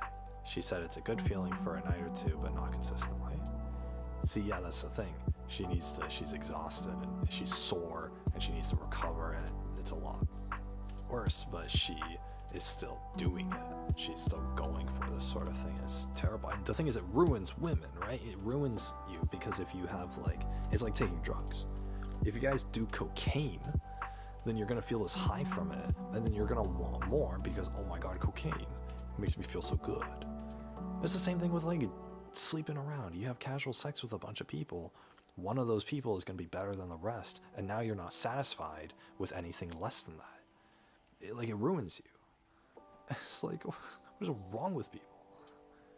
It's like, oh, but it's okay if it's sex. You can get addicted to sex in the same way that you can get addicted to a drug. You need that drug to hit for you to get high, for you to feel good. Same thing with sex.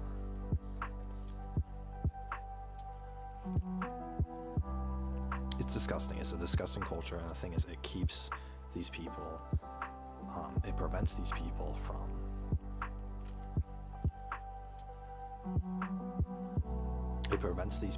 from being able to actually physically connect with others. It's so bad. Conversations about dicks hardly ever come out good. Yeah, that's a good point. I always envision people on Reddit as full-grown adults, but this could very well be a 17-year-old, and that makes a hell of a lot more sense. Now she's 21. That is young, my guy. Yeah, we're young. I don't know how young you consider something like this okay, though. She treats me well and supports me, but has made remarks in the past before about my body. Oh, so she's doing this constantly. She's probably not going to be, satisfied then. She's pretty blunt. She told me I'm a couple inches shorter than her ex unprovoked. She's compared my facial hair, or lack thereof, to another guy she dated. I brushed these things off because they didn't seem like a huge deal. I think she's just say it before you think kind of girl. I love her and it's something I want to move past. That's not good. No. You don't... If she's making all of these comments, then it's because she thinks it. She's constantly comparing you to, other people that she's dated.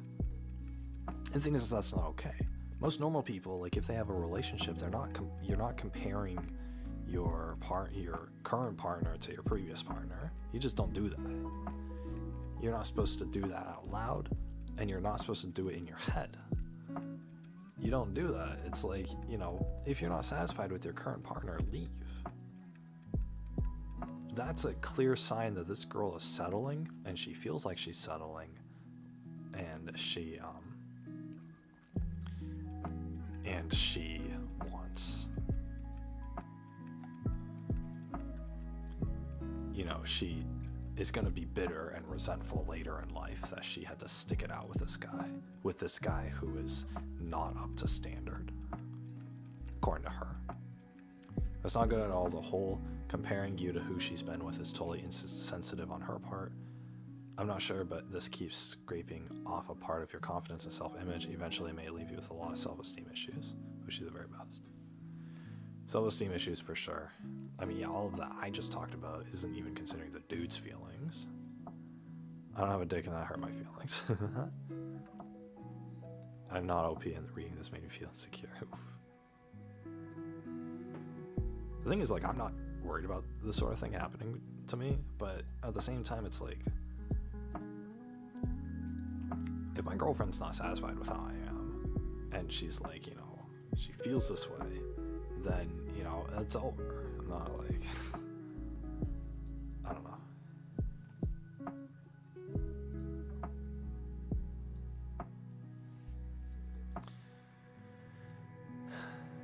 The American workforce's hiring process has become entirely toxic. 6 months ago. Okay, so it's recent. I graduated college in 2001 and immediately got into the workforce. I remember the hiring process, a few interviews, some awkward conversations discussing salary, and finally the offer. It usually took a few weeks at most.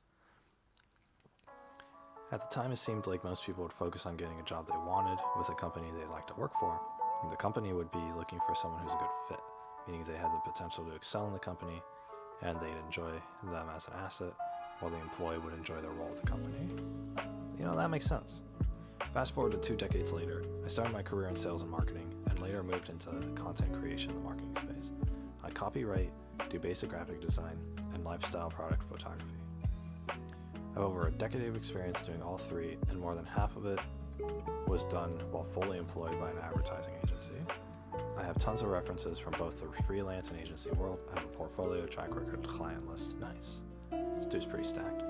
I found myself looking for a job amidst COVID, like many others, and I'm absolutely blown away at what these companies are asking for applicants. It's hard enough to even get in touch with the companies. Even with a solid resume, verifiable references, and a comprehensive cover letter, you barely even get a return contract. Interviews upon interviews, frivolous personality quizzes, unscheduled hour-long calls to discuss said quizzes. You gotta take personality quizzes for this shit? What?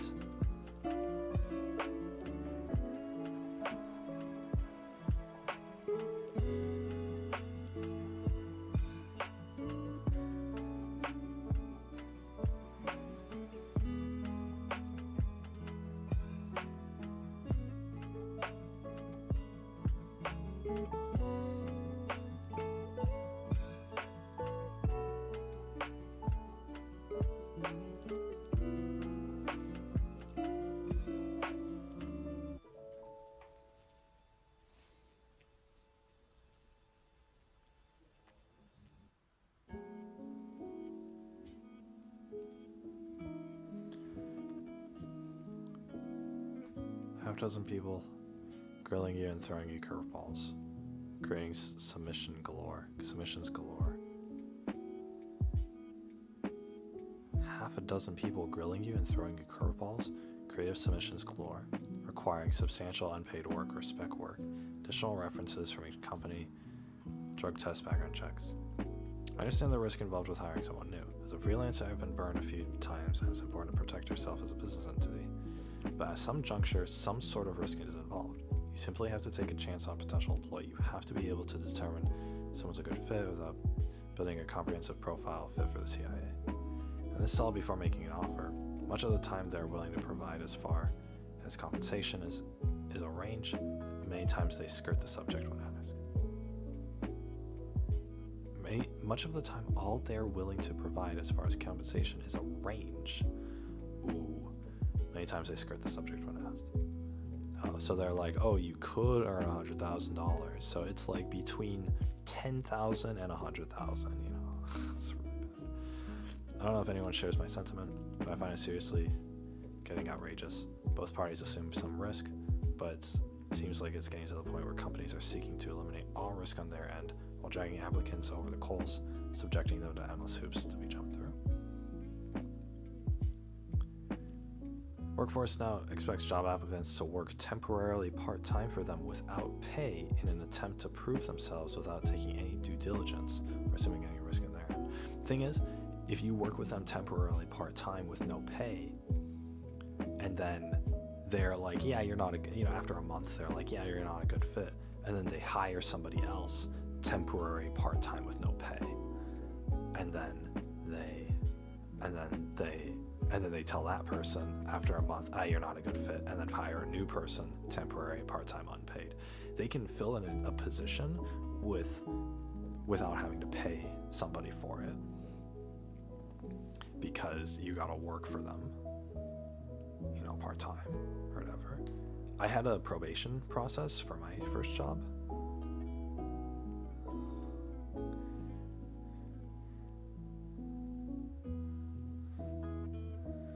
I had a probation process for my first job, and it was like after 2 months I get a review, and then after 6 months I get another review, and then after the 6-month period, they're like, oh, are you a good fit? We'll keep you on if I do get hired, or if my supervisor says I'm okay. Then I get to be put as a permanent employee. The thing is, during that entire probation process, I got paid for every hour that I worked.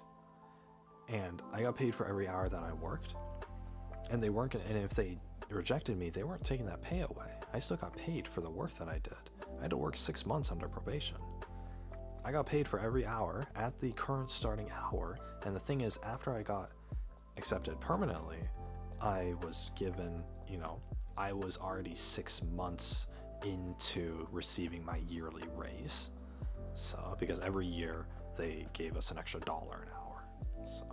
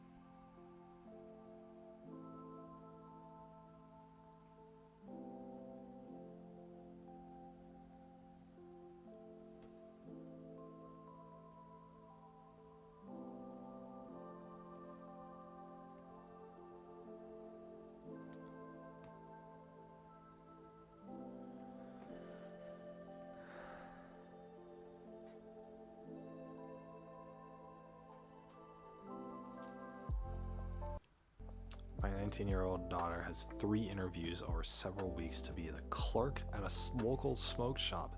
3 interviews and 3 weeks to hire for a $10 cashier job. What? 3 interviews? Well, okay. You guys know what I had to go through? I had to go through, I actually did like 5 interviews. One of them was but the thing is, they were hiring for a whole bunch of positions, so it made sense. I had to take a proficiency test. So you had to do a proficiency test, and you had to do an oral test, like an interview where they would like choose candidates or whatever, or not choose candidates, but it would be like they'd ask you questions and see if you got them correct as far as like company standards go. And both the proficiency test and the kind of this oral review were both, you know, they took the scores of both of those combined and they gave you priority in the real job interviews based off of your score. I scored out of all 30 applicants, I scored number 2. So I'm a smart guy, you know. So anyway, so I got second priority over all these interviews.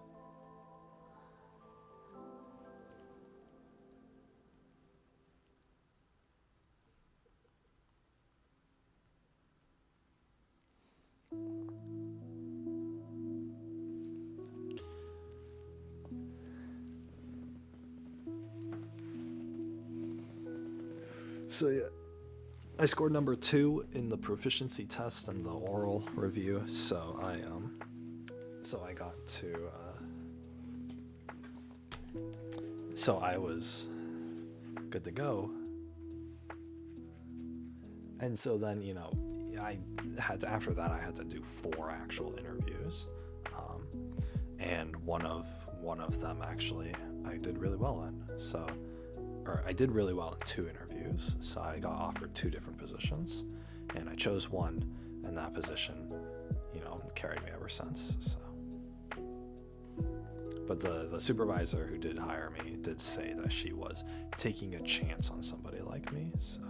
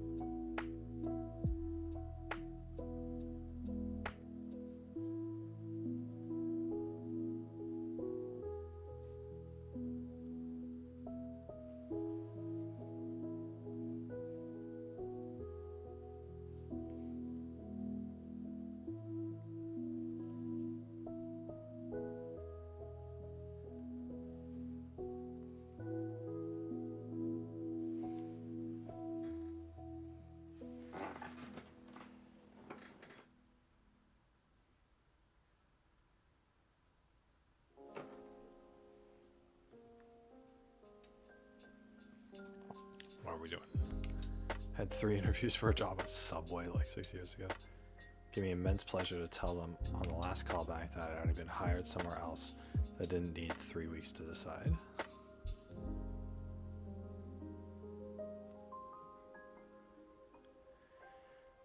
I interviewed for Subway when I was 19. They asked me, why do you want to work at Subway? I was honest and told them because I needed money to eat and for down payment on an apartment. You would not believe the looks of disapproval they gave me. They both shook their heads in disgusted disbelief, as if I told them I needed to fill my hunger spoon booze just for my 4-year-old son. They immediately ended the interview after a couple of filler questions. Maybe I should have said pedophilia instead. What? I'm sure they wanted me to say, I've been dreaming this opportunity since I was a wee child. Subway's always been a career goal of mine, and the thought of making sandwiches 8 hours a day out of subpar ingredients and minimum wage will look amazing on my application to Harvard.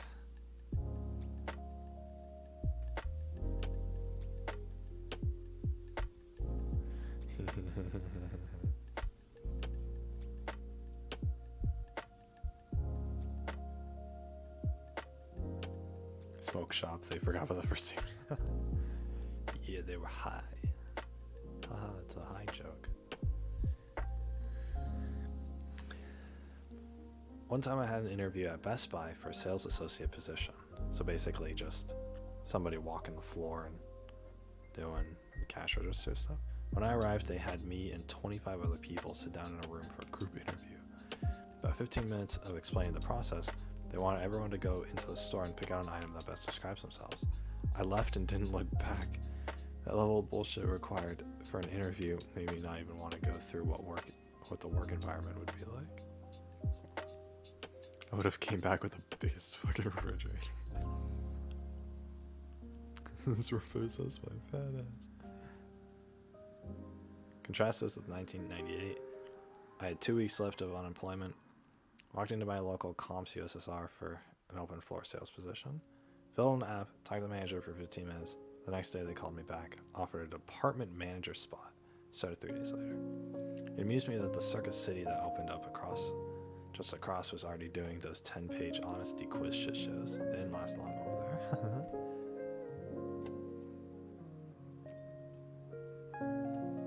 God, doing a fucking personality quiz? Honestly, like if I interview someone, like I can talk to somebody and tell what kind of employee they're gonna be. Put them on probation. Give them, have them do the job for like 2 months, pay them for it, and then be like, okay, we don't think you're a good fit. Just do that. Like, what's so hard about that? Just in a single, you give them you fill out your resume or the application, have one interview with them, and then tell the person like, hey, we think you'd be a good fit. Let's test you out on the job for a couple months. You don't have to do personality quizzes. You don't have to do multiple interviews. This just sounds like a waste of time. It sounds like corporate executives are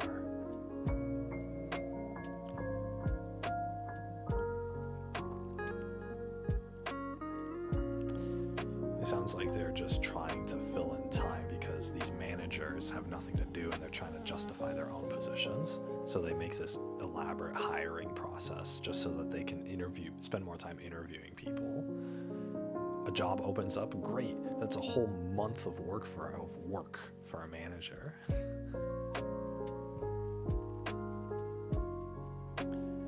God, that's depressing. I have a very bad time finding work in 2009. Can't imagine what it was like last year. See, that's the thing. Every single store in my area is hiring. Like, I don't expect to do anything more than give them my resume, do an interview, get the job. Like, that's all I honestly expect to do. I don't expect to have to do all this crap. If I have to do all this crap, it better be for like a really good position.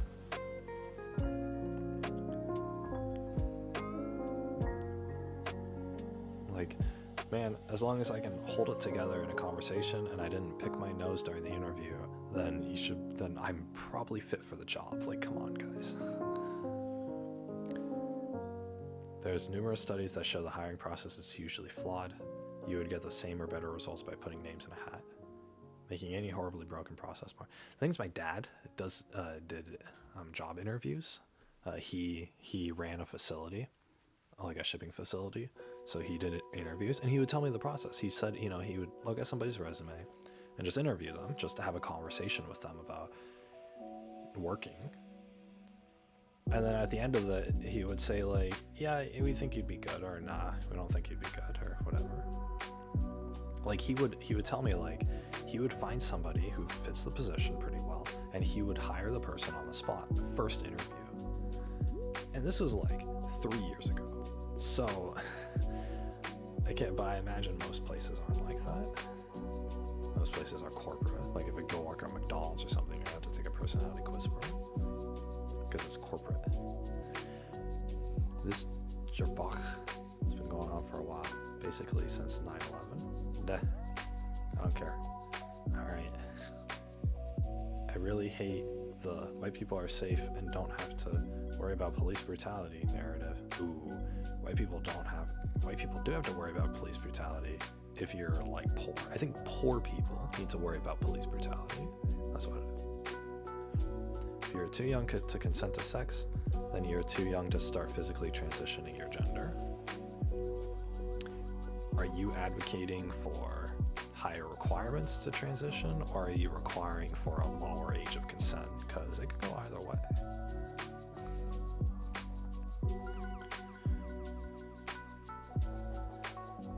I like how there are pedophiles running our government, yet the age of consent is 18. I thought that was I think that's pretty funny. The whole Jeffrey Epstein and like the whole like child pornography ring that was going around a few years ago. Not to the public, it was to people in power. Hillary Clinton was part of it. It was in her emails back in 2016. That was part of it. So.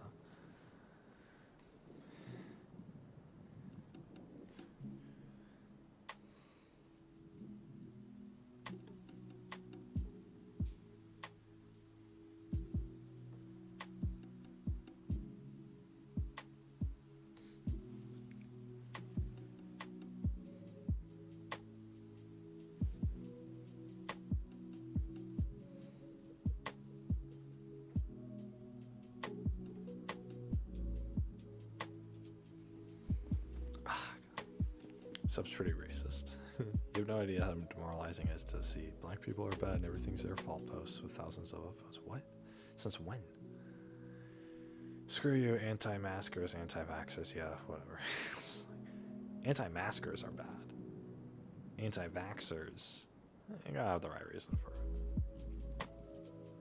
My severely immunocompromised sister is dead because of you. She was like a second mother to me and you killed her. Her children no longer have a mother because you killed her.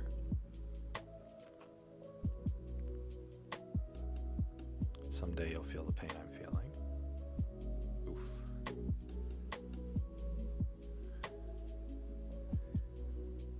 Fat acceptance is BS. Giving up on exercise in the effort to maintain a healthy body is not a sign of strength, but of weakness. Obesity is a curable disease, not a personality or trait. I hate when women try to sweeten up their shit reality using words like plus sized instead of obese. Yeah. That's how it is. Like, if you can't, like, physically cannot exercise or whatever, then fine.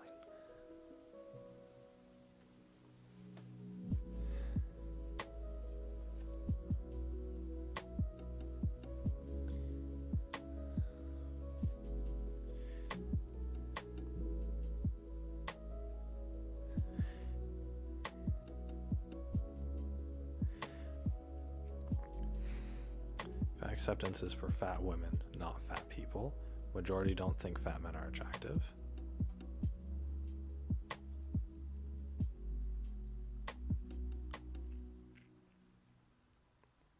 It is. It is. It's for fat women. It's not like in general. None of these movements are for guys. That's how it is. Women get to make excuses and men gotta stick it out.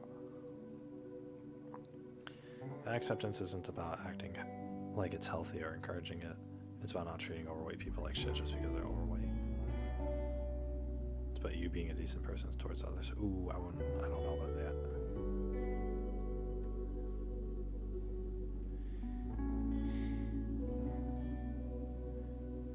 I don't know about that. I don't know about that. Seen your comments about anorexia. You realize obese people can simultaneously be anorexic as well. Oh my god, they really went to this dude's profile. Oh well, people aren't talking about the actual issue. Healthy fat is not a thing. Coronavirus is further exposing this fact. Trust me, I'm a doctor.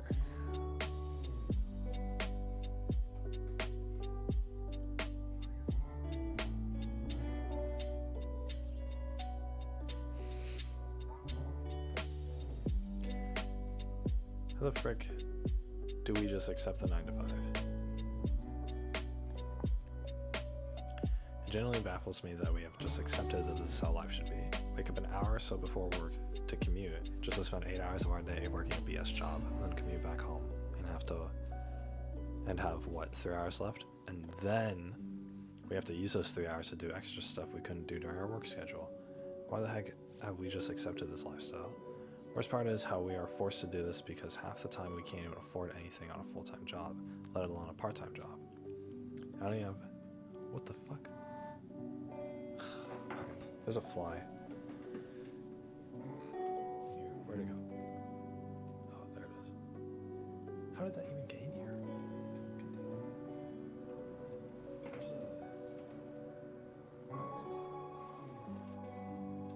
Where'd it go? Bro, where'd it go?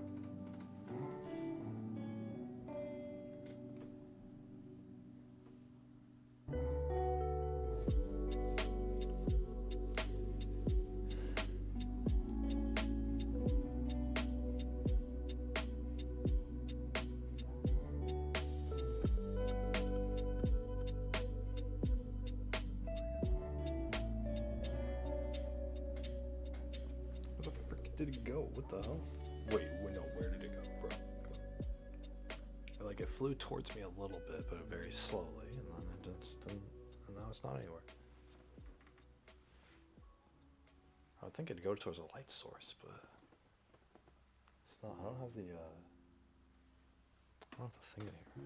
Can I hit it with this? No, that's not really gonna work.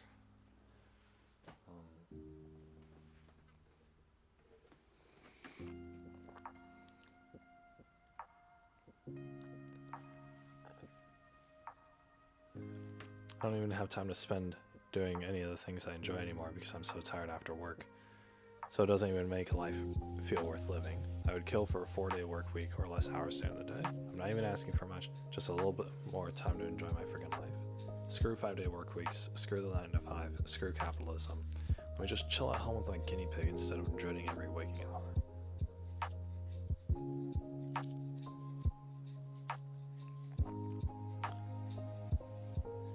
Thing is, I could set up an entire economic system that would allow for 3-day work weeks. You work 3 days a week, and then you have the other 5 off. But nobody wants to hear it. Nobody wants it. It's similar to the system I was describing earlier.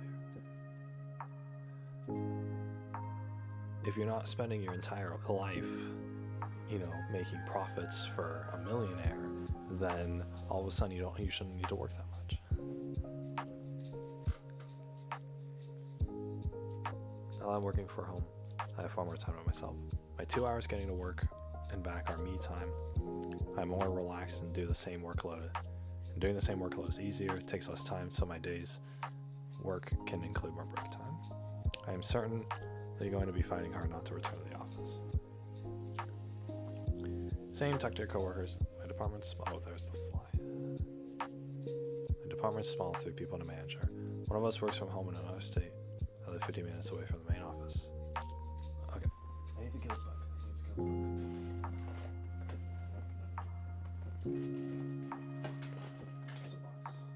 There's a box. God, I don't have a box in my room. Oh, here's a box.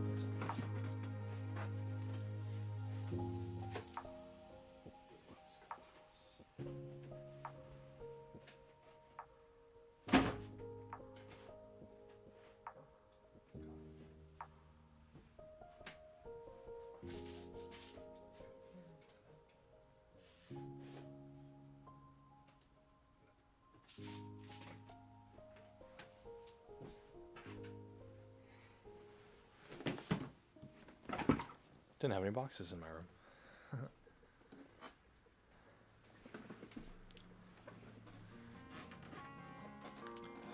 I talked to him already, and we are both willing to put our 2 weeks notice if they ask us to go back to the office. I think 1 day a week for me is needed, but there's no reason why we shouldn't work from home. As long as the job gets done.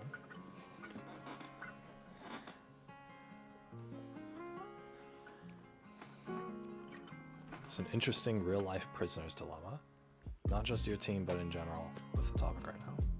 Stick with the group to get a better outcome, work from home, or be the 1 or 2 people sticking around if they give you a pay raise. Ooh. Bro, having to go to work 1 day a week and then getting the other 4 days of the week to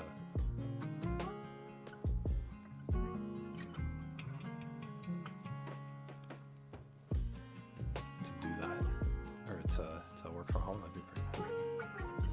Corporate life will never be the same after the pandemic, hopefully.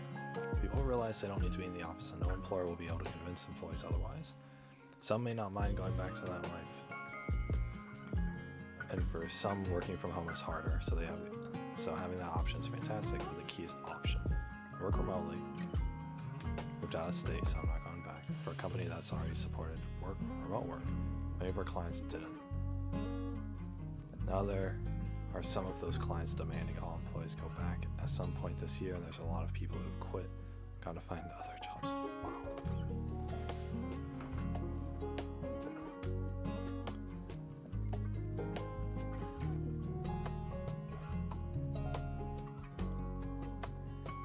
Wow. A salaried work from home position would be pretty nice.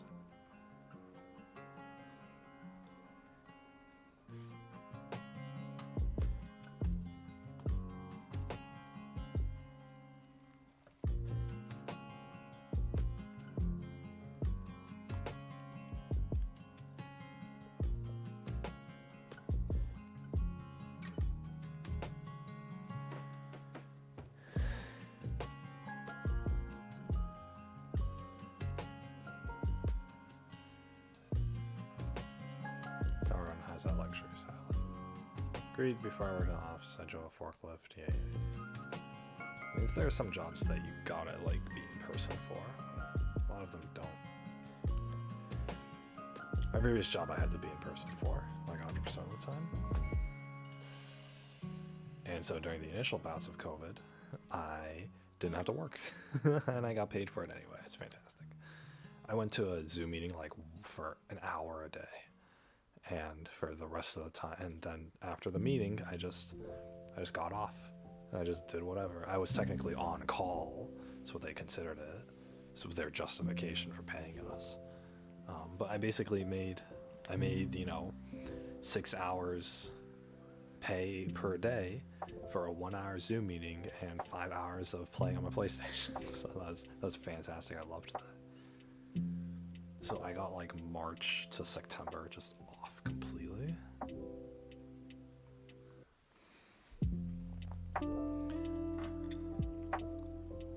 I grew up poor as hell and managed to bootstrap. I'm gonna lay out the entire line.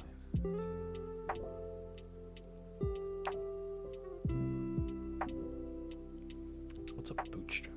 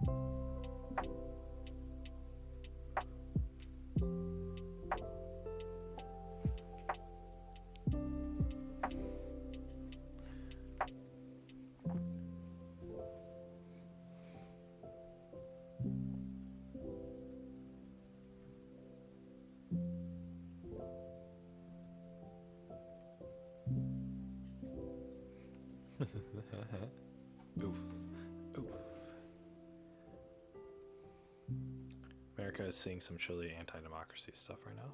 What date? Oh, the presidential election.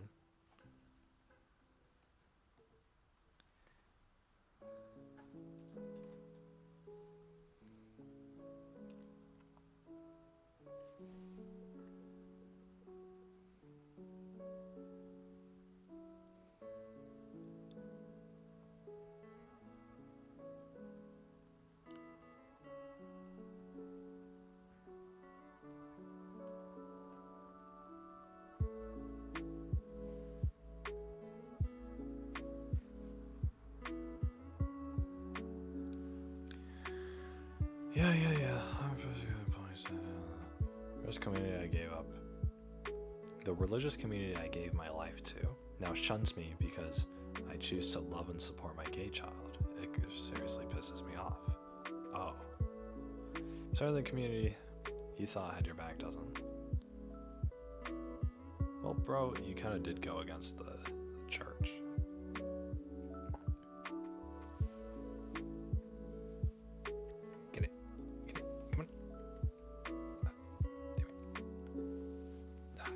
Can't grab it. Yeah.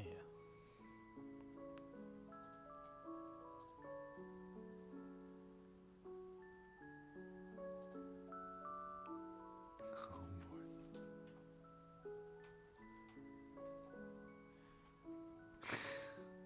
I've been telling people at work that I'm a Leo. I'm not, in an attempt to create a long con prank to prove to them that astrology is BS. But my plan is getting out of hand, and I don't think I can follow through on the big reveal. I think astrology is one of the dumbest, most unscientific things you could possibly believe in. Honestly, I would judge someone less for believing the earth is flat or being a Scientologist. At least Scientology has an established lore of writing created by a limited number of people, whereas apparently anyone can write horoscopes for any small town newspaper and people still follow their local little blurbs advice. Freaking horoscopes, dude. Astrology, woo! I'm sure it has some effect on like who you are or whatever, but you can't, but you know, everybody can just say like, oh, Leos or oh, Scorpions can, you know, will have good lottery tickets today or whatever. It's like, oh boy, all of us will.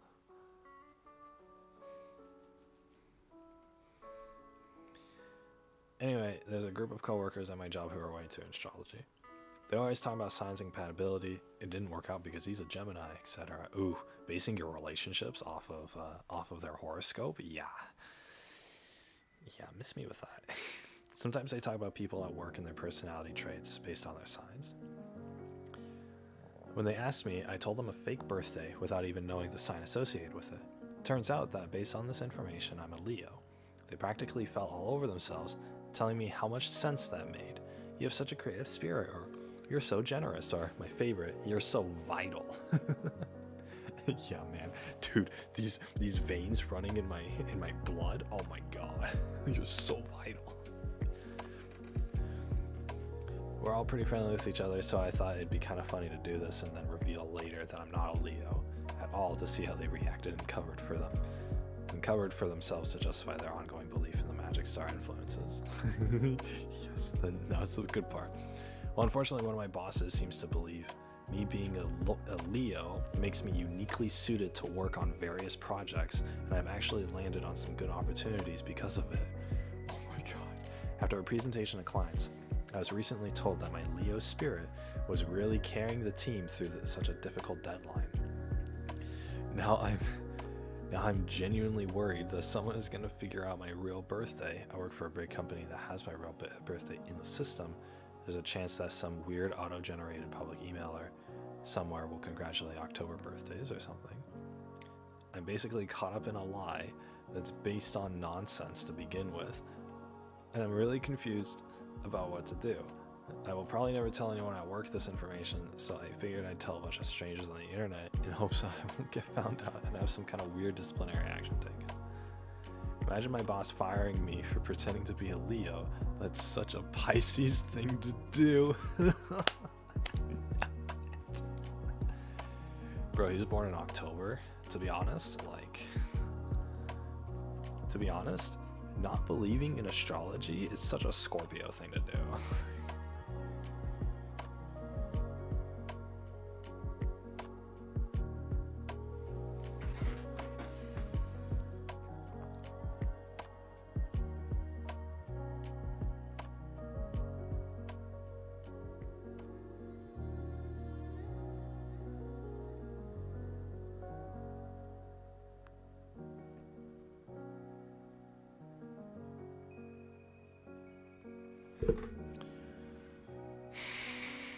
Such a Pisces thing. I absolutely love people saying that's such a Libra thing to do. Or it's such a Libra thing to get into situations like this. I said I was born October but didn't specify the date. I'm not a Libra either. That means he's a Scorpio. And that's such a Scorpio thing to do. Oh my god. Which means his birthday's around my birthday. Yay. People who are defending astrology by telling me that it's more complicated than just your birthday, then proceeding to explain detailed nonsense about the movement of celestial bodies. Yeah, apparently it's like the moon and like the other planets in our solar system were like in a certain line or something when like the day and year and time you were born. And it's like, oh, because of that, because the planets were such a certain way or whatever, and you were facing Saturn on a full moon, then that means, you know, you're not just any Scorpio. And God, I had all this stuff explained to me by somebody, and it's such utter nonsense. People are yeah. Kidding, I'm a Libra. So all the people saying that's so Scorpio, you're the ones who are actually wrong. Or is that what a Scorpio would say to throw you off trail? Who knows? According to Google, Libras gravitate towards intellectualism, so maybe this is an elaborate thought experiment. That's so Libra of me, or is pretending I'm a Libra the Scorpio move? Your boss gives you work opportunities based on your star sign. What kind of unprofessional workplace do you want? Okay, it's a psychic hotline. Yeah. I work in HR. If a manager came to me about disciplining somebody for lying about their sign, I would turn it around to question why they're using someone's sign to determine project work or work assignments.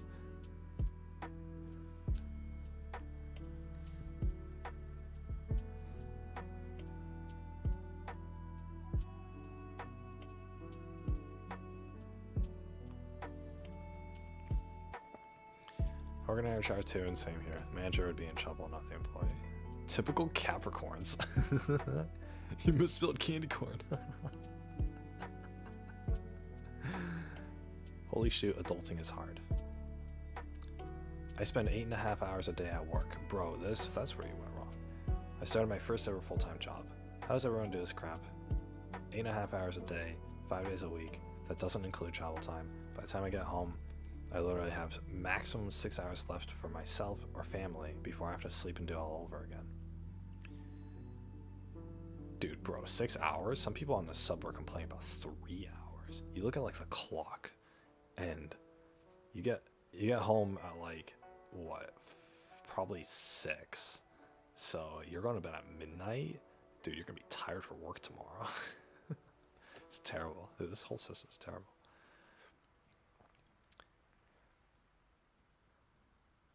I now understand movements like FIRE and subs like anti-work, and just why some people are so frugal with their hard-earned money.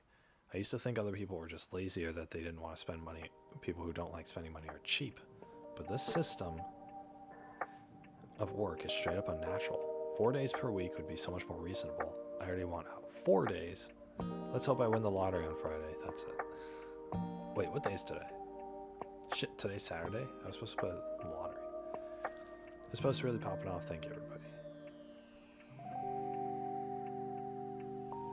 Cheer up. You only have 42 to 44 more years before you can retire.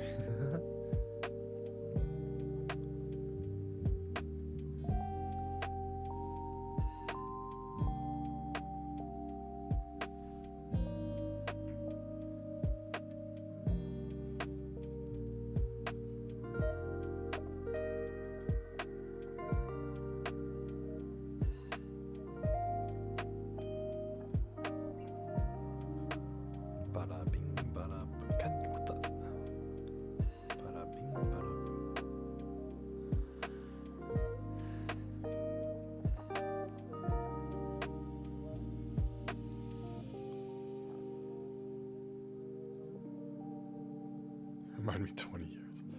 Just a tip, not all work environments are the same. Some job managers demand you to clock 8 hours no matter what. Others are more results oriented. I'm lucky enough to get the latter. There are days with really long hours, but once the job's done, we get time for ourselves. See, I wouldn't mind that.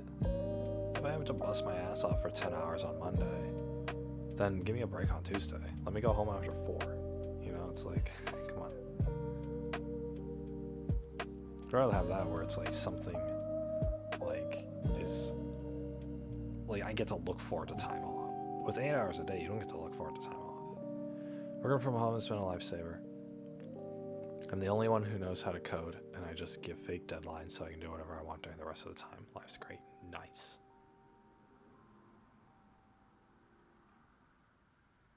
Work from home has turned me into a working stiff. The department I am in has so much work to do. I end up working 12 hours a day with the boss constantly asking, why isn't this or that done? They constantly accuse me of not doing any work. I'm going to try to hang on as long as I can, but the burnout's real. Is near. Yo, what the hell?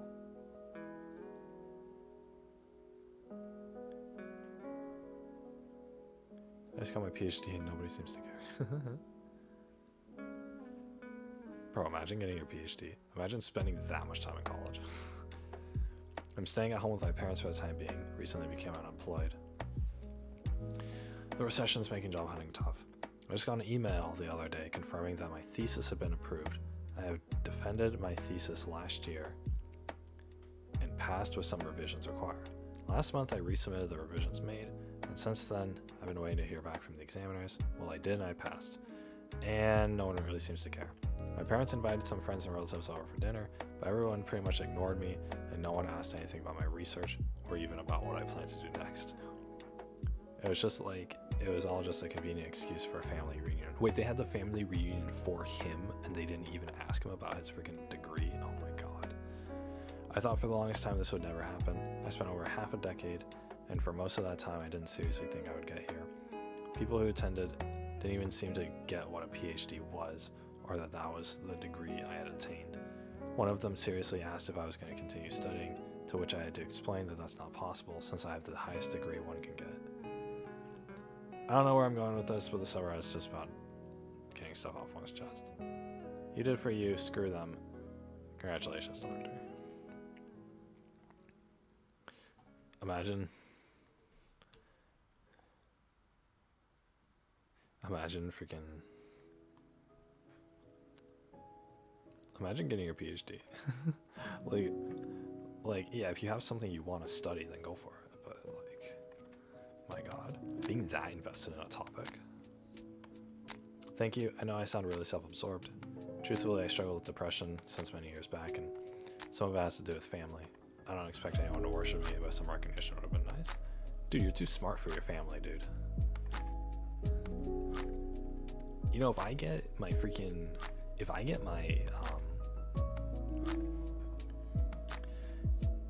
if I finish my 2 years of college, getting my associate's degree, which is the lowest one you can get, I will have a higher education than the rest of my family. So, and you know, if I get my bachelor's, I'm not even going to be on the same realm, you know, on the same plane of existence as them. So, the thing is, though, I have a goal in mind. I have a goal in mind. I'm struggling to complete my 4-year at the ripe age of 31. Bro, if I went for my 4-year, I'd be 32 when I finish it.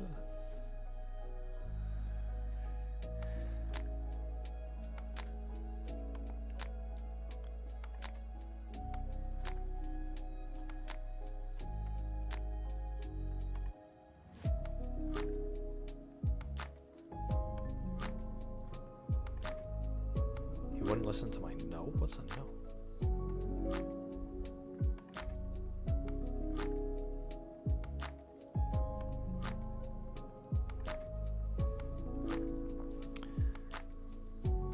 So I, 21 female, had a tooth infection and had to get a root canal. Okay. Wasn't very painful because of the anesthetic, but certainly not comfortable either.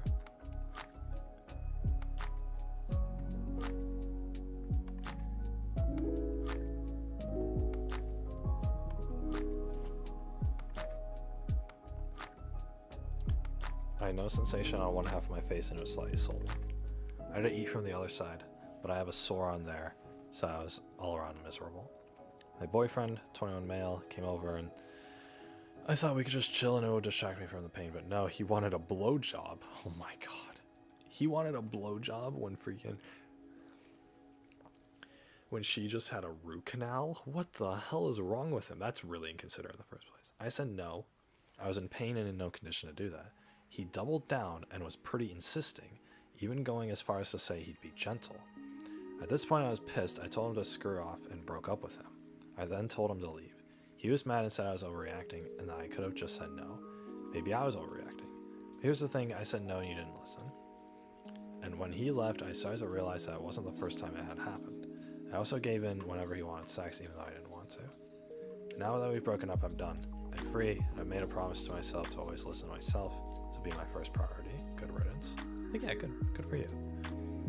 If he's like, you know, if he's like really pushing it, then he's obviously just using you for sex. It's like, it's okay to want sex from your partner, but at the same time, it's like, you be respectful to them.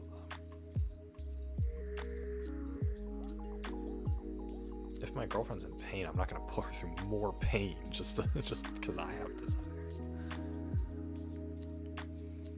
I don't know, I'll give her a little show, you know, just do it in front of her.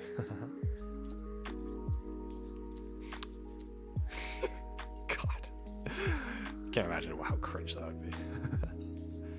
He's gonna come back and pretend to be sorry. He'll tell you he won't do it again, but he will. You got a glimpse of the real him. It wasn't a mistake. Yeah, he is just using her for sex. Why do you date people like that?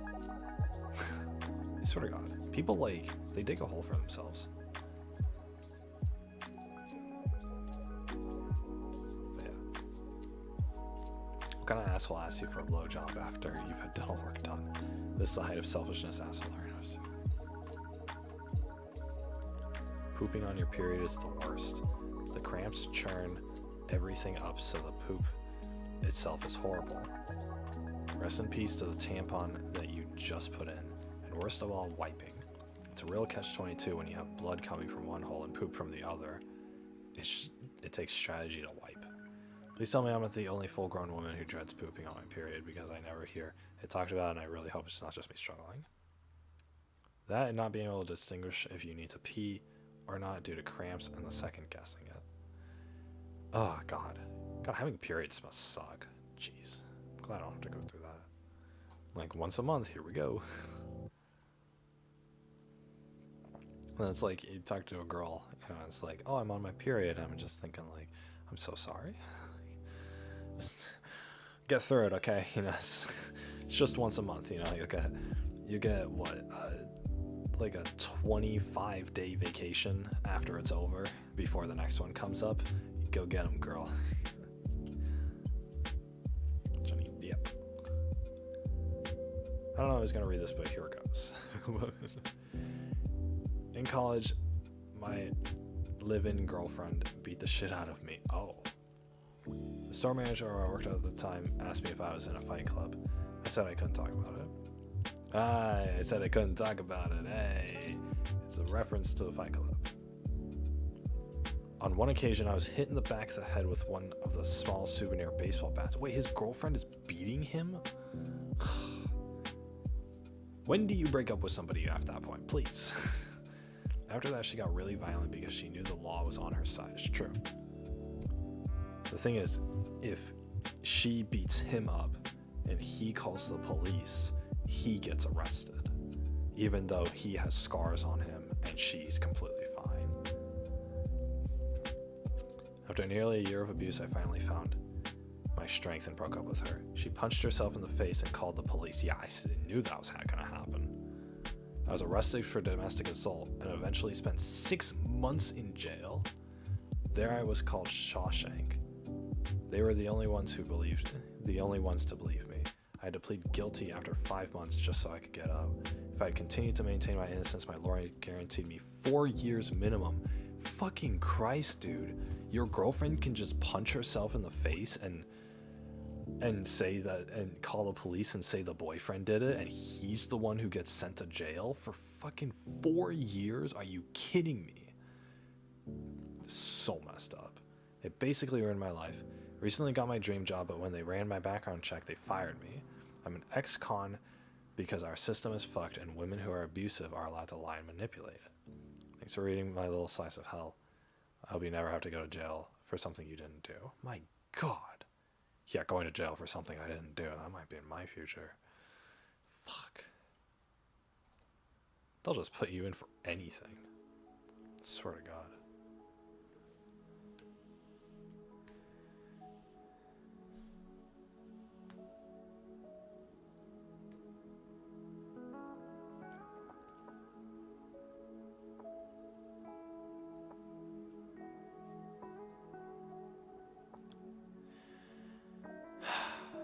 That story makes me angry. This dude did not deserve any of that.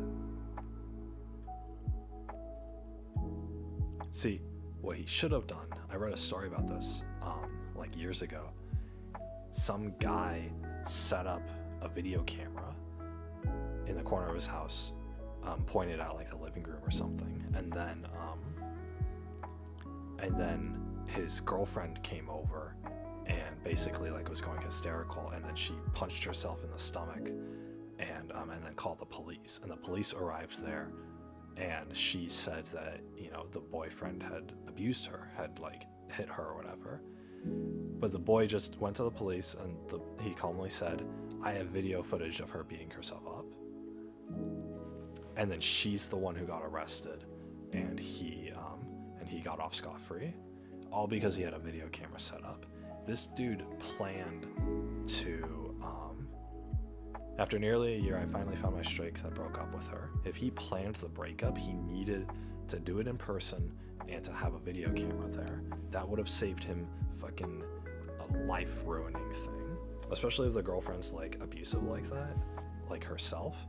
She knows she can continue it because the law favors women, and so he needs actual evidence to show that wasn't the case. He still has to fight it in court, and he's still going to lose a lot of money to having to pay a lawyer, but he would have the evidence to protect himself and not get you know, charged or whatever.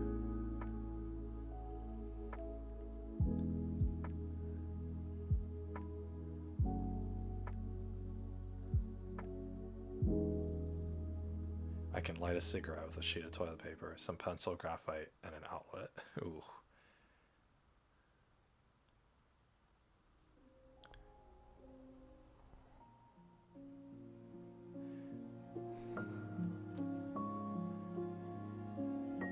That no, I don't hate my abuser. She was messed up and I hope she's gotten the help she needs.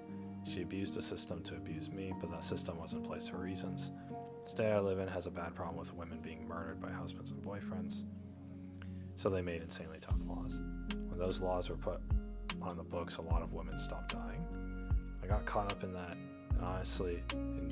and would honestly endure it again if it means women don't have to die at the hands of violently cowardly men. We shouldn't have to be this way, but here we are. It's true. I respect that.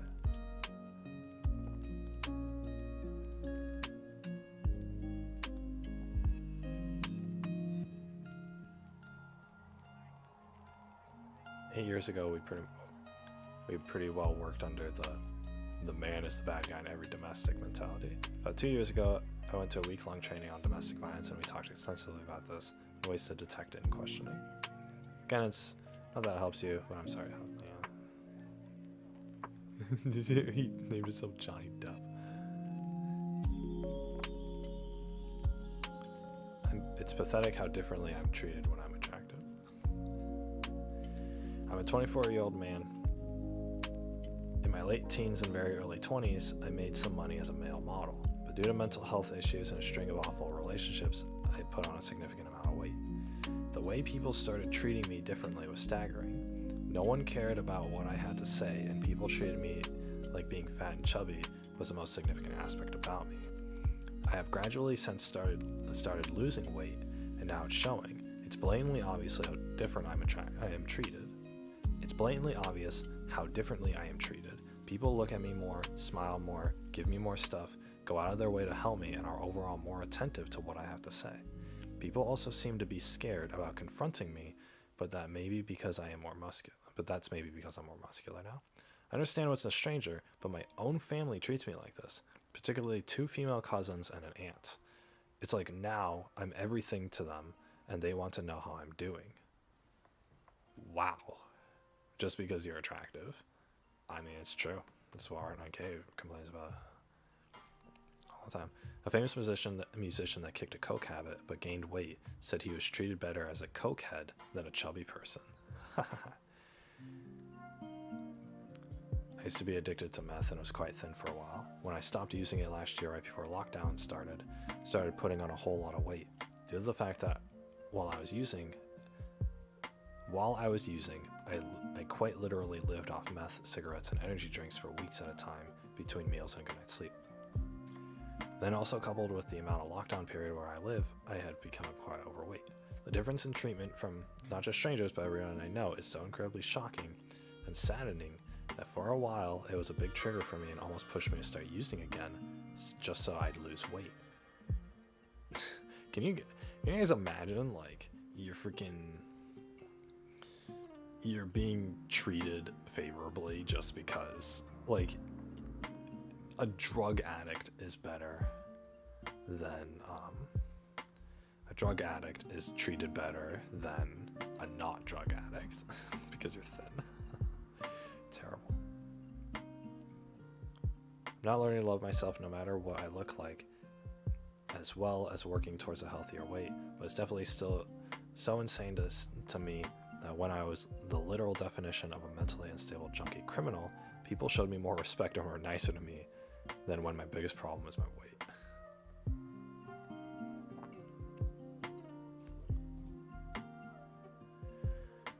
Yeah, growing up I learned this quickly because there's a huge switch in the way you're treated on days you do your hair and makeup and days you don't.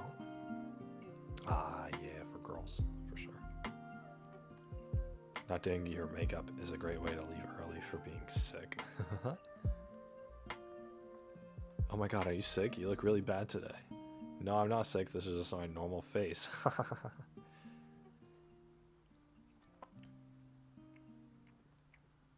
I would not wear makeup as a girl. Oh my gosh.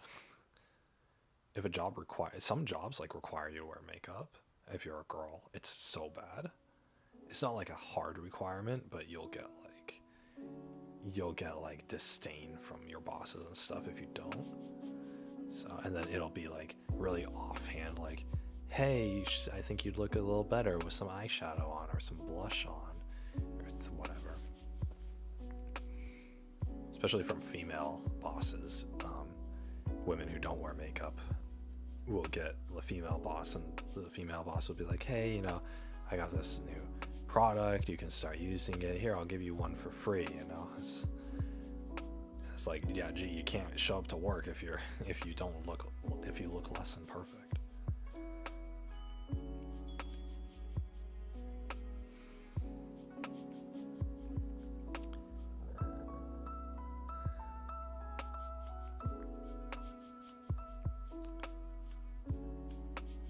Pedophiles aren't and never will be part of the LGBT community. Aww. Saw a post earlier by a person warning that pedophiles are becoming part of the LGBT community and something about maps. Like, these people have their own little movement and try to insert themselves into our community, but they are in no way becoming part of finding their way into the community. That's BS. We're not and never will be accepting of pedophiles. Yeah. And then, you know, 50 years ago, people were not and never will be accepting of gays and lesbians and transgenders, but look at, you know. I can't believe the nerve. It's a culture thing.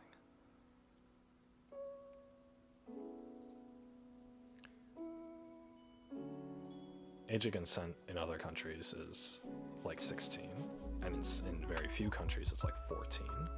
In fact, I know there's like a couple where it's like 13, I think, is like the lowest I've seen it. But that's like in the third world. But yeah, it's pretty bad. And then or it's whatever. But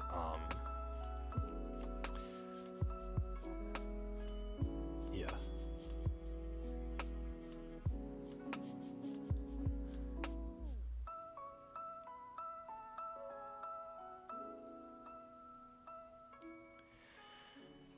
yeah, I don't know.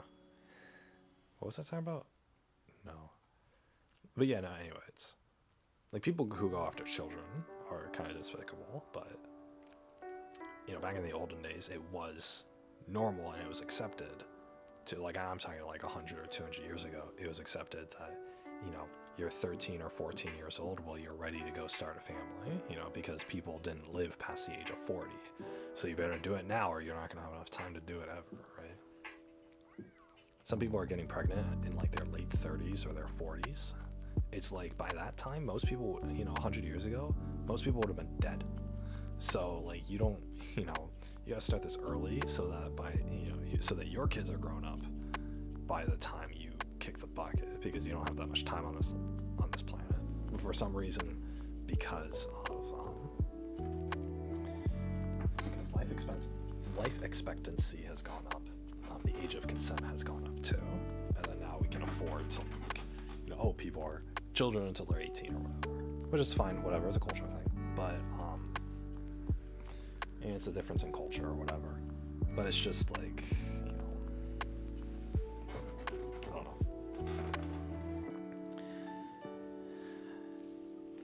I'm just not like, you know, it's very silly to me.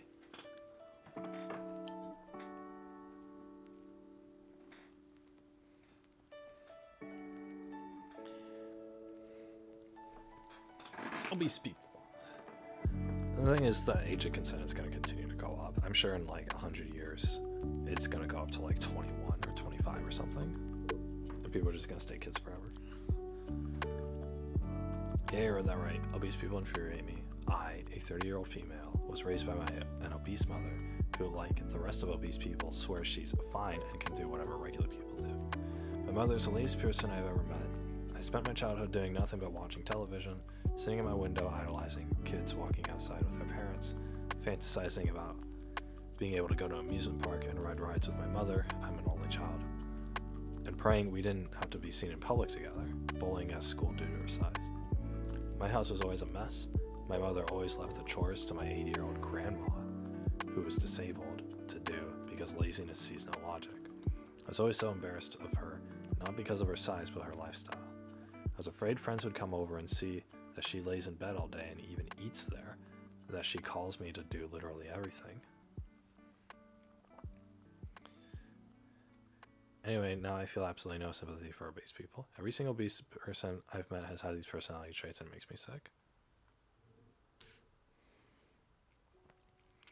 Literally feel no remorse for obese parents who damn well know they can't give their kids any type of normal life. To this day, I hate watching my mother eat, and I hate the constant lies my mother tells herself. I work out, I don't eat much, lies all lies, like a junkie. And I had to get that off my chest. A lot of you are thinking I grew up with my 600-pound life type of mother. My mother's a nurse in a retiring home, and has been for 30 years. All our coworkers are also obese. She left the house every day like most Americans.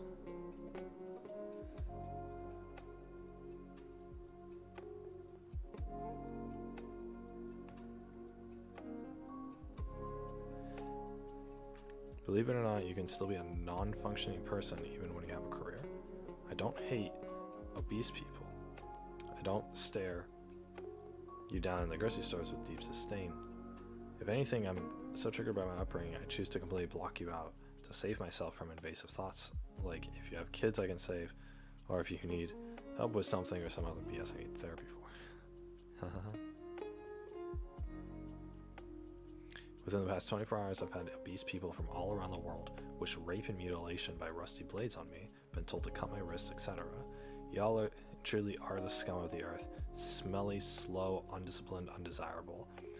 It's no wonder anyone with working eyes and a brain view you as undesirables.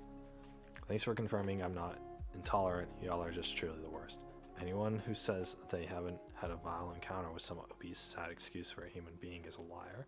Y'all linger in every hospital, every Walmart, waiting to be discriminated against. The weight makes them tired and lazy. It takes a lot of energy to drag all these excess pounds around. I immediately feel sluggish when I gain extra 5 pounds.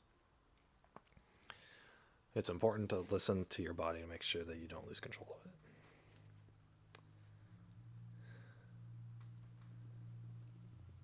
You just made the biggest light bulb turn on for me. The reason I gained weight in winter is because I'm eating myself up to energy neutral. Summer I'm active, very active, 107 pound. Winter I go up to 190.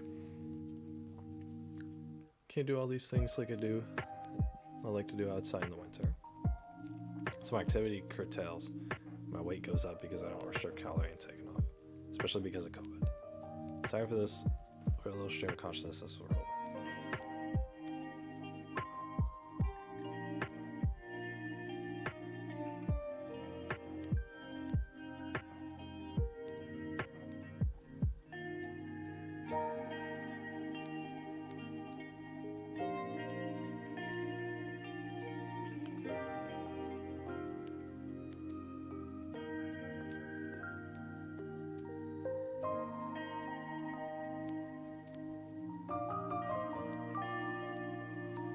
To feel this way, your mom has let you down, and she's physically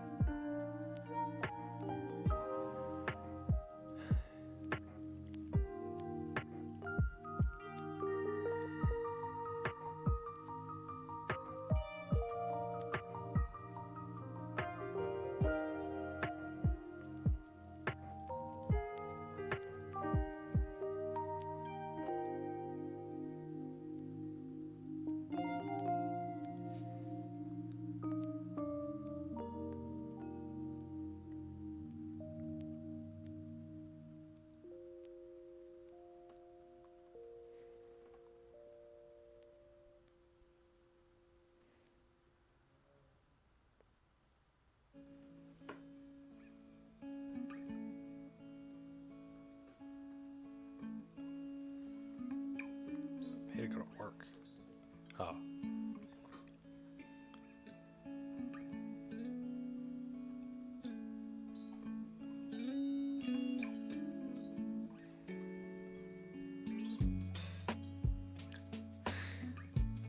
Parking should be free at hospitals. It's not. How much money does a hospital need to make that they're charging for parking? They're already charging you like hundreds of thousands of dollars for a hospital stay. Second man being treated as creepy when it comes to kids. I have 2 kids of my own. I really love kids, especially babies.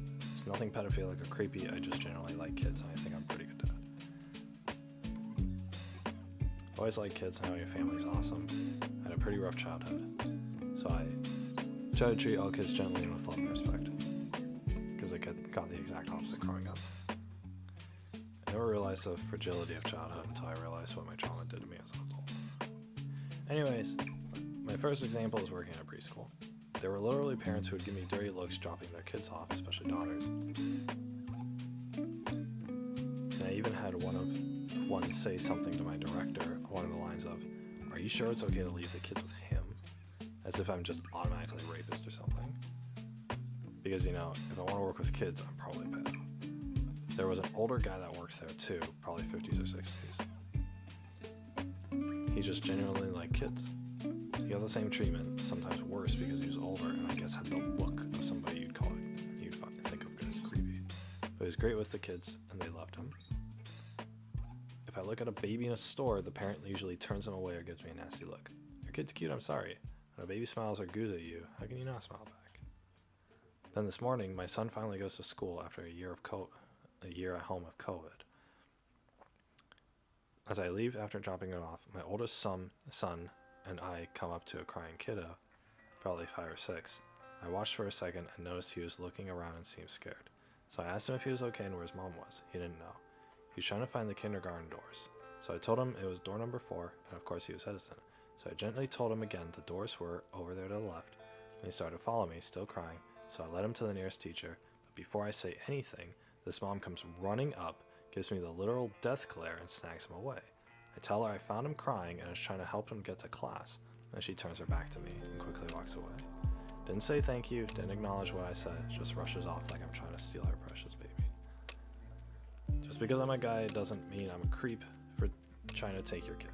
I'd hope if my son was alone in the middle of an effing sidewalk, scared and crying, someone would try to help him. If someone smiled at my baby who was making adorable faces at the grocery store, I think I'd be flattered. We need to stop making men out to be creepers when it comes to kids.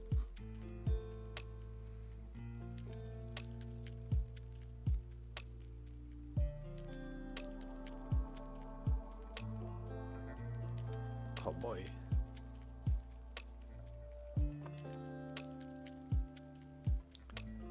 This guy's username is Doomstone.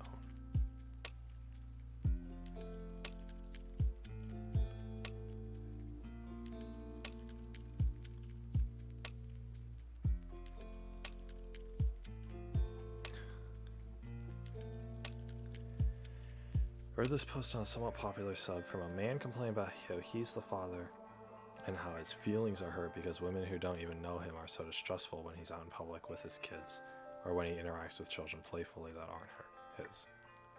He huffs and puffs when he doesn't get the openly positive affirmations from women who don't even know him about how good of a father he is around, and a man he is around kids. Cue hundreds and hundreds of comments from men whining in unison. Give me a break.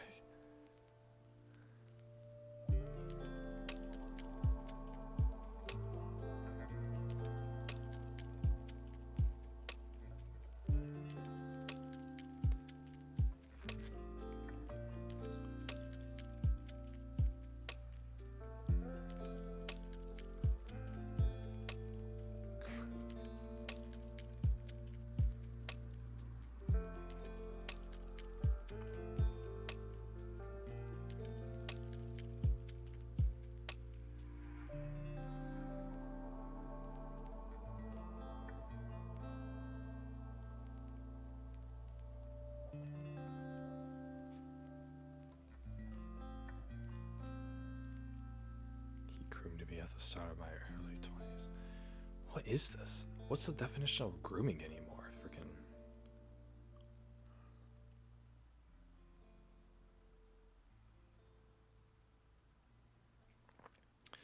Every guy's a pedophile then. This looks good.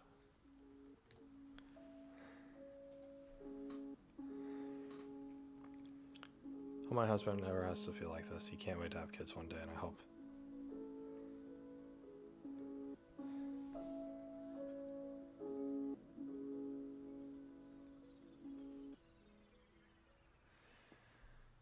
Or should I take care of one meal?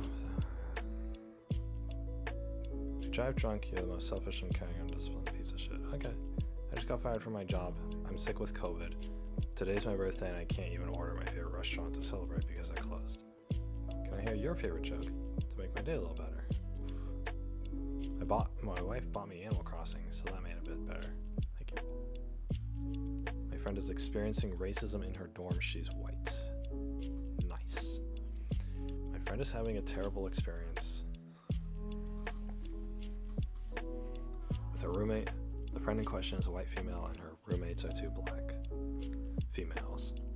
She's been nothing but kind towards them, and she does her best to keep their place clean and to respect all rules set in place at the beginning of the lease. But as of late, these girls have turned on my friend. Started with casual conversation, I hate white people, but no offense acts. Like, you're fine. She thought they had probably been wronged at some point in their life and wrote it off as a one-time deal. Then came the videos. Videos of her hanging out with friends in the living room, or hanging out in her room, and sent to a group chat of other black girls, usually captioned like, white people are so dumb, LMAO, only white people, fuck white people, LMAO. After weeks of this, her relationship with her roommates became strained. She became too afraid to go home for fear that her roommates would chastise her every move. When she did finally go back to her room, her roommates confronted her about a condom left in the shower, claiming it was her that left it there, that it was gross and she had to clean it up. She said, frick no, she hadn't, but her roommates fired back, cursing, made her more suspicious. And she said not to give her attitude, and finally her roommates snapped. They said they could give her as much attitude as they wanted, because she was nothing more than a white bitch. This was the first time they had said anything to her face and it really hurt her. I'm pissed at those roommates. If you reversed the whole situation, it would be a discrimination lawsuit. But her school is hesitant to do anything about the situation for fear of a discrimination lawsuit. They basically just told her to sit still and wait it out. To the people who say white people can't experience racism, screw you. All racism is bad racism, casual or otherwise. My friend is suffering right now when all she's been is kind and understanding to girls who maybe didn't deserve it all the time. Screw them, screw racism. This sucks and nobody deserves this.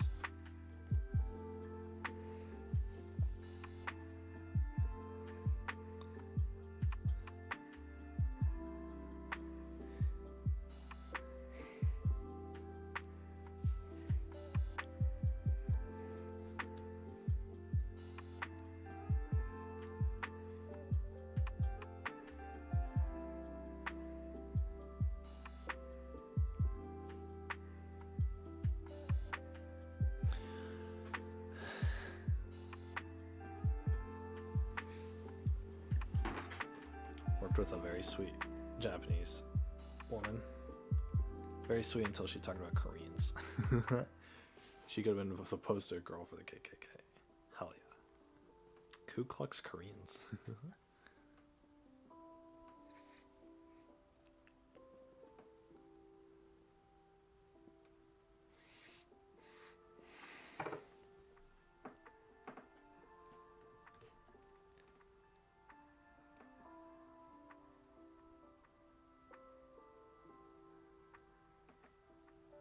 Yeah, most Japanese people are racist against other Asians. It's pretty funny.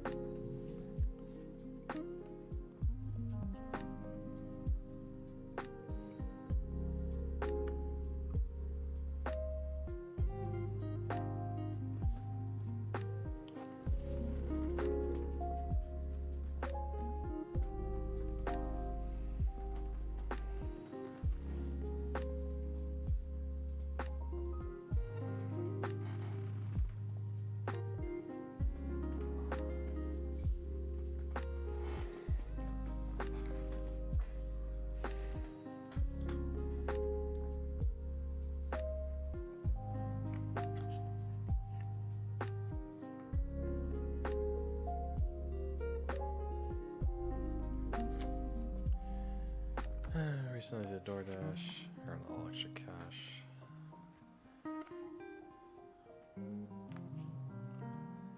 Sorry guys, I'm like been on this for a long time. It's like I wanna go, or you know, I should have gone off stream a couple hours ago, but I'm still like continuing it. Just love Reddit.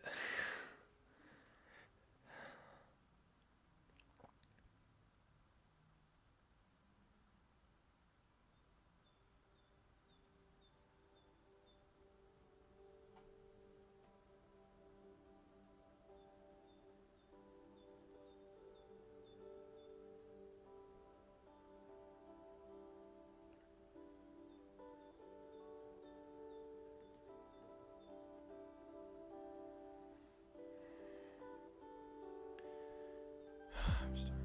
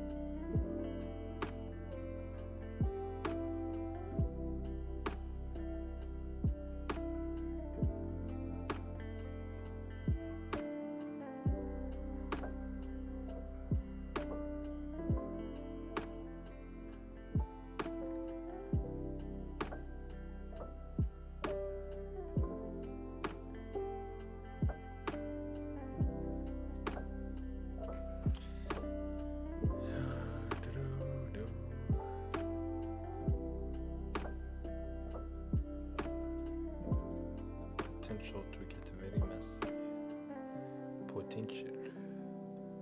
Alright, guys.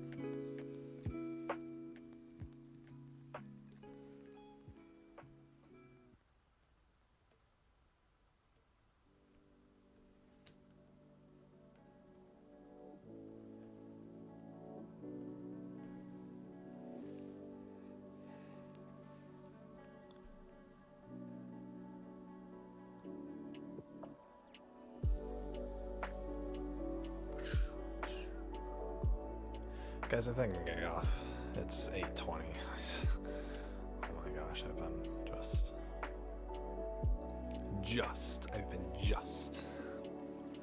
But you guys, that's gonna do it for me.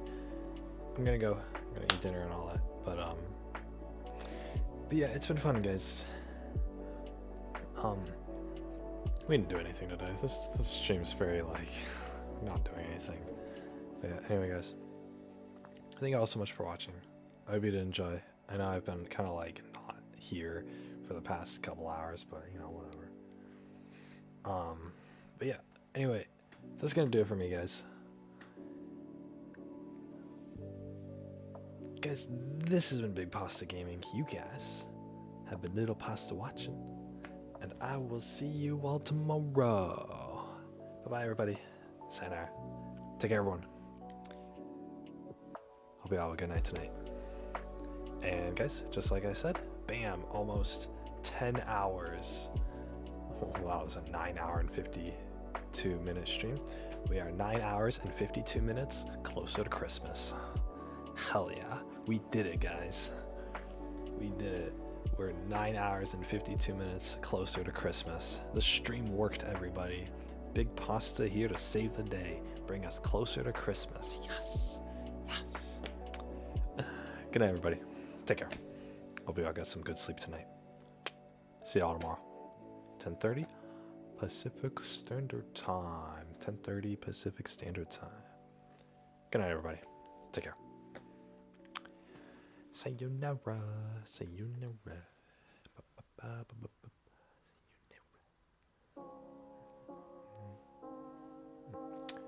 My facial hair is actually coming along pretty nice, so I like it. It's good. It's good. Take care, everyone. Good night.